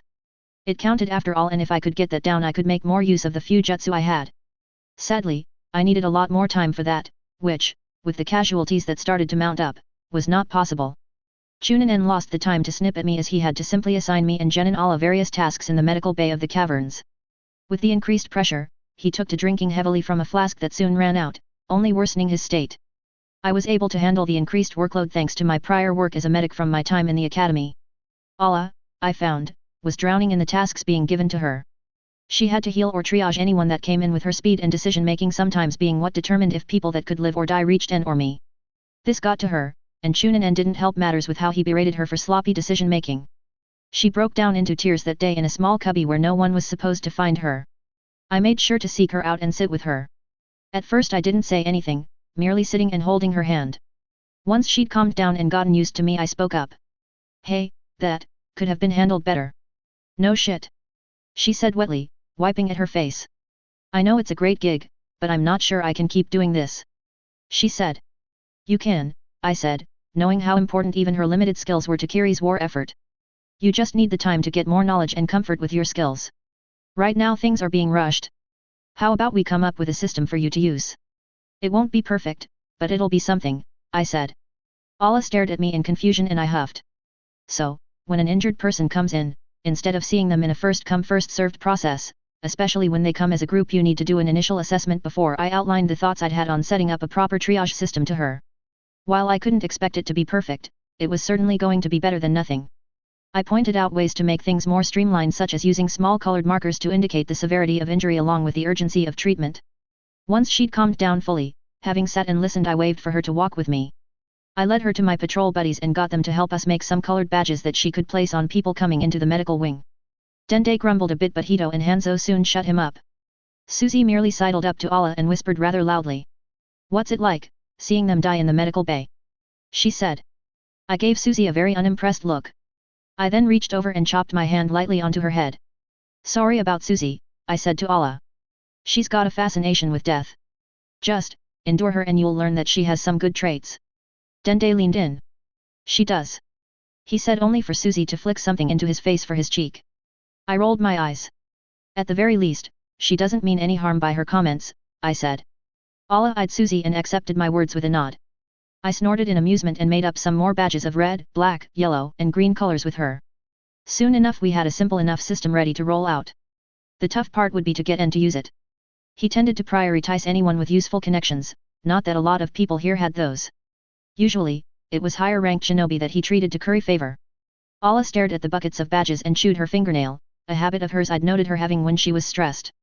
I nudged her. Hey, what's wrong now? I asked. Allah flushed and dropped her hand from her mouth. Sorry. It's just that. I'm older than you and I would never have thought of something like this. I shrugged. Don't sell yourself short. But even if that's the case, who cares? This is what is good about having friends, you can help each other out or just offer your own thoughts. It's more important than we realize, I said looking into the distance. I might have been pushing the whole team's good, individuals bad a little obnoxiously, but it seemed to be clicking with this group. I just needed to keep reinforcing it. HOH. Dende said, a smirk on his lips. Sounds like a lesson you had to learn, you little brat you. Pretending to be so clever all the time, but you're just using other people's words. I nodded, unashamedly. Yeah, I am, but in a way so is everyone. The world didn't get to how it is without the work of others. We all stand on the shoulders of others in some way or form. Hanzo eyed me. What made you realize that then? I smiled, he was nibbling at the line, time to draw him in a bit. I ever tell you I worked out how the graduation ceremony in my first year? I said. Around me, the others stilled. I had been saving this story, and others had teased at the edges but never asked directly. Now I was offering it up. I had 5 people, all of them skilled in some ability or experience. I wanted them tied to me, so I offered them a story. I worked out the ceremony in my first year, and I realized I had no idea what to do. At first, I thought. Well, who do I need to be standing next to? I said, my gaze staring into the distance. The others grimaced and nodded slowly. But I found myself hating that. Why did I have to be weak? Why did others have to be weak? Couldn't we try for more? I smiled. I knew I couldn't ever tell the others what was coming, not honestly. They might blab, or stick their noses where they weren't supposed to be to verify my knowledge. But I could work with them, make them strong, and then, well, I rather like the motto, who dares, wins, I said with a smirk. I decided to try something audacious, but to get to that point I needed the others to help me work things out. I had a goal, but not the knowledge of how to get there. The others mouthed the phrase under their breaths, only to blink and glance around as they realized they'd all been doing the same thing. They chuckled together and Hanzo nodded at me, his eyes sliding around the group. It seemed he understood what I was doing with them. You're all right, Matsu, he said with a nod.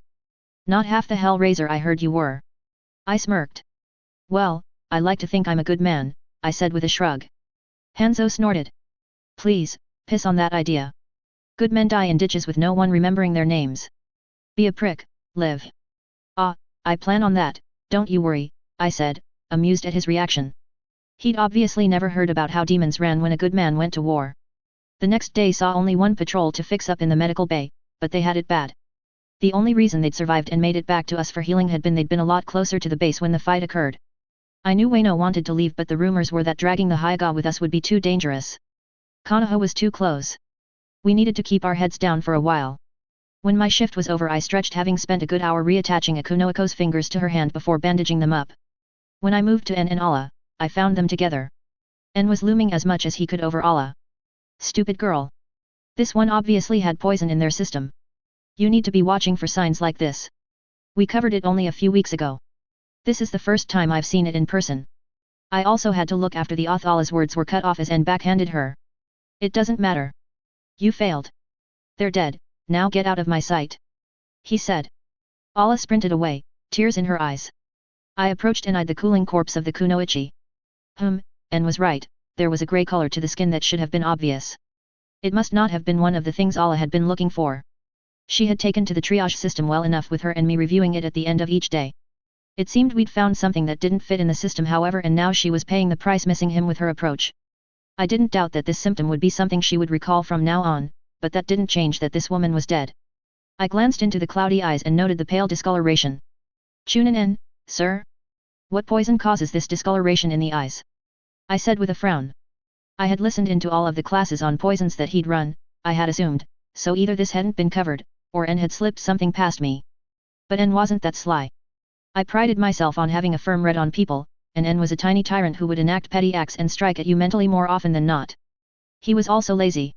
He wouldn't have gone out of his way to teach Allah without my being there to be denied. N's breath hitched before he schooled his expression. I made no sign that I'd noticed as he waved a hand. There are some snakes in the desert. Konoha must be experimenting. That or the fool Kunoichi got some splashed in her eyes. Acids would also work. I made a show of nodding and accepting his reasoning. If you didn't examine it too much it seemed reasonable. Except for his reaction to how I'd noticed the pale eye coloration. I decided to not pry any further as I felt a tingle run through my awareness. Chakra sense was like a sixth, or seventh sense sometimes, and with how I could feel Wano approaching the medical wing, broadcasting himself? It was too put on, and too specific. I waved a hand to the door. May I depart Chunin-en? My patient will make a full recovery, I said. N's lips thinned as if he wanted to say more before he noticed Jonin Wano walking in. Get, and be thankful I don't have you scrubbing the bedpans. He said threateningly. I scampered off, giving Jonin Wano a bow on the way out. From there I moved after Allah to comfort her, sitting with her and letting her cuddle me like I was a teddy bear and not a shinobi that outranked her. As she calmed herself, my mind continued to ponder on the poisoned Kiri Kunoichi size, N's reaction, and Wano's presence in the medical bay. I had a theory, but I didn't like it. That didn't mean I could ignore it though. I didn't have that luxury in this life. Knowledge was power, and power meant everything. When Allah calmed down enough for me to lead her to our friends, I set up a game of cards and asked about the closing skirmishes with Konoha. I made a show of talking about how worried I was before losing a number of hands as my attention focused on other things. This drew in others who didn't typically play with us as they smelled blood in the water. We let them join with Dende and Hito sharing a smirk between themselves. Hanzo dealt the next hand and I considered my cards before casually asking to raise the pot. When the people who joined in with us couldn't match the ante, I offered to accept a storage scroll if they had one. They accepted, revealing a hand of 3 geisha. I laid out a hand with 4 kage and swept them, much to Dende's amusement. Hanzo watched all of this and afterwards tapped me on the shoulder. What do you want that for? Oh, I said casually. Lots of things, I said unrolling the storage scroll to inspect the tiny script. I rather like the idea of one day being able to make seals like this of my own. Hanzo snorted. Yeah, good luck with that kid. Sealing's the toughest discipline out there, he said waving me off. I merely hummed and continued to look over the script, without a clue where I would even start. I pushed my chakra into the scroll and watched how it reacted to taking in a kunao. Then I did it again. It was damn near instantaneous. But there was a very quick flicker of chakra. I grit my teeth. Seemed I would need to get a lot better at sensing chakra before that worked for me, but it held potential. I tucked the scroll away for later opportunities and worked on my puppet string juts, all the while feeling out who was about and tracking the various chakra signatures. Chunin-en was still working in the medical bay performing a surgery while Wano watched on.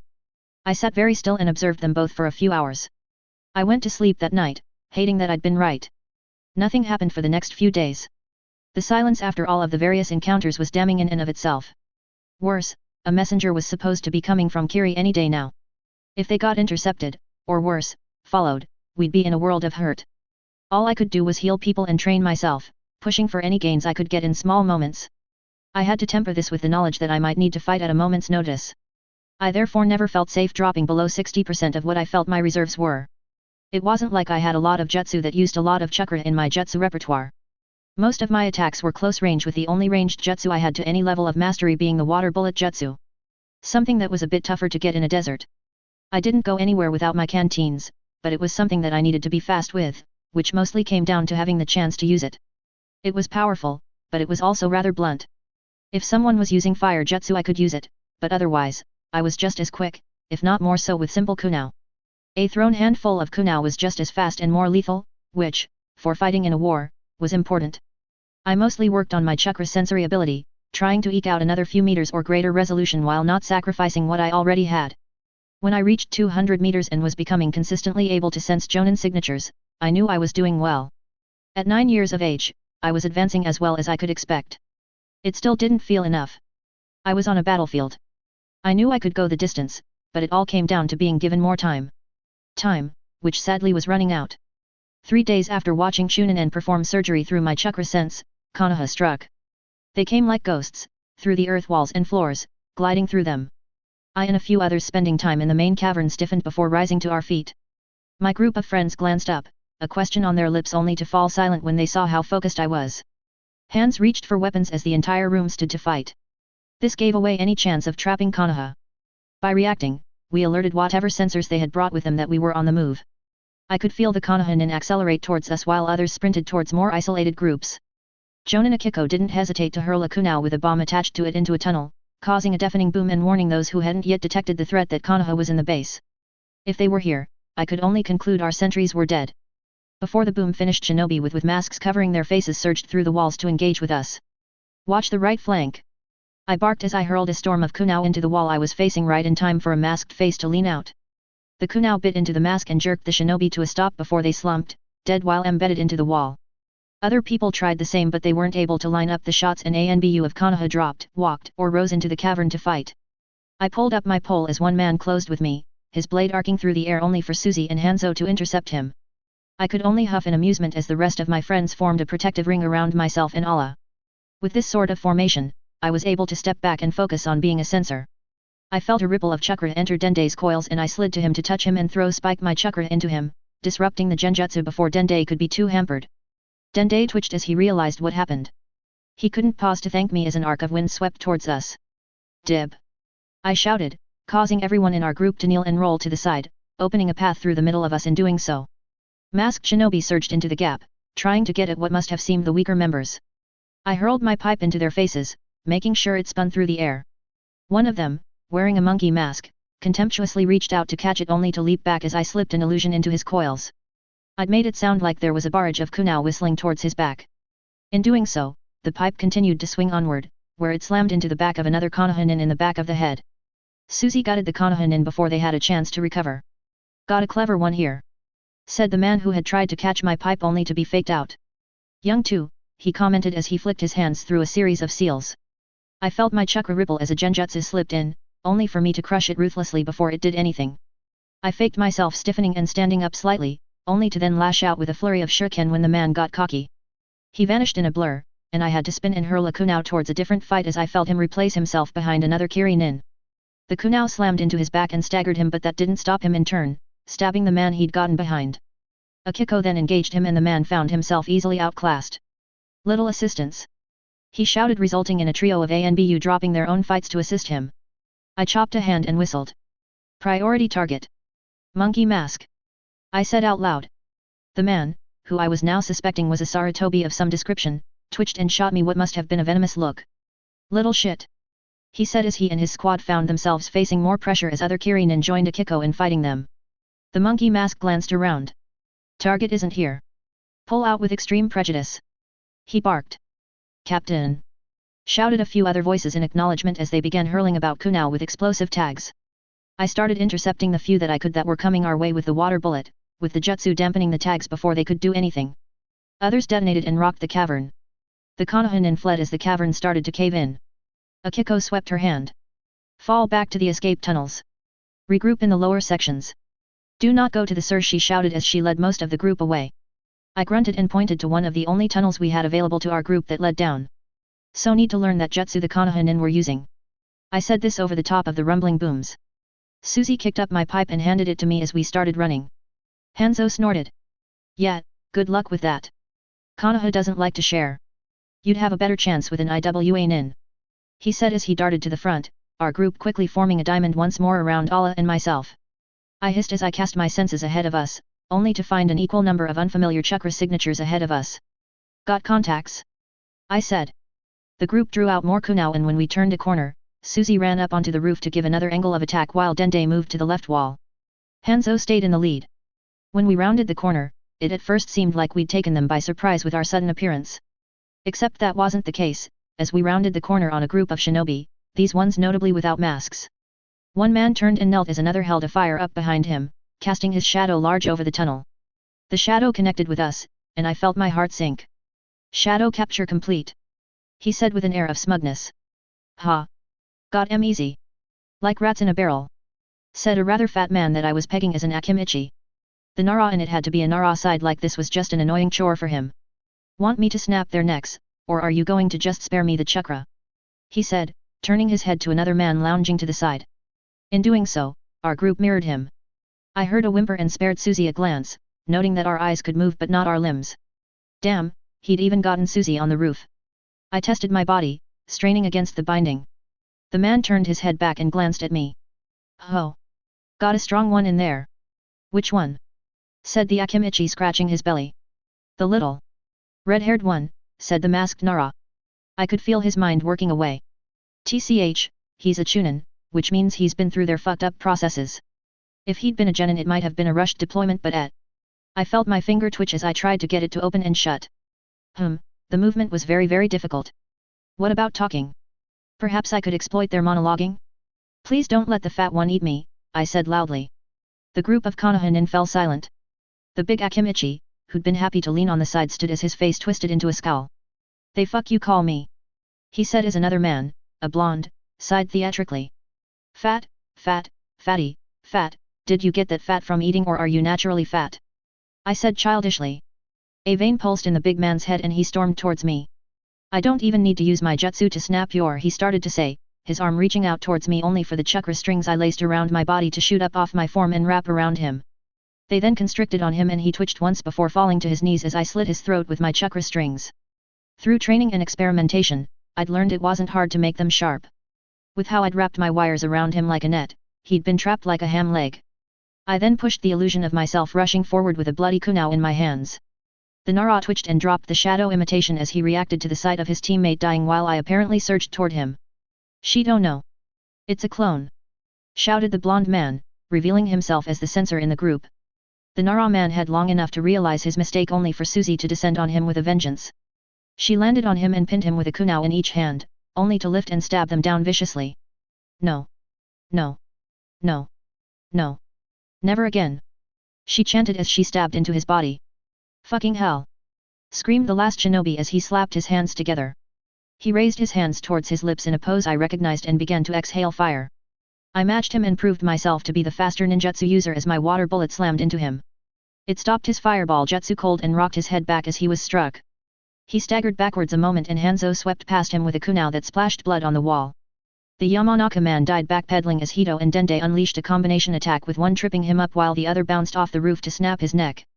In moments the once tense situation was reversed and the only sound was the wet thunk of metal stabbing into flesh accompanying Susie's panicked words. I approached and caught her hand, causing her to stiffen and snap her head up. You got him, I said softly, flexing a bit of the Koma jutsu into her, only a touch, just enough to help break her panic and make her realize she was safe. She blinked and stared at her bloody hands. I reacted. She stared at the dead man beneath her before scowling and spitting at him. Fuck him and his stupid jutsu. She said, standing and kicking him in the side. I coughed. As cathartic as it might be to do that, we need to keep moving. I glanced over the bodies and tilted my head. Search the bodies for anything useful, but then let's get out of here, I said. Hanzo nodded and knelt to strip the body closest to him while I did the same to the dead Akimichi. We didn't find much, some pill bottles on all of them with only a few symbols, what looked like poison vials on the Yamanaka along with some scrolls, kunai, a sword, and a rather nice pair of mesh underwire vests that Hito and Dende claimed. Hanzo nodded. Good job tricking that leaf punk, he said before waving us to keep moving. We ran lower and lower only to still as a huge pulse of chakra rang through the caverns. The others stilled and shot me a look. What the hell was that? Said Hanzo, having felt the wave of chakra despite not being a sensor. I frowned for a moment. It wasn't tinged in any way, but the Konoha that I could detect throughout the tunnels was starting to withdraw. A signal, it was a signal, I said. I swallowed. Konoha is pulling out. I think they got what they were coming for. I waved a hand. We need to move faster. We broke into a sprint at that, and thanks to Konoha pulling out while I kept an eye on the tunnels ahead of us, we didn't encounter any more shinobi until we reached some of the lower caverns where we encountered a number of dead bodies. Notably, most of them were Kiri shinobi, but there were a few ANBU bodies that, even as I watched, started to sizzle and let off smoke as some compound was released from within them. Also notable was the smoking, headless body of a woman I just barely recognized. I took a moment to stare at the headless body. They hadn't come to save her, merely deny Kiri the chance at using her bloodline. I suppose at the end of the day, it would be rather worse for an uncaged woman to be taken behind enemy lines. It was also harder to transport a prisoner out compared to denying an asset to a foreign power. I couldn't imagine that our own forces wouldn't do the same for a Yuki, or a Hojiki, or a Terumi of some description. The thought of being captured must be the stuff of nightmares for Clan Kunoichi. Or did most of them just not fight? What did that mean for this Hyuga woman that she'd engaged us where she had? Had Konoha mislabeled the land of wind? Or had something else been going on? I had no way to know, and instead, I could only spare a moment with the others to frisk the dead for dog tags, supplies, and other useful tools before getting out of the scene of a fierce battle. As we ran, the walls began to shake. This time, when I felt a wave of chakra running through the walls, I knew what was happening. Konoha are trying to bring the walls down on us. I called, accelerating to get out of the cave-in. They're using some sort of earthquake jutsu. That's going to cost them a lot of chakra and not work on the reinforced escape tunnel. Shouted Dente. That only matters if we're in the tunnel. Shouted Hito. We broke into a sprint as rocks tumbled down around us, only to eventually make it into another cavern where a group of Kiri shinobi were fighting with yet more Konoha nin. These shinobi, unlike the previous ANBU, all wore dark cloaks and seemed to not care that the cavern was falling down around them even as they fought. I watched as one threw himself onto the blades of a Kiri kunoichi to deny her swords as another masked shinobi struck her from the side. Fanatics, I thought, they were fanatics. Who else would throw away their lives like this but fanatics? These shinobi must have been the darkness of Konoha. These were Root ANBU. These were Denzo's select troops and sacrificial pawns. The knowledge that the man had any idea of my general vicinity made ice run down my spine. A trio of Root agents turned towards us, and a wave of insects flooded towards us. Hanzo quickly ran through a set of hand seals in a sloppy manner. Fucking work, damn you. Flamethrower jutsu. He said. His hand seals were slow enough that I was able to copy him perfectly, molding my chakra at the same time as him. His chakra nature shifted and I didn't hesitate, pushing my chakra into the jutsu, and a moment later we both exhaled 2 waves of fire. Mine was equal to his only thanks to what I suspected was my greater chakra reserves. Hanzo seemed surprised by the reveal, but he didn't stop exhaling the flamethrower towards the bugs, crisping them before they could reach us. Dodge! I screamed as, on the other side of the fire, one of the Root agents fired a lightning blast at us. We barely had time to throw ourselves out of the blind shot as it exploded off the ground between us. A moment later, we whirled about expecting to fight on, only for a section of the ceiling to drop on the trio of Root agents. We all blinked at our insanely good luck before throwing ourselves into the backs of the other Konoha shinobi, causing a wave of chaos and the attacking nin to buckle as they became less cohesive. I parried a brace of kunao only to return fire myself. I then hurried through another water bullet and unleashed it into a woman's knee. She fell without making a sound, desperately clinging to a Kiri kunoichi's leg in an attempt to bring them both down together or to delay the woman enough that one of her fellows could get through. I leapt to defend my fellow Kiri ninja, slamming my metal pole into the Konoha nin's head. Sadly, no good deed went unpunished as I became the target of others' ire. When one man got too close, I repeated the earlier trick of lashing out with razor puppet strings to disarm him. His hands twitched as they hit the ground, and he stared at them impotently. Then he tried to sweep his bleeding stumps into my face to blind me, only to get kicked backwards as Allah appeared at my side. I shook off the disgust at how much blood I had on me as another rumble saw the cavern collapsing even further. "Get me out of here!" shouted an all too familiar voice. I looked up to find En scurrying towards the only tunnel. In breaking ranks, he had sadly revealed which exit was the most important to the suicidal Root shinobi. They threw earth jutsu and explosive tags, forcing Kirinin to match them. En took an earth bullet to the knee and screamed as he fell to the ground. Another rumble saw the roof buckle. I swallowed and decided to stop playing around. "Gates! Open!" I shouted, this time wrenching at the gates of my chakra network. I didn't take it in order gradually but instead ripped open 4 of them at once. Chakra detonated off me in waves, and I took a step only to find myself carried straight into an enemy. We both blinked, but I had the momentum to carry my movement into a strike to the solar plexus that saw them thrown clear across the room. I then whirled about and hurled a brace of kunao, their passing causing a screech of tortured air as Konoha found themselves pinned to the walls. They stared down at the kunao only to kick themselves off the wall and form chakra hand seals that saw their chakra networks light up. I grabbed everyone that was close to them and leapt away. We landed close to the escape tunnel before throwing myself into the fight and dropping another 3 shinobi. This time, I made sure the hits were kill shots. As the number of Root agents dropped to under 5, they all stopped fighting and instead threw themselves towards the tunnel, their chakra networks flashing like the others. They exploded and caused the cavern to give out properly. I raced into the tunnel, snatching up Chunin as I did so, leading a final desperate escape for the Kiri shinobi into the reinforced tunnel. I had to adjust N from a princess carry to a fireman's carry over my shoulder. We ran through a dark tunnel with barely enough light to not trip over our own feet. We ran long enough that my coils started to ache, and I had to stop to seal the chakra gates. I put N down for this, much to his displeasure. "Damned brute!" he said, only to stare at me. "Matsu!" he said in shock. "Chunin," I grunted, leaning on the wall. One hand reached under my vest and felt around for any injuries. I slipped a thin glass vial into my inner pocket as I did so, hiding the action with how my chest heaved. Damn, I hoped we had enough air down here to last us until we got out. I didn't voice that thought though, or else some people might start swinging to limit the oxygen depletion. Chunin staggered to his feet, only to fall to his knees. Arg. Fuck. My leg. I can't fucking walk. He pointed to two shinobi. You and you. Carry me. He commanded. The pair of them snorted. Get fucked, die in the dirt, you pompous shit. They said, giving him a thumbs down. Do it. I barked out, forcing myself to keep down the bile in my stomach. I failed and instead puked up blood. Fuck, that wasn't good, and it was happening far too often for my liking. Too much reliance on the gates.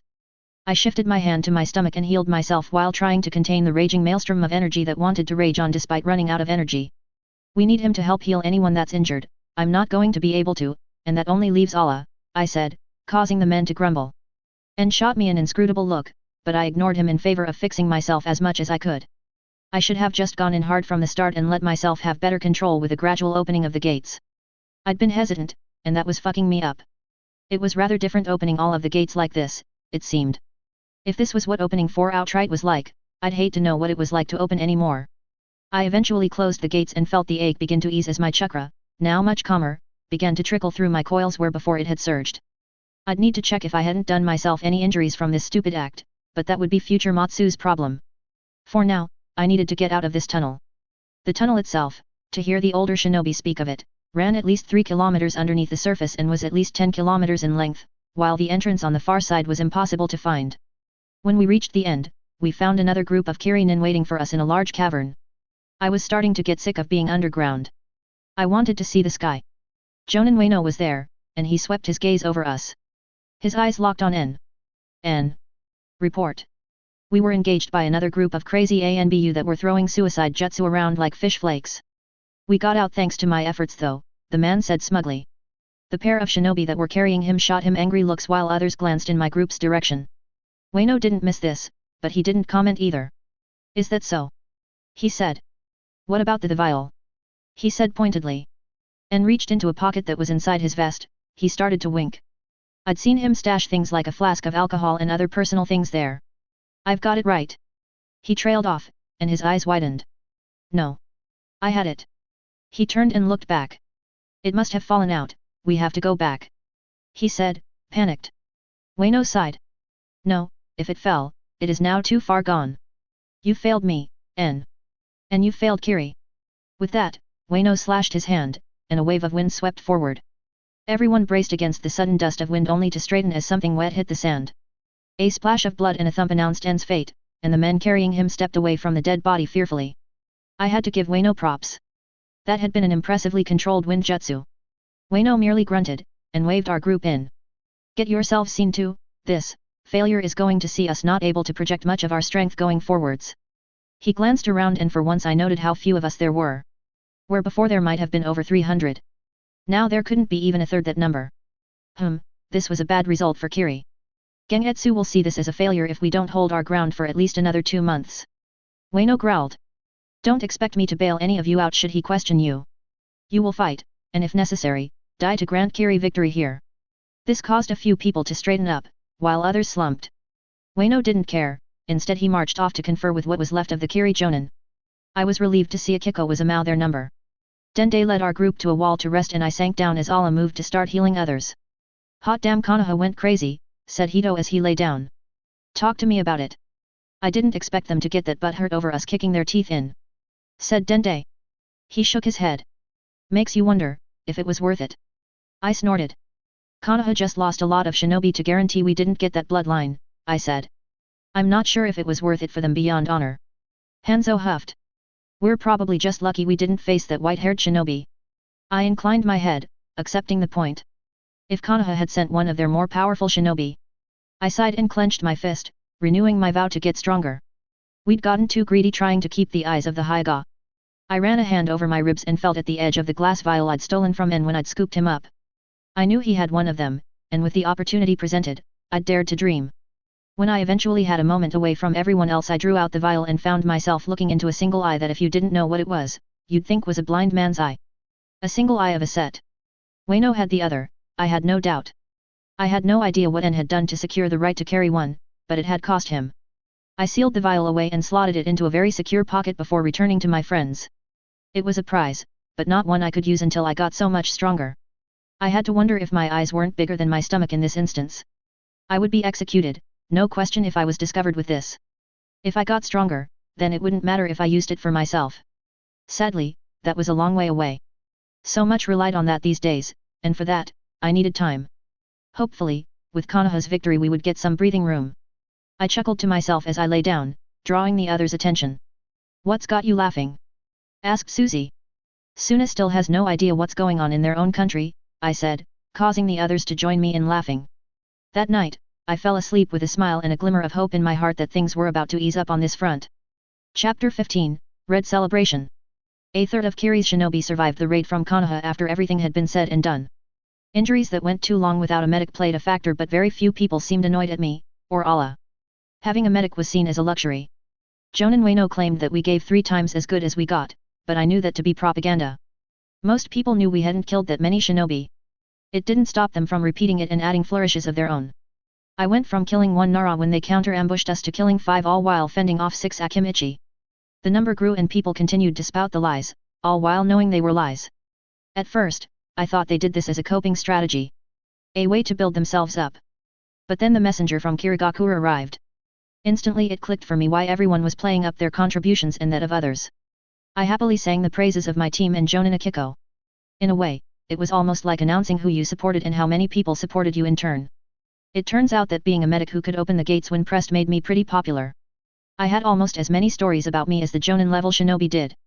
Now the lies made sense. When the messenger nin went home, they'd have their heads filled with nothing but tales of how we'd valiantly fought back Konoha and cost them hundreds of lives. Even if they applied some level of division to it for accuracy, there was no way the intelligence divisions were that bad at their jobs to take the bull dung we were shoveling their way at face value. It was still impressive. Jonin Ueno, ostensibly the leader of this expedition, was able to spend a lot of time with the messenger. I could see a lot of agitation from both men through my chakra sense, and with how each of their chakra fluctuated back and forth, I knew there had to be some level of arguing going on. It wasn't until the next day that all of the higher-ranked shinobi were gathered, which I now qualified as thanks to my status as a chunin and one of the only medics left alive. I've been called back to talk with Lord Mizukage, announced Ueno without any preamble. The rest of us perked up in hope. Perhaps we would also be called back now? We had after all lost over half of our force. Jonin Akiko will be taking over running the base. Everyone is to remain here. We're making bank from supporting Suna, and any more troops that we can tie down from Konoha from other fronts is a victory. It will be up to Akiko to assign duties based on parameters that only she will be aware of. The rest of you are to follow. Any dissent and I know she will have you dead on the sand before you know it, Ueno said. I shot Akiko a look. She was as expressionless as she could be. She was giving nothing away. Ueno pointed at 5 shinobi. You 5 are coming with me. We're to escort the first gold shipment to Kirigakura and inform the Mizukage about this front in more close detail. For a second the messenger twitched. And if I hadn't been watching for it, I might have missed the slight scoff of disbelief. Ueno twitched and the man, merely a special jonin, twitched in fear. I eyed the messenger again.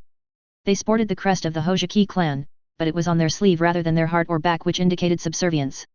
Perhaps a favored shinobi? Or maybe even a man who had married into the clan. I'd ask about the messenger later. Dende and Hito were very good at being aware of who was who within Kirigakura. The 5 shinobi coming with Ueno seemed unsure of themselves. There was a furtiveness and one strode towards Ueno. Ueno, you know Lord Gengetsu is going to be pissed even with the gold we're bringing back. This isn't enough to get us off shit duty. Ueno held up a hand. I have vital intel that will change that. Trust me, he said, and I knew right away that it wasn't intel that he actually had, but rather a prize. Something to give to Gengetsu so as to be guaranteed to be in his good grace. And what better prize would there be than a Byakugan? Yes, it would be somewhat spoiled by there only being one of them, but that was still a serious score. A number of people had been lamenting the loss of the prisoner entirely, but with how Konoha reacted I knew that she had never had a chance of reaching Kiri. Not unless we captured her and departed immediately. Then again, I wasn't sure how many wider patrols Konoha had been running.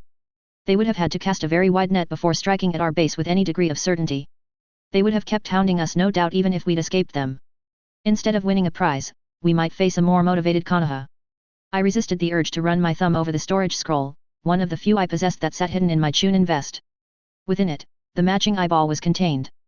Ueno, having placated his followers, signaled for Akiko to step forward. He waved to the messenger. The front is yours now, Akiko. Good luck with it, he said with a look that let her know he had been in her position once. Akiko scowled at the man, sighed and stepped forward as the 7 shinobi departed. A number of the leftover shinobi watched them go longingly. Alright. Since I'm in charge, I'm going to be making sure this is a tightly run front.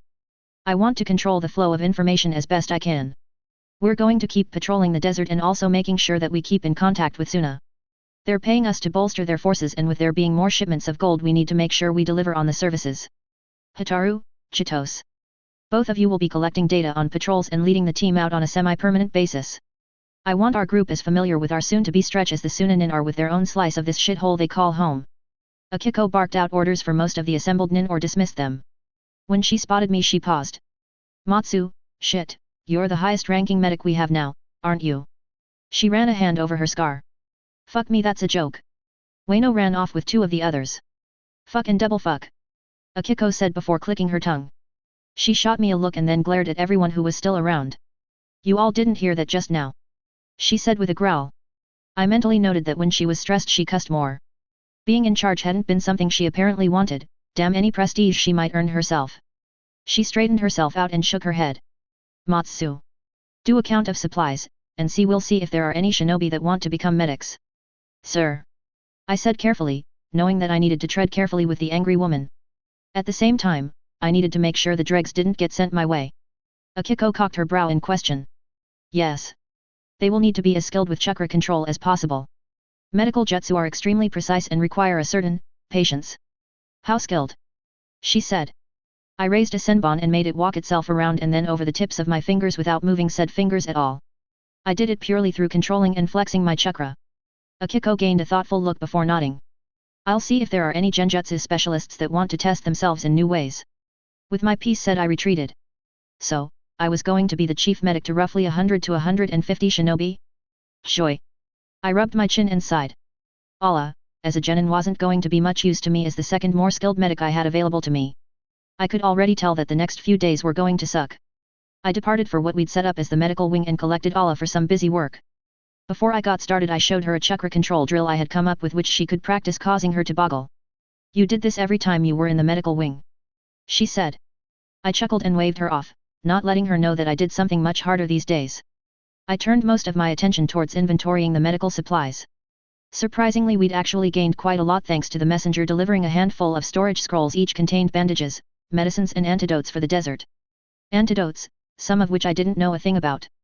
Allah shrugged when I pointed this issue out to her. Not like anyone can blame you for being bad at it.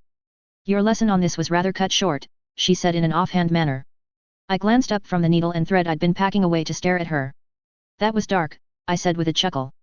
Allah paused and spluttered as she realized that she'd been quite literal in truth. Due to stealing the eye from Shunin, I'd in turn doomed him to execution from Ueno. A trio of chakra signatures approached and I perked up from the inventorying to watch a trio of kunoichi enter the cavern we had. So, you're the Wonder Kid? Said the lead kunoichi. I sighed and let my head fall to my chin. She'd said but a few words and I knew already that she was going to be trouble. The woman smirked and I felt her chakras shift and something slip into mine. What's the matter? Cat, got your tongue lit? I flexed my chakra and swept it over her and her cronies. I am a forgiving person by nature. So I'm going to assume you're just falling back on habits that you can't help, I said firmly. Who? Said the woman with a tilt of her head. Think I'm going to just bend over and let you order me about cause you got a lot of chakra? You'll find that it don't matter how big you are, little boy, it's how you use it. She said with a leer. I was raised in the red light district, I said with a snort.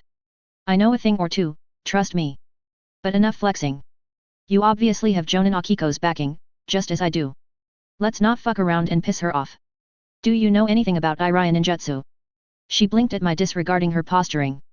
She nodded slowly and another genjutsu shot into my coils which I crushed out of habit. I hummed. If you're going to keep testing me, I don't mind. It'll be just like the academy for me. Just cut that shit out when we're working or practicing medical jutsu. I waved her to a chair. What's your names and ranks? I asked. Yayoi, Mari, and Mako were their names. It turned out they were all genin. Older than Allah, but they had survived the Konoha assault, so they mustn't be without skill. Or at the very least, they'd been lucky, which was somewhat a skill in and of itself. I gave them another look over and frowned. Actually, these old girls could only be 16 or 17 at most. They must not have advanced very quickly. I rubbed my chin in thought. We'll need to start getting the patrols to capture some bugs or rats for you to practice with, I said aloud. The girls all blinked at this. What for? I drew a kunai and slit my forearm without batting an eye. Then I flooded my arm with the healing palm jutsu directly into the cut. Before their eyes, the wound closed at a visible rate. Sweet Buddha! Said one of the girls. We'll learn that. I smiled. If you do as you're told, yes. This is but one of the applications of the healing palm jutsu. You need to start with animals first though, because there are ways to mess up the yin-yang alignment resulting in growths or doing nothing if you're not precise enough. You have some grounding in this being genjutsu specialists, of some degree, I said, deciding to not comment on their being genin still. If they were all Akiko could spare, then this was who I had to work with. When we have downtime you'll be working on this, or your other jutsu, I said crossing my arms. The girls all scowled. Thought this was an easy gig. It is, until it's not, I said. Remember, the last chief medic died for messing up, I said deciding to use En's death for my benefit. You need to be growing your chakra pool, or skills in some manner. Right now you can't practice the healing palm jutsu without a lot of practice. But there are other methods you can do. I tossed them each a clipboard. Inventory those boxes over there, and while doing it, keep small pieces of paper on your forehead, back of your legs, hands and lower back at once, I said. The fuck? As if we need to do that much. Said Yayoi firmly. I chuckled. That's just step 1, I said lifting my shirt to reveal that I had several, if not tens of pieces of paper under my shirt stuck to my skin by chakra. The kunoichi size widened as my body was revealed along with the rather intricate patterns I was making the paper weave itself around. Their eyes darted to other points around my body and I grinned.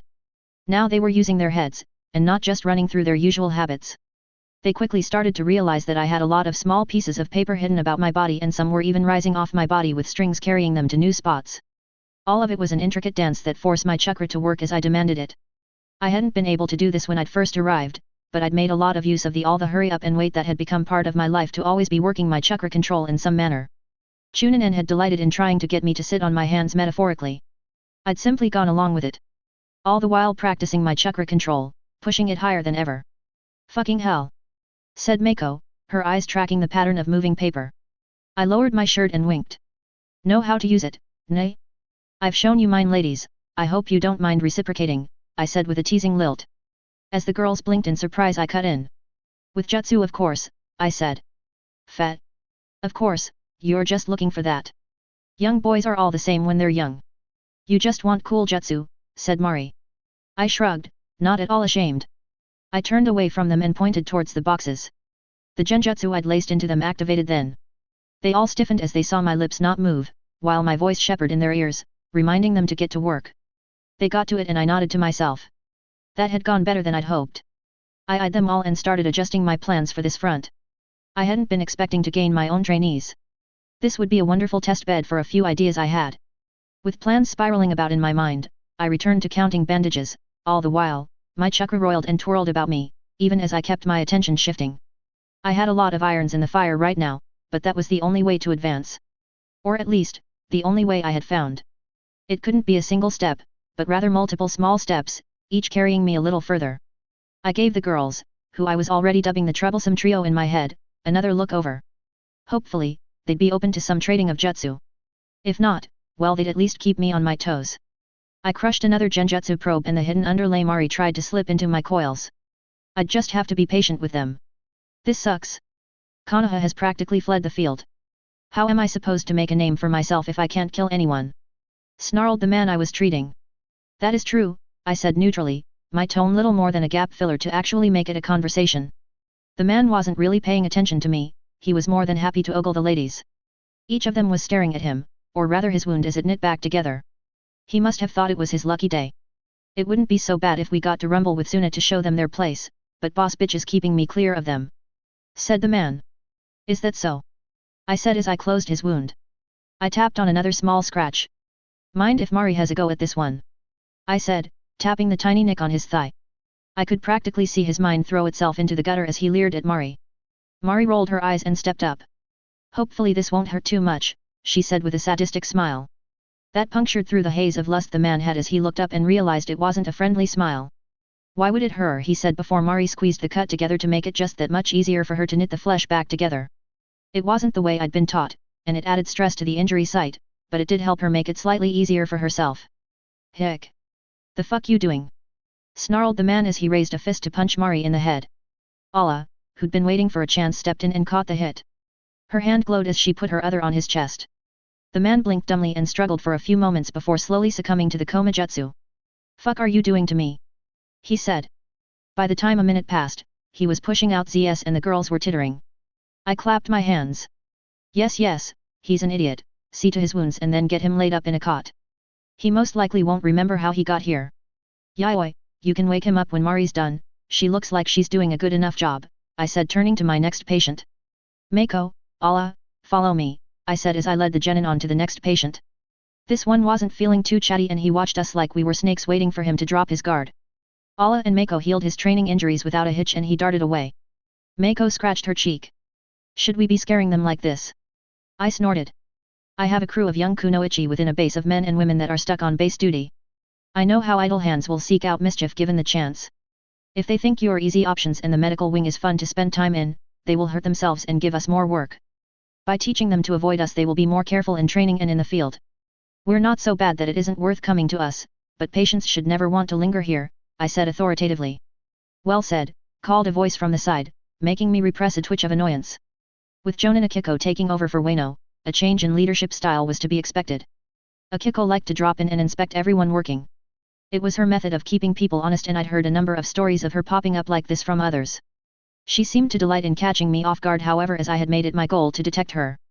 Something she must have worked out, as she appeared around me more than others, dropping into the medical area regularly enough to make the troublesome trio work hard. Jonin Akiko smirked at me and looked over Mako's work. Nicely done, and you raised some interesting points before Matsu, idle hands, and making sure the medical area is not fun to be around. She nodded at me and I straightened my spine like a dog that had just been complimented. Her lips twitched, letting me know she enjoyed getting what must have seemed an honest reaction out of me. You've got a good head on your shoulders there. Do you think these girls can hold down the needs of the base for a few hours? I have a rendezvous to meet up with the Kazekage for the next shipment. It's been a month already. I said, scratching my chin. Ueno had collected a deposit on the way out of the Land of Wind, and now it was Akiko's turn. I scratched my head. Is the Kazekage going to care that Ueno isn't here to collect the payment? Akiko nodded her head, her scarred lips twitching once more. Yes, there will be a few sticking points but I have most of the pertinent details. I am also expecting some more shinobi in the next few weeks so we have more wiggle room. Can I ask who else is coming? I said, deciding to test my luck. Akiko snorted. Other people that can think, or hold their own, she said before turning. Be ready to move by sunset, and with that said, she marched away only to vanish into the wall. I stared at the wall in not a little annoyance. I swept my chakra coils and glared harder. It hadn't been a genjutsu, so therefore she either had a hidden ladder, or she'd just used the hiding like a mole jutsu without seals or chakra leakage. Annoying. That was one of the jutsu I wanted for its versatility. Oh. Little boss is getting toyed with by big boss. Teased Yayoi. I rolled my eyes at her and shook my head. Just for that, I might leave Dende in charge, I said stalking off myself to learn what the actual time of day was.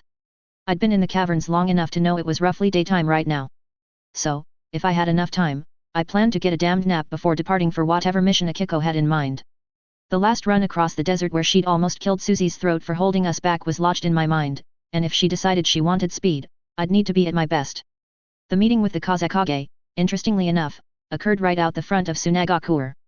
The hardened earth walls rose with a number of guards watching as we stood on the expansive flat. We'd gotten here just as the sun started to rise and Akiko had happily set up a tent and a number of teacups. Matsu, boil the water with an open flame, don't try to hide any of your preparations from the walls, she commanded from her spot atop a rather nice-looking cushion. Across from her other cushions were set out with a wide circle where others could sit facing each other but a line cut through the middle forming a natural divide. It was just off to the side of this central point where Akiko and the Kazekage would be able to observe each other unobstructed. I set out the tea set, inspecting it critically. Not exactly up to your standards. Akiko prodded verbally, a lilt of amusement in her tone. I huffed at her. It will make do for now, I said as I rinsed out the teapot and the cups with some water and a chakra control exercise that mimicked a much weaker Rei's Nan in scouring them. When I was done the teacups shone wonderfully and I felt I'd done as much as I could to serve the best tea possible. I went about boiling the water and setting out the tea leaves. My training in the Okiya making all of this a routine performance for me. Akiko seemed to be enjoying herself as she cupped her chin and settled into wait. When I had everything ready, but made no move to make the tea as yet, Akiko hummed. Make the tea, I'll have it. I shifted. It would be a breach of etiquette to serve up tea when. I tilted my head. The guest didn't really fit with how we'd come to him, but the host wasn't correct either. The other party, I said weakly. Akiko considered this as the other shinobi bristled. It's just tea. Snapped one. I huffed and drew myself up. It is an international method of gauging sophistication, I said, channeling the madam of the Okiya as best I could. It made a few of their scowls fade into thoughtful frowns, others just scoffed, not seeing how true my words were. Akiko waved a hand. We'll wait, she said. In the end, we sat in our tent, waiting for Suna's response for another hour. The sun had just started to rise enough to make the sands shimmer with heat when the Kazekage and an entourage of other shinobi appeared at the gate suddenly. I could detect some of the Suna nin, but I could feel a hint of the Kazekage's chakra as he got closer to us. With his hat of office lowered and his veil raised, I had no chance at seeing anything physical. I did however note that the sands stirred unnaturally around him as he moved. If I hadn't known about the gold trick Suna.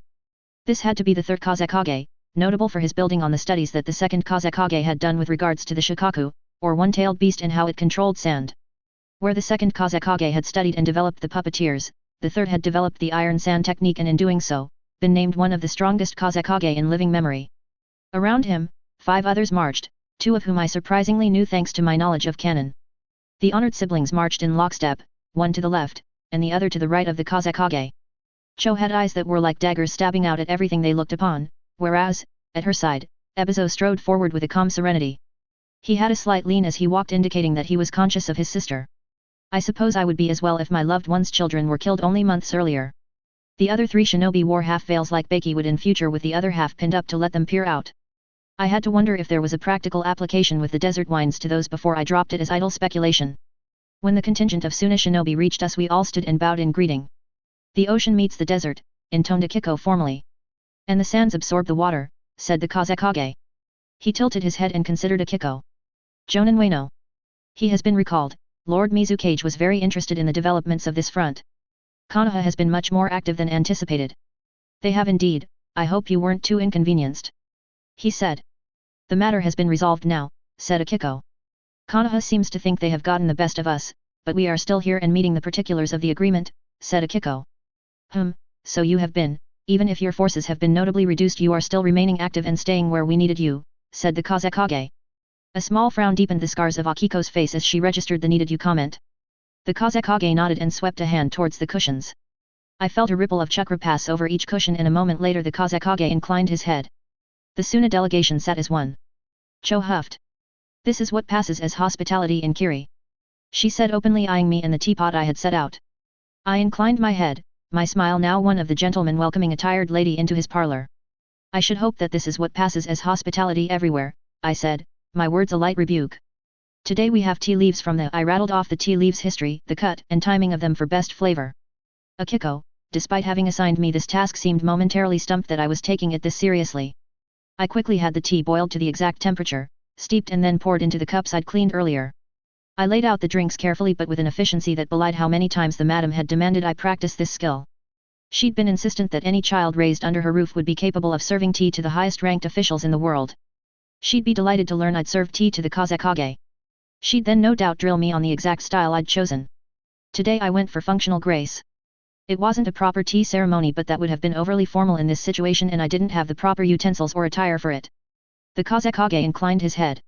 I must say, I rather like this change from Ueno's style of negotiations, he said before sweeping off his hat and veil to reveal a rather handsome-looking man with black hair.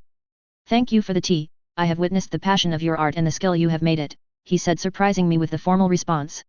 You honor this one, I said with a low bow. Akiko coughed and I flexed my whisper genjutsu to give her the response. We are pleased that in this we are united on principle, she said politely. The Kazekage's lips twitched, having no doubt caught the trick. He raised his glass and drank from it. He then shut his eyes and allowed the flavors to play out over his tongue. Ah, wonderfully done, he said with a nod. He smiled at Akiko.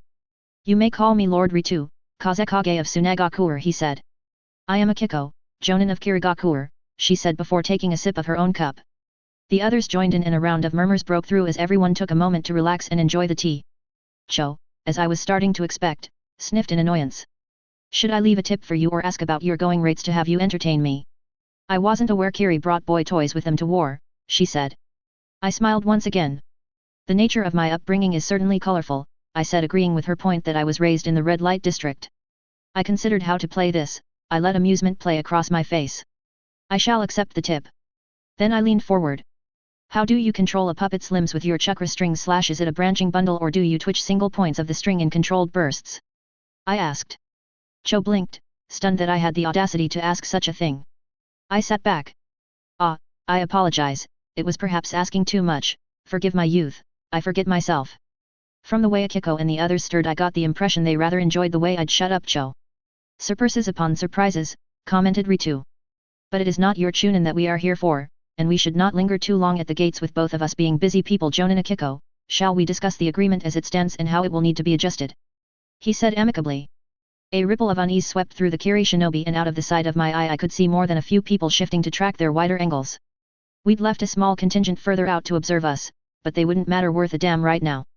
Akiko merely inclined her head. I would be interested in hearing what changes you have to purpose, she said. Ritu blinked pointedly. A moment passed as some realization was reached and shone on his face. Ah, you, don't know do you? He said. Akiko narrowed her eyes. There are many things I know and many that I do not. I'm afraid if you're looking for something specific then you will need to be candid with me, Akiko said demurely. Ritu huffed. For the option of future exchanges to remain in a positive fashion, I shall make you aware then. Ritu's hat hovered up back onto his head, seemingly of its own accord. I couldn't even feel the chakra in it. It had to be sand he was using, but damn if it wasn't impossible to sense at my current level. If this man wanted and was capable of such fine manipulation, he could kill us all without much effort. It was then that I noticed Chiyo's barely contained smug look of superiority. They'd planned this. Behind me, I could see that every eye was now fixed on Ritu. Without saying a word, or doing anything outwardly violent, this man had asked for everyone's attention, and been given it instantly. Deft. In a word, it was a deft play of social power, one I noted down in hopes of one day replicating. Ritu, the Kazekage of Tsunagakure, drew himself up formally. Let it be known that 4 days ago the Cage of the 5 great shinobi villages signed a formal ceasefire. The second shinobi war is officially over. He proclaimed. His words ripped through everyone, and attention that we hadn't known existed seemed to vanish. Some people slumped. I kept my eyes on Ritu. If he wanted us to lower our guards, now would be the perfect opportunity. Ritu glanced at me and nodded, noticing my focus. I know that might fill you with some trepidation, seeing as you are outside my gates now without true purpose, but I shall honor the spirit of our agreement. He leaned forward. With that said, I want your outposts dismantled and your troops out of the Land of Wind by the end of the week. Do we have an agreement? Akiko blinked. That. I suspect that if what you have said is true, Lord Gengetsu will be already in the process of recalling us. Akiko swallowed loudly. If anyone had any idea how politically dangerous this moment was, I suspected it was her. She'd come for one thing only to have the entire situation turned on its head. Ritu merely nodded his head and waved a hand. From behind him, a small cart filled with ingots of gold was trundled out with a donkey leading it. I suspect there might have been a joke there. The people behind Ritu made faces as though this wasn't a good deal. I suspected they were all putting on airs in truth. Selling us something that wasn't truly worth anything thanks to their Kazekage while pretending it was a big deal. They might not be merchants, but they knew how to bargain. Still, for us, it was a good deal, especially while gold was still so highly sought after. Akiko nodded again. That will certainly assist us in speeding our troops out of your land. Ritu stood then and offered a small nod. With that done then, I bid you good day. I hope, should we meet again. His eyes flicked over each of our group for a moment, memorizing us. His eyes lingered on me for a touch longer than the others, or perhaps that was just vanity on my part. I hope that meeting is as agreeable to us as today, he said. He and the others with him departed with a shunshin, a flicker of sand, all that they left in their wakes. I blinked in surprise. 2 of them hadn't been able to mask it from me. I hid a smile as I memorized the jutsu as much as I could, internalizing the way their chakra had moved about their coils. I had a starting point. Akiko rose and snapped her finger. Get this shit cleared up now and get that ass sent packing back to Suna. I'll seal up what we can and the rest will be carried. She stared around. Don't anyone think of getting clever. The others straightened up, saluted with a hand over their chests, and broke apart to dismantle the tent. Akiko stalked over to the gold to see to that task. I hummed and packed up my tea set. That had certainly not been in my predictions of how this would go. I stared towards the gates of Suna. In a way, we were lucky that Ritu wasn't a greedier man. He didn't really have to give us the gold or let us leave alive if he didn't want to. Was it a power play, or something more? I didn't have enough knowledge to know. For now I couldn't find it within myself to care. I simply clung to the hope that Ritu hadn't been lying, that the war truly was over. When Akiko had things packed away to her liking, she had a trio of her most trusted shinobi cart. What gold couldn't be stored into seals while we sprinted across the blazing desert. I readjusted my evaluation of Ritu. It certainly wasn't kind of him to leave us to run across the desert in the midday sun. Then again, perhaps it just wasn't an issue for Sunanin? I felt myself withering and straining by the time the sun reached its peak in the sky. I guzzled my water reserves and wet the cloth I'd wrap around my forehead to protect my neck. Got any more of that, kid? Wheezed one of the shinobi that had been voluntold to carry the gold. I handed him my canteen, feeling pity for the man. He tossed back the entire thing and handed me back the canteen. Thanks, kid, good work back there smoozing up to the Kazekage. Think he damn well gave us more to carry back cause of that little performance. Joked the man. This caused a round of laughs and our spirits lifted as we continued to run. What are you gonna do when we get home? One man called. I'm drinking all the ale. Said one man. Doing my wife. Said another. I'm looking forward to doing your wife as well. Shouted yet another. This got a squawk of protest and a round of laughter. I shot Akiko a look, surprised that she wasn't cutting this line of conversation short. She caught me looking and rolled her eyes. He wasn't lying, he didn't have any need to. I simply nodded and listened as the other shinobi started to laugh and relax, the specter of war and death that had loomed for so long now gone. It was a shame that in barely 10 years I knew the third shinobi war would come. Still, that was a lot better than what I thought I might have. While there was no guarantee for anything, 10 years would be a godsend for me. I found myself dreaming of where I'd be in 10 years. Ritu had looked damn good in that hat. When we got back to the caves, another messenger from Kiri was awaiting us. The man stood in the central cavern giving everyone watching him a condescending look. When Akiko stalked up to him, he smiled and produced a sealed messenger scroll with a flourish. It is my honor to announce to you that the war is over.